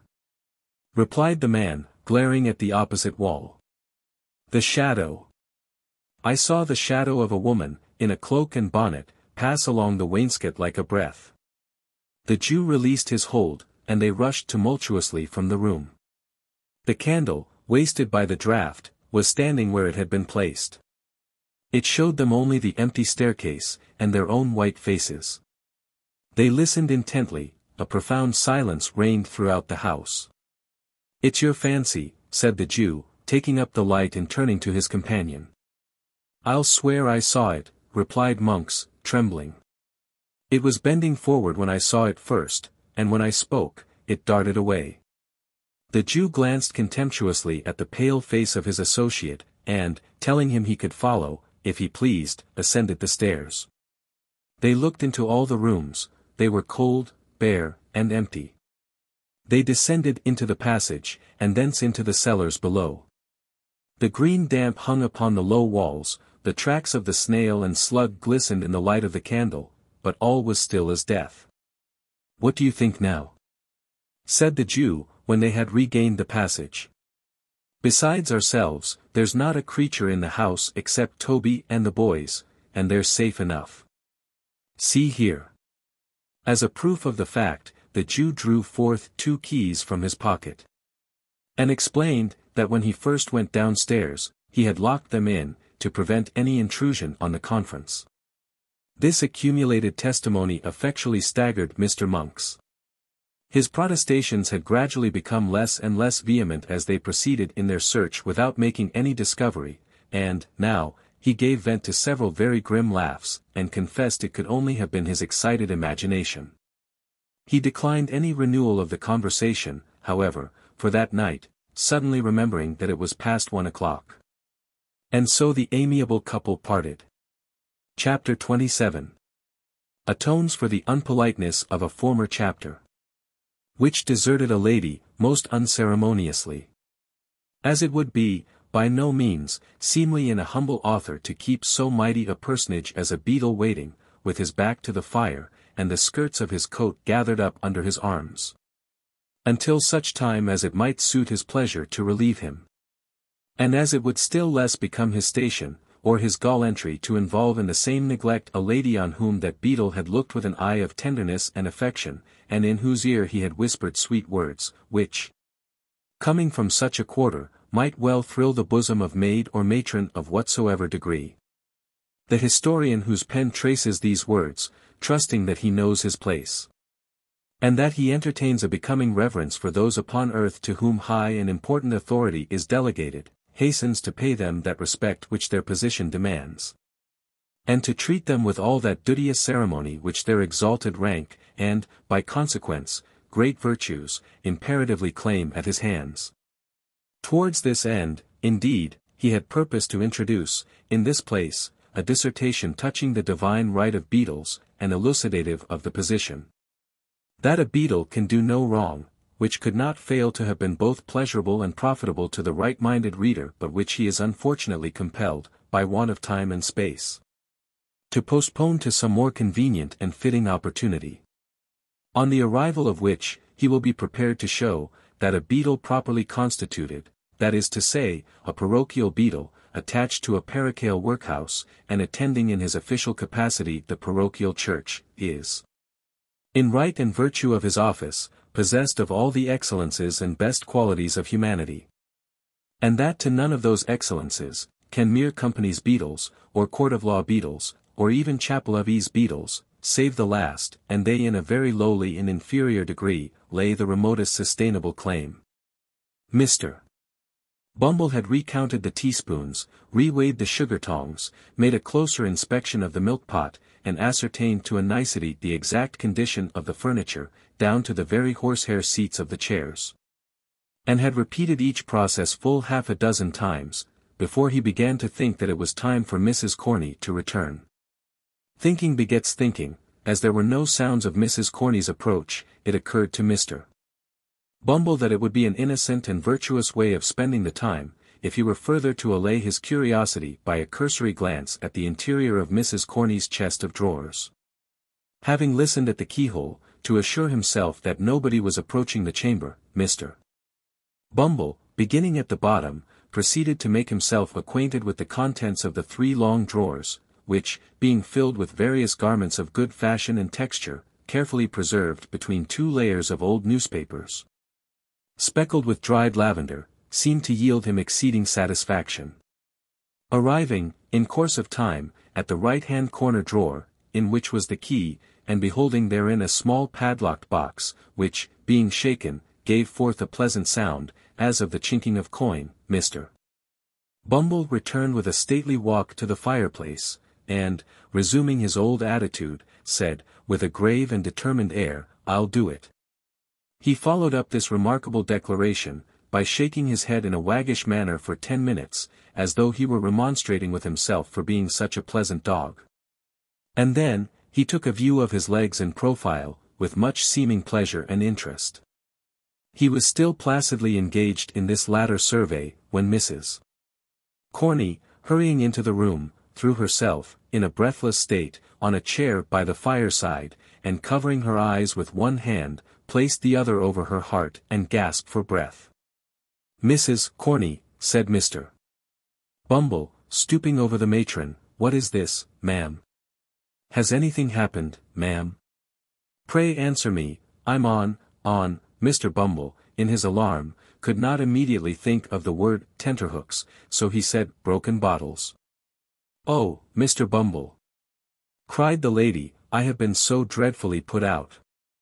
"Put out, ma'am," exclaimed Mr. Bumble, "who has dared to—" "I know," said Mr. Bumble, checking himself, with native majesty, "this is them wicious paupers." "It's dreadful to think of," said the lady, shuddering. "Then don't think of it, ma'am," rejoined Mr. Bumble. "I can't help it," whimpered the lady. "Then take something, ma'am," said Mr. Bumble soothingly. "A little of the wine." "Not for the world," replied Mrs. Corney. "I couldn't, oh. The top shelf in the right-hand corner, oh." Uttering these words, the good lady pointed, distractedly, to the cupboard, and underwent a convulsion from internal spasms. Mr. Bumble rushed to the closet, and, snatching a pint green-glass bottle from the shelf thus incoherently indicated, filled a teacup with its contents, and held it to the lady's lips. "I'm better now," said Mrs. Corney, falling back, after drinking half of it. Mr. Bumble raised his eyes piously to the ceiling in thankfulness, and, bringing them down again to the brim of the cup, lifted it to his nose. "Peppermint," exclaimed Mrs. Corney, in a faint voice, smiling gently on the beadle as she spoke. "Try it. There's a little something else in it." Mr. Bumble tasted the medicine with a doubtful look, smacked his lips, took another taste, and put the cup down empty. "It's very comforting," said Mrs. Corney. "Very much so indeed, ma'am," said the beadle. As he spoke, he drew a chair beside the matron, and tenderly inquired what had happened to distress her. "Nothing," replied Mrs. Corney. "I am a foolish, excitable, weak creetur. Not weak, ma'am, retorted Mr. Bumble, drawing his chair a little closer. Are you a weak creetur, Mrs. Corney? We are all weak creeturs, said Mrs. Corney, laying down a general principle. So we are, said the beadle. Nothing was said on either side, for a minute or two afterwards. By the expiration of that time, Mr. Bumble had illustrated the position by removing his left arm from the back of Mrs. Corney's chair, where it had previously rested, to Mrs. Corney's a prong string, round which is gradually became entwined. We are all weak creeturs, said Mr. Bumble. Mrs. Corney sighed. Don't sigh, Mrs. Corney, said Mr. Bumble. I can't help it, said Mrs. Corney. And she sighed again. This is a very comfortable room, ma'am, said Mr. Bumble looking round. Another room, and this, ma'am, would be a complete thing. It would be too much for one, murmured the lady. But not for two, ma'am, rejoined Mr. Bumble, in soft accents. Mrs. Corney. Mrs. Corney drooped her head. When the beadle said this, the beadle drooped his, to get a view of Mrs. Corney's face. Mrs. Corney, with great propriety, turned her head away, and released her hand to get at her pocket handkerchief, but insensibly replaced it in that of Mr. Bumble. The board allows you coals, don't they, Mrs. Corney? Inquired the beadle, affectionately pressing her hand. And candles, replied Mrs. Corney, slightly returning the pressure. Coals, candles, and house rent free, said Mr. Bumble. Oh, Mrs. Corney, what an angel you are. The lady was not proof against this burst of feeling. She sank into Mr. Bumble's arms, and that gentleman in his agitation, imprinted a passionate kiss upon her chaste nose. Such parochial perfection, exclaimed Mr. Bumble, rapturously. You know that Mr. Slout is worse tonight, my fascinator. Yes, replied Mrs. Corney, bashfully. He can't live a week, the doctor says, pursued Mr. Bumble. He is the master of this establishment, his death will cause a vacancy. That vacancy must be filled up. Oh, Mrs. Corney, what a prospect this opens. What a opportunity for a gening of hearts and housekeepings. Mrs. Corney sobbed. The little word, said Mr. Bumble, bending over the bashful beauty. The one little word, my blessed Corney. Yes, sighed out the matron. One more, pursued the beadle, compose your darling feelings for only one more. When is it to come off? Mrs. Corney twice essayed to speak, and twice failed. At length summoning up courage, she threw her arms around Mr. Bumble's neck, and said, it might be as soon as ever he pleased, and that he was a irresistible duck. Matters being thus amicably and satisfactorily arranged, the contract was solemnly ratified in another teacupful of the peppermint mixture, which was rendered the more necessary, by the flutter and agitation of the lady's spirits. While it was being disposed of, she acquainted Mr. Bumble with the old woman's decease. Very good, said that gentleman, sipping his peppermint, I'll call at Sowerberry's as I go home, and tell him to send tomorrow morning. Was it that as frightened you, love? It wasn't anything particular, dear, said the lady evasively. It must have been something, love, urged Mr. Bumble. Won't you tell your own bee? Not now, rejoined the lady, one of these days. After we're married, dear. After we're married, exclaimed Mr. Bumble. It wasn't any impudence from any of them male paupers as. No, love, interposed the lady, hastily. If I thought it was, continued Mr. Bumble. If I thought as any one of them had dared to lift his vulgar eyes to that lovely countenance. They wouldn't have dared to do it, love, responded the lady. They had better not, said Mr. Bumble, clenching his fist. Let me see any man, parochial or extra-parochial, as would presume to do it, and I can tell him that he wouldn't do it a second time. Unembellished by any violence of gesticulation, this might have seemed no very high compliment to the lady's charms, but, as Mr. Bumble accompanied the threat with many warlike gestures. She was much touched with this proof of his devotion, and protested, with great admiration, that he was indeed a dove. The dove then turned up his coat collar, and put on his cocked hat. And, having exchanged a long and affectionate embrace with his future partner, once again braved the cold wind of the night, merely pausing, for a few minutes, in the male paupers' ward, to abuse them a little.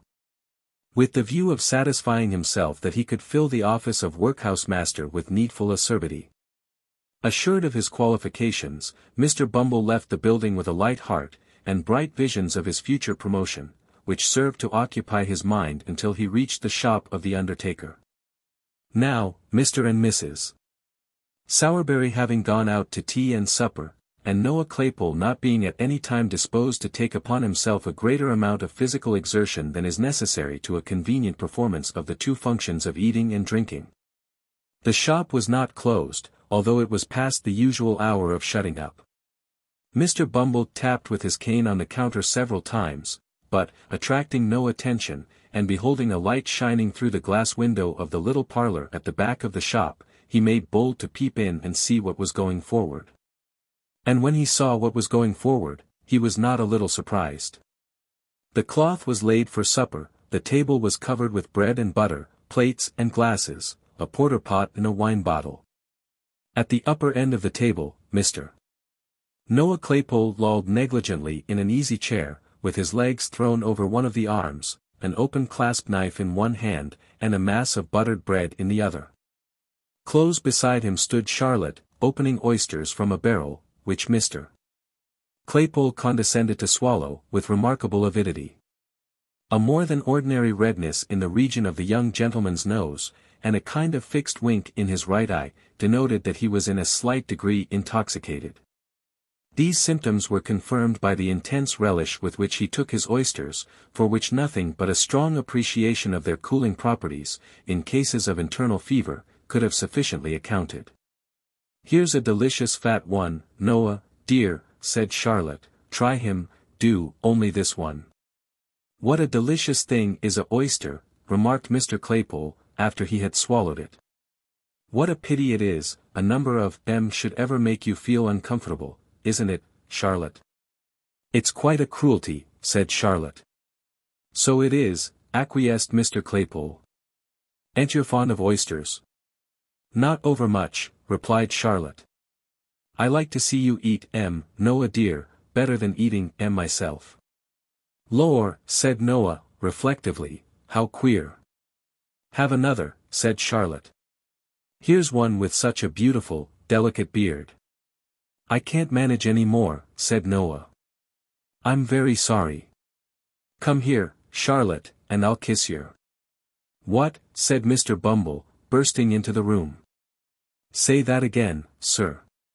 Charlotte uttered a scream, and hid her face in her apron. Mr. Claypole, without making any further change in his position than suffering his legs to reach the ground, gazed at the beadle in drunken terror. "Say it again, you vile, audacious fellow," said Mr. Bumble. "How dare you mention such a thing, sir? And how dare you encourage him, you insolent minx?" "Kiss her," exclaimed Mr. Bumble, in strong indignation. "Faugh! I didn't mean to do it," said Noah, blubbering. "She's always kissing of me, whether I like it, or not." "Oh, Noah," cried Charlotte, reproachfully. "You are," retorted Noah. "She's always doin' of it, Mr. Bumble, sir, she chucks me under the chin, please, sir, and makes all manner of love." "Silence," cried Mr. Bumble, sternly. "Take yourself downstairs, ma'am.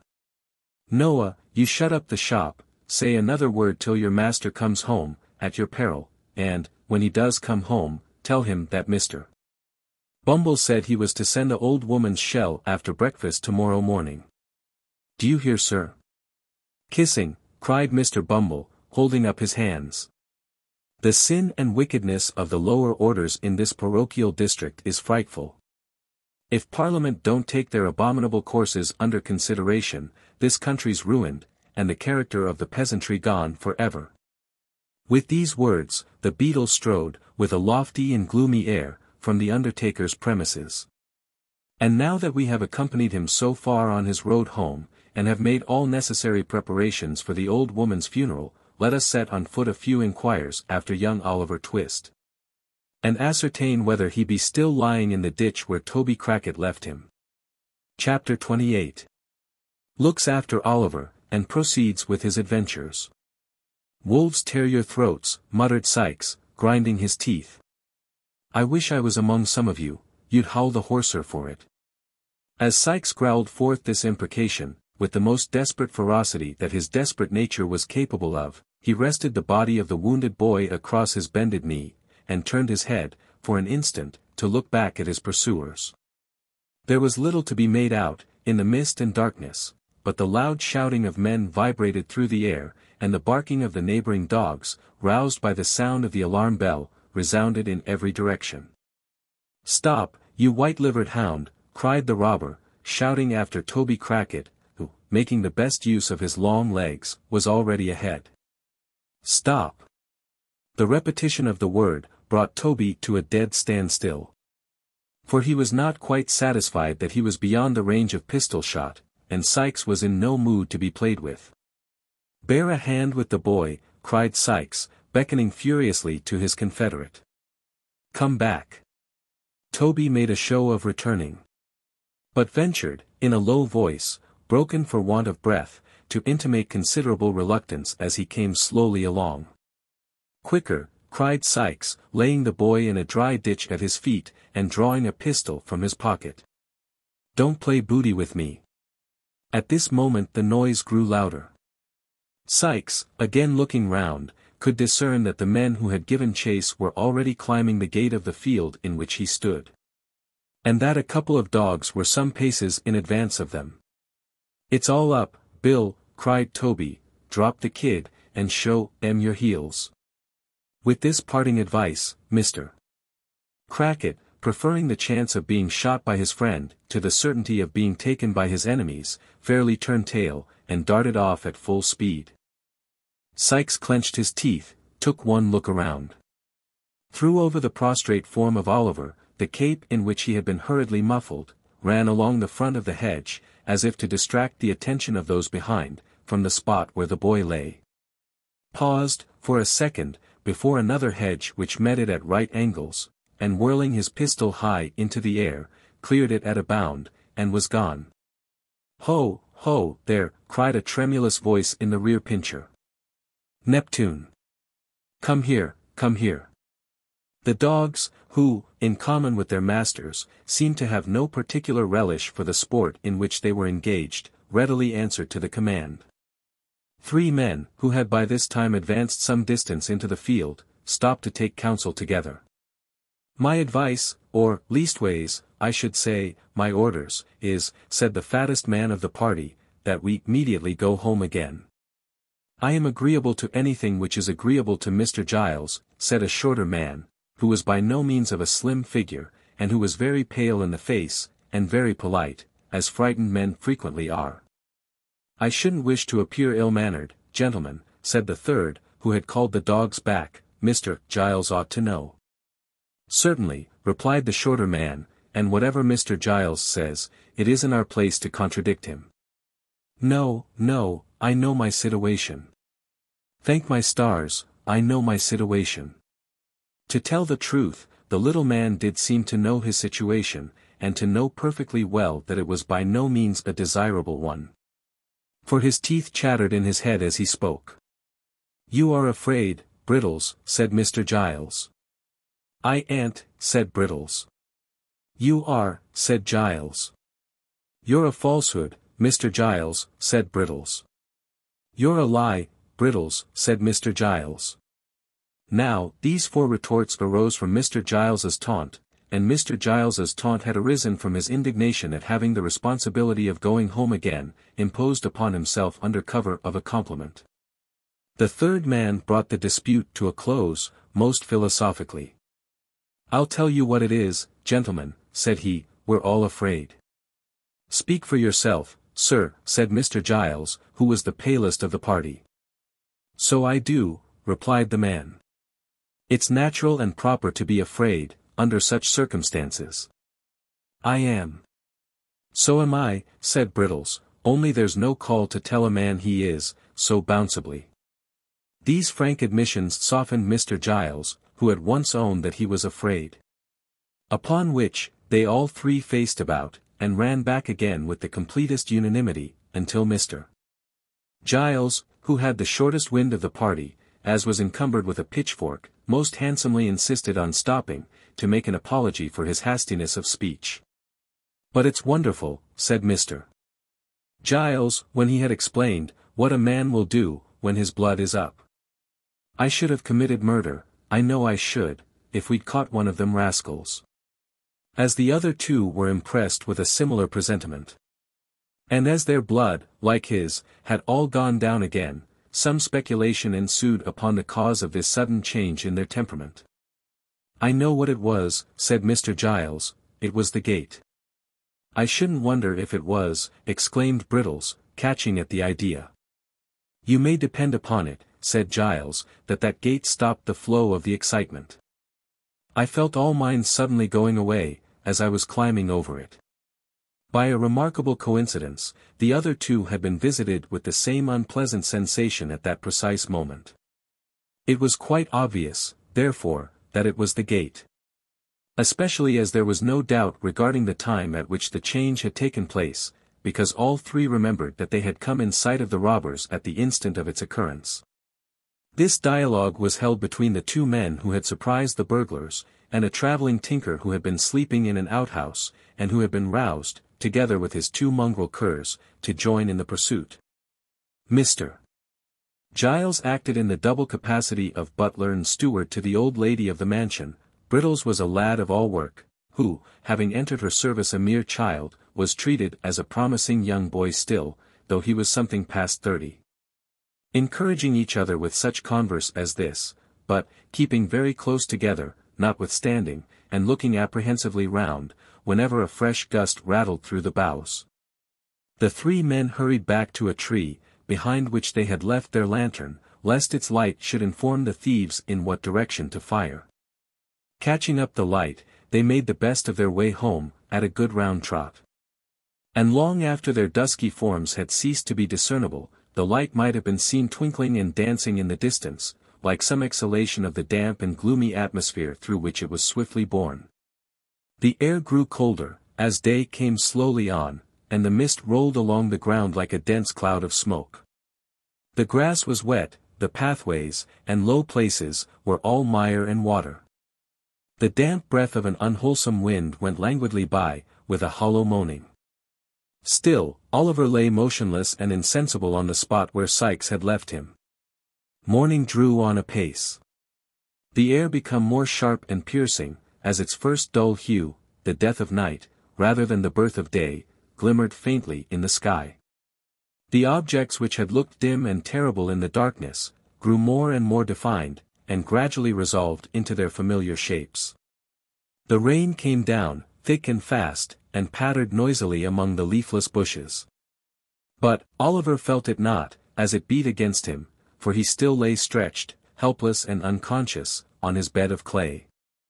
At length, a low cry of pain broke the stillness that prevailed, and uttering it, the boy awoke. His left arm, rudely bandaged in a shawl, hung heavy and useless at his side. The bandage was saturated with blood. He was so weak, that he could scarcely raise himself into a sitting posture. When he had done so, he looked feebly round for help, and groaned with pain. Trembling in every joint, from cold and exhaustion, he made an effort to stand upright, but, shuddering from head to foot, fell prostrate on the ground. After a short return of the stupor in which he had been so long plunged, Oliver, urged by a creeping sickness at his heart, which seemed to warn him that if he lay there, he must surely die, got upon his feet and essayed to walk. His head was dizzy, and he staggered to and from like a drunken man. But he kept up, nevertheless, and, with his head drooping languidly on his breast, went stumbling onward, he knew not whither. And now, hosts of bewildering and confused ideas came crowding on his mind. He seemed to be still walking between Sikes and Crackit, who were angrily disputing, for the very words they said, sounded in his ears.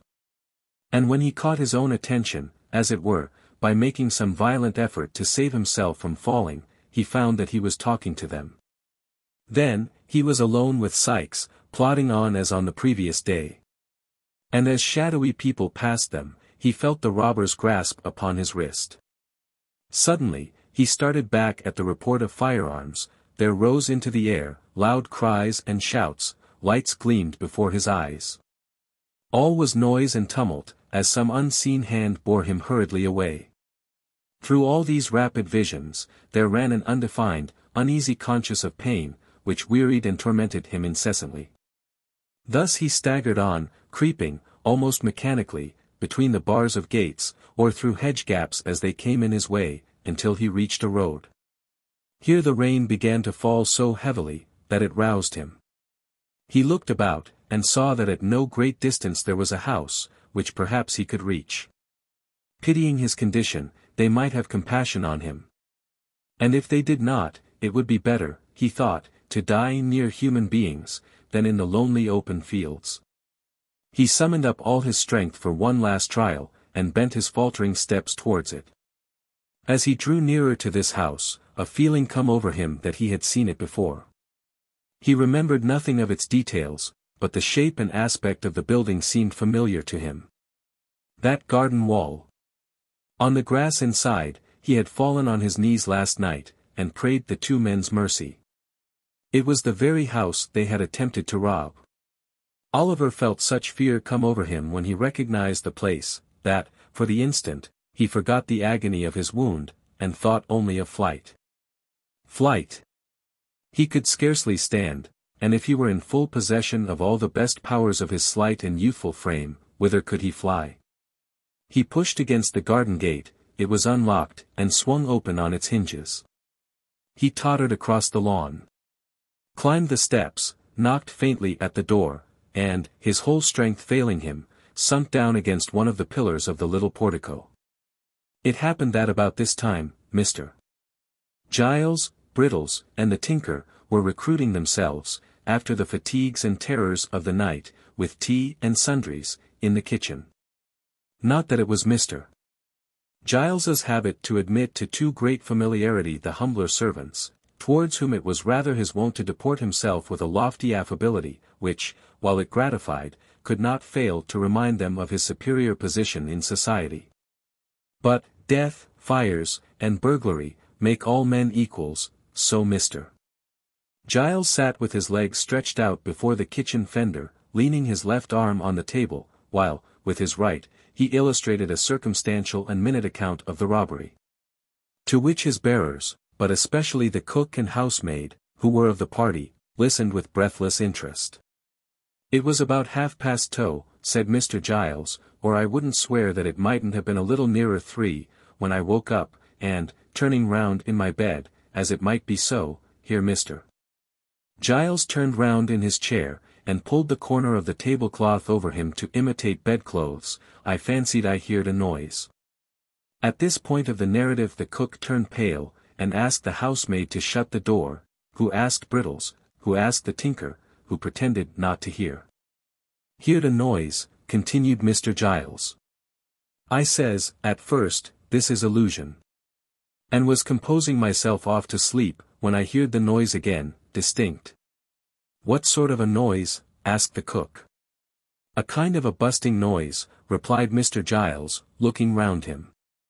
"More like the noise of powdering a iron bar on a nutmeg grater," suggested Brittles. "It was, when you heard it, sir," rejoined Mr. Giles, "but, at this time, it had a busting sound.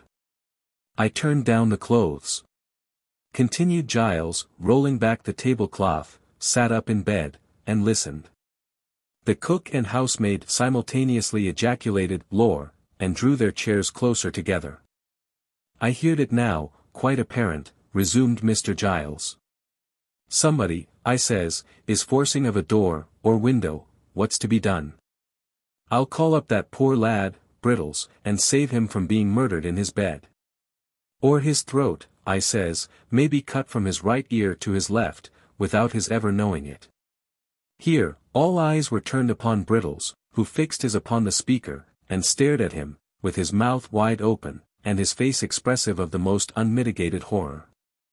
"I tossed off the clothes," said Giles, throwing away the tablecloth, and looking very hard at the cook and housemaid, got softly out of bed, drew on a pair of "ladies present, Mr. Giles," murmured the tinker. "Of shoes, sir," said Giles, turning upon him, and laying great emphasis on the word, seized the loaded pistol that always goes upstairs with the plate basket, and walked on tiptoes to his room. "Brittles," I says, when I had woke him, "don't be frightened." "So you did," observed Brittles, in a low voice. "We're dead men, I think, Brittles," I says, continued Giles, "but don't be frightened." "Was he frightened?" asked the cook. "Not a bit of it," replied Mr. Giles. "He was as firm, pretty near as firm as I was." "I should have died at once, I'm sure, if it had been me," observed the housemaid. "You're a woman," retorted Brittles, plucking up a little. "Brittles is right," said Mr. Giles, nodding his head, approvingly. From a woman, nothing else was to be expected. We, being men, took a dark lantern that was standing on Brittles' hob, and groped our way downstairs in the pitch dark, as it might be so. Mr. Giles had risen from his seat, and taken 2 steps with his eyes shut, to accompany his description with appropriate action, when he started violently, in common with the rest of the company, and hurried back to his chair. The cook and housemaid screamed. "It was a knock," said Mr. Giles, assuming perfect serenity. "Open the door, somebody." Nobody moved. "It seems a strange sort of a thing, a knock coming at such a time in the morning," said Mr. Giles, surveying the pale faces which surrounded him, and looking very blank himself, "but the door must be opened. Do you hear, somebody?" Mr. Giles, as he spoke, looked at Brittles. But that young man, being naturally modest, probably considered himself nobody, and so held that the inquiry could not have any application to him. At all events, he tendered no reply. Mr. Giles directed an appealing glance at the tinker. But he had suddenly fallen asleep. The women were out of the question. "If Brittles would rather open the door, in the presence of witnesses," said Mr. Giles, after a short silence, "I am ready to make one." "So am I," said the tinker, waking up, as suddenly as he had fallen asleep. Brittles capitulated on these terms. And the party, being somewhat reassured by the discovery, made on throwing open the shutters, that it was now broad day, took their way upstairs, with the dogs in front. The 2 women, who were afraid to stay below, brought up the rear. By the advice of Mr. Giles, they all talked very loud, to warn any evil-disposed person outside, that they were strong in numbers. And by a masterstroke of policy, originating in the brain of the same ingenious gentleman, the dogs' tails were well pinched, in the hall, to make them bark savagely. These precautions having been taken, Mr. Giles held on fast by the tinker's arm, to prevent his running away, as he pleasantly said, and gave the word of command to open the door. Brittles obeyed. The group, peeping timorously over each other's shoulders, beheld no more formidable object than poor little Oliver Twist, speechless and exhausted, who raised his heavy eyes, and mutely solicited their compassion. "A boy!" exclaimed Mr. Giles, valiantly, pushing the tinker into the background. "What's the matter with the, why, Brittles, look here, don't you know?" Brittles, who had got behind the door to open it, no sooner saw Oliver, than he uttered a loud cry. Mr. Giles, seizing the boy by one leg and one arm, fortunately not the broken limb, lugged him straight into the hall, and deposited him at full length on the floor thereof. "Here he is," bawled Giles, calling in a state of great excitement, up the staircase. "Here's one of the thieves, ma'am. Here's a thief, miss. Wounded, miss. I shot him, miss," and Brittles held the light. "In a lantern, miss," cried Brittles, applying one hand to the side of his mouth, so that his voice might travel the better.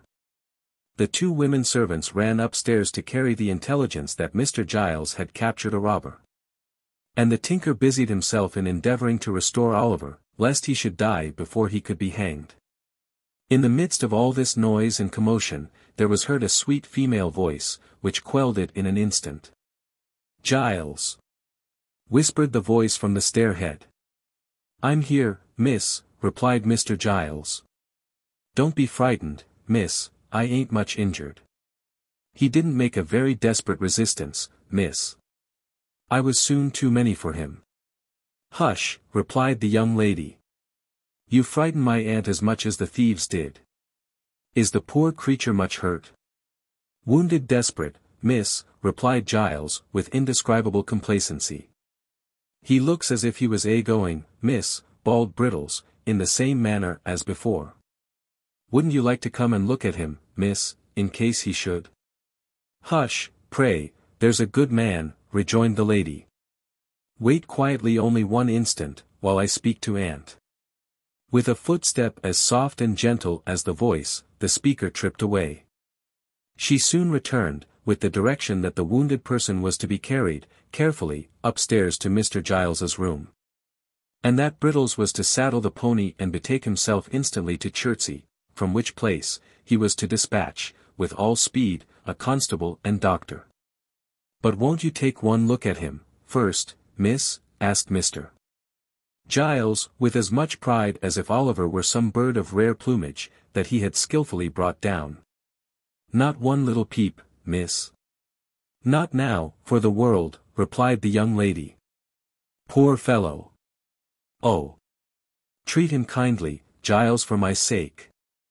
The old servant looked up at the speaker, as she turned away, with a glance as proud and admiring as if she had been his own child. Then, bending over Oliver, he helped to carry him upstairs, with the care and solicitude of a woman. Chapter 29 has an introductory account of the inmates of the house, to which Oliver resorted. In a handsome room, though its furniture had rather the air of old-fashioned comfort than of modern elegance, there sat two ladies at a well-spread breakfast table. Mr. Giles, dressed with scrupulous care in a full suit of black, was in attendance upon them. He had taken his station some halfway between the sideboard and the breakfast table. And, with his body drawn up to its full height, his head thrown back, and inclined the merest trifle on one side, his left leg advanced and his right hand thrust into his waistcoat, while his left hung down by his side, grasping a waiter. Looked like one who labored under a very agreeable sense of his own merits and importance. Of the two ladies, one was well advanced in years, but the high-backed oaken chair in which she sat, was not more upright than she. Dressed with the utmost nicety and precision, in a quaint mixture of bygone costume, with some slight concessions to the prevailing taste, which rather served to point the old style pleasantly than to impair its effect, she sat in a stately manner, with her hands folded on the table before her. Her eyes, and age had dimmed but little of their brightness, were attentively upon her young companion. The younger lady was in the lovely bloom and springtime of womanhood. At that age, when, if ever angels be for God's good purposes enthroned in mortal forms, they may be, without impiety, supposed to abide in such as hers. She was not past 17. Cast in so slight and exquisite a mould, so mild and gentle, so pure and beautiful, that earth seemed not her element, nor its rough creatures her fit companions. The very intelligence that shone in her deep blue eye, and was stamped upon her noble head, seemed scarcely of her age, or of the world.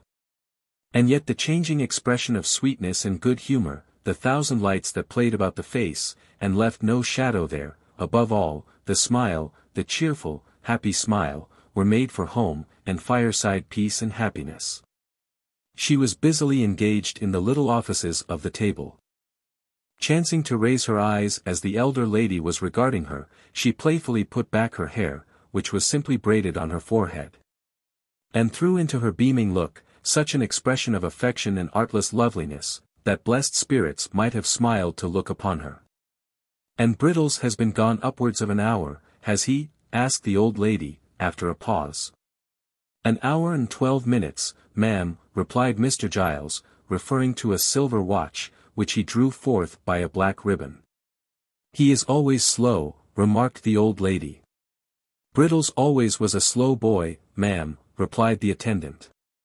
And seeing, by the by, that Brittles had been a slow boy for upwards of 30 years, there appeared no great probability of his ever being a fast one. He gets worse instead of better, I think, said the elder lady.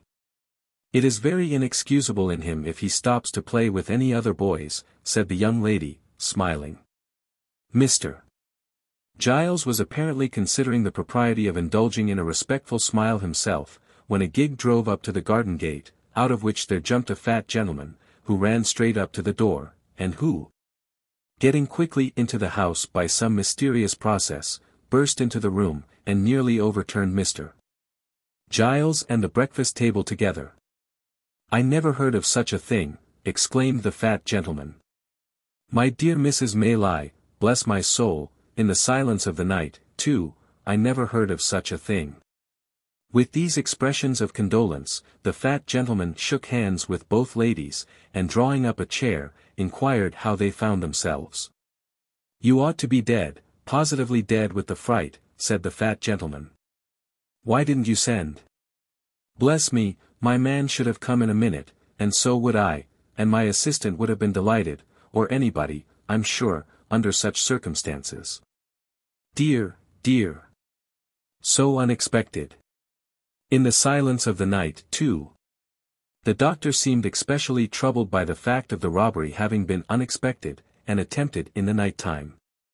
As if it were the established custom of gentlemen in the housebreaking way to transact business at noon, and to make an appointment, by post, a day or two previous.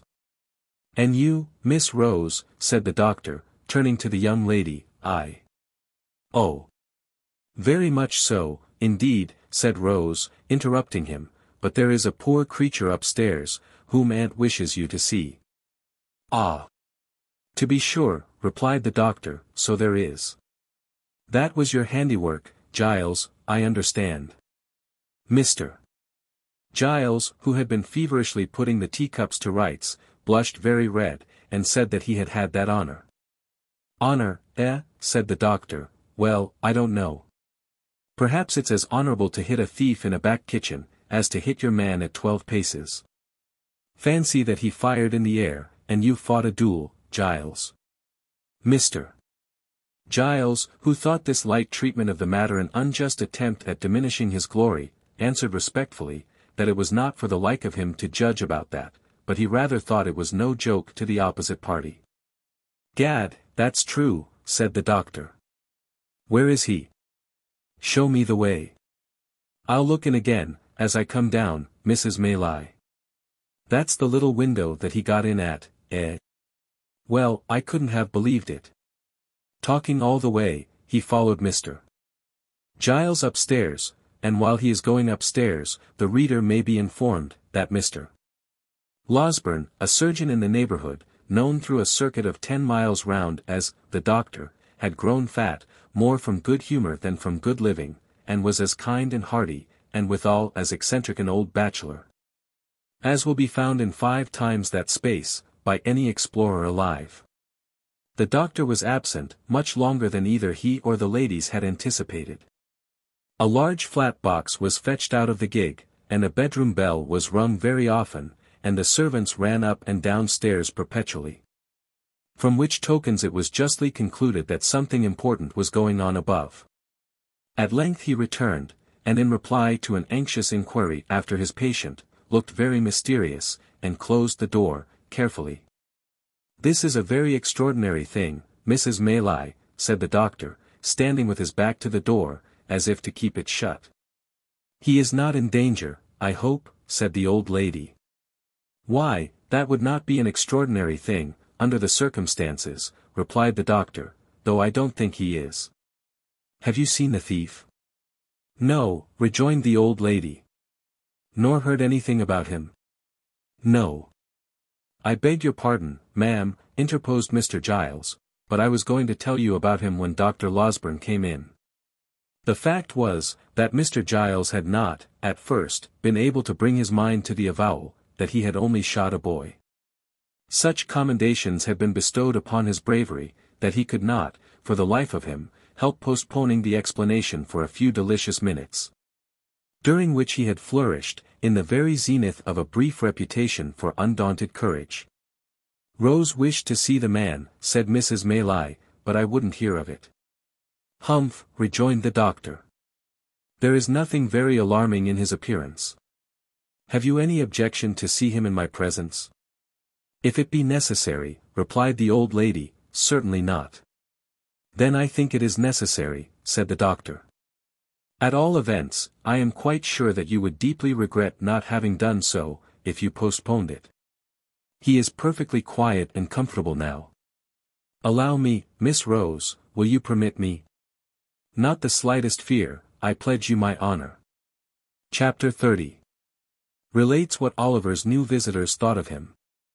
With many loquacious assurances that they would be agreeably surprised in the aspect of the criminal, the doctor drew the young lady's arm through one of him, and offering his disengaged hand to Mrs. Maylie, led them, with much ceremony and stateliness, upstairs. "Now," said the doctor, in a whisper, as he softly turned the handle of a bedroom door, "let us hear what you think of him. He has not been shaved very recently, but he don't look at all ferocious notwithstanding. Stop, though. Let me first see that he is in visiting order." Stepping before them, he looked into the room. Motioning them to advance, he closed the door when they had entered, and gently drew back the curtains of the bed. Upon it, in lieu of the dogged, black-visaged ruffian they had expected to behold, there lay a mere child, worn with pain and exhaustion, and sunk into a deep sleep. His wounded arm, bound and splintered up, was crossed upon his breast. His head reclined upon the other arm, which was half hidden by his long hair, as it streamed over the pillow. The honest gentleman held the curtain in his hand, and looked on, for a minute or so, in silence. Whilst he was watching the patient thus, the younger lady glided softly past, and seating herself in a chair by the bedside, gathered Oliver's hair from his face. As she stooped over him, her tears fell upon his forehead. The boy stirred, and smiled in his sleep, as though these marks of pity and compassion had awakened some pleasant dream of a love and affection he had never known. Thus, a strain of gentle music, or the rippling of water in a silent place, or the odor of a flower, or the mention of a familiar word, will sometimes call up sudden dim remembrances of scenes that never were, in this life, which vanish like a breath, which some brief memory of a happier existence, long gone by, would seem to have awakened, which no voluntary exertion of the mind can ever recall. "What can this mean?" exclaimed the elder lady. "This poor child can never have been the pupil of robbers. Vice," said the surgeon, replacing the curtain, "takes up her abode in many temples, and who can say that a fair outside shall not enshrine her?" "But at so early an age," urged Rose. "My dear young lady," rejoined the surgeon, mournfully shaking his head, "crime, like death, is not confined to the old and withered alone. The youngest and fairest are too often its chosen victims. But, can you really believe that this delicate boy has been the voluntary associate of the worst outcasts of society?" said Rose. The surgeon shook his head, in a manner which intimated that he feared it was very possible, and observing that they might disturb the patient, led the way into an adjoining apartment. "But even if he has been wicked," pursued Rose, "think how young he is, think that he may never have known a mother's love, or the comfort of a home. That ill usage and blows, or the want of bread, may have driven him to herd with men who have forced him to guilt. Aunt, dear aunt, for mercy's sake, think of this, before you let them drag this sick child to a prison, which in any case must be the grave of all his chances of amendment. Oh! As you love me, and know that I have never felt the want of parents in your goodness and affection, but that I might have done so, and might have been equally helpless and unprotected with this poor child, have pity upon him before it is too late." "My dear love," said the elder lady, as she folded the weeping girl to her bosom, "do you think I would harm a hair of his head?" "Oh, no," replied Rose, eagerly. "No, surely," said the old lady. "My days are drawing to their close, and may mercy be shown to me as I show it to others. What can I do to save him, sir?" "Let me think, ma'am," said the doctor, let me think. Mr. Losberne thrust his hands into his pockets, and took several turns up and down the room, often stopping, and balancing himself on his toes, and frowning frightfully. After various exclamations of, I've got it now, and, no, I haven't, and as many renewals of the walking and frowning, he at length made a dead halt, and spoke as follows.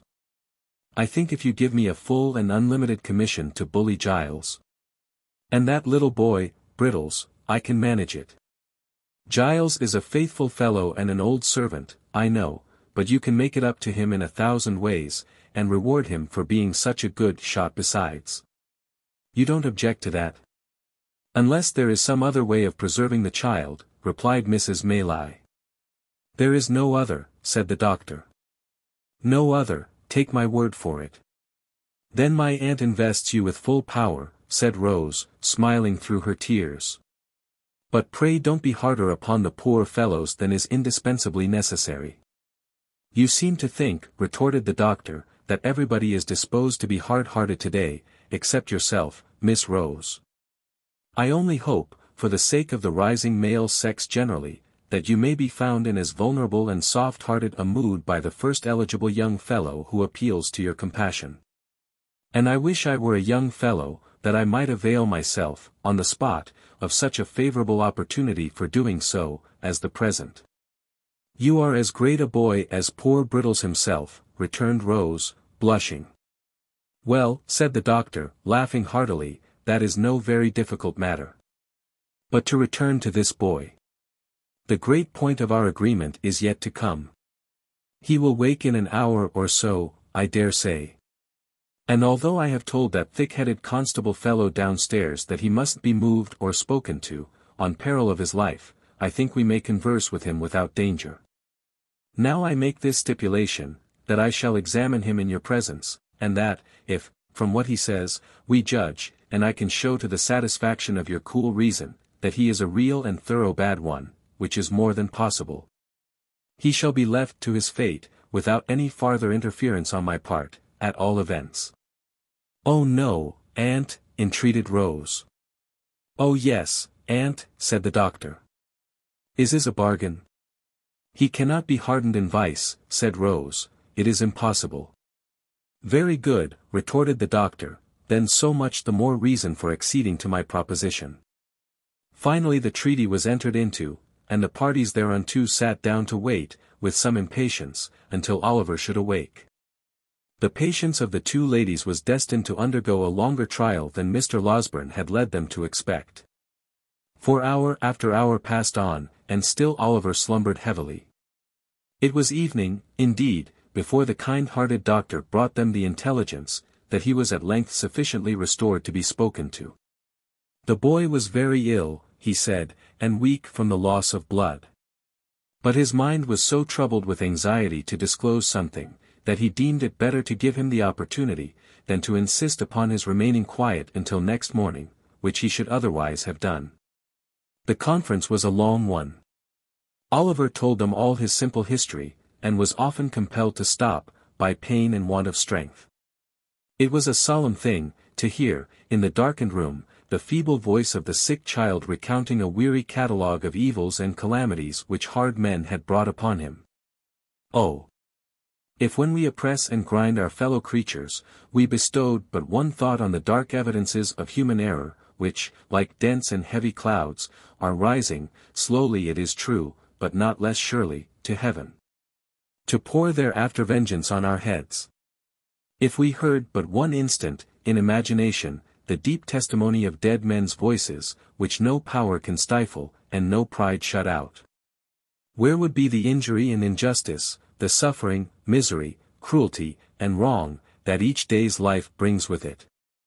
Oliver's pillow was smoothed by gentle hands that night, and loveliness and virtue watched him as he slept. He felt calm and happy, and could have died without a murmur. The momentous interview was no sooner concluded, and Oliver composed to rest again, than the doctor, after wiping his eyes, and condemning them for being weak all at once, betook himself downstairs to open upon Mr. Giles. And finding nobody about the parlours, it occurred to him, that he could perhaps originate the proceedings with better effect in the kitchen, so into the kitchen he went. There were assembled, in that lower house of the domestic parliament, the women servants, Mr. Brittles, Mr. Giles, the tinker, who had received a special invitation to regale himself for the remainder of the day, in consideration of his services, and the constable.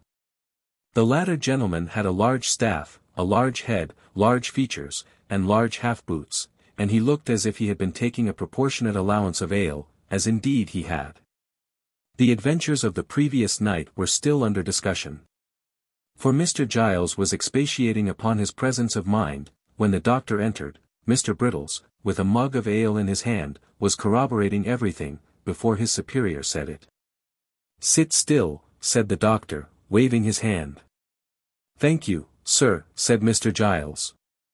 "Mrs. wished some ale to be given out, sir, and as I felt no ways inclined for my own little room, sir, and was disposed for company, I am taking mine among 'em here."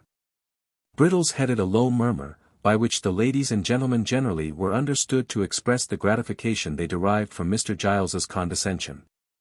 Mr. Giles looked round with a patronizing air, as much as to say that so long as they behaved properly, he would never desert them. "How is the patient tonight, sir?" asked Giles. "So," returned the doctor. "I am afraid you have got yourself into a scrape there, Mr. Giles." "I hope you don't mean to say, sir," said Mr. Giles, trembling, "that he's going to die. If I thought it, I should never be happy again. I wouldn't cut a boy off, no, not even Brittles here, not for all the plate in the county, sir." "That's not the point," said the doctor, mysteriously. "Mr. Giles, are you a Protestant?" "Yes, sir, I hope so," faltered Mr. Giles, who had turned very pale. "And what are you, boy?" said the doctor, turning sharply upon Brittles. "Lord bless me, sir," replied Brittles, starting violently, "I'm the same as Mr. Giles, sir." "Then tell me this," said the doctor, both of you. "Are you going to take upon yourselves to swear, that that boy upstairs is the boy that was put through the little window last night? Out with it. Come. We are prepared for you." The doctor, who was universally considered one of the best-tempered creatures on earth, made this demand in such a dreadful tone of anger, that Giles and Brittles, who were considerably muddled by ale and excitement, stared at each other in a state of stupefaction. "Pay attention to the reply, constable, will you?" said the doctor, shaking his forefinger with great solemnity of manner, and tapping the bridge of his nose with it, to bespeak the exercise of that worthy's utmost acuteness. "Something may come of this before long." The constable looked as wise as he could, and took up his staff of office, which had been reclining indolently in the chimney corner. "It's a simple question of identity, you will observe," said the doctor. "That's what it is, sir," replied the constable, coughing with great violence, for he had finished his ale in a hurry, and some of it had gone the wrong way. "Here's the house broken into," said the doctor, "and a couple of men catch one moment's glimpse of a boy, in the midst of gunpowder smoke, and in all the distraction of alarm and darkness. Here's a boy comes to that very same house, next morning, and because he happens to have his arm tied up, these men lay violent hands upon him, by doing which, they place his life in great danger, and swear he is the thief. Now, the question is, whether these men are justified by the fact, if not, in what situation do they place themselves?" The constable nodded profoundly. He said, if that wasn't law, he would be glad to know what was. "I ask you again," thundered the doctor, "are you, on your solemn oaths, able to identify that boy?" Brittles looked doubtfully at Mr. Giles, Mr. Giles looked doubtfully at Brittles, the constable put his hand behind his ear, to catch the reply. The two women and the tinker leaned forward to listen, the doctor glanced keenly round, when a ring was heard at the gate, and at the same moment, the sound of wheels. "It's the runners," cried Brittles, to all appearance much relieved. "The what?" exclaimed the doctor, aghast in his turn. "The Bow Street officers, sir," replied Brittles, taking up a candle, "me and Mr. Giles sent for 'em this morning." "What?" cried the doctor. Yes, replied Brittles. I sent a message up by the coachman, and I only wonder they weren't here before, sir. You did you? Then confound your slow coaches down here, that's all, said the doctor, walking away. Chapter 31. Involves a critical position. Who's that? Inquired Brittles, opening the door a little way, with the chain up, and peeping out, shading the candle with his hand. Open the door, replied a man outside, it's the officers from Bow Street, as was sent to today. Much comforted by this assurance, Brittles opened the door to its full width, and confronted a portly man in a greatcoat, who walked in, without saying anything more, and wiped his shoes on the mat, as coolly as if he lived there. Just send somebody out to relieve my mate, will you, young man, said the officer, he's in the gig, minding the prad. Have you got a coach, us here, that you could put it up in, for 5 or 10 minutes?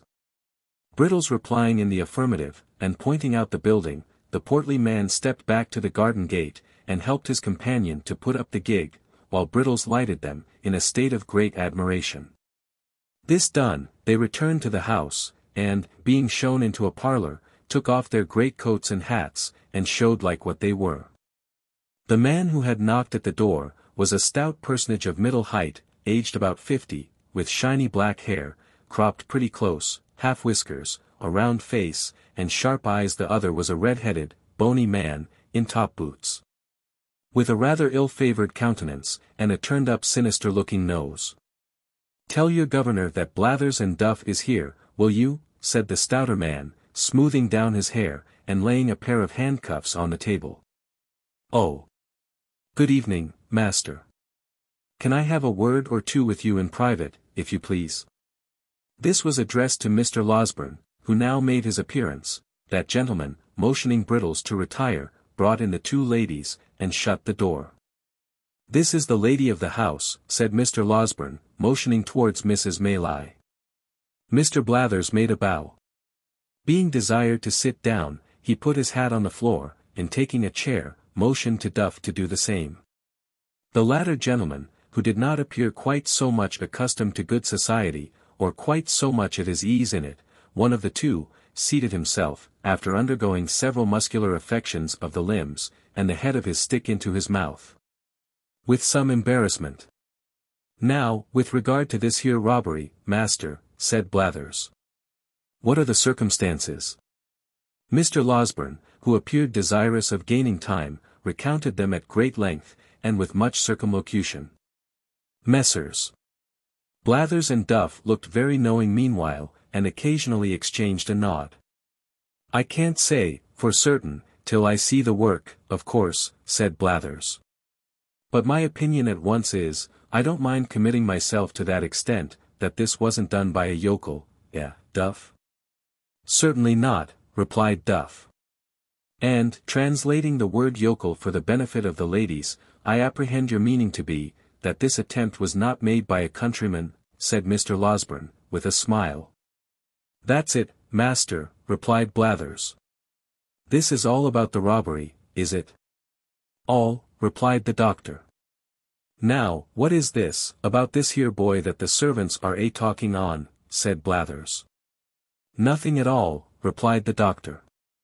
One of the frightened servants chose to take it into his head, that he had something to do with this attempt to break into the house, but it's nonsense, sheer absurdity. Very easy disposed of, if it is, remarked Duff. What he says is quite correct, observed Blathers, nodding his head in a confirmatory way, and playing carelessly with the handcuffs, as if they were a pair of castanets. Who is the boy? What account does he give of himself? Where did he come from? He didn't drop out of the clouds, did he, master? Of course not, replied the doctor, with a nervous glance at the two ladies. I know his whole history, but we can talk about that presently. You would like, first, to see the place where the thieves made their attempt, I suppose? Certainly, rejoined Mr. Blathers. We had better inspect the premises first, and examine the servants afterwards. That's the usual way of doing business. Lights were then procured, and Messrs. Blathers and Duff, attended by the native constable, Brittles, Giles, and everybody else in short, went into the little room at the end of the passage and looked out at the window. And afterwards went round by way of the lawn, and looked in at the window, and after that, had a candle handed out to inspect the shutter with, and after that, a lantern to trace the footsteps with. And after that, a pitchfork to poke the bushes with. This done, amidst the breathless interest of all beholders, they came in again, and Mr. Giles and Brittles were put through a melodramatic representation of their share in the previous night's adventures, which they performed some 6 times over, contradiction each other, in not more than one important respect, the first time. And in not more than a dozen the last. This consummation being arrived at, Blathers and Duff cleared the room, and held a long council together, compared with which, for secrecy and solemnity, a consultation of great doctors on the knottiest point in medicine, would be mere child's play. Meanwhile, the doctor walked up and down the next room in a very uneasy state, and Mrs. Maylie and Rose looked on, with anxious faces. "Upon my word," he said, making a halt, after a great number of very rapid turns, "I hardly know what to do." "Surely," said Rose, "the poor child's story, faithfully repeated to these men, will be sufficient to exonerate him." "I doubt it, my dear young lady," said the doctor, shaking his head. "I don't think it would exonerate him either with them, or with legal functionaries of a higher grade. What is he, after all, they would say? A runaway. Judged by mere worldly considerations and probabilities, his story is a very doubtful one." "You believe it, surely," interrupted Rose. "I believe it, strange as it is, and perhaps I may be an old fool for doing so," rejoined the doctor, "but I don't think it is exactly the tale for a practical police officer, nevertheless." "Why not?" demanded Rose. "Because, my pretty cross-examiner," replied the doctor, "because, viewed with their eyes, there are many ugly points about it, he can only prove the parts that look ill, and none of those that look well. Confound the fellows, they will have the way and the wherefore, and will take nothing for granted. On his own showing, you see, he has been the companion of thieves for some time past. He has been carried to a police officer, on a charge of picking a gentleman's pocket. He has been taken away, forcibly, from that gentleman's house, to a place which he cannot describe or point out, and of the situation of which he has not the remotest idea. He is brought down to Chertsey, by men who seem to have taken a violent fancy to him, whether he will or no, and is put through a window to rob a house. And then, just at the very moment when he is going to alarm the inmates, and so do the very thing that would set him all to rights, there rushes into the way, a blundering dog of a half-bred butler, and shoots him. As if on purpose to prevent his doing any good for himself. Don't you see all this?" "I see it, of course," replied Rose, smiling at the doctor's impetuosity, "but still I do not see anything in it, to criminate the poor child." "No," replied the doctor, "of course not. Bless the bright eyes of your sex. They never see, whether for good or bad, more than one side of any question, and that is, always, the one which first presents itself to them." Having given vent to this result of experience, the doctor put his hands into his pockets, and walked up and down the room with even greater rapidity than before. "The more I think of it," said the doctor, "the more I see that it will occasion endless trouble and difficulty if we put these men in possession of the boy's real story. I am certain it will not be believed. And even if they can do nothing to him in the end, still the dragging it forward, and giving publicity to all the doubts that will be cast upon it, must interfere, materially, with your benevolent plan of rescuing him from misery." "Oh! What is to be done?" cried Rose. "Dear, dear! Why did they send for these people?" "Why, indeed," exclaimed Mrs. Maylie. "I would not have had them here, for the world. All I know is," said Mr. Losberne, at last, sitting down with a kind of desperate calmness, "that we must try and carry it off with a bold face. The object is a good one, and that must be our excuse. The boy has strong symptoms of fever upon him, and is in no condition to be talked to any more, that's one comfort. We must make the best of it, and if bad be the best, it is no fault of ours. Come in.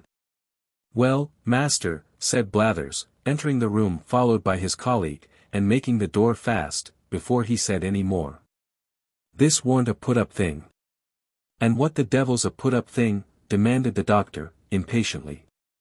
We call it a put-up robbery, ladies, said Blathers, turning to them, as if he pitied their ignorance, but had a contempt for the doctors, when the servants is in it. Nobody suspected them, in this case, said Mrs. Maylie. Very likely not, ma'am, replied Blathers, but they might have been in it, for all that. More likely on that wary account, said Duff. We find it was a town hand, said Blathers, continuing his report, for the style of work is first-rate. Very pretty indeed it is, remarked Duff, in an undertone. There was two of M in it, continued Blathers, and they had a boy with M, that's plain from the size of the window. That's all to be said at present. We'll see this lad that you've got upstairs at once, if you please. Perhaps they will take something to drink first, Mrs. Maylie, said the doctor, his face brightening, as if some new thought had occurred to him. Oh! To be sure! Exclaimed Rose, eagerly. You shall have it immediately, if you will.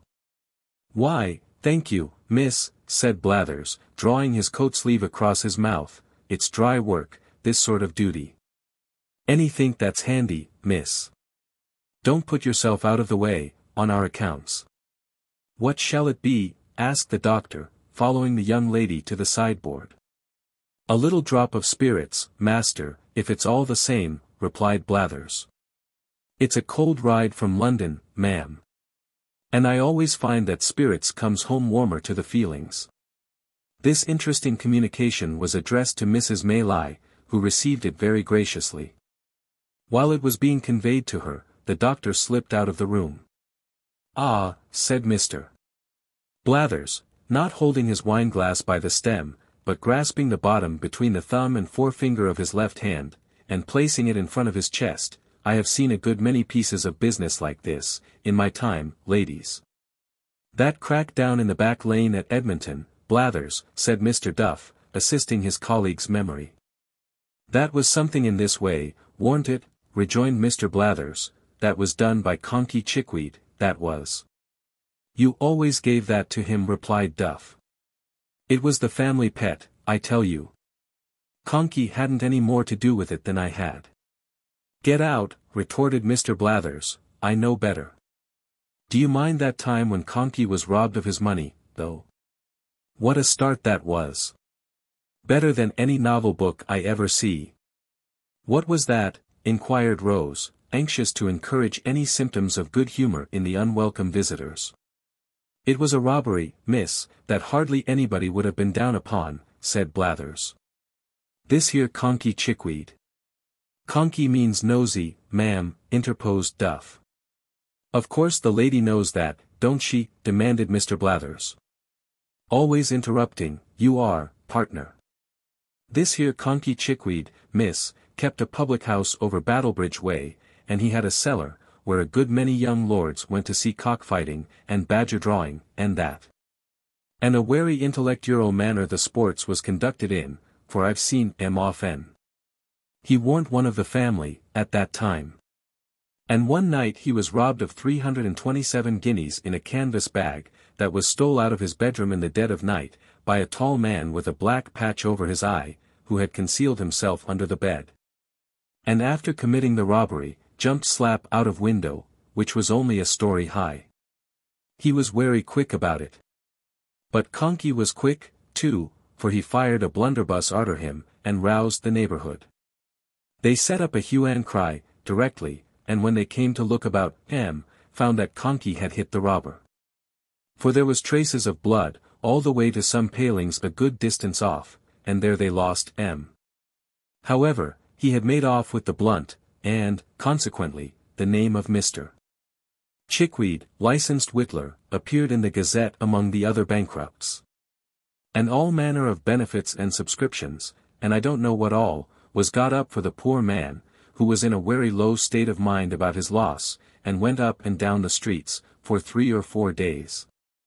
pulling his hair off in such a desperate manner that many people was afraid he might be going to make away with himself. One day he came up to the office, all in a hurry, and had a private interview with the magistrate, who, after a deal of talk, rings the bell, and orders Jem Spires in. Jem was a active officer, and tells him to go and assist Mr. Chickweed in apprehending the man as robbed his house. "I see him, Spires," said Chickweed, "pass my house yesterday morning. Why didn't you up and collar him?" says Spires.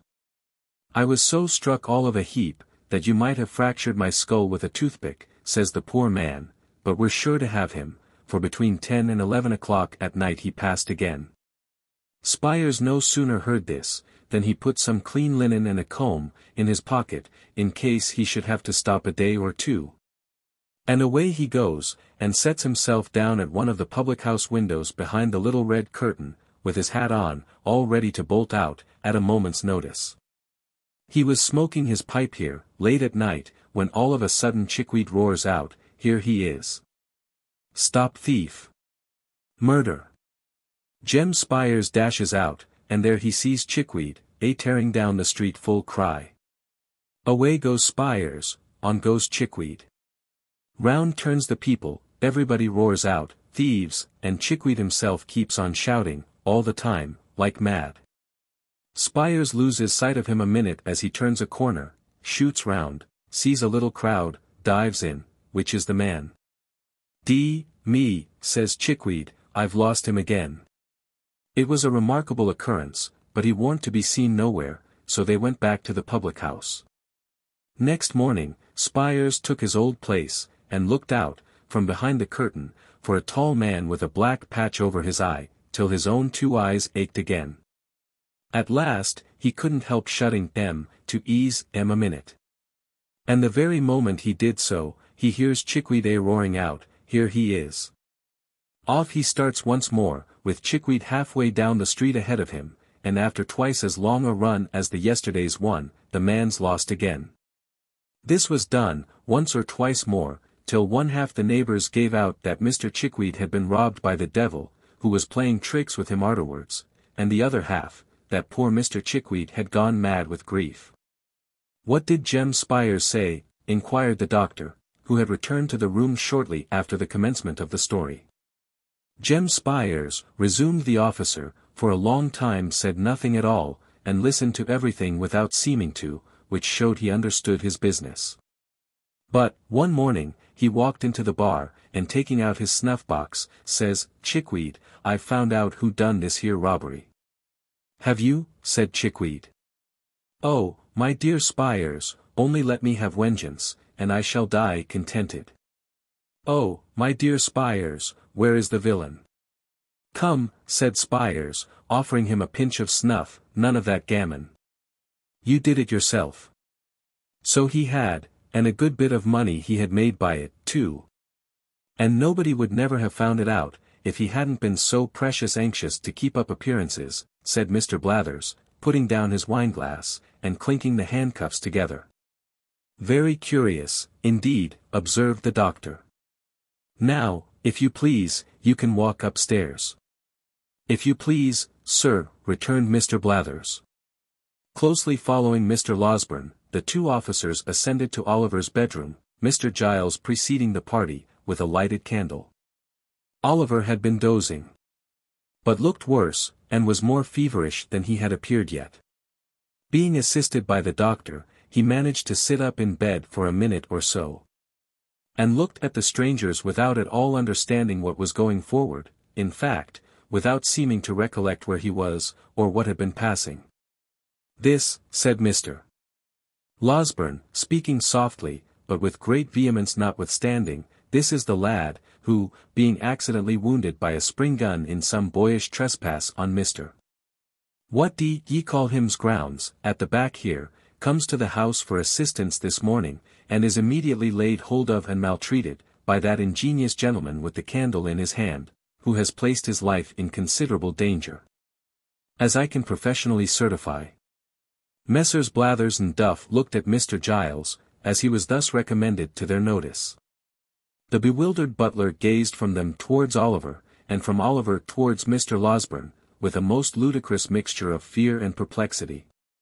"You don't mean to deny that, I suppose," said the doctor, laying Oliver gently down again. "It was all done for the best, sir," answered Giles. "I am sure I thought it was the boy, or I wouldn't have meddled with him. I am not of an inhuman disposition, sir." "Thought it was what boy?" inquired the senior officer. "The housebreaker's boy, sir," replied Giles. They certainly had a boy." "Well? Do you think so now?" inquired Blathers. "Think what, now?" replied Giles, looking vacantly at his questioner. "Think it's the same boy, stupid head," rejoined Blathers, impatiently. "I don't know, I really don't know," said Giles, with a rueful countenance. "I couldn't swear to him." "What do you think?" asked Mr. Blathers. "I don't know what to think," replied poor Giles. "I don't think it is the boy, indeed, I'm almost certain that it isn't." "You know it can't be." "Has this man been drinking, sir?" inquired Blathers, turning to the doctor. "What a precious muddle-headed chap you are," said Duff, addressing Mr. Giles, with supreme contempt. Mr. Losberne had been feeling the patient's pulse during this short dialogue. But he now rose from the chair by the bedside, and remarked, that if the officers had any doubts upon the subject, they would perhaps like to step into the next room, and have Brittles before them. Acting upon this suggestion, they adjourned to a neighboring apartment, where Mr. Brittles, being called in, involved himself and his respected superior in such a wonderful maze of fresh contradictions and impossibilities, as tended to throw no particular light on anything, but the fact of his own strong mystification. Except, indeed, his declarations that he shouldn't know the real boy, if he were put before him that instant, that he had only taken Oliver to be he, because Mr. Giles had said he was, and that Mr. Giles had, 5 minutes previously, admitted in the kitchen, that he began to be very much afraid he had been a little too hasty. Among other ingenious surmises, the question was then raised, whether Mr. Giles had really hit anybody. And upon examination of the fellow pistol to that which he had fired, it turned out to have no more destructive loading than gunpowder and brown paper, a discovery which made a considerable impression on everybody but the doctor, who had drawn the ball about 10 minutes before. Upon no one, however, did it make a greater impression than on Mr. Giles himself, who, after laboring, for some hours, under the fear of having mortally wounded a fellow creature, eagerly caught at this new idea, and favored it to the utmost. Finally, the officers, without troubling themselves very much about Oliver, left the Chertsey constable in the house, and took up their rest for that night in the town, promising to return the next morning. With the next morning, there came a rumor, that 2 men and a boy were in the cage at Kingston, who had been apprehended overnight under suspicious circumstances, and to Kingston Messrs. Blathers and Duff journeyed accordingly. The suspicious circumstances, however, resolving themselves, on investigation, into the one fact, that they had been discovered sleeping under a haystack. Which, although a great crime, is only punishable by imprisonment, and is, in the merciful eye of the English law, and its comprehensive love of all the king's subjects, held to be no satisfactory proof, in the absence of all other evidence, that the sleeper, or sleepers, have committed burglary accompanied with violence, and have therefore rendered themselves liable to the punishment of death. Messrs. Blathers and Duff came back again, as wise as they went. In short, after some more examination, and a great deal more conversation, a neighboring magistrate was readily induced to take the joint bail of Mrs. Maylie and Mr. Losberne for Oliver's appearance if he should ever be called upon. And Blathers and Duff, being rewarded with a couple of guineas, returned to town with divided opinions on the subject of their expedition, the latter gentleman on a mature consideration of all the circumstances, inclining to the belief that the burglarious attempt had originated with the family pet, and the former being equally disposed to concede the full merit of it to the great Mr. Conkey Chickweed. Meanwhile, Oliver gradually throve and prospered under the united care of Mrs. Maylie, Rose, and the kind-hearted Mr. Losberne. If fervent prayers, gushing from hearts overcharged with gratitude, be heard in heaven, and if they be not, what prayers are the blessings which the orphan child called down upon them, sunk into their souls, diffusing peace and happiness. Chapter 32. Of the happy life Oliver began to lead with his kind friends. Oliver's ailings were neither slight nor few. In addition to the pain and delay attendant on a broken limb, his exposure to the wet and cold had brought on fever and ague, which hung about him for many weeks, and reduced him sadly. But, at length, he began, by slow degrees, to get better, and to be able to say sometimes, in a few tearful words, how deeply he felt the goodness of the two sweet ladies, and how ardently he hoped that when he grew strong and well again, he could do something to show his gratitude. Only something, which would let them see the love and duty with which his breast was full, something, however slight, which would prove to them that their gentle kindness had not been cast away, but that the poor boy whom their charity had rescued from misery or death, was eager to serve them with his whole heart and soul. "Poor fellow!" said Rose, when Oliver had been one day feebly endeavoring to utter the words of thankfulness that rose to his pale lips. "You shall have many opportunities of serving us, if you will. We are going into the country, and my aunt intends that you shall accompany us. The quiet place, the pure air, and all the pleasure and beauties of spring, will restore you in a few days. We will employ you in 100 ways, when you can bear the trouble." "The trouble," cried Oliver. "Oh, dear lady, if I could but work for you! If I could only give you pleasure by watering your flowers, or watching your birds, or running up and down the whole day long, to make you happy, what would I give to do it?" "You shall give nothing at all," said Miss Maylie, smiling.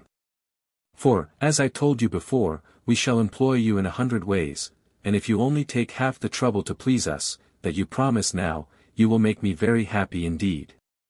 "Happy, ma'am," cried Oliver, "how kind of you to say so." "You will make me happier than I can tell you," replied the young lady. "To think that my dear good aunt should have been the means of rescuing any one from such sad misery as you have described to us, would be an unspeakable pleasure to me. But to know that the object of her goodness and compassion was sincerely grateful and attached, in consequence, would delight me, more than you can well imagine. Do you understand me?" she inquired, watching Oliver's thoughtful face. "Oh yes, ma'am, yes," replied Oliver eagerly, "but I was thinking that I am ungrateful now." "To whom?" inquired the young lady. "To the kind gentleman, and the dear old nurse, who took so much care of me before," rejoined Oliver. "If they knew how happy I am, they would be pleased, I am sure." "I am sure they would," rejoined Oliver's benefactress, "and Mr. Losberne has already been kind enough to promise that when you are well enough to bear the journey, he will carry you to see them." "Has he, ma'am?" cried Oliver, his face brightening with pleasure. "I don't know what I shall do for joy when I see their kind faces once again." In a short time Oliver was sufficiently recovered to undergo the fatigue of this expedition. One morning he and Mr. Losberne set out, accordingly, in a little carriage which belonged to Mrs. Maylie. When they came to Chertsey Bridge, Oliver turned very pale, and uttered a loud exclamation. "What's the matter with the boy?" cried the doctor, as usual, all in a bustle. "Do you see anything, hear anything, feel anything, eh?" "That, sir," cried Oliver, pointing out of the carriage window. "That house." "Yes, well, what of it?" "Stop, coachman. Pull up here," cried the doctor. "What of the house, my man, eh?"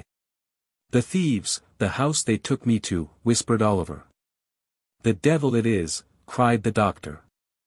"Hullo, there. Let me out." But, before the coachman could dismount from his box, he had tumbled out of the coach, by some means or other, and, running down to the deserted tenement, began kicking at the door like a madman. "Hullo!" said a little ugly humpbacked man, opening the door so suddenly, that the doctor, from the very impetus of his last kick, nearly fell forward into the passage. "What's the matter here?" "Matter!" exclaimed the other, collaring him, without a moment's reflection. "A good deal. Robbery is the matter." "There'll be murder the matter, too," replied the humpbacked man, coolly, if you don't take your hands off. Do you hear me? I hear you, said the doctor, giving his captive a hearty shake. Where's, confound the fellow, what's his rascally name? Sikes, that's it. Where's Sikes, you thief? The humpbacked man stared, as if in excess of amazement and indignation. Then, twisting himself, dexterously, from the doctor's grasp, growled forth a volley of horrid oaths, and retired into the house. Before he could shut the door, however, the doctor had passed into the parlour, without a word of parley. He looked anxiously round, not an article of furniture, not a vestige of anything, animate or inanimate, not even the position of the cupboards, answered Oliver's description. Now, said the humpbacked man, who had watched him keenly, what do you mean by coming into my house, in this violent way? Do you want to rob me, or to murder me? Which is it? Did you ever know a man come out to do either, in a chariot and a pair, you ridiculous old vampire, said the irritable doctor. What do you want, then, demanded the hunchback. Will you take yourself off, before I do you a mischief? Curse you! As soon as I think proper, said Mr. Losberne, looking into the other parlour, which, like the first, bore no resemblance whatever to Oliver's account of it. I shall find you out, some day, my friend. Will you? Sneered the ill-favoured cripple. If you ever want me, I'm here. I haven't lived here mad and all alone, for 25 years, to be scared by you. You shall pay for this, you shall pay for this. And so saying, the misshapen little demon set up a yell, and danced upon the ground, as if wild with rage. Stupid enough, this, muttered the doctor to himself, the boy must have made a mistake. Here. Put that in your pocket, and shut yourself up again. With these words he flung the hunchback a piece of money, and returned to the carriage. The man followed to the chariot door, uttering the wildest imprecations and curses all the way, but as Mr. Losberne turned to speak to the driver, he looked into the carriage, and eyed Oliver for an instant with a glance so sharp and fierce and at the same time so furious and vindictive, that, waking or sleeping, he could not forget it for months afterwards.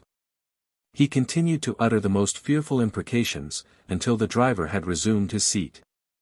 And when they were once more on their way, they could see him some distance behind, beating his feet upon the ground, and tearing his hair, in transports of real or pretended rage. I am an ass, said the doctor, after a long silence. Did you know that before, Oliver? No, sir. Then don't forget it another time. An ass, said the doctor again, after a further silence of some minutes. Even if it had been the right place, and the right fellows had been there, what could I have done, single-handed? And if I had had assistance, I see no good that I should have done, except leading to my own exposure, and an unavoidable statement of the manner in which I have hushed up this business. That would have served me right, though. I am always involving myself in some scrape or other, by acting on impulse. It might have done me good. Now, the fact was that the excellent doctor had never acted upon anything but impulse all through his life, and it was no bad compliment to the nature of the impulses which governed him. That so far from being involved in any peculiar troubles or misfortunes, he had the warmest respect and esteem of all who knew him. If the truth must be told, he was a little out of temper, for a minute or two, at being disappointed in procuring corroborative evidence of Oliver's story on the very first occasion on which he had a chance of obtaining any. He soon came round again, however. And finding that Oliver's replies to his questions were still as straightforward and consistent, and still delivered with as much apparent sincerity and truth, as they had ever been, he made up his mind to attach full credence to them. From that time forth, as Oliver knew the name of the street in which Mr. Brownlow resided, they were enabled to drive straight thither. When the coach turned into it, his heart beat so violently, that he could scarcely draw his breath. Now, my boy, which house is it? Inquired Mr. Losberne. That, replied Oliver, pointing eagerly out of the window. The White House. Oh. Make haste. Pray make haste. I feel as if I should die, it makes me tremble so. "Come, come," said the good doctor, patting him on the shoulder. "You will see them directly, and they will be overjoyed to find you safe and well." "Oh, I hope so," cried Oliver. "They were so good to me, so very, very good to me." The coach rolled on. It stopped. No, that was the wrong house, the next door. It went on a few paces, and stopped again. Oliver looked up at the windows, with tears of happy expectation coursing down his face. Alas! The white house was empty, and there was a bill in the window. "To let." "Knock at the next door," cried Mr. Losberne, taking Oliver's arm in his. "What has become of Mr. Brownlow, who used to live in the adjoining house, do you know?"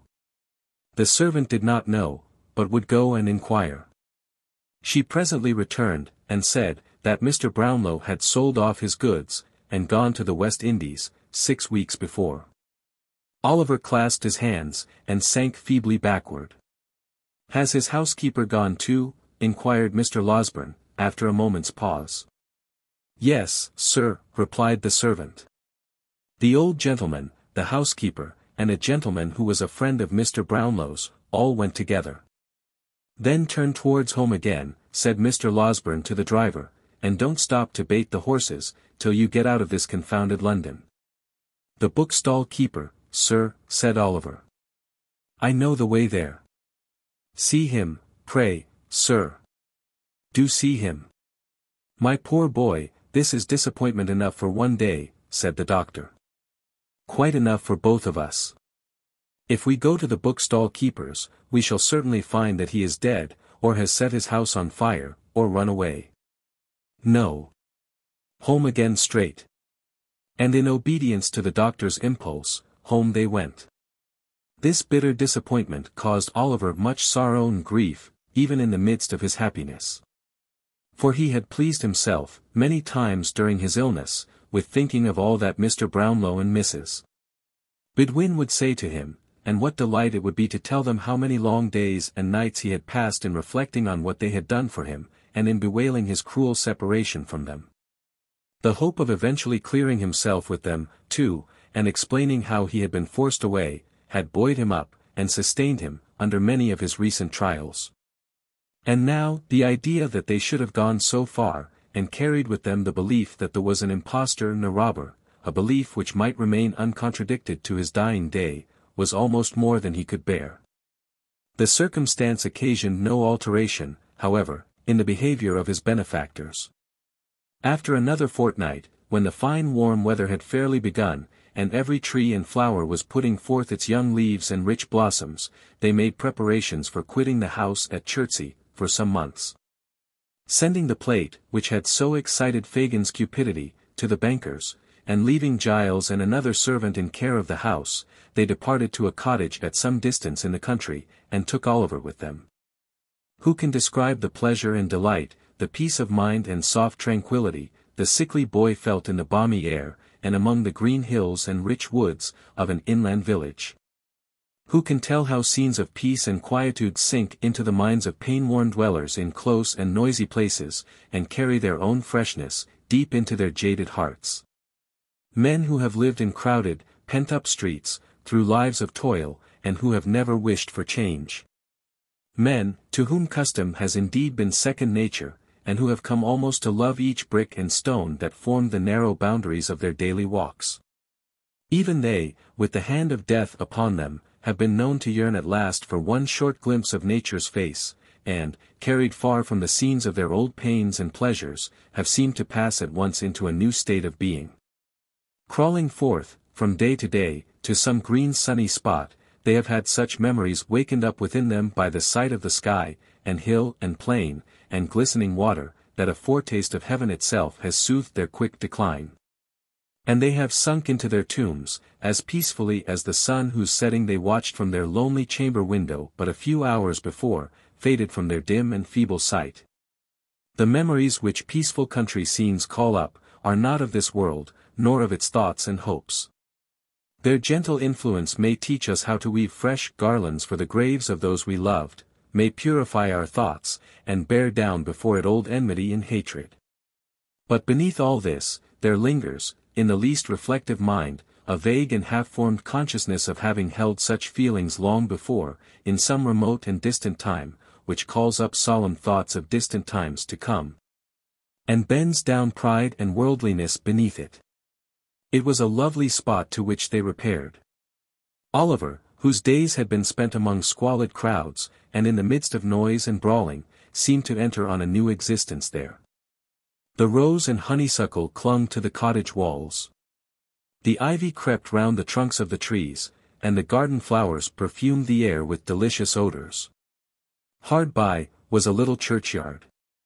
Not crowded with tall unsightly gravestones, but full of humble mounds, covered with fresh turf and moss, beneath which, the old people of the village lay at rest.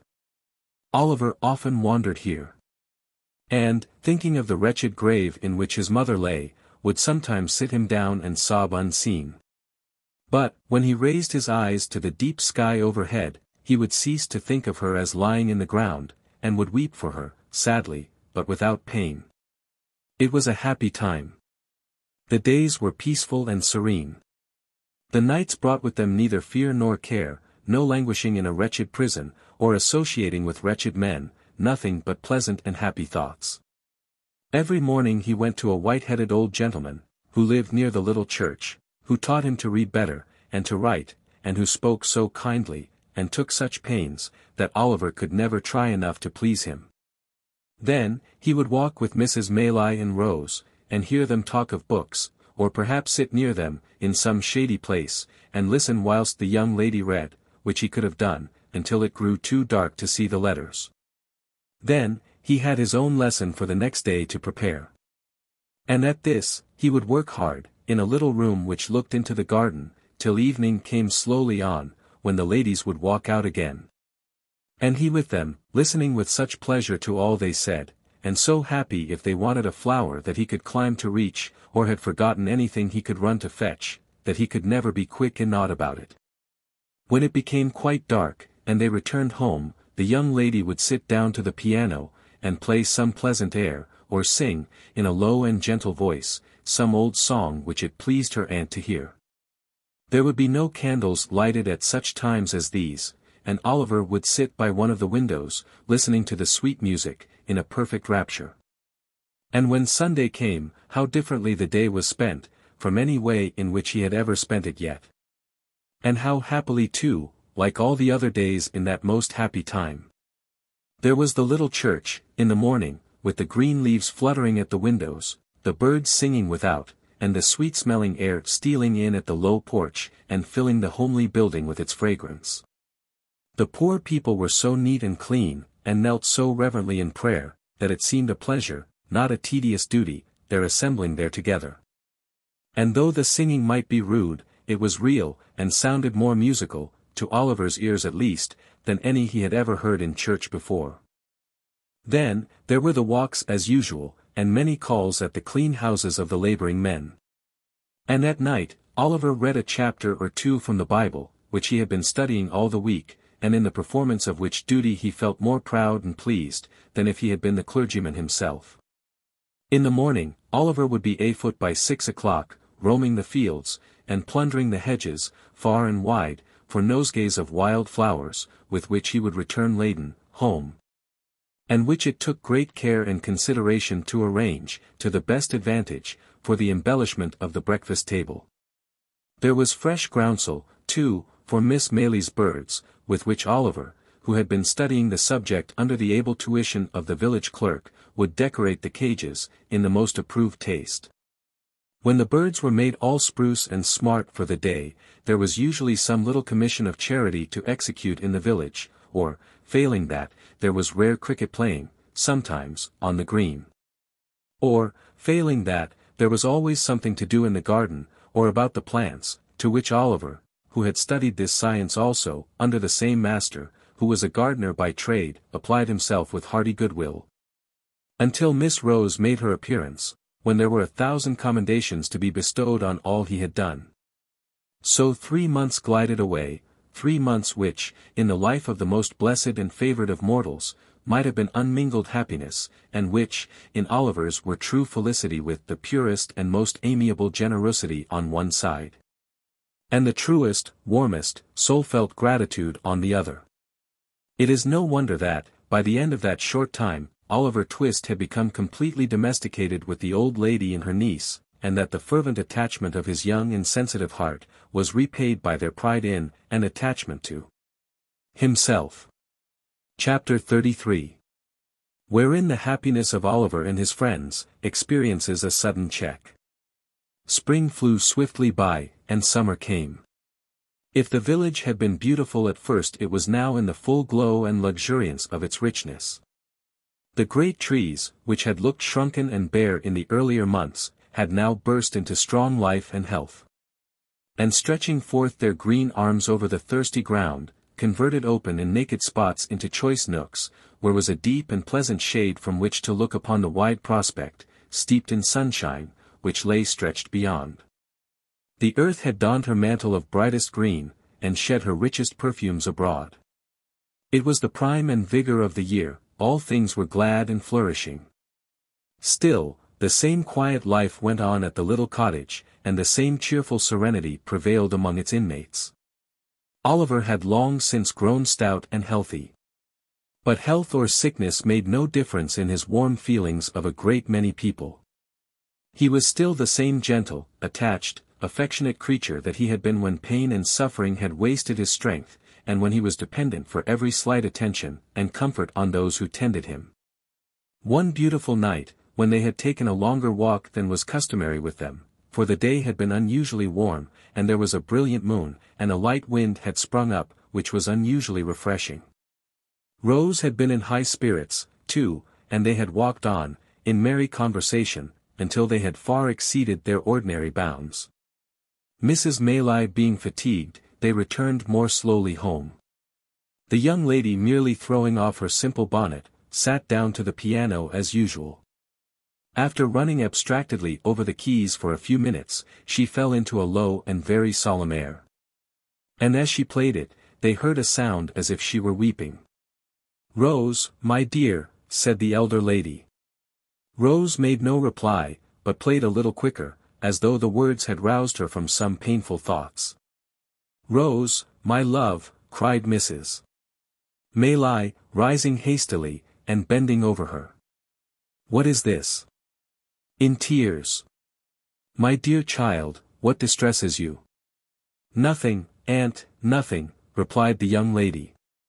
"I don't know what it is, I can't describe it, but I feel—" "Not ill, my love," interposed Mrs. Maylie. "No, no." "Oh, not ill," replied Rose, shuddering as though some deadly chillness were passing over her, while she spoke. "I shall be better presently." "Close the window, pray." Oliver hastened to comply with her request. The young lady, making an effort to recover her cheerfulness, strove to play some livelier tune, but her fingers dropped powerless over the keys. Covering her face with her hands, she sank upon a sofa, and gave vent to the tears which she was now unable to repress. "My child," said the elderly lady, folding her arms about her, "I never saw you so before." "I would not alarm you if I could avoid it," rejoined Rose, "but indeed I have tried very hard, and cannot help this. I fear I am ill, aunt." She was, indeed. For, when candles were brought, they saw that in the very short time which had elapsed since their return home, the hue of her countenance had changed to a marble whiteness. Its expression had lost nothing of its beauty, but it was changed. And there was an anxious haggard look about the gentle face, which it had never worn before. Another minute, and it was suffused with a crimson flush, and a heavy wildness came over the soft blue eye. Again this disappeared, like the shadow thrown by a passing cloud, and she was once more deadly pale. Oliver, who watched the old lady anxiously, observed that she was alarmed by these appearances, and so in truth, was he. But seeing that she affected to make light of them, he endeavored to do the same, and they so far succeeded, that when Rose was persuaded by her aunt to retire for the night, she was in better spirits, and appeared even in better health, assuring them that she felt certain she should rise in the morning, quite well. "I hope," said Oliver, when Mrs. Maylie returned, "that nothing is the matter. She don't look well tonight, but—" The old lady motioned to him not to speak, and sitting herself down in a dark corner of the room, remained silent for some time. At length, she said, in a trembling voice, "I hope not, Oliver. I have been very happy with her for some years, too happy, perhaps. It may be time that I should meet with some misfortune, but I hope it is not this." "What?" inquired Oliver. "The heavy blow," said the old lady, "of losing the dear girl who has so long been my comfort and happiness." "Oh! God forbid!" exclaimed Oliver, hastily. "Amen to that, my child," said the old lady, wringing her hands. "Surely there is no danger of anything so dreadful," said Oliver. "2 hours ago, she was quite well." "She is very ill now," rejoined Mrs. Maylie, "and will be worse, I am sure. My dear, dear Rose. Oh, what shall I do without her?" She gave way to such great grief, that Oliver, suppressing his own emotion, ventured to remonstrate with her, and to beg, earnestly, that, for the sake of the dear young lady herself, she would be more calm. "And consider, ma'am," said Oliver, as the tears forced themselves into his eyes, despite of his efforts to the contrary. "Oh! Consider how young and good she is, and what pleasure and comfort she gives to all about her. I am sure, certain, quite certain, that, for your sake, who are so good yourself, and for her own, and for the sake of all she makes so happy, she will not die. Heaven will never let her die so young." "Hush," said Mrs. Maylie, laying her hand on Oliver's head. "You think like a child, poor boy. But you teach me my duty, notwithstanding. I had forgotten it for a moment, Oliver, but I hope I may be pardoned, for I am old, and have seen enough of illness and death to know the agony of separation from the objects of our love. I have seen enough, too, to know that it is not always the youngest and best who are spared to those that love them, but this should give us comfort in our sorrow, for heaven is just. And such things teach us, impressively, that there is a brighter world than this, and that the passage to it is speedy. God's will be done. I love her, and he know how well." Oliver was surprised to see that as Mrs. Maylie said these words, she checked her lamentations as though by one effort, and drawing herself up as she spoke, became composed and firm. He was still more astonished to find that this firmness lasted. And that, under all the care and watching which ensued, Mrs. Maylie was ever ready and collected, performing all the duties which had devolved upon her, steadily, and, to all external appearances, even cheerfully. But he was young, and did not know what strong minds are capable of, under trying circumstances. How should he, when their possessors so seldom know themselves? An anxious night ensued. When morning came, Mrs. Maylie's predictions were but too well verified. Rose was in the first stage of a high and dangerous fever. "We must be active, Oliver, and not give way to useless grief," said Mrs. Maylie, laying her finger on her lip, as she looked steadily into his face. "This letter must be sent, with all possible expedition, to Mr. Losberne. It must be carried to the market town, which is not more than 4 miles off, by the footpath across the field, and thence dispatched, by an express on horseback, straight to XXIII. The people at the inn will undertake to do this, and I can trust to you to see it done, I know." Oliver could make no reply, but looked his anxiety to be gone at once. "Here is another letter," said Mrs. Maylie, pausing to reflect. "But whether to send it now, or wait until I see how Rose goes on, I scarcely know. I would not forward it, unless I feared the worst." "Is it for XXIII, too, ma'am?" inquired Oliver, impatient to execute his commission, and holding out his trembling hand for the letter. "No," replied the old lady, giving it to him mechanically. Oliver glanced at it, and saw that it was directed to Harry Maylie, Esquire, at some great lord's house in the country, where, he could not make out. "Shall it go, ma'am?" asked Oliver, looking up, impatiently. "I think not," replied Mrs. Maylie, taking it back. "I will wait until tomorrow." With these words, she gave Oliver her purse, and he started off, without more delay, at the greatest speed he could muster. Swiftly he ran across the fields, and down the little lanes which sometimes divided them, now almost hidden by the high corn on either side, and now emerging on an open field, where the mowers and haymakers were busy at their work, nor did he stop once, save now and then, for a few seconds, to recover breath, until he came, in a great heat and covered with dust, on the little marketplace of the market town. Here he paused, and looked about for the inn. There were a white bank, and a red brewery, and a yellow town hall, and in one corner there was a large house, with all the wood about it painted green, before which was the sign of the George. To this he hastened, as soon as it caught his eye. He spoke to a postboy who was dozing under the gateway, and who, after hearing what he wanted, referred him to the ostler, who after hearing all he had to say again, referred him to the landlord, who was a tall gentleman in a blue neckcloth, a white hat, drab breeches, and boots with tops to match, leaning against a pump by the stable door, picking his teeth with a silver toothpick. This gentleman walked with much deliberation into the bar to make out the bill, which took a long time making out, and after it was ready and paid, a horse had to be saddled, and a man to be dressed, which took up 10 good minutes more. Meanwhile Oliver was in such a desperate state of impatience and anxiety, that he felt as if he could have jumped upon the horse himself, and galloped away, full tear, to the next stage. At length, all was ready. And the little parcel having been handed up, with many injunctions and entreaties for its speedy delivery, the man set spurs to his horse, and rattling over the uneven paving of the marketplace, was out of the town, and galloping along the turnpike road, in a couple of minutes. As it was something to feel certain that assistance was sent for, and that no time had been lost, Oliver hurried up the inn-yard, with a somewhat lighter heart.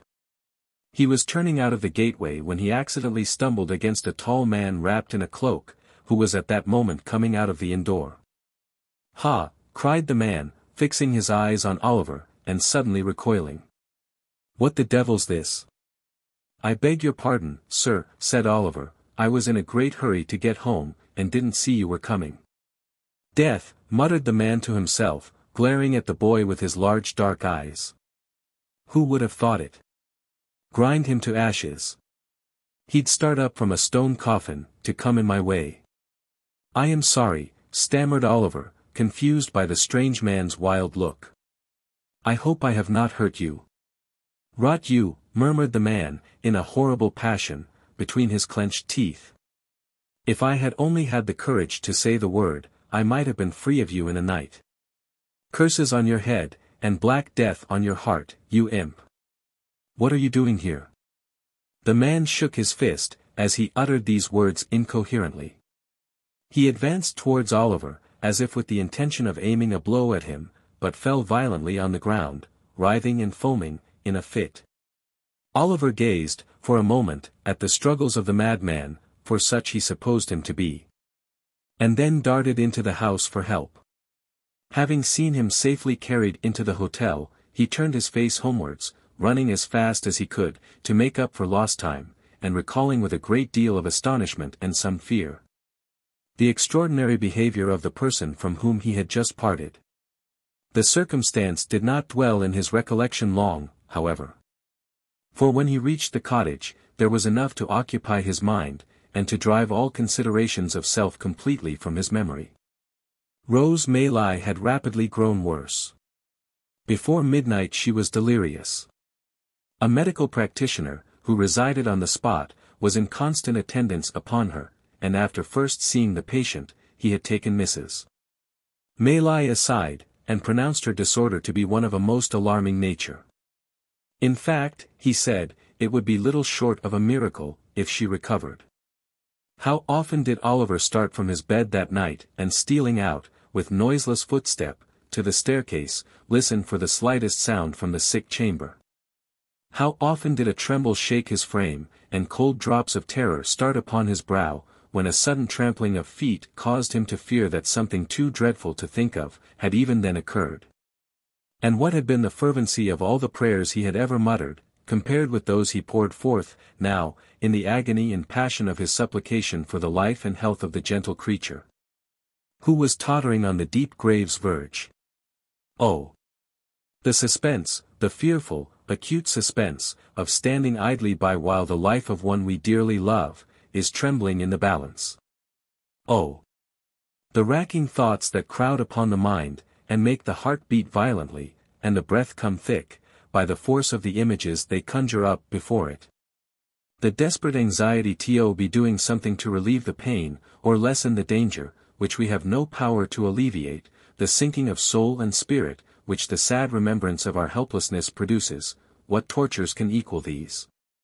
What reflections or endeavors can, in the full tide and fever of the time, allay them? Morning came, and the little cottage was lonely and still. People spoke in whispers, anxious faces appeared at the gate, from time to time. Women and children went away in tears. All the livelong day, and for hours after it had grown dark, Oliver paced softly up and down the garden, raising his eyes every instant to the sick chamber, and shuddering to see the darkened window, looking as if death lay stretched inside. Late that night, Mr. Losberne arrived. "It is hard," said the good doctor, turning away as he spoke, "so young, so much beloved, but there is very little hope." Another morning. The sun shone brightly. As brightly as if it looked upon no misery or care, and, with every leaf and flower in full bloom about her, with life, and health, and sounds and sights of joy, surrounding her on every side, the fair young creature lay, wasting fast. Oliver crept away to the old churchyard, and sitting down on one of the green mounds, wept and prayed for her, in silence.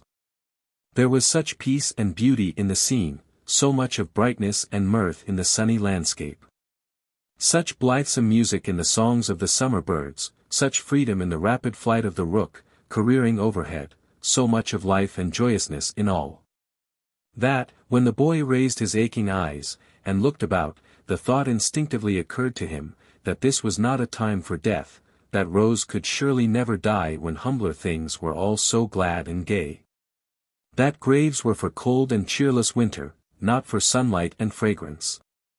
He almost thought that shrouds were for the old and shrunken, and that they never wrapped the young and graceful form in their ghastly folds. A knell from the church bell broke harshly on these youthful thoughts. Another. Again. It was tolling for the funeral service. A group of humble mourners entered the gate, wearing white favors, for the corpse was young. They stood uncovered by a grave, and there was a mother once, among the weeping train. But the sun shone brightly, and the birds sang on.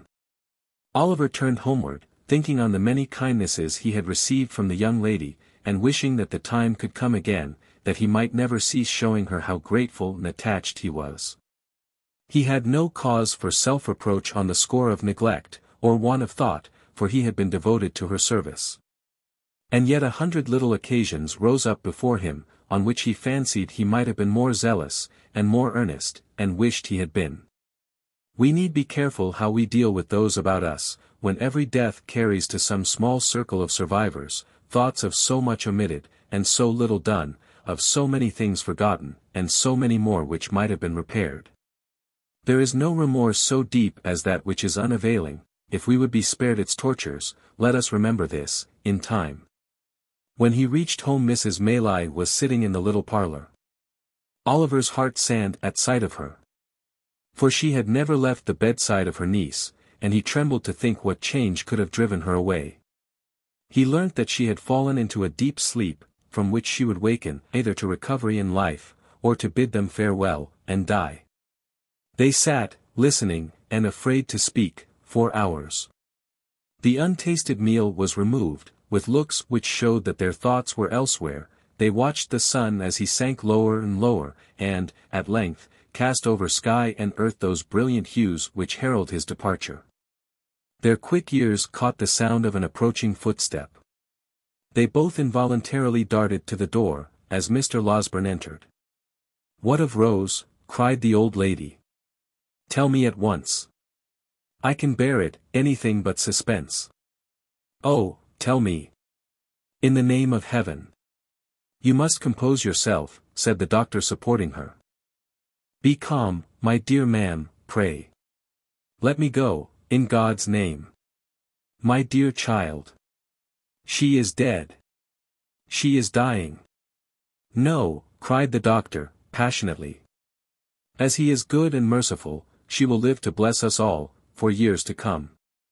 The lady fell upon her knees, and tried to fold her hands together, but the energy which had supported her so long, fled up to heaven with her first thanksgiving.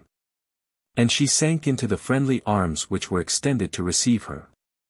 Chapter 24 contains some introductory particulars relative to a young gentleman who now arrives upon the scene, and a new adventure which happened to Oliver. It was almost too much happiness to bear. Oliver felt stunned and stupefied by the unexpected intelligence. He could not weep, or speak, or rest. He had scarcely the power of understanding anything that had passed, until, after a long ramble in the quiet evening air, a burst of tears came to his relief, and he seemed to awaken, all at once, to a full sense of the joyful change that had occurred, and the almost insupportable load of anguish which had been taken from his breast. The night was fast closing in, when he returned homeward, laden with flowers which he had culled, with peculiar care, for the adornment of the sick chamber. As he walked briskly along the road, he heard behind him the noise of some vehicle, approaching at a furious pace. Looking round, he saw that it was a post-chaise, driven at great speed. And as the horses were galloping, and the road was narrow, he stood leaning against a gate until it should have passed him. As it dashed on, Oliver caught a glimpse of a man in a white nightcap, whose face seemed familiar to him, although his view was so brief that he could not identify the person. In another second or two, the nightcap was thrust out of the chaise window, and a stentorian voice bellowed to the driver to stop, which he did, as soon as he could pull up his horses. Then, the nightcap once again appeared, and the same voice called Oliver by his name. "Here," cried the voice. "Oliver, what's the news?" "Miss Rose." "Master Oliver." Is you, Giles?" cried Oliver, running up to the chaise door. Giles popped out his nightcap again, preparatory to making some reply, when he was suddenly pulled back by a young gentleman who occupied the other corner of the chaise, and who eagerly demanded what was the news. "In a word," cried the gentleman, "better or worse?" "Better, much better," replied Oliver, hastily. "Thank heaven," exclaimed the gentleman. "You are sure?" "Quite, sir," replied Oliver. "The change took place only a few hours ago, and Mr. Losberne says, that all danger is at an end." The gentleman said not another word, but, opening the chaise door, leaped out, and taking Oliver hurriedly by the arm, led him aside. "You are quite certain? There is no possibility of any mistake on your part, my boy, is there?" demanded the gentleman in a tremulous voice. "Do not deceive me, by awakening hopes that are not to be fulfilled." "I would not for the world, sir," replied Oliver. "Indeed you may believe me. Mr. Losberne's words were, that she would live to bless us all for many years to come. I heard him say so." The tears stood in Oliver's eyes as he recalled the scene which was the beginning of so much happiness. And the gentleman turned his face away, and remained silent, for some minutes. Oliver thought he heard him sob, more than once. But he feared to interrupt him by any fresh remark, for he could well guess what his feelings were, and so stood apart, feigning to be occupied with his nosegay. All this time, Mr. Giles, with the white nightcap on, had been sitting on the steps of the chaise, supporting an elbow on each knee, and wiping his eyes with a blue cotton pocket-handkerchief dotted with white spots. That the honest fellow had not been feigning emotion, was abundantly demonstrated by the very red eyes with which he regarded the young gentleman, when he turned round and addressed him. "I think you had better go on to my mother's in the chaise, Giles," said he. "I would rather walk slowly on, so as to gain a little time before I see her." "You can say I am coming." "I beg your pardon, Mr. Harry," said Giles, giving a final polish to his ruffled countenance with the handkerchief, "but if you would leave the postboy to say that, I should be very much obliged to you."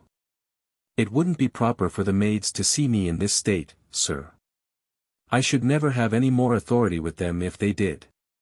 Well, rejoined Harry Maylie, smiling, you can do as you like. Let him go on with the luggage, if you wish it, and do you follow with us.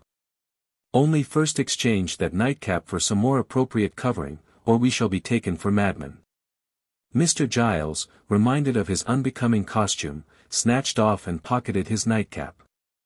And substituted a hat, of grave and sober shape, which he took out of the chaise. This done, the postboy drove off, Giles, Mr. Maylie, and Oliver, followed at their leisure. As they walked along, Oliver glanced from time to time with much interest and curiosity at the newcomer. He seemed about 25 years of age, and was of the middle height, his countenance was frank and handsome. And his demeanour easy and prepossessing. Notwithstanding the difference between youth and age, he bore so strong a likeness to the old lady, that Oliver would have had no great difficulty in imagining their relationship, if he had not already spoken of her as his mother. Mrs. Maylie was anxiously waiting to receive her son when he reached the cottage. The meeting did not take place without great emotion on both sides. "Mother," whispered the young man, "why did you not write before?" "I did," replied Mrs. Maylie. "But, on reflection, I determined to keep back the letter until I had heard Mr. Losbern's opinion." "But why," said the young man, "why run the chance of that occurring which so nearly happened? If Rose had, I cannot utter that word now, if this illness had terminated differently, how could you ever have forgiven yourself? How could I ever have no happiness again?" "If that had been the case, Harry," said Mrs. Maylie, "I fear your happiness would have been effectually blighted, and that your arrival here, a day sooner or a day later, would have been of very, very little import." "And who can wonder if it be so, mother," rejoined the young man. "Or why should I say, if it is, you know it, mother, you must know it. I know that she deserves the best and purest love the heart of man can offer," said Mrs. Maylie. "I know that the devotion and affection of her nature require no ordinary return, but one that shall be deep and lasting. If I did not feel this, and know, besides, that a changed behavior in one she loved would break her heart, I should not feel my task so difficult of performance, or have to encounter so many struggles in my own bosom. When I take what seems to me to be the strict line of duty." "This is unkind, mother," said Harry. "Do you still suppose that I am a boy ignorant of my own mind, and mistaking the impulses of my own soul?" "I think, my dear son," returned Mrs. Maylie, laying her hand upon his shoulder, "that youth has many generous impulses which do not last, and that among them are some, which, being gratified, become only the more fleeting. Above all, I think," said the lady, fixing her eyes on her son's face, "that if an enthusiastic, ardent, and ambitious man marry a wife on whose name there is a stain, which, though it originate in no fault of hers, may be visited by cold and sordid people upon her, and upon his children also, and, in exact proportion to his success in the world, be cast in his teeth, and made the subject of sneers against him, he may, no matter how generous and good his nature, one day repent of the connection he formed in early life. And she may have the pain of knowing that he does so." "Mother," said the young man, impatiently, "he would be a selfish brute, unworthy alike of the name of man and of the woman you describe, who acted thus."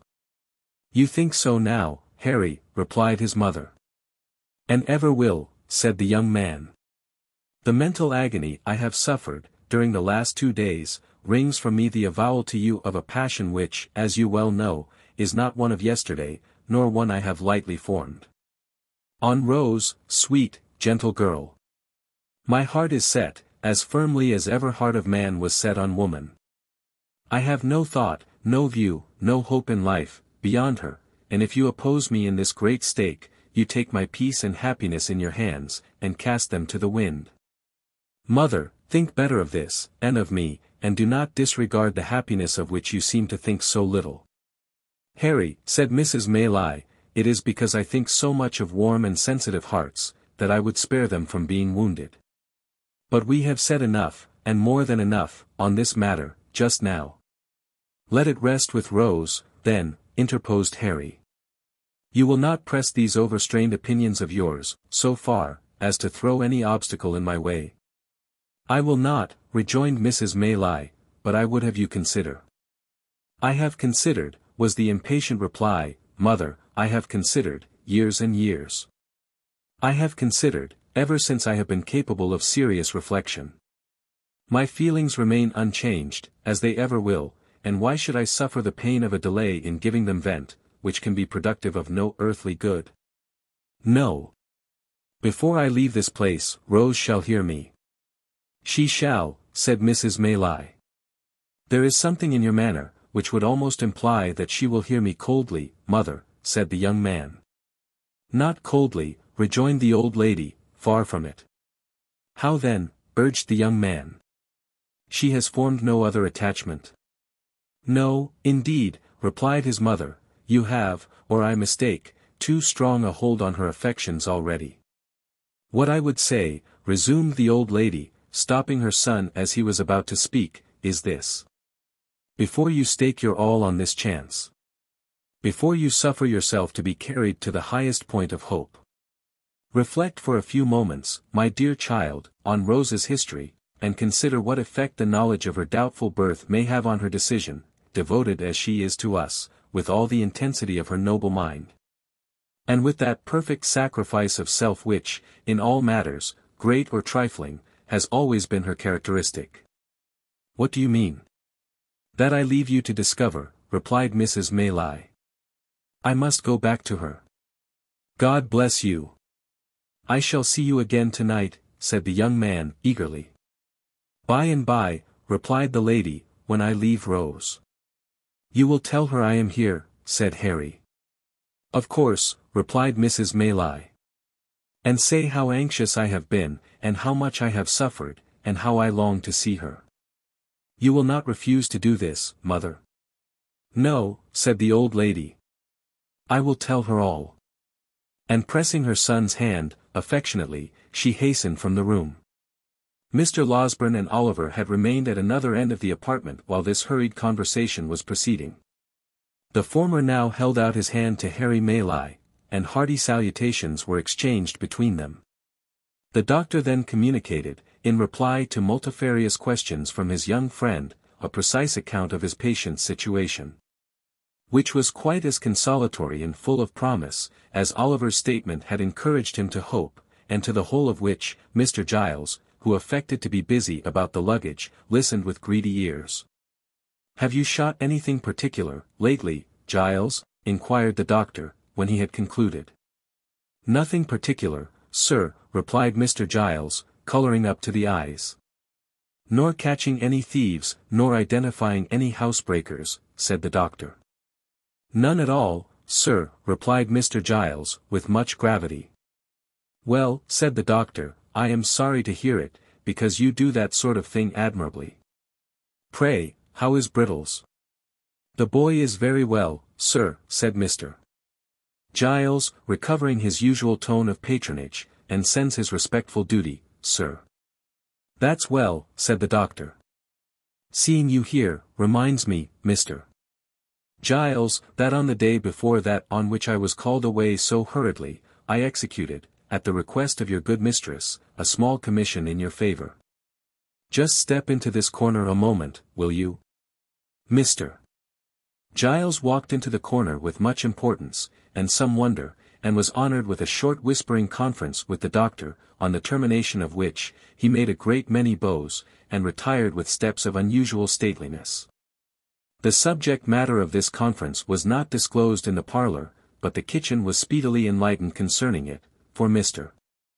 Giles walked straight thither, and having called for a mug of ale, announced, with an air of majesty, which was highly effective, that it had pleased his mistress, in consideration of his gallant behavior on the occasion of that attempted robbery, to deposit, in the local savings bank, the sum of £25, for his sole use and benefit.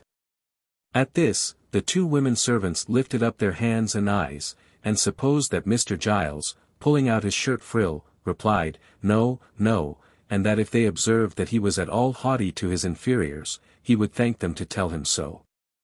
And then he made a great many other remarks, no less illustrative of his humility, which were received with equal favour and applause, and were, withal, as original and as much to the purpose, as the remarks of great men commonly are. Above stairs, the remainder of the evening passed cheerfully away, for the doctor was in high spirits. And however fatigued or thoughtful Harry Maylie might have been at first, he was not proof against the worthy gentleman's good humour, which displayed itself in a great variety of sallies and professional recollections. And an abundance of small jokes, which struck Oliver as being the drollest things he had ever heard, and caused him to laugh proportionately. To the evident satisfaction of the doctor, who laughed immoderately at himself, and made Harry laugh almost as heartily, by the very force of sympathy. So, they were as pleasant a party as, under the circumstances, they could well have been. And it was late before they retired, with light and thankful hearts, to take that rest of which, after the doubt and suspense they had recently undergone, they stood much in need. Oliver rose next morning, in better heart, and went about his usual occupations, with more hope and pleasure than he had known for many days. The birds were once more hung out, to sing, in their old places. And the sweetest wild flowers that could be found, were once more gathered to gladden Rose with their beauty. The melancholy which had seemed to the sad eyes of the anxious boy to hang, for days past, over every object, beautiful as all were, was dispelled by magic. The dew seemed to sparkle more brightly on the green leaves. The air to rustle among them with a sweeter music, and the sky itself to look more blue and bright. Such is the influence which the condition of our own thoughts exercise, even over the appearance of external objects. Men who look on nature, and their fellow-men, and cry that all is dark and gloomy, are in the right, but the sombre colours are reflections from their own jaundiced eyes and hearts. The real hues are delicate, and need a clearer vision. It is worthy of remark, and Oliver did not fail to note it at the time, that his morning expeditions were no longer made alone. Harry Maylie, after the very first morning when he met Oliver coming laden home, was seized with such a passion for flowers, and displayed such a taste in their arrangement, as left his young companion far behind. If Oliver were behindhand in these respects, he knew where the best were to be found, and morning after morning they scoured the country together, and brought home the fairest that blossomed. The window of the young lady's chamber was opened now. For she loved to feel the rich summer air stream in, and revive her with its freshness, but there always stood in water, just inside the lattice, one particular little bunch, which was made up with great care, every morning. Oliver could not help noticing that the withered flowers were never thrown away, although the little vase was regularly replenished. Nor, could he help observing, that whenever the doctor came into the garden, he invariably cast his eyes up to that particular corner, and nodded his head most expressively, as he set forth on his morning's walk. Pending these observations, the days were flying by, and Rose was rapidly recovering. Nor did Oliver's time hang heavy on his hands, although the young lady had not yet left her chamber, and there were no evening walks, save now and then, for a short distance, with Mrs. Maylie. He applied himself, with redoubled assiduity, to the instructions of the white-headed old gentleman, and laboured so hard that his quick progress surprised even himself. It was while he was engaged in this pursuit, that he was greatly startled and distressed by a most unexpected occurrence. The little room in which he was accustomed to sit, when busy at his books, was on the ground floor, at the back of the house. It was quite a cottage room, with a lattice window, around which were clusters of jessamine and honeysuckle, that crept over the casement, and filled the place with their delicious perfume. It looked into a garden, whence a wicket gate opened into a small paddock. All beyond, was fine meadowland and wood. There was no other dwelling near, in that direction, and the prospect it commanded was very extensive. One beautiful evening, when the first shades of twilight were beginning to settle upon the earth, Oliver sat at this window, intent upon his books. He had been poring over them for some time. And, as the day had been uncommonly sultry, and he had exerted himself a great deal, it is no disparagement to the authors, whoever they may have been, to say, that gradually and by slow degrees, he fell asleep. There is a kind of sleep that steals upon us sometimes, which, while it holds the body prisoner, does not free the mind from a sense of things about it, and enable it to ramble at its pleasure. So far as an overpowering heaviness, a prostration of strength, and an utter inability to control our thoughts or power of motion, can be called sleep, this is it. And yet, we have a consciousness of all that is going on about us, and, if we dream at such a time, words which are really spoken, or sounds which really exist at the moment, accommodate themselves with surprising readiness to our visions. Until reality and imagination become so strangely blended that it is afterwards almost matter of impossibility to separate the two. Nor is this, the most striking phenomenon incidental to such a state. It is an undoubted fact, that although our senses of touch and sight be for the time dead, yet our sleeping thoughts, and the visionary scenes that pass before us, will be influenced and materially influenced by the mere silent presence of some external object, which may not have been near us when we closed our eyes, and of whose vicinity we have had no waking consciousness. Oliver knew, perfectly well, that he was in his own little room, that his books were lying on the table before him, that the sweet air was stirring among the creeping plants outside. And yet he was asleep.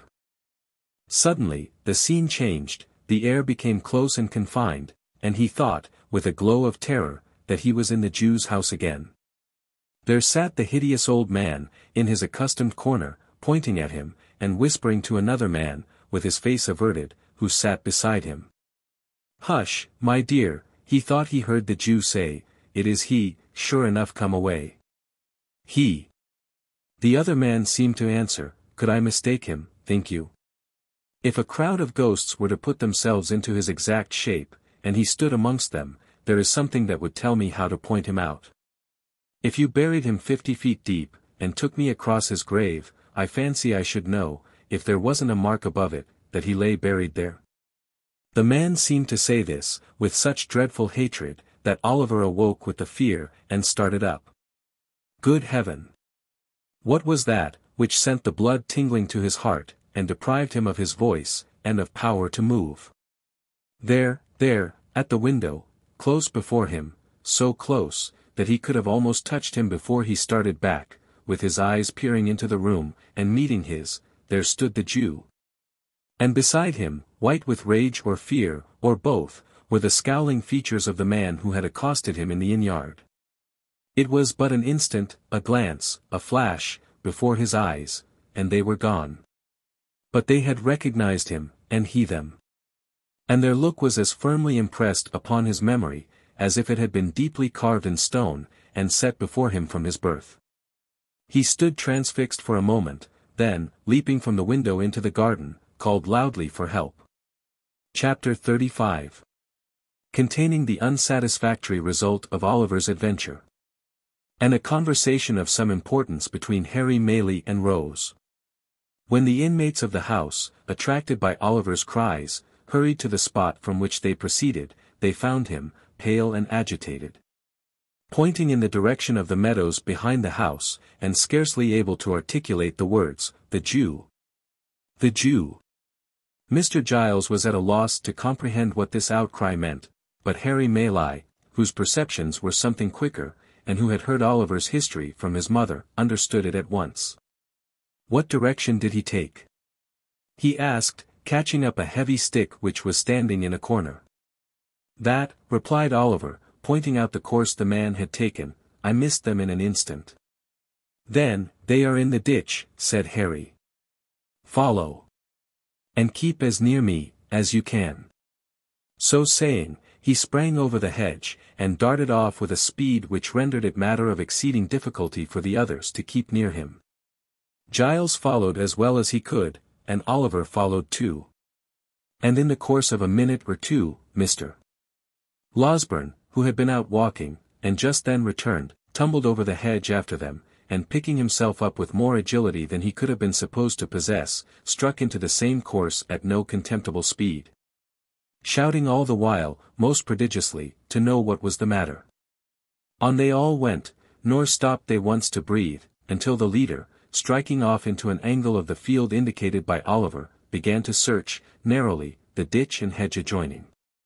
which afforded time for the remainder of the party to come up, and for Oliver to communicate to Mr. Losberne the circumstances that had led to so vigorous a pursuit. The search was all in vain. There were not even the traces of recent footsteps to be seen. They stood now, on the summit of a little hill, commanding the open fields in every direction for 3 or 4 miles. There was the village in the hollow on the left.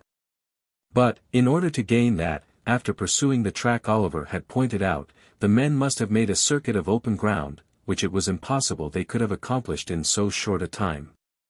A thick wood skirted the meadowland in another direction, but they could not have gained that covert for the same reason.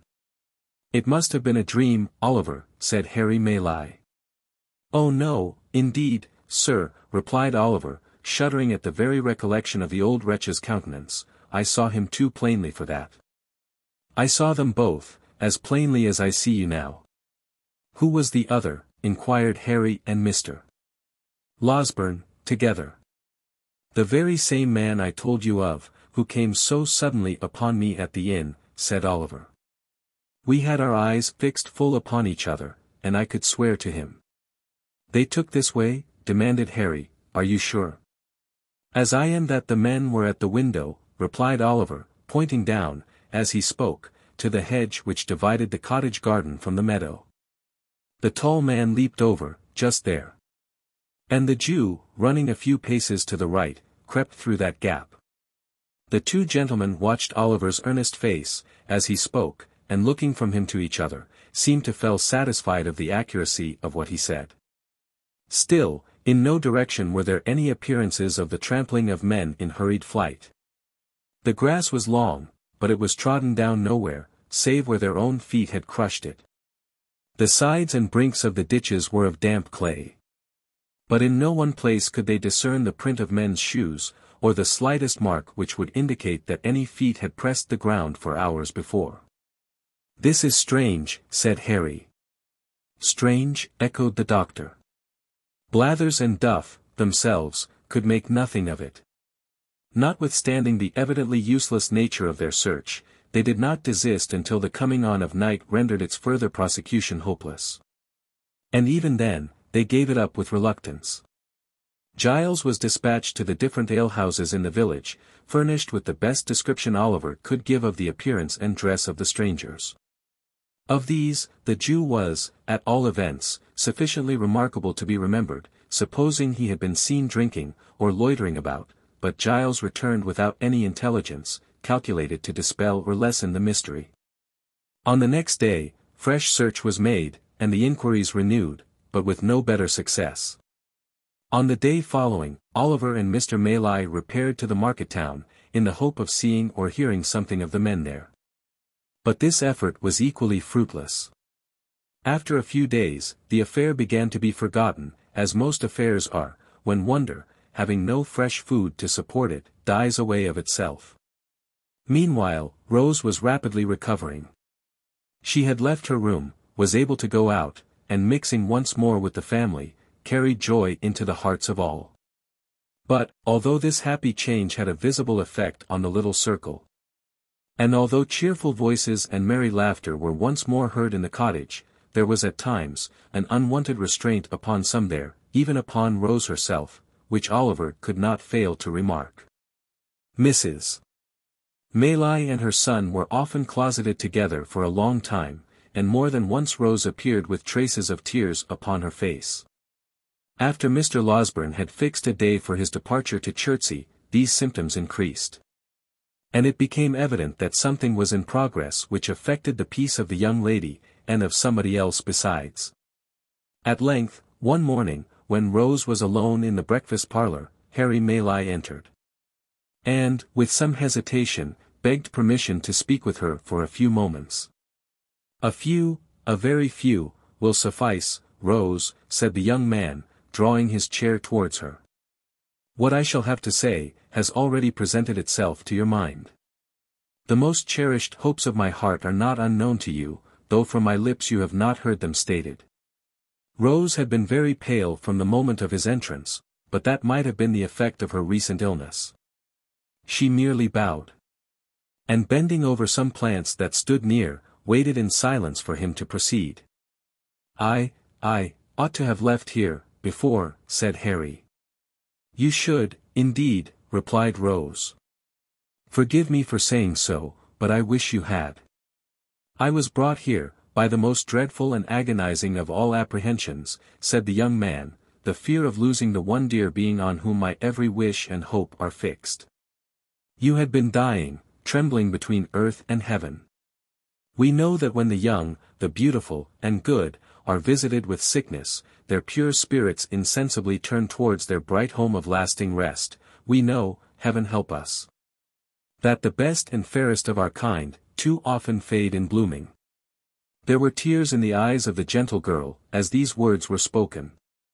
And when one fell upon the flower over which she bent, and glistened brightly in its cup, making it more beautiful, it seemed as though the outpouring of her fresh young heart, claimed kindred naturally, with the loveliest things in nature. "A creature," continued the young man, passionately, "a creature as fair and innocent of guile as one of God's own angels, fluttered between life and death. Oh!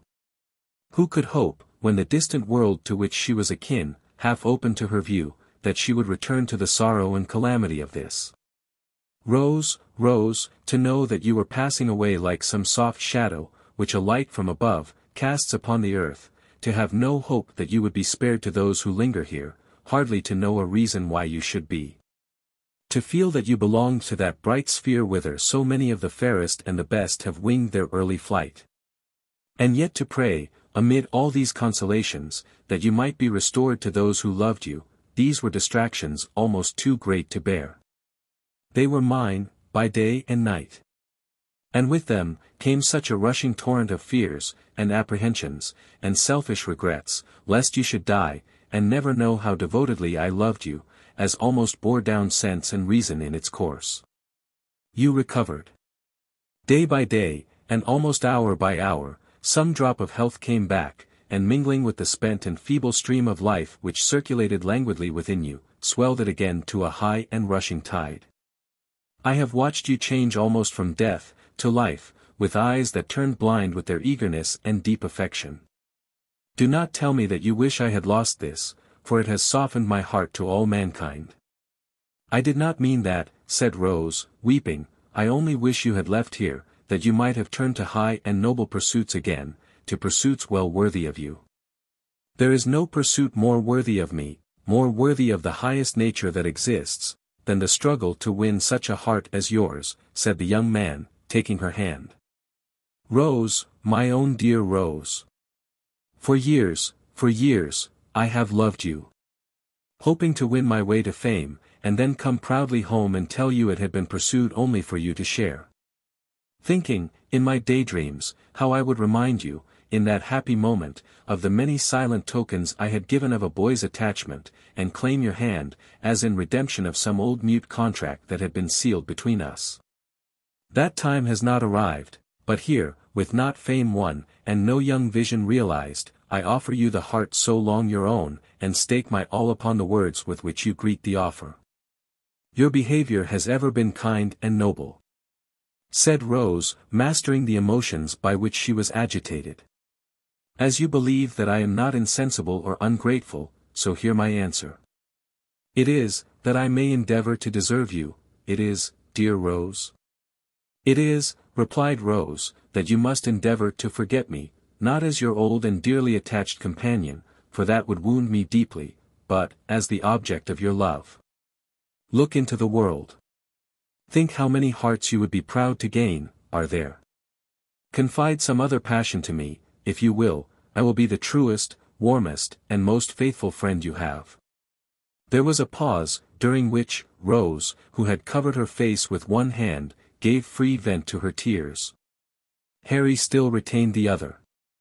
And your reasons, Rose, he said, at length, in a low voice, your reasons for this decision. You have a right to know them, rejoined Rose. You can say nothing to alter my resolution. It is a duty that I must perform. I owe it, alike to others, and to myself. To yourself? Yes, Harry. I owe it to myself, that I, a friendless, portionless, girl, with a blight upon my name, should not give your friends reason to suspect that I had sordidly yielded to your first passion, and fastened myself, a clog, on all your hopes and projects. I owe it to you and yours, to prevent you from opposing, in the warmth of your generous nature, this great obstacle to your progress in the world. If your inclinations chime with your sense of duty, Harry began. They do not, replied Rose, coloring deeply. Then you return my love, said Harry. Say but that, dear Rose, say but that, and soften the bitterness of this hard disappointment.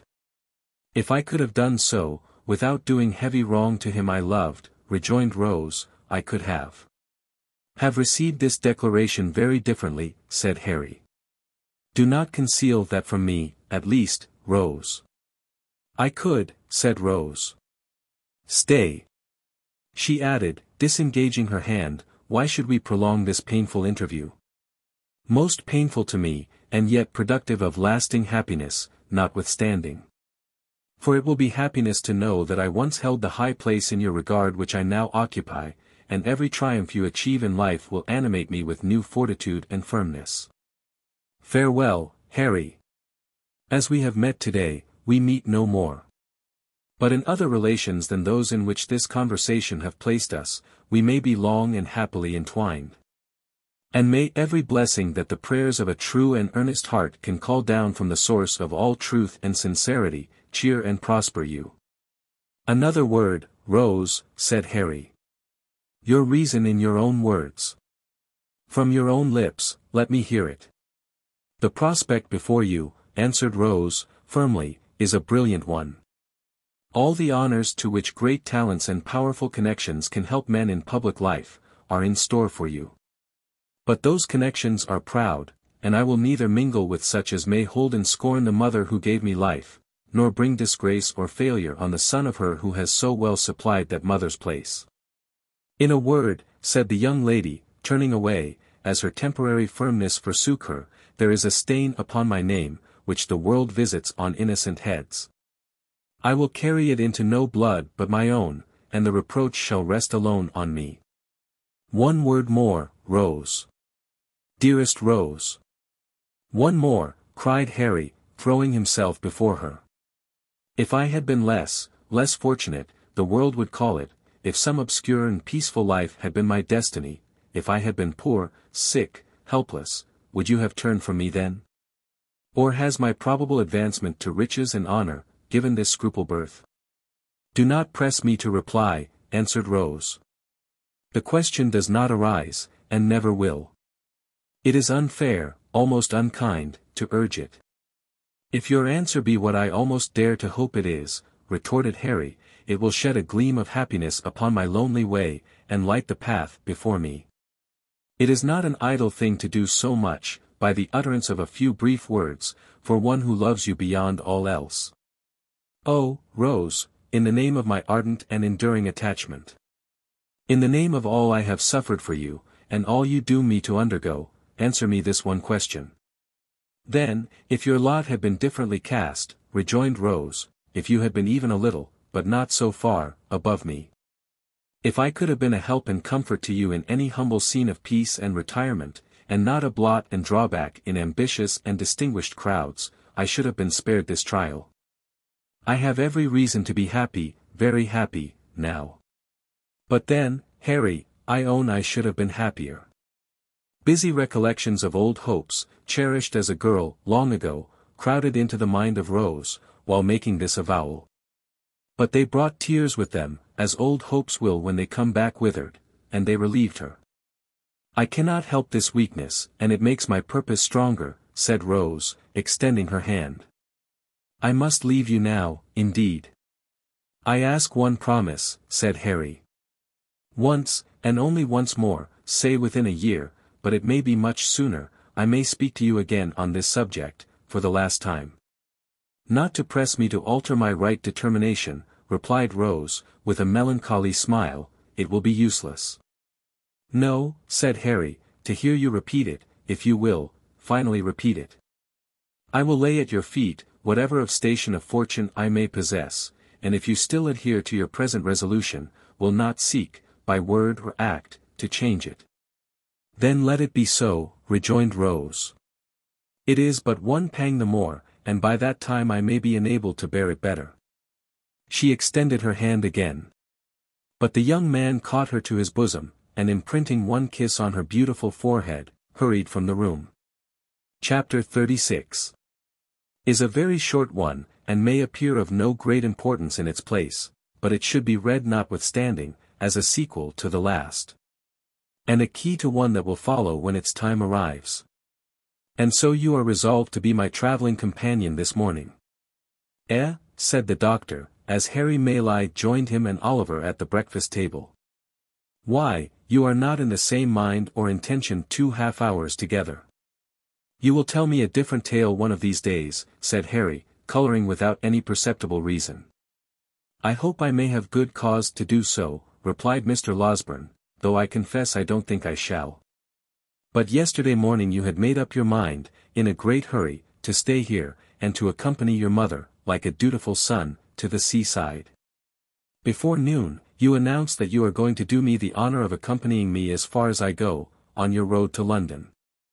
And at night, you urge me, with great mystery, to start before the ladies are stirring. The consequence of which is, that young Oliver here is pinned down to his breakfast when he ought to be ranging the meadows after botanical phenomena of all kinds. Too bad, isn't it, Oliver? I should have been very sorry not to have been at home when you and Mr. Maylie went away, sir, rejoined Oliver. That's a fine fellow, said the doctor, you shall come and see me when you return. But, to speak seriously, Harry. Has any communication from the great Knobs produced this sudden anxiety on your part to be gone? The great Knobs, replied Harry, under which designation, I presume, you include my most stately uncle, have not communicated with me at all, since I have been here. Nor, at this time of the year, is it likely that anything would occur to render necessary my immediate attendance among them. Well, said the doctor, you are a queer fellow. But of course they will get you into Parliament at the election before Christmas, and these sudden shiftings and changes are no bad preparation for political life. There's something in that. Good training is always desirable, whether the race be for place, cup, or sweepstakes. Harry Maylie looked as if he could have followed up this short dialogue by one or two remarks that would have staggered the doctor not a little. But he contented himself with saying, we shall see, and pursued the subject no farther. The postchaise drove up to the door shortly afterwards, and Giles coming in for the luggage, the good doctor bustled out, to see it packed. Oliver, said Harry Maylie, in a low voice, let me speak a word with you. Oliver walked into the window recess to which Mr. Maylie beckoned him, much surprised at the mixture of sadness and boisterous spirits, which his whole behaviour displayed. You can write well now, said Harry, laying his hand upon his arm. I hope so, sir, replied Oliver. I shall not be at home again, perhaps for some time. I wish you would write to me, say once a fortnight, every alternate Monday, to the General Post Office in London. Will you? Oh. Certainly, sir, I shall be proud to do it, exclaimed Oliver, greatly delighted with the commission. I should like to know how my mother and Miss Maylie are, said the young man, and you can fill up a sheet by telling me what walks you take, and what you talk about, and whether they, seem happy and quite well. You understand me? Oh. Quite, sir, quite, replied Oliver.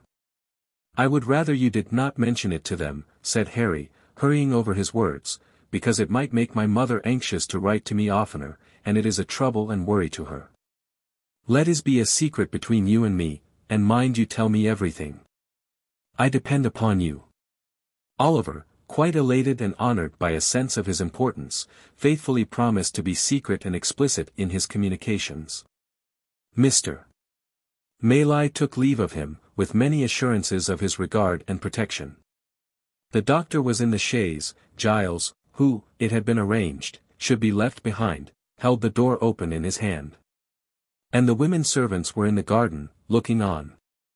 Harry cast one slight glance at the latticed window, and jumped into the carriage. Drive on, he cried, hard, fast, full gallop.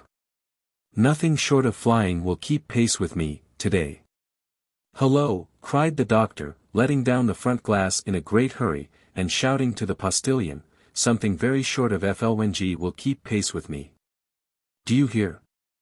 Jingling and clattering, till distance rendered its noise inaudible, and its rapid progress only perceptible to the eye, the vehicle wound its way along the road, almost hidden in a cloud of dust, now wholly disappearing, and now becoming visible again, as intervening objects, or the intricacies of the way, permitted. It was not until even the dusty cloud was no longer to be seen, that the gazers dispersed. And there was one looker-on, who remained with eyes fixed upon the spot where the carriage had disappeared, long after it was many miles away. For, behind the white curtain which had shrouded her from view when Harry raised his eyes towards the window, sat Rose herself. "He seems in high spirits and happy," she said, at length. "I feared for a time he might be otherwise. I was mistaken. I am very, very glad." Tears are signs of gladness as well as grief, but those which coursed down Rose's face, as she sat pensively at the window, still gazing in the same direction, seemed to tell more of sorrow than of joy. Chapter 37. In which the reader may perceive a contrast, not uncommon in matrimonial cases. Mr. Bumble sat in the workhouse parlour, with his eyes moodily fixed on the cheerless grate, whence, as it was summer time, no brighter gleam proceeded, than the reflection of certain sickly rays of the sun, which were sent back from its cold and shining surface. A paper fly-cage dangled from the ceiling, to which he occasionally raised his eyes in gloomy thought, and, as the heedless insects hovered round the gaudy network, Mr. Bumble would heave a deep sigh, while a more gloomy shadow overspread his countenance. Mr. Bumble was meditating. It might be that the insects brought to mind some painful passage in his own past life. Nor was Mr. Bumble's gloom the only thing calculated to awaken a pleasing melancholy in the bosom of a spectator. There were not wanting other appearances, and those closely connected with his own person, which announced that a great change had taken place in the position of his affairs. The laced coat, and the cocked hat, where were they? He still wore knee breeches, and dark cotton stockings on his nether limbs, but they were not the breeches. The coat was wide-skirted, and in that respect like the coat, but, oh how different. The mighty cocked hat was replaced by a modest round one. Mr. Bumble was no longer a beadle. There are some promotions in life, which, independent of the more substantial rewards they offer, require peculiar value and dignity from the coats and waistcoats connected with them. A field marshal has his uniform, a bishop his silk apron, a councillor his silk gown, a beadle his cocked hat. Strip the bishop of his apron, or the beadle of his hat and lace, what are they? Men. Mere men. Dignity, and even holiness too, sometimes, are more questions of coat and waistcoat than some people imagine. Mr. Bumble had married Mrs. Corney, and was master of the workhouse. Another beadle had come into power. On him the cocked hat, gold-laced coat, and staff, had all three descended. "And tomorrow 2 months it was done," said Mr. Bumble, with a sigh. "It seems a age."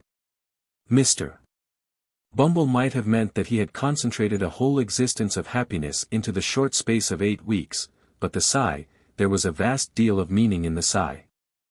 "I sold myself," said Mr.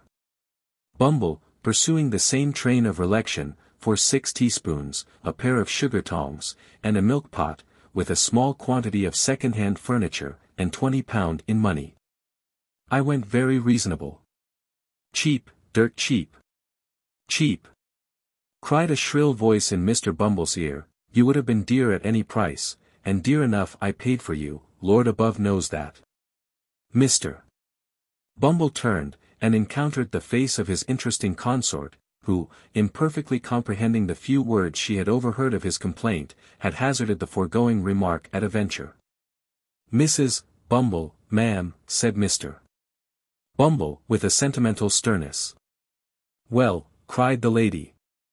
"Have the goodness to look at me," said Mr. Bumble, fixing his eyes upon her.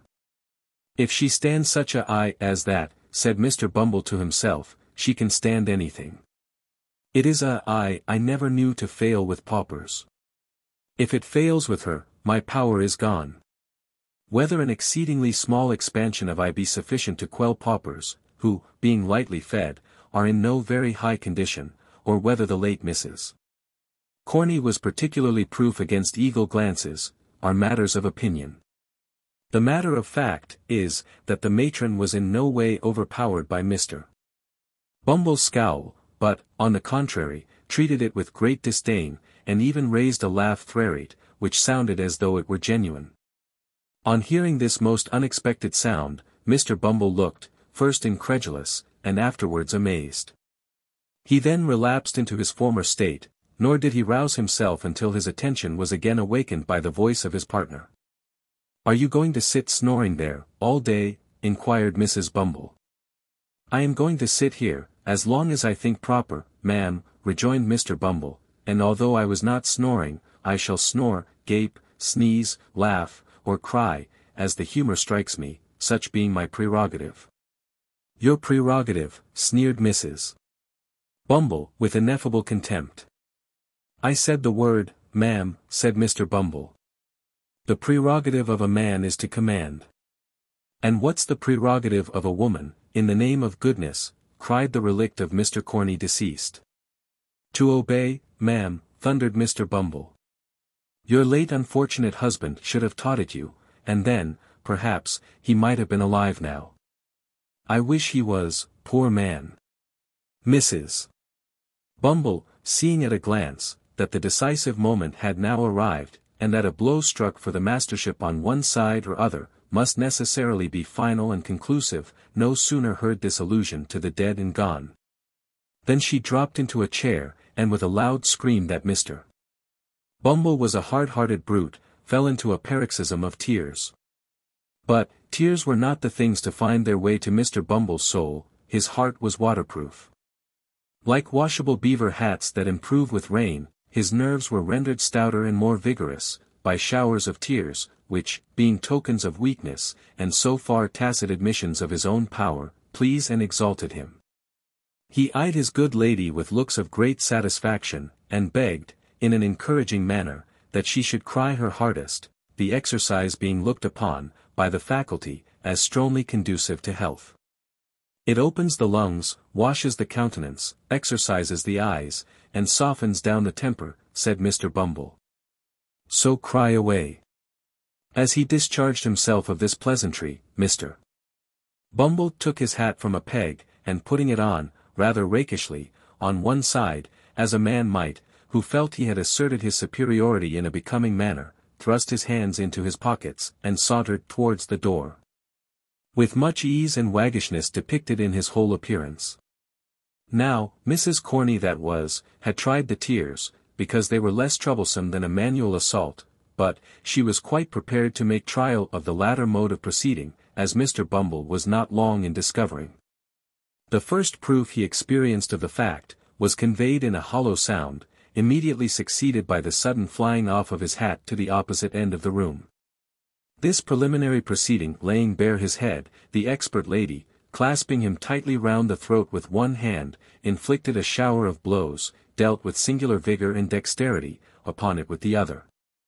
This done, she created a little variety by scratching his face, and tearing his hair. And, having, by this time, inflicted as much punishment as she deemed necessary for the offence, she pushed him over a chair, which was luckily well situated for the purpose, and defied him to talk about his prerogative again, if he dared. "Get up," said Mrs. Bumble, in a voice of command. "And take yourself away from here, unless you want me to do something desperate." Mr. Bumble rose with a very rueful countenance, wondering much what something desperate might be. Picking up his hat, he looked towards the door. "Are you going?" demanded Mr. Bumble. "Certainly, my dear, certainly," rejoined Mr. Bumble, making a quicker motion towards the door. "I didn't intend to, I'm going, my dear." "You are so very violent, that really I—" At this instant, Mrs. Bumble stepped hastily forward to replace the carpet, which had been kicked up in the scuffle. Mr. Bumble immediately darted out of the room, without bestowing another thought on his unfinished sentence, leaving the late Mrs. Corney in full possession of the field. Mr. Bumble was fairly taken by surprise, and fairly beaten. He had a decided propensity for bullying, derived no inconsiderable pleasure from the exercise of petty cruelty, and, consequently, was, it is needless to say, a coward. This is by no means a disparagement to his character. For many official personages, who are held in high respect and admiration, are the victims of similar infirmities. The remark is made, indeed, rather in his favor than otherwise, and with a view of impressing the reader with a just sense of his qualifications for office. But, the measure of his degradation was not yet full. After making a tour of the house, and thinking, for the first time, that the poor laws really were too hard on people, and that men who ran away from their wives, leaving them chargeable to the parish, ought, in justice, to be visited with no punishment at all, but rather rewarded as meritorious individuals who had suffered much, Mr. Bumble came to a room where some of the female paupers were usually employed in washing the parish linen, when the sound of voices in conversation now proceeded. "Hem," said Mr. Bumble, summoning up all his native dignity. "These women at least shall continue to respect the prerogative. Hullo! Hullo there! What do you mean by this noise, you hussies?" With these words, Mr. Bumble opened the door, and walked in with a very fierce and angry manner, which was at once exchanged for a most humiliated and cowering air, as his eyes unexpectedly rested on the form of his lady wife. "My dear," said Mr. Bumble, "I didn't know you were here." "Didn't know I was here," repeated Mrs. Bumble. "What do you do here?" "I thought they were talking rather too much to be doing their work properly, my dear," replied Mr. Bumble, glancing distractedly at a couple of old women at the wash-tub, who were comparing notes of admiration at the workhouse master's humility. "You thought they were talking too much," said Mrs. Bumble. "What business is it of yours?" "Why, my dear," urged Mr. Bumble submissively. "What business is it of yours?" demanded Mrs. Bumble, again. "It's very true, your matron here, my dear," submitted Mr. Bumble, "but I thought you mightn't be in the way just then." "I'll tell you what, Mr. Bumble," returned his lady. "We don't want any of your interference. You're a great deal too fond of poking your nose into things that don't concern you, making everybody in the house laugh, the moment your back is turned, and making yourself look like a fool every hour in the day. Be off, come." Mr. Bumble, seeing with excruciating feelings, the delight of the two old paupers, who were tittering together most rapturously, hesitated for an instant. Mrs. Bumble, whose patience brooked no delay, caught up a bowl of soapsuds, and motioning him towards the door, ordered him instantly to depart, on pain of receiving the contents upon his portly person. What could Mr. Bumble do? He looked dejectedly round, and slunk away, and, as he reached the door, the titterings of the paupers broke into a shrill chuckle of irrepressible delight. It wanted but this. He was degraded in their eyes. He had lost caste and station before the very paupers, he had fallen from all the height and pomp of beadleship, to the lowest depth of the most snubbed henpeckary. "All in 2 months," said Mr. Bumble, filled with dismal thoughts. 2 months. No more than 2 months ago, I was not only my own master, but everybody else's, so far as the parochial workhouse was concerned, and now. It was too much. Mr. Bumble boxed the ears of the boy who opened the gate for him, for he had reached the portal in his reverie, and walked, distractedly, into the street. He walked up one street, and down another, until exercise had abated the first passion of his grief, and then the revulsion of feeling made him thirsty. He passed a great many public houses, but, at length paused before one in a by-way, whose parlour, as he gathered from a hasty peep over the blinds, was deserted, save by one solitary customer. It began to rain, heavily, at the moment. This determined him. Mr. Bumble stepped in, and ordering something to drink, as he passed the bar, entered the apartment into which he had looked from the street. The man who was seated there, was tall and dark, and wore a large cloak. He had the air of a stranger. And seemed, by a certain haggardness in his look, as well as by the dusty soils on his dress, to have travelled some distance. He eyed Bumble askance, as he entered, but scarcely deigned to nod his head in acknowledgment of his salutation. Mr. Bumble had quite dignity enough for two, supposing even that the stranger had been more familiar, so he drank his gin and water in silence, and read the paper with great show of pomp and circumstance. It so happened, however, as it will happen very often, when men fall into company under such circumstances, that Mr. Bumble felt, every now and then, a powerful inducement, which he could not resist, to steal a look at the stranger, and that whenever he did so, he withdrew his eyes, in some confusion. To find that the stranger was at that moment stealing a look at him. Mr. Bumble's awkwardness was enhanced by the very remarkable expression of the stranger's eye, which was keen and bright, but shadowed by a scowl of distrust and suspicion, unlike anything he had ever observed before, and repulsive to behold. When they had encountered each other's glance several times in this way, the stranger, in a harsh, deep voice, broke silence. "Were you looking for me," he said, "when you peered in at the window?" "Not that I am aware of, unless you're Mr." Here Mr. Bumble stopped short, for he was curious to know the stranger's name, and thought in his impatience, he might supply the blank. "I see you were not," said the stranger, an expression of quiet sarcasm playing about his mouth. "Or you have known my name. You don't know it. I would recommend you not to ask for it." "I meant no harm, young man," observed Mr. Bumble, majestically. "And have done none," said the stranger. Another silence succeeded this short dialogue, which was again broken by the stranger. "I have seen you before, I think," said he. "You were differently dressed at that time, and I only passed you in the street, but I should know you again. You were beadle here, once, were you not?" "I was," said Mr. Bumble, in some surprise, "parochial beadle." "Just so," rejoined the other, nodding his head. "It was in that character I saw you. What are you now?" "Master of the workhouse," rejoined Mr. Bumble, slowly and impressively, to check any undue familiarity the stranger might otherwise assume. "Master of the workhouse, young man. You have the same eye to your own interest, that you always had, I doubt not," resumed the stranger, looking keenly into Mr. Bumble's eyes, as he raised them in astonishment at the question. "Don't scruple to answer freely, man. I know you pretty well, you see." "I suppose, a married man," replied Mr. Bumble, shading his eyes with his hand, and surveying the stranger, from head to foot, in evident perplexity, is not more averse to turning an honest penny when he can, than a single one.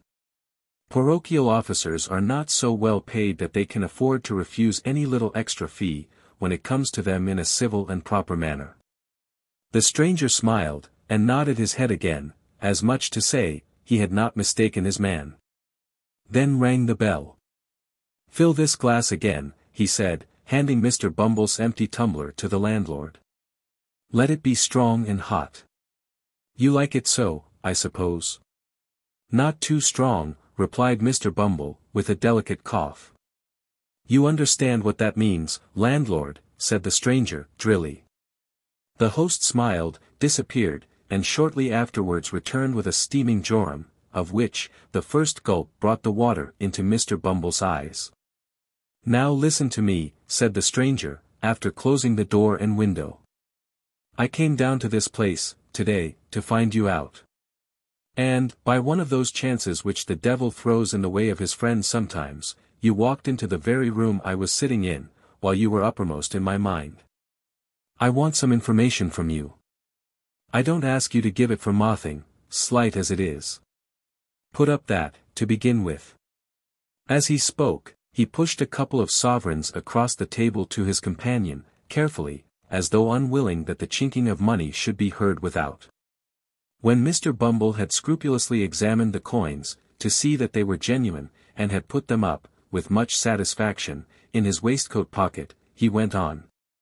"Carry your memory back, let me see, 12 years, last winter." "It's a long time," said Mr. Bumble. "Very good. I've done it. The scene, the workhouse. Good. And the time, night. Yes. And the place, the crazy hole, wherever it was, in which miserable drabs brought forth the life and health so often denied to themselves, gave birth to puling children for the parish to rear, and hid their shame, rot in the grave. The lying-in room, I suppose, said Mr. Bumble, not quite following the stranger's excited description. Yes, said the stranger. A boy was born there. A many boys, observed Mr. Bumble, shaking his head, despondingly. A murrain on the young devils, cried the stranger, I speak of one. A meek-looking, pale-faced boy, who was apprenticed down here, to a coffin-maker, I wish he had made his coffin, and screwed his body in it, and who afterwards ran away to London, as it was supposed. Why, you mean Oliver. Young Twist, said Mr. Bumble, I remember him, of course. There wasn't an obstinater young rascal. It's not of him I want to hear, I've heard enough of him, said the stranger, stopping Mr. Bumble in the outset of a tirade on the subject of poor Oliver's vices. It's of a woman, the hag that nursed his mother. Where is she? Where is she, said Mr. Bumble, whom the gin and water had rendered facetious. It would be hard to tell. There's no midwifery there, whichever place she's gone to. So I suppose she's out of employment, anyway. What do you mean? Demanded the stranger, sternly. That she died last winter, rejoined Mr. Bumble. The man looked fixedly at him when he had given this information, and although he did not withdraw his eyes for some time afterwards, his gaze gradually became vacant and abstracted, and he seemed lost in thought. For some time, he appeared doubtful whether he ought to be relieved or disappointed by the intelligence, but at length he breathed more freely, and withdrawing his eyes, observed that it was no great matter. With that he rose, as if to depart. But Mr. Bumble was cunning enough, and he at once saw that an opportunity was opened, for the lucrative disposal of some secret in the possession of his better half. He well remembered the night of old Sally's death, which the occurrences of that day had given him good reason to recollect, as the occasion on which he had proposed to Mrs. Corney. And although that lady had never confided to him the disclosure of which she had been the solitary witness, he had heard enough to know that it related to something that had occurred in the old woman's attendance, as workhouse nurse, upon the young mother of Oliver Twist. Hastily calling this circumstance to mind, he informed the stranger, with an air of mystery, that one woman had been closeted with the old harridan shortly before she died. And that she could, as he had reason to believe, throw some light on the subject of his inquiry.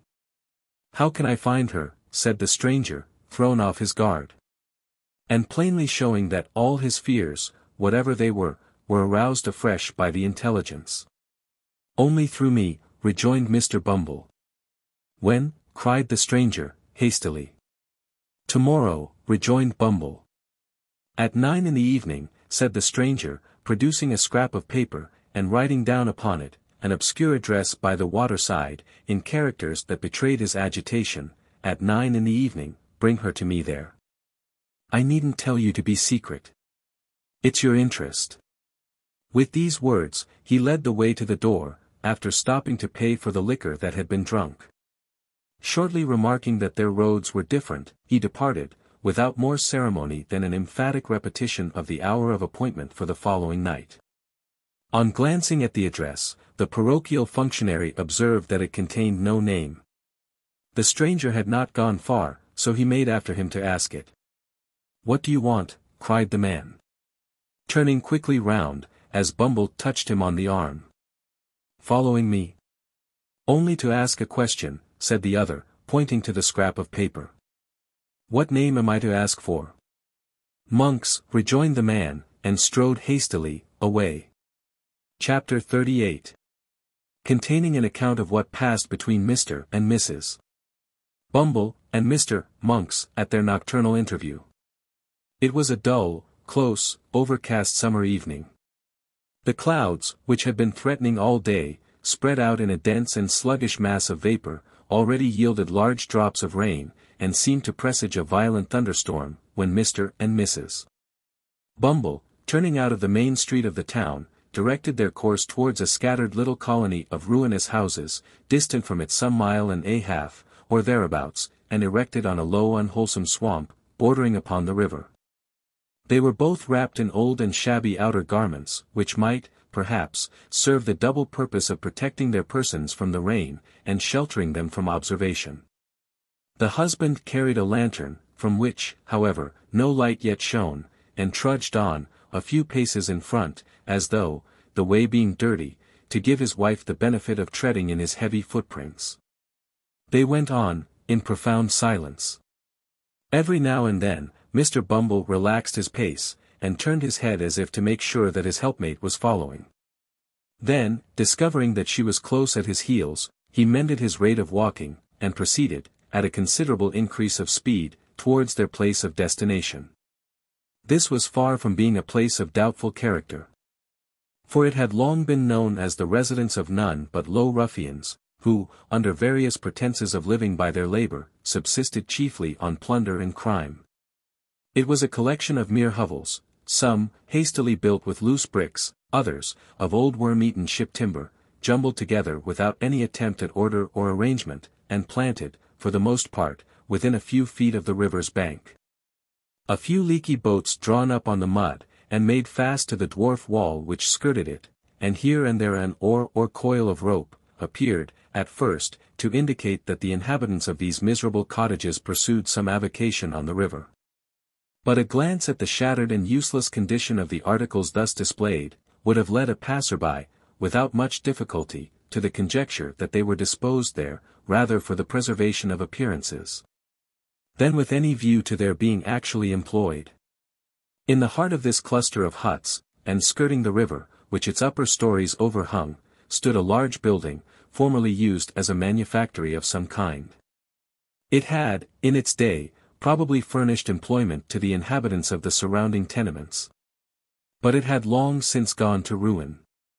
The rat, the worm, and the action of the damp, had weakened and rotted the piles on which it stood. And a considerable portion of the building had already sunk down into the water. While the remainder, tottering and bending over the dark stream, seemed to wait a favorable opportunity of following its old companion, and involving itself in the same fate.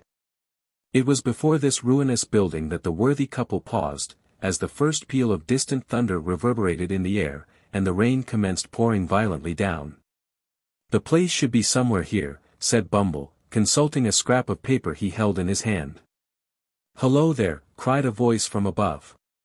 Following the sound, Mr. Bumble raised his head and descried a man looking out of a door, breast high, on the second story. "Stand still, a minute," cried the voice, "I'll be with you directly." With which the head disappeared, and the door closed. "Is that the man?" asked Mr. Bumble's good lady. Mr. Bumble nodded in the affirmative. "Then, mind what I told you," said the matron, "and be careful to say as little as you can, or you'll betray us at once." Mr. Bumble, who had eyed the building with very rueful looks, was apparently about to express some doubts relative to the advisability of proceeding any further with the enterprise just then, when he was prevented by the appearance of Monks. Who opened a small door, near which they stood, and beckoned them inwards. "Come in," he cried impatiently, stamping his foot upon the ground. "Don't keep me here." The woman, who had hesitated at first, walked boldly in, without any other invitation. Mr. Bumble, who was ashamed or afraid to lag behind, followed, obviously very ill at ease and with scarcely any of that remarkable dignity which was usually his chief characteristic. "What the devil made you stand lingering there, in the wet?" said Monks, turning round, and addressing Bumble, after he had bolted the door behind them. We were only cooling ourselves," stammered Bumble, looking apprehensively about him. "Cooling yourselves," retorted Monks. "Not all the rain that ever fell, or ever will fall, will put as much of hell's fire out, as a man can carry about with him. You won't cool yourself so easily, don't think it." With this agreeable speech, Monks turned short upon the matron, and bent his gaze upon her, till even she, who was not easily cowed, was fain to withdraw her eyes, and turn them towards the ground. "This is the woman," is it?" demanded Monks. "Ham. That is the woman," replied Mr. Bumble, mindful of his wife's caution. "You think women never can keep secrets, I suppose," said the matron, interposing, and returning, as she spoke, the searching look of Monks. "I know they will always keep one till it's found out," said Monks. "And what may that be?" asked the matron. "The loss of their own good name," replied Monks. "So, by the same rule, if a woman's a party to a secret that might hang or transport her, I'm not afraid of her telling it to anybody, not I. Do you understand, mistress?" "No," rejoined the matron, slightly coloring as she spoke. "Of course you don't," said Monks. "How should you?"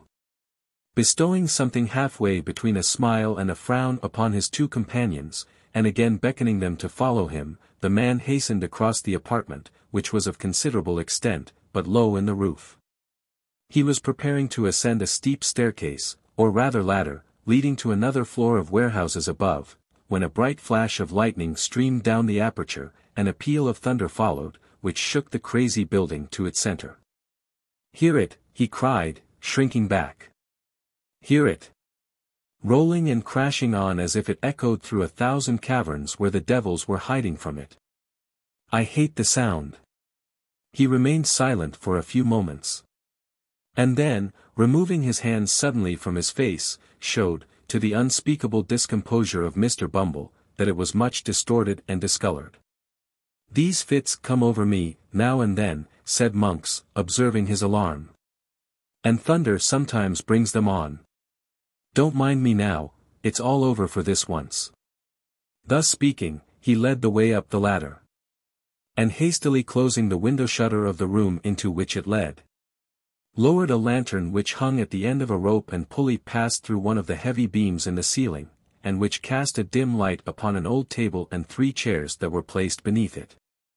"Now," said Monks, when they had all 3 seated themselves, "the sooner we come to our business, the better for all. The woman know what it is, does she?" The question was addressed to Bumble. But his wife anticipated the reply, by intimating that she was perfectly acquainted with it. "He is right in saying that you were with this hag the night she died. And that she told you something." "About the mother of the boy you named," replied the matron interrupting him. "Yes. The first question is, of what nature was her communication," said Monks. "That's the second," observed the woman with much deliberation. "The first is, what may the communication be worth?" "Who the devil can tell that, without knowing of what kind it is?" asked Monks.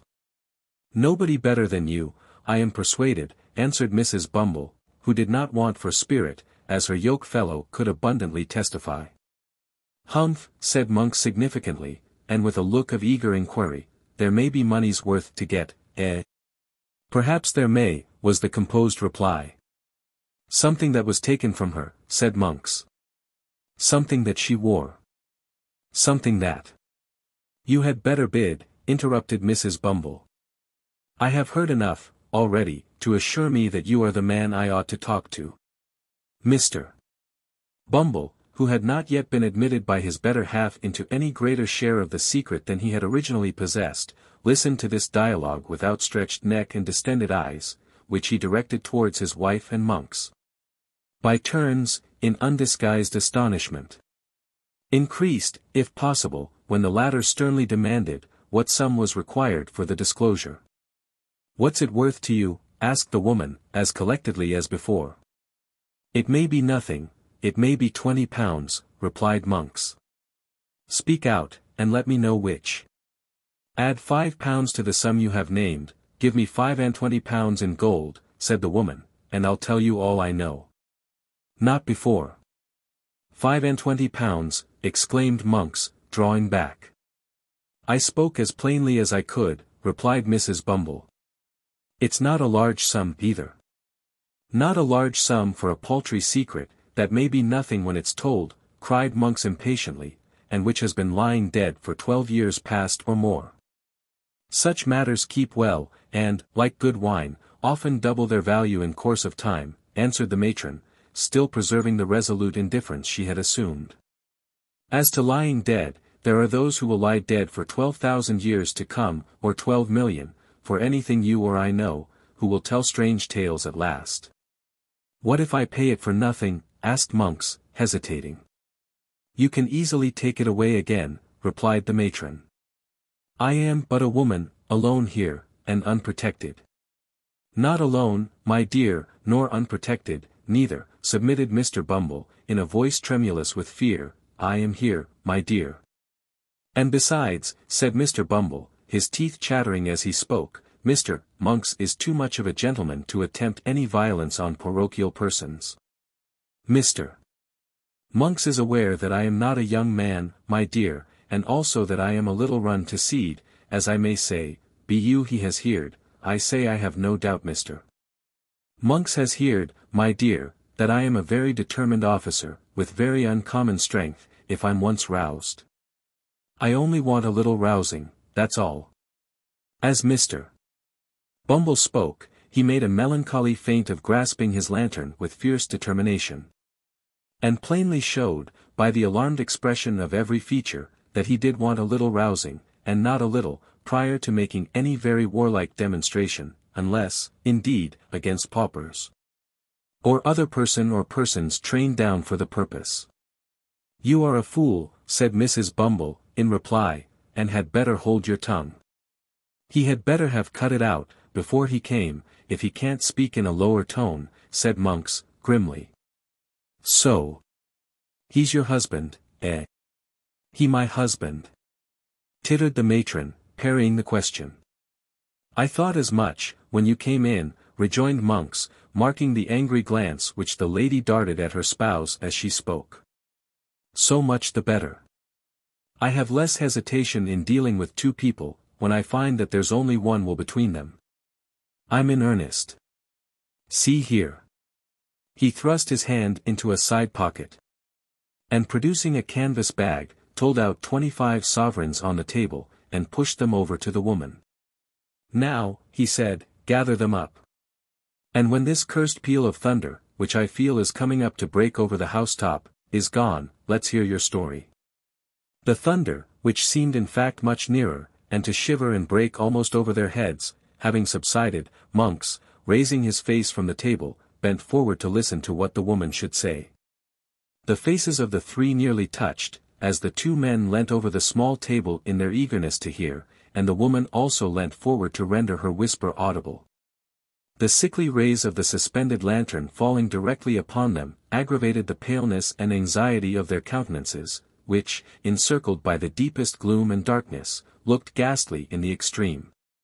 When this woman, that we called Old Sally, died, the matron began, she and I were alone.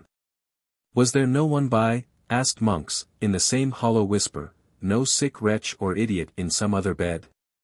No one who could hear, and might, by possibility, understand? Not a soul, replied the woman, we were alone. I stood alone beside the body when death came over it. Good, said Monks, regarding her attentively. Go on.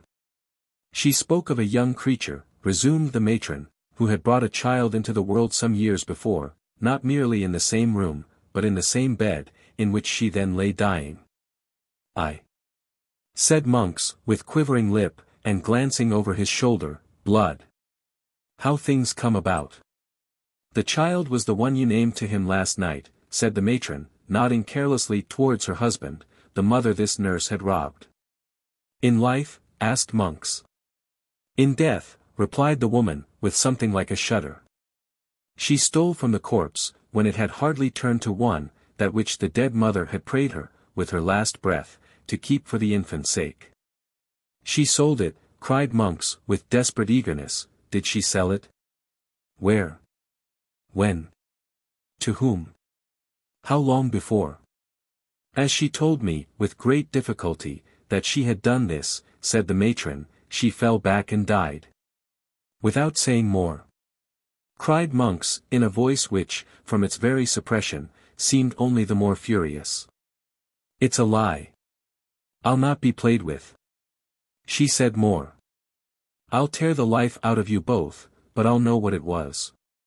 She didn't utter another word, said the woman, to all appearance unmoved, as Mr. Bumble was very far from being, by the strange man's violence, but she clutched my gown, violently, with one hand, which was partly closed. And when I saw that she was dead, and so removed the hand by force, I found it clasped a scrap of dirty paper. Which contained, interposed Monks, stretching forward. Nothing, replied the woman, it was a pawnbroker's duplicate. For what? Demanded Monks. In good time I'll tell you, said the woman. I judged that she had kept the trinket, for some time, in the hope of turning it to better account, and then had pawned it. And had saved or scraped together money to pay the pawnbroker's interest year by year, and prevent its running out, so that if anything came of it, it could still be redeemed. Nothing had come of it. And, as I tell you, she died with the scrap of paper, all worn and tattered, in her hand. The time was out in 2 days, I thought something might one day come of it too, and so redeemed the pledge. Where is it now? Asked Monks quickly. There, replied the woman.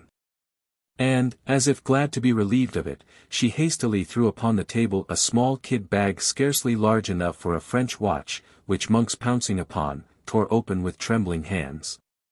It contained a little gold locket, in which were 2 locks of hair, and a plain gold wedding ring. It has the word Agnes engraved on the inside, said the woman. There is a blank left for the surname, and then follows the date. Which is within a year before the child was born. I found out that. And this is all, said Monks, after a close and eager scrutiny of the contents of the little packet. All, replied the woman. Mr. Bumble drew a long breath, as if he were glad to find that the story was over, and no mention made of taking the £25 back again. And now he took courage to wipe the perspiration which had been trickling over his nose, unchecked, during the whole of the previous dialogue. I know nothing of the story, beyond what I can guess at, said his wife addressing Monks, after a short silence, and I want to know nothing, for it's safer not, but I may ask you 2 questions, may I? You may ask, said Monks, with some show of surprise, but whether I answer or not is another question. Which makes 3, observed Mr. Bumble, essaying a stroke of facetiousness. Is that what you expected to get from me? Demanded the matron. It is, replied Monks. The other question?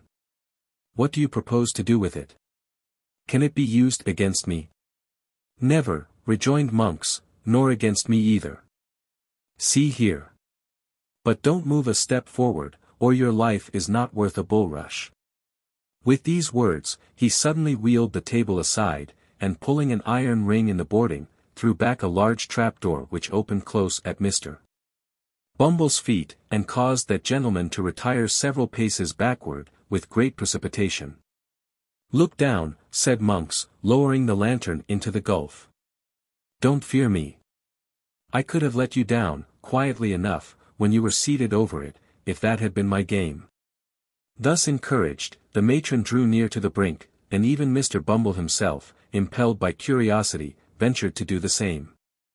The turbid water, swollen by the heavy rain, was rushing rapidly on below, and all other sounds were lost in the noise of its plashing and eddying against the green and slimy piles. There had once been a water-mill beneath.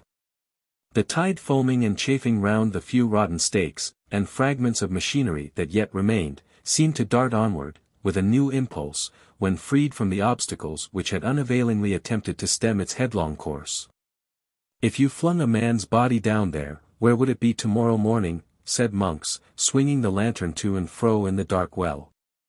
12 miles down the river, and cut to pieces besides, replied Bumble, recoiling at the thought. Monks drew the little packet from his breast, where he had hurriedly thrust it, and tying it to a leaden weight, which had formed a part of some pulley, and was lying on the floor, dropped it into the stream. It fell straight, and true as a die. Clove the water with a scarcely audible splash, and was gone. The 3 looking into each other's faces, seemed to breathe more freely. There, said Monks, closing the trap-door, which fell heavily back into its former position. If the sea ever gives up its dead, as books say it will keep its gold and silver to itself, and that trash among it. We have nothing more to say, and may break up our pleasant party. By all means, observed Mr. Bumble, with great alacrity. You'll keep a quiet tongue in your head, will you? Said Monks, with a threatening look. I am not afraid of your wife. You may depend upon me, young man, answered Mr. Bumble, bowing himself gradually towards the latter, with excessive politeness.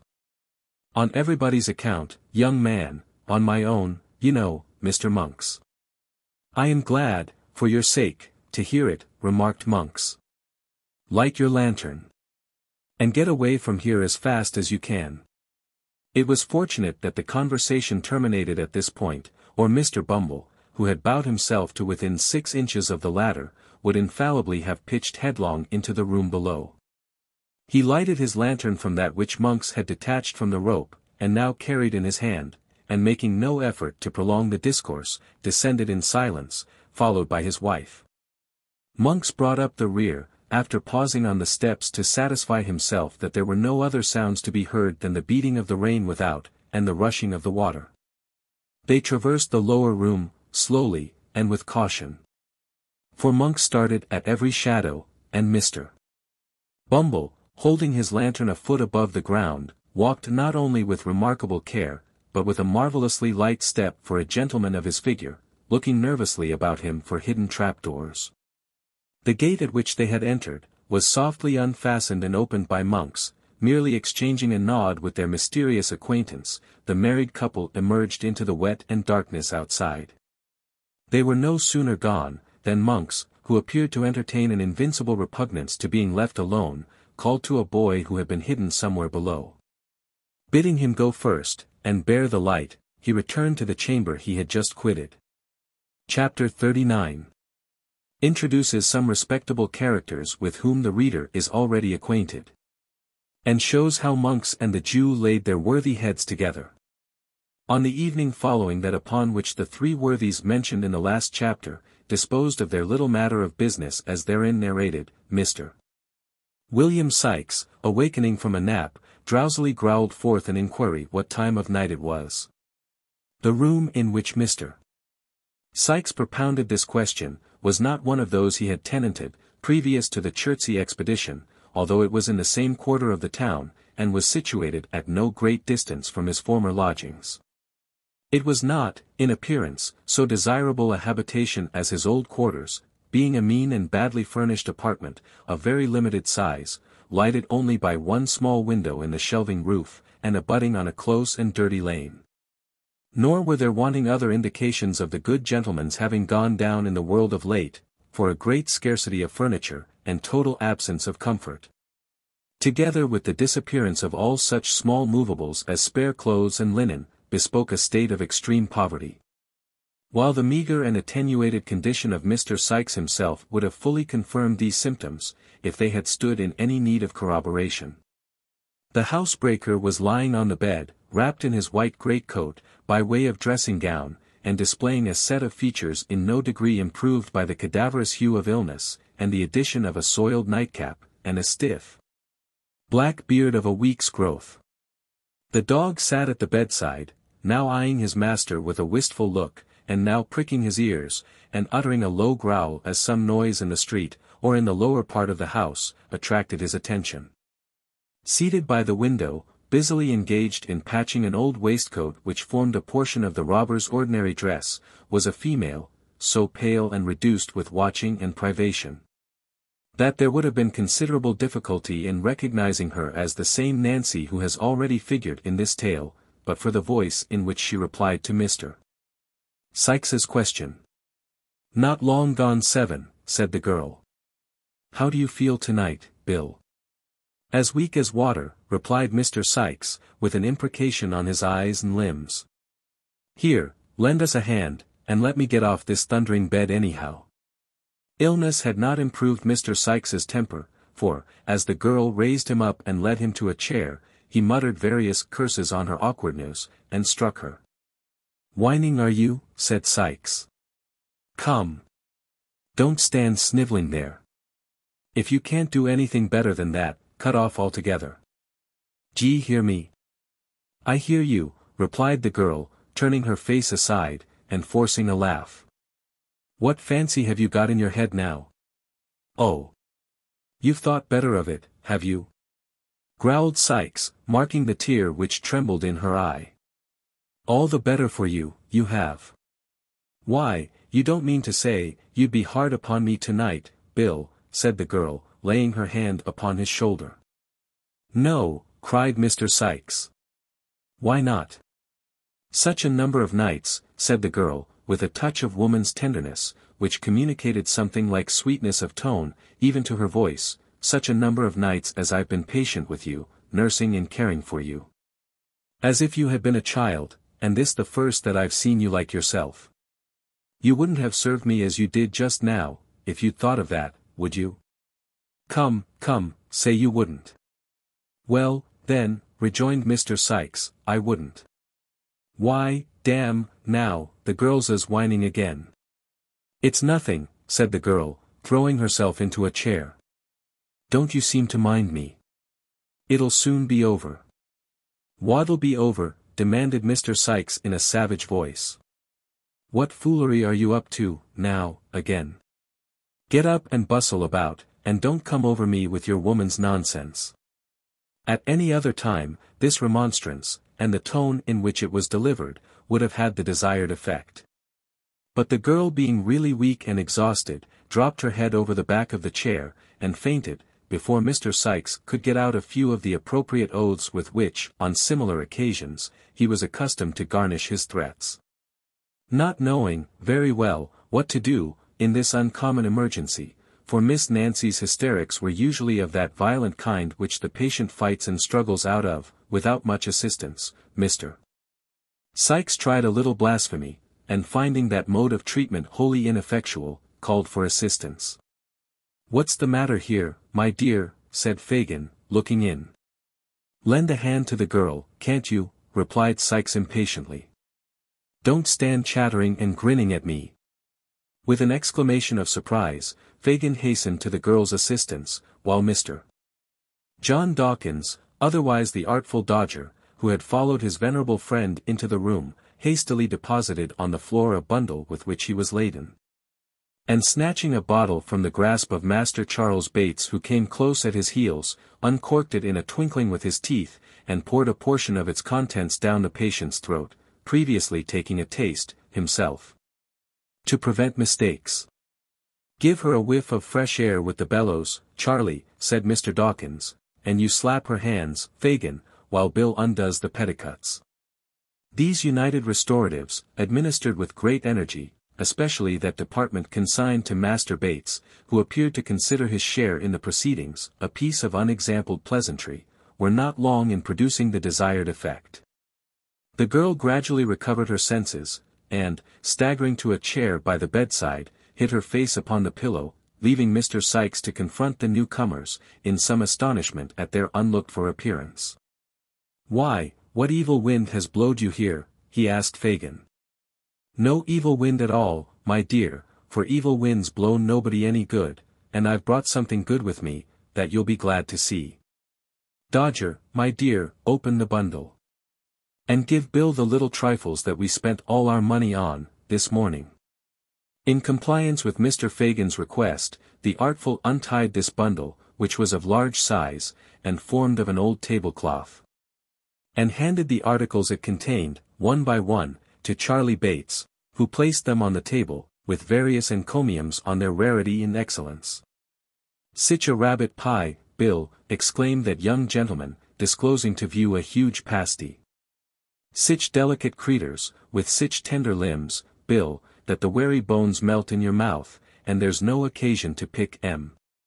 Half a pound of 7 and 6 green, so precious strong that if you mix it with biling water, it'll go nigh to blow the lid of the teapot off.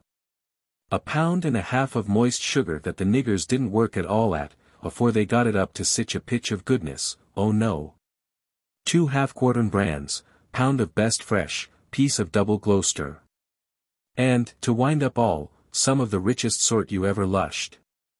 Uttering this last panegyric, Master Bates produced, from one of his extensive pockets, a full-sized wine bottle, carefully corked, while Mr.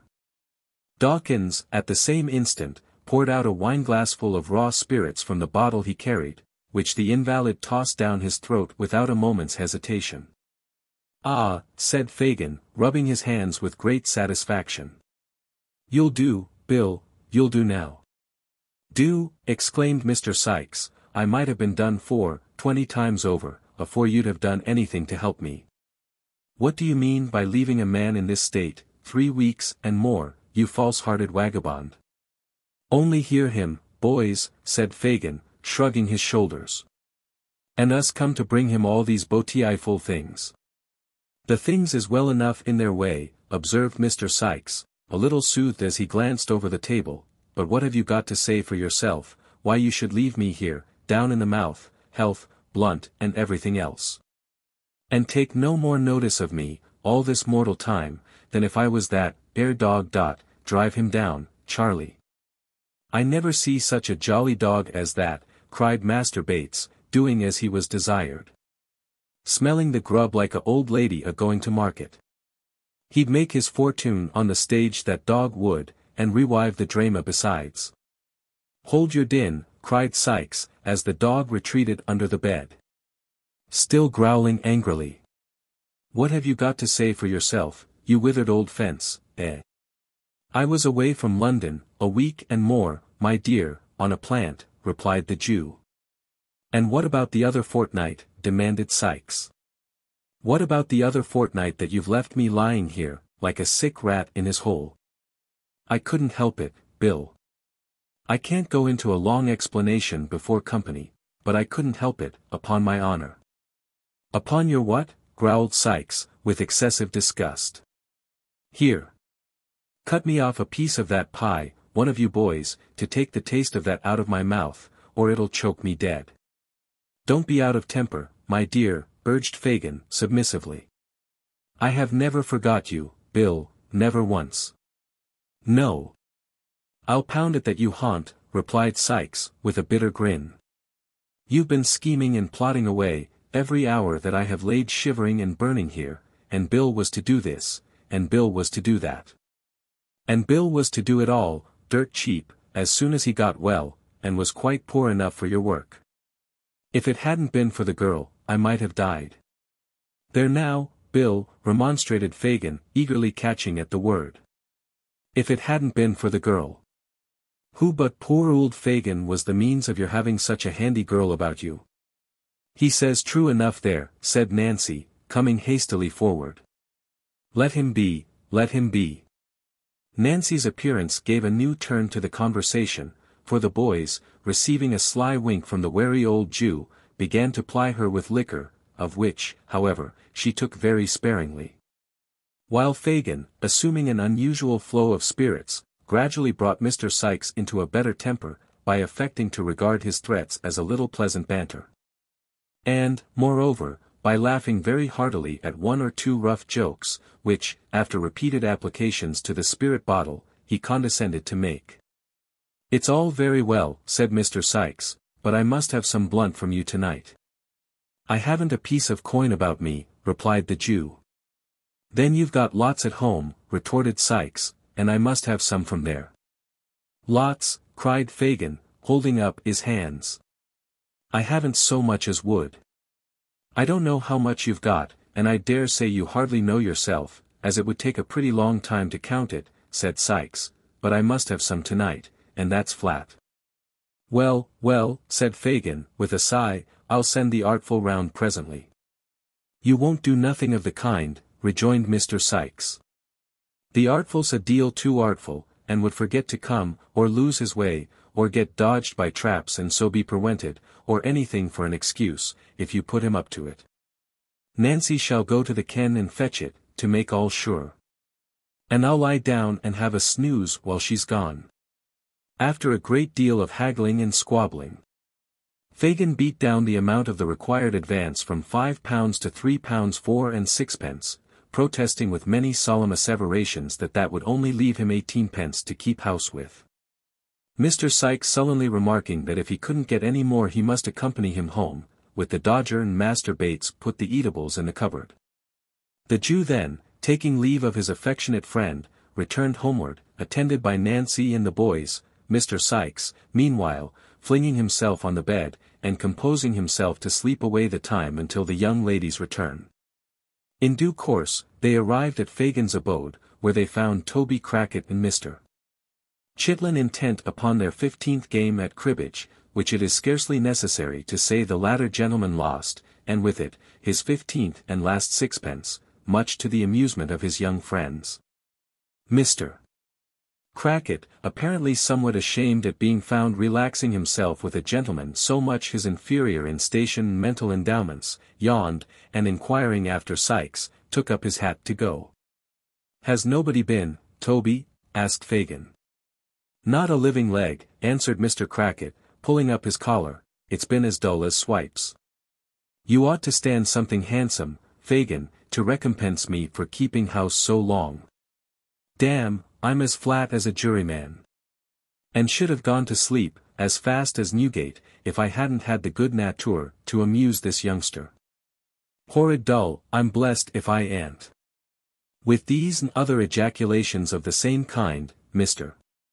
Toby Crackit swept up his winnings, and crammed them into his waistcoat pocket with a haughty air, as though such small pieces of silver were wholly beneath the consideration of a man of his figure. This done, he swaggered out of the room, with so much elegance and gentility, that Mr. Chitlin, bestowing numerous admiring glances on his legs and boots till they were out of sight, assured the company that he considered his acquaintance cheap at 15 sixpences an interview. And that he didn't value his losses the snap of his little finger. "What a rum chap you are, Tom," said Master Bates, highly amused by this declaration. "Not a bit of it," replied Mr. Chitlin. "Am I, Fagin?" "A very clever fellow, my dear," said Fagin, patting him on the shoulder, and winking to his other pupils. "And Mr. Crackit is a heavy swell, ain't he, Fagin?" asked Tom. "No doubt at all of that, my dear. And it is a creditable thing to have his acquaintance, ain't it, Fagin?" pursued Tom. "Very much so, indeed, my dear. They're only jealous, Tom, because he won't give it to them." "Ah," cried Tom, triumphantly, "that's where it is. He has cleaned me out. But I can go and earn some more, when I like, can't I, Fagin?" "To be sure you can, and the sooner you go the better, Tom, so make up your loss at once, and don't lose any more time. Dodger. Charlie. It's time you were on the lay. Come. It's near 10, and nothing done yet." In obedience to this hint, the boys, nodding to Nancy, took up their hats, and left the room, the Dodger and his vivacious friend indulging, as they went, in many witticisms at the expense of Mr. Chitlin, in whose conduct it is but justice to say, there was nothing very conspicuous or peculiar, inasmuch as there are a great number of spirited young bloods upon town, who pay a much higher price than Mr.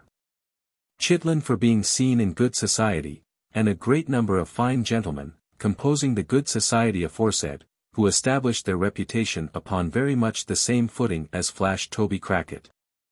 "Now," said Fagin, when they had left the room, "I'll go and get you that cash, Nancy. This is only the key of a little cupboard where I keep a few odd things the boys get, my dear. I never lock up my money, for I've got none to lock up, my dear, ha. Ha. Ha, none to lock up. It's a poor trade, Nancy, and no thanks, but I'm fond of seeing the young people about me, and I bear it all, I bear it all." "Hush," he said, hastily concealing the key in his breast, "who's that? Listen." The girl, who was sitting at the table with her arms folded, appeared in no way interested in the arrival, or to care whether the person, whoever he was, came or went, until the murmur of a man's voice reached her ears. The instant she caught the sound, she tore off her bonnet and shawl, with the rapidity of lightning, and thrust them under the table.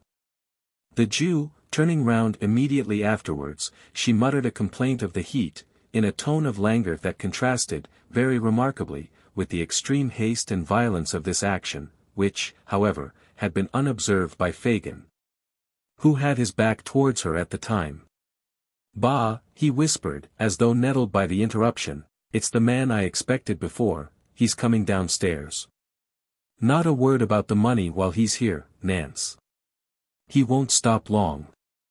Not 10 minutes, my dear.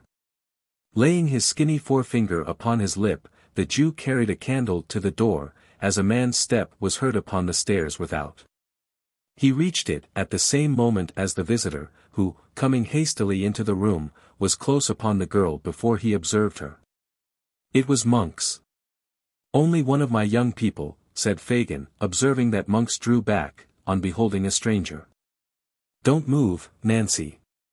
The girl drew closer to the table, and glancing at Monks with an air of careless levity, withdrew her eyes, but as he turned towards Fagin, she stole another look. So keen and searching, and full of purpose, that if there had been any bystander to observe the change, he could hardly have believed the two looks to have proceeded from the same person.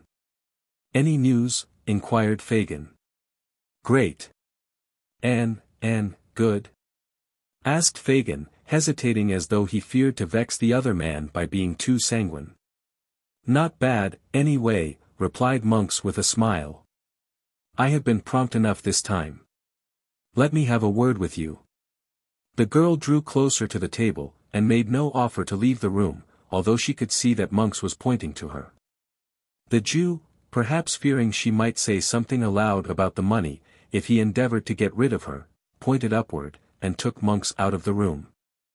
Not that infernal hole we were in before, she could hear the man say as they went upstairs.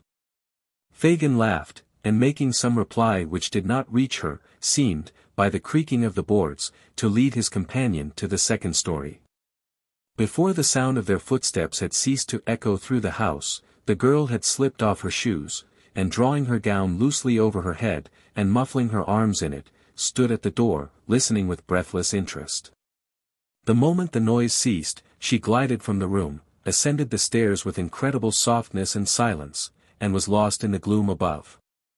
The room remained deserted for a quarter of an hour or more.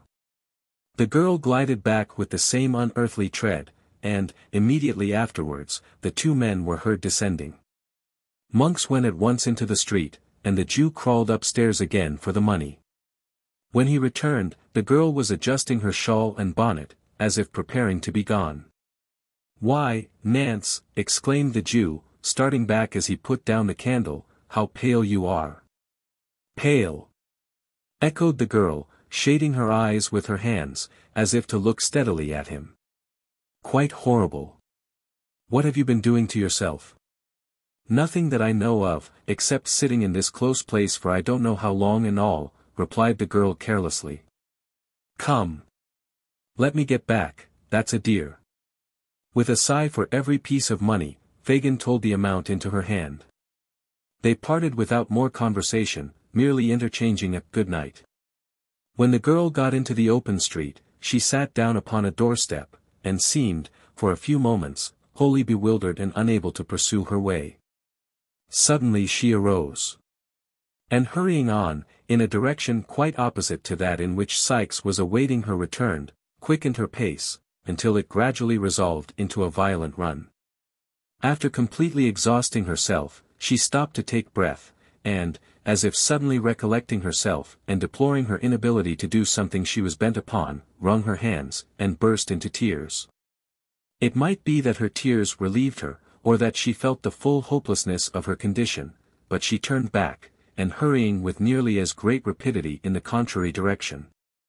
Partly to recover lost time, and partly to keep pace with the violent current of her own thoughts, soon reached the dwelling where she had left the housebreaker.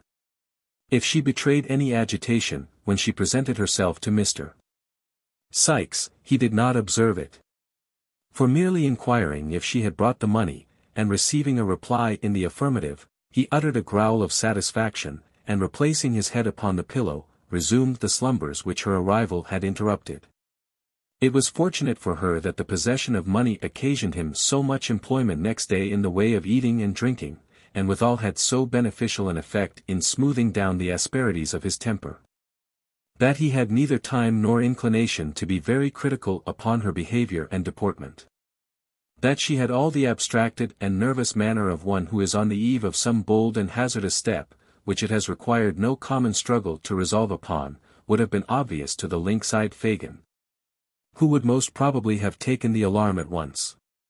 But Mr. Sikes, lacking the niceties of discrimination, and being troubled with no more subtle misgivings than those which resolve themselves into a dogged roughness of behavior towards everybody, and being, furthermore, in an unusually amiable condition, as has been already observed, saw nothing unusual in her demeanor, and indeed, troubled himself so little about her, that, had her agitation been far more perceptible than it was, it would have been very unlikely to have awakened his suspicions. As that day closed in, the girl's excitement increased.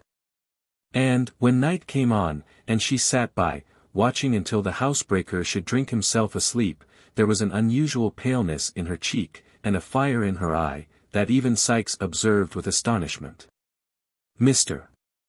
Sikes, being weak from the fever, was lying in bed, taking hot water with his gin to render it less inflammatory, and had pushed his glass towards Nancy to be replenished for the third or fourth time, when these symptoms first struck him.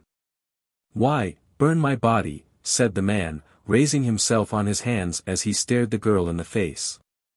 "You look like a corpse come to life again. What's the matter?" "Matter," replied the girl. "Nothing. What do you look at me so hard for?" "What foolery is this?" demanded Sikes, grasping her by the arm, and shaking her roughly. "What is it? What do you mean? What are you thinking of?" "Of many things, Bill," replied the girl, shivering, and as she did so, pressing her hands upon her eyes. "But, Lord! What odds in that?" The tone of forced gaiety in which the last words were spoken, seemed to produce a deeper impression on Sikes than the wild and rigid look which had preceded them. "I tell you what it is," said Sikes. "If you haven't caught the fever, and got it comin' on, now, there's something more than usual in the wind, and something dangerous too. You're not going to?" "No, damn. You wouldn't do that." "Do what?" asked the girl. "There ain't," said Sikes, fixing his eyes upon her, and muttering the words to himself, "there ain't a stauncher-hearted gal going, or I'd have cut her throat 3 months ago. She's got the fever coming on, that's it." Fortifying himself with this assurance, Sikes drained the glass to the bottom, and then, with many grumbling oaths, called for his physic. The girl jumped up, with great alacrity, poured it quickly out, but with her back towards him, and held the vessel to his lips, while he drank off the contents. "Now," said the robber, "come and sit aside of me, and put on your own face, or I'll alter it so, that you won't know it again when you do want it." The girl obeyed. Sikes, locking her hand in his, fell back upon the pillow, turning his eyes upon her face. They closed, opened again, closed once more, again opened. He shifted his position restlessly. And, after dozing again, and again, for 2 or 3 minutes, and as often springing up with a look of terror, and gazing vacantly about him, was suddenly stricken, as it were, while in the very attitude of rising, into a deep and heavy sleep. The grasp of his hand relaxed, the upraised arm fell languidly by his side, and he lay like one in a profound trance. "The laudanum has taken effect at last," murmured the girl, as she rose from the bedside. "I may be too late, even now."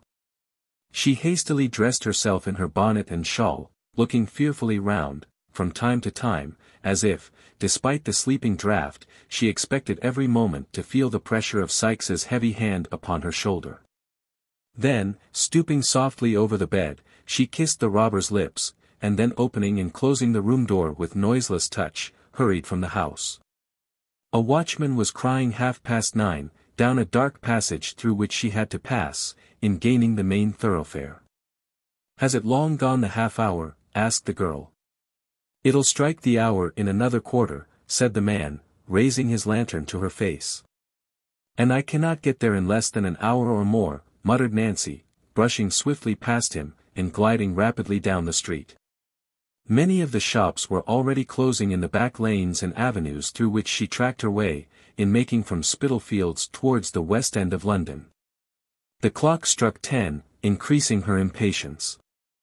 She tore along the narrow pavement, elbowing the passengers from side to side, and darting almost under the horses' heads, crossed crowded streets, where clusters of persons were eagerly watching their opportunity to do the like. "The woman is mad," said the people, turning to look after her as she rushed away. When she reached the more wealthy quarter of the town, the streets were comparatively deserted. And here her headlong progress excited a still greater curiosity in the stragglers whom she hurried past. Some quickened their pace behind, as though to see whither she was hastening at such an unusual rate. And a few made head upon her, and looked back, surprised at her undiminished speed, but they fell off one by one, and when she neared her place of destination, she was alone. It was a family hotel in a quiet but handsome street near Hyde Park. As the brilliant light of the lamp which burnt before its door, guided her to the spot, the clock struck 11. She had loitered for a few paces as though irresolute, and making up her mind to advance. But the sound determined her, and she stepped into the hall. The porter's seat was vacant. She looked round with an air of incertitude, and advanced towards the stairs. "Now, young woman," said a smartly dressed female, looking out from a door behind her, "who do you want here?" "A lady who is stopping in this house," answered the girl. "A lady," was the reply, accompanied with a scornful look. "What lady?" "Miss Maylie," said Nancy. The young woman, who had by this time noted her appearance, replied only by a look of virtuous disdain, and summoned a man to answer her. To him, Nancy repeated her request. "What name am I to say?" asked the waiter. "It's of no use saying any," replied Nancy. "Nor business?" said the man. "No, nor that neither," rejoined the girl. "I must see the lady." "Come," said the man, pushing her towards the door. "None of this. Take yourself off." "I shall be carried out if I go," said the girl violently, "and I can make that a job that two of you won't like to do." "Isn't there anybody here," she said, looking round, "that will see a simple message carried for a poor wretch like me?"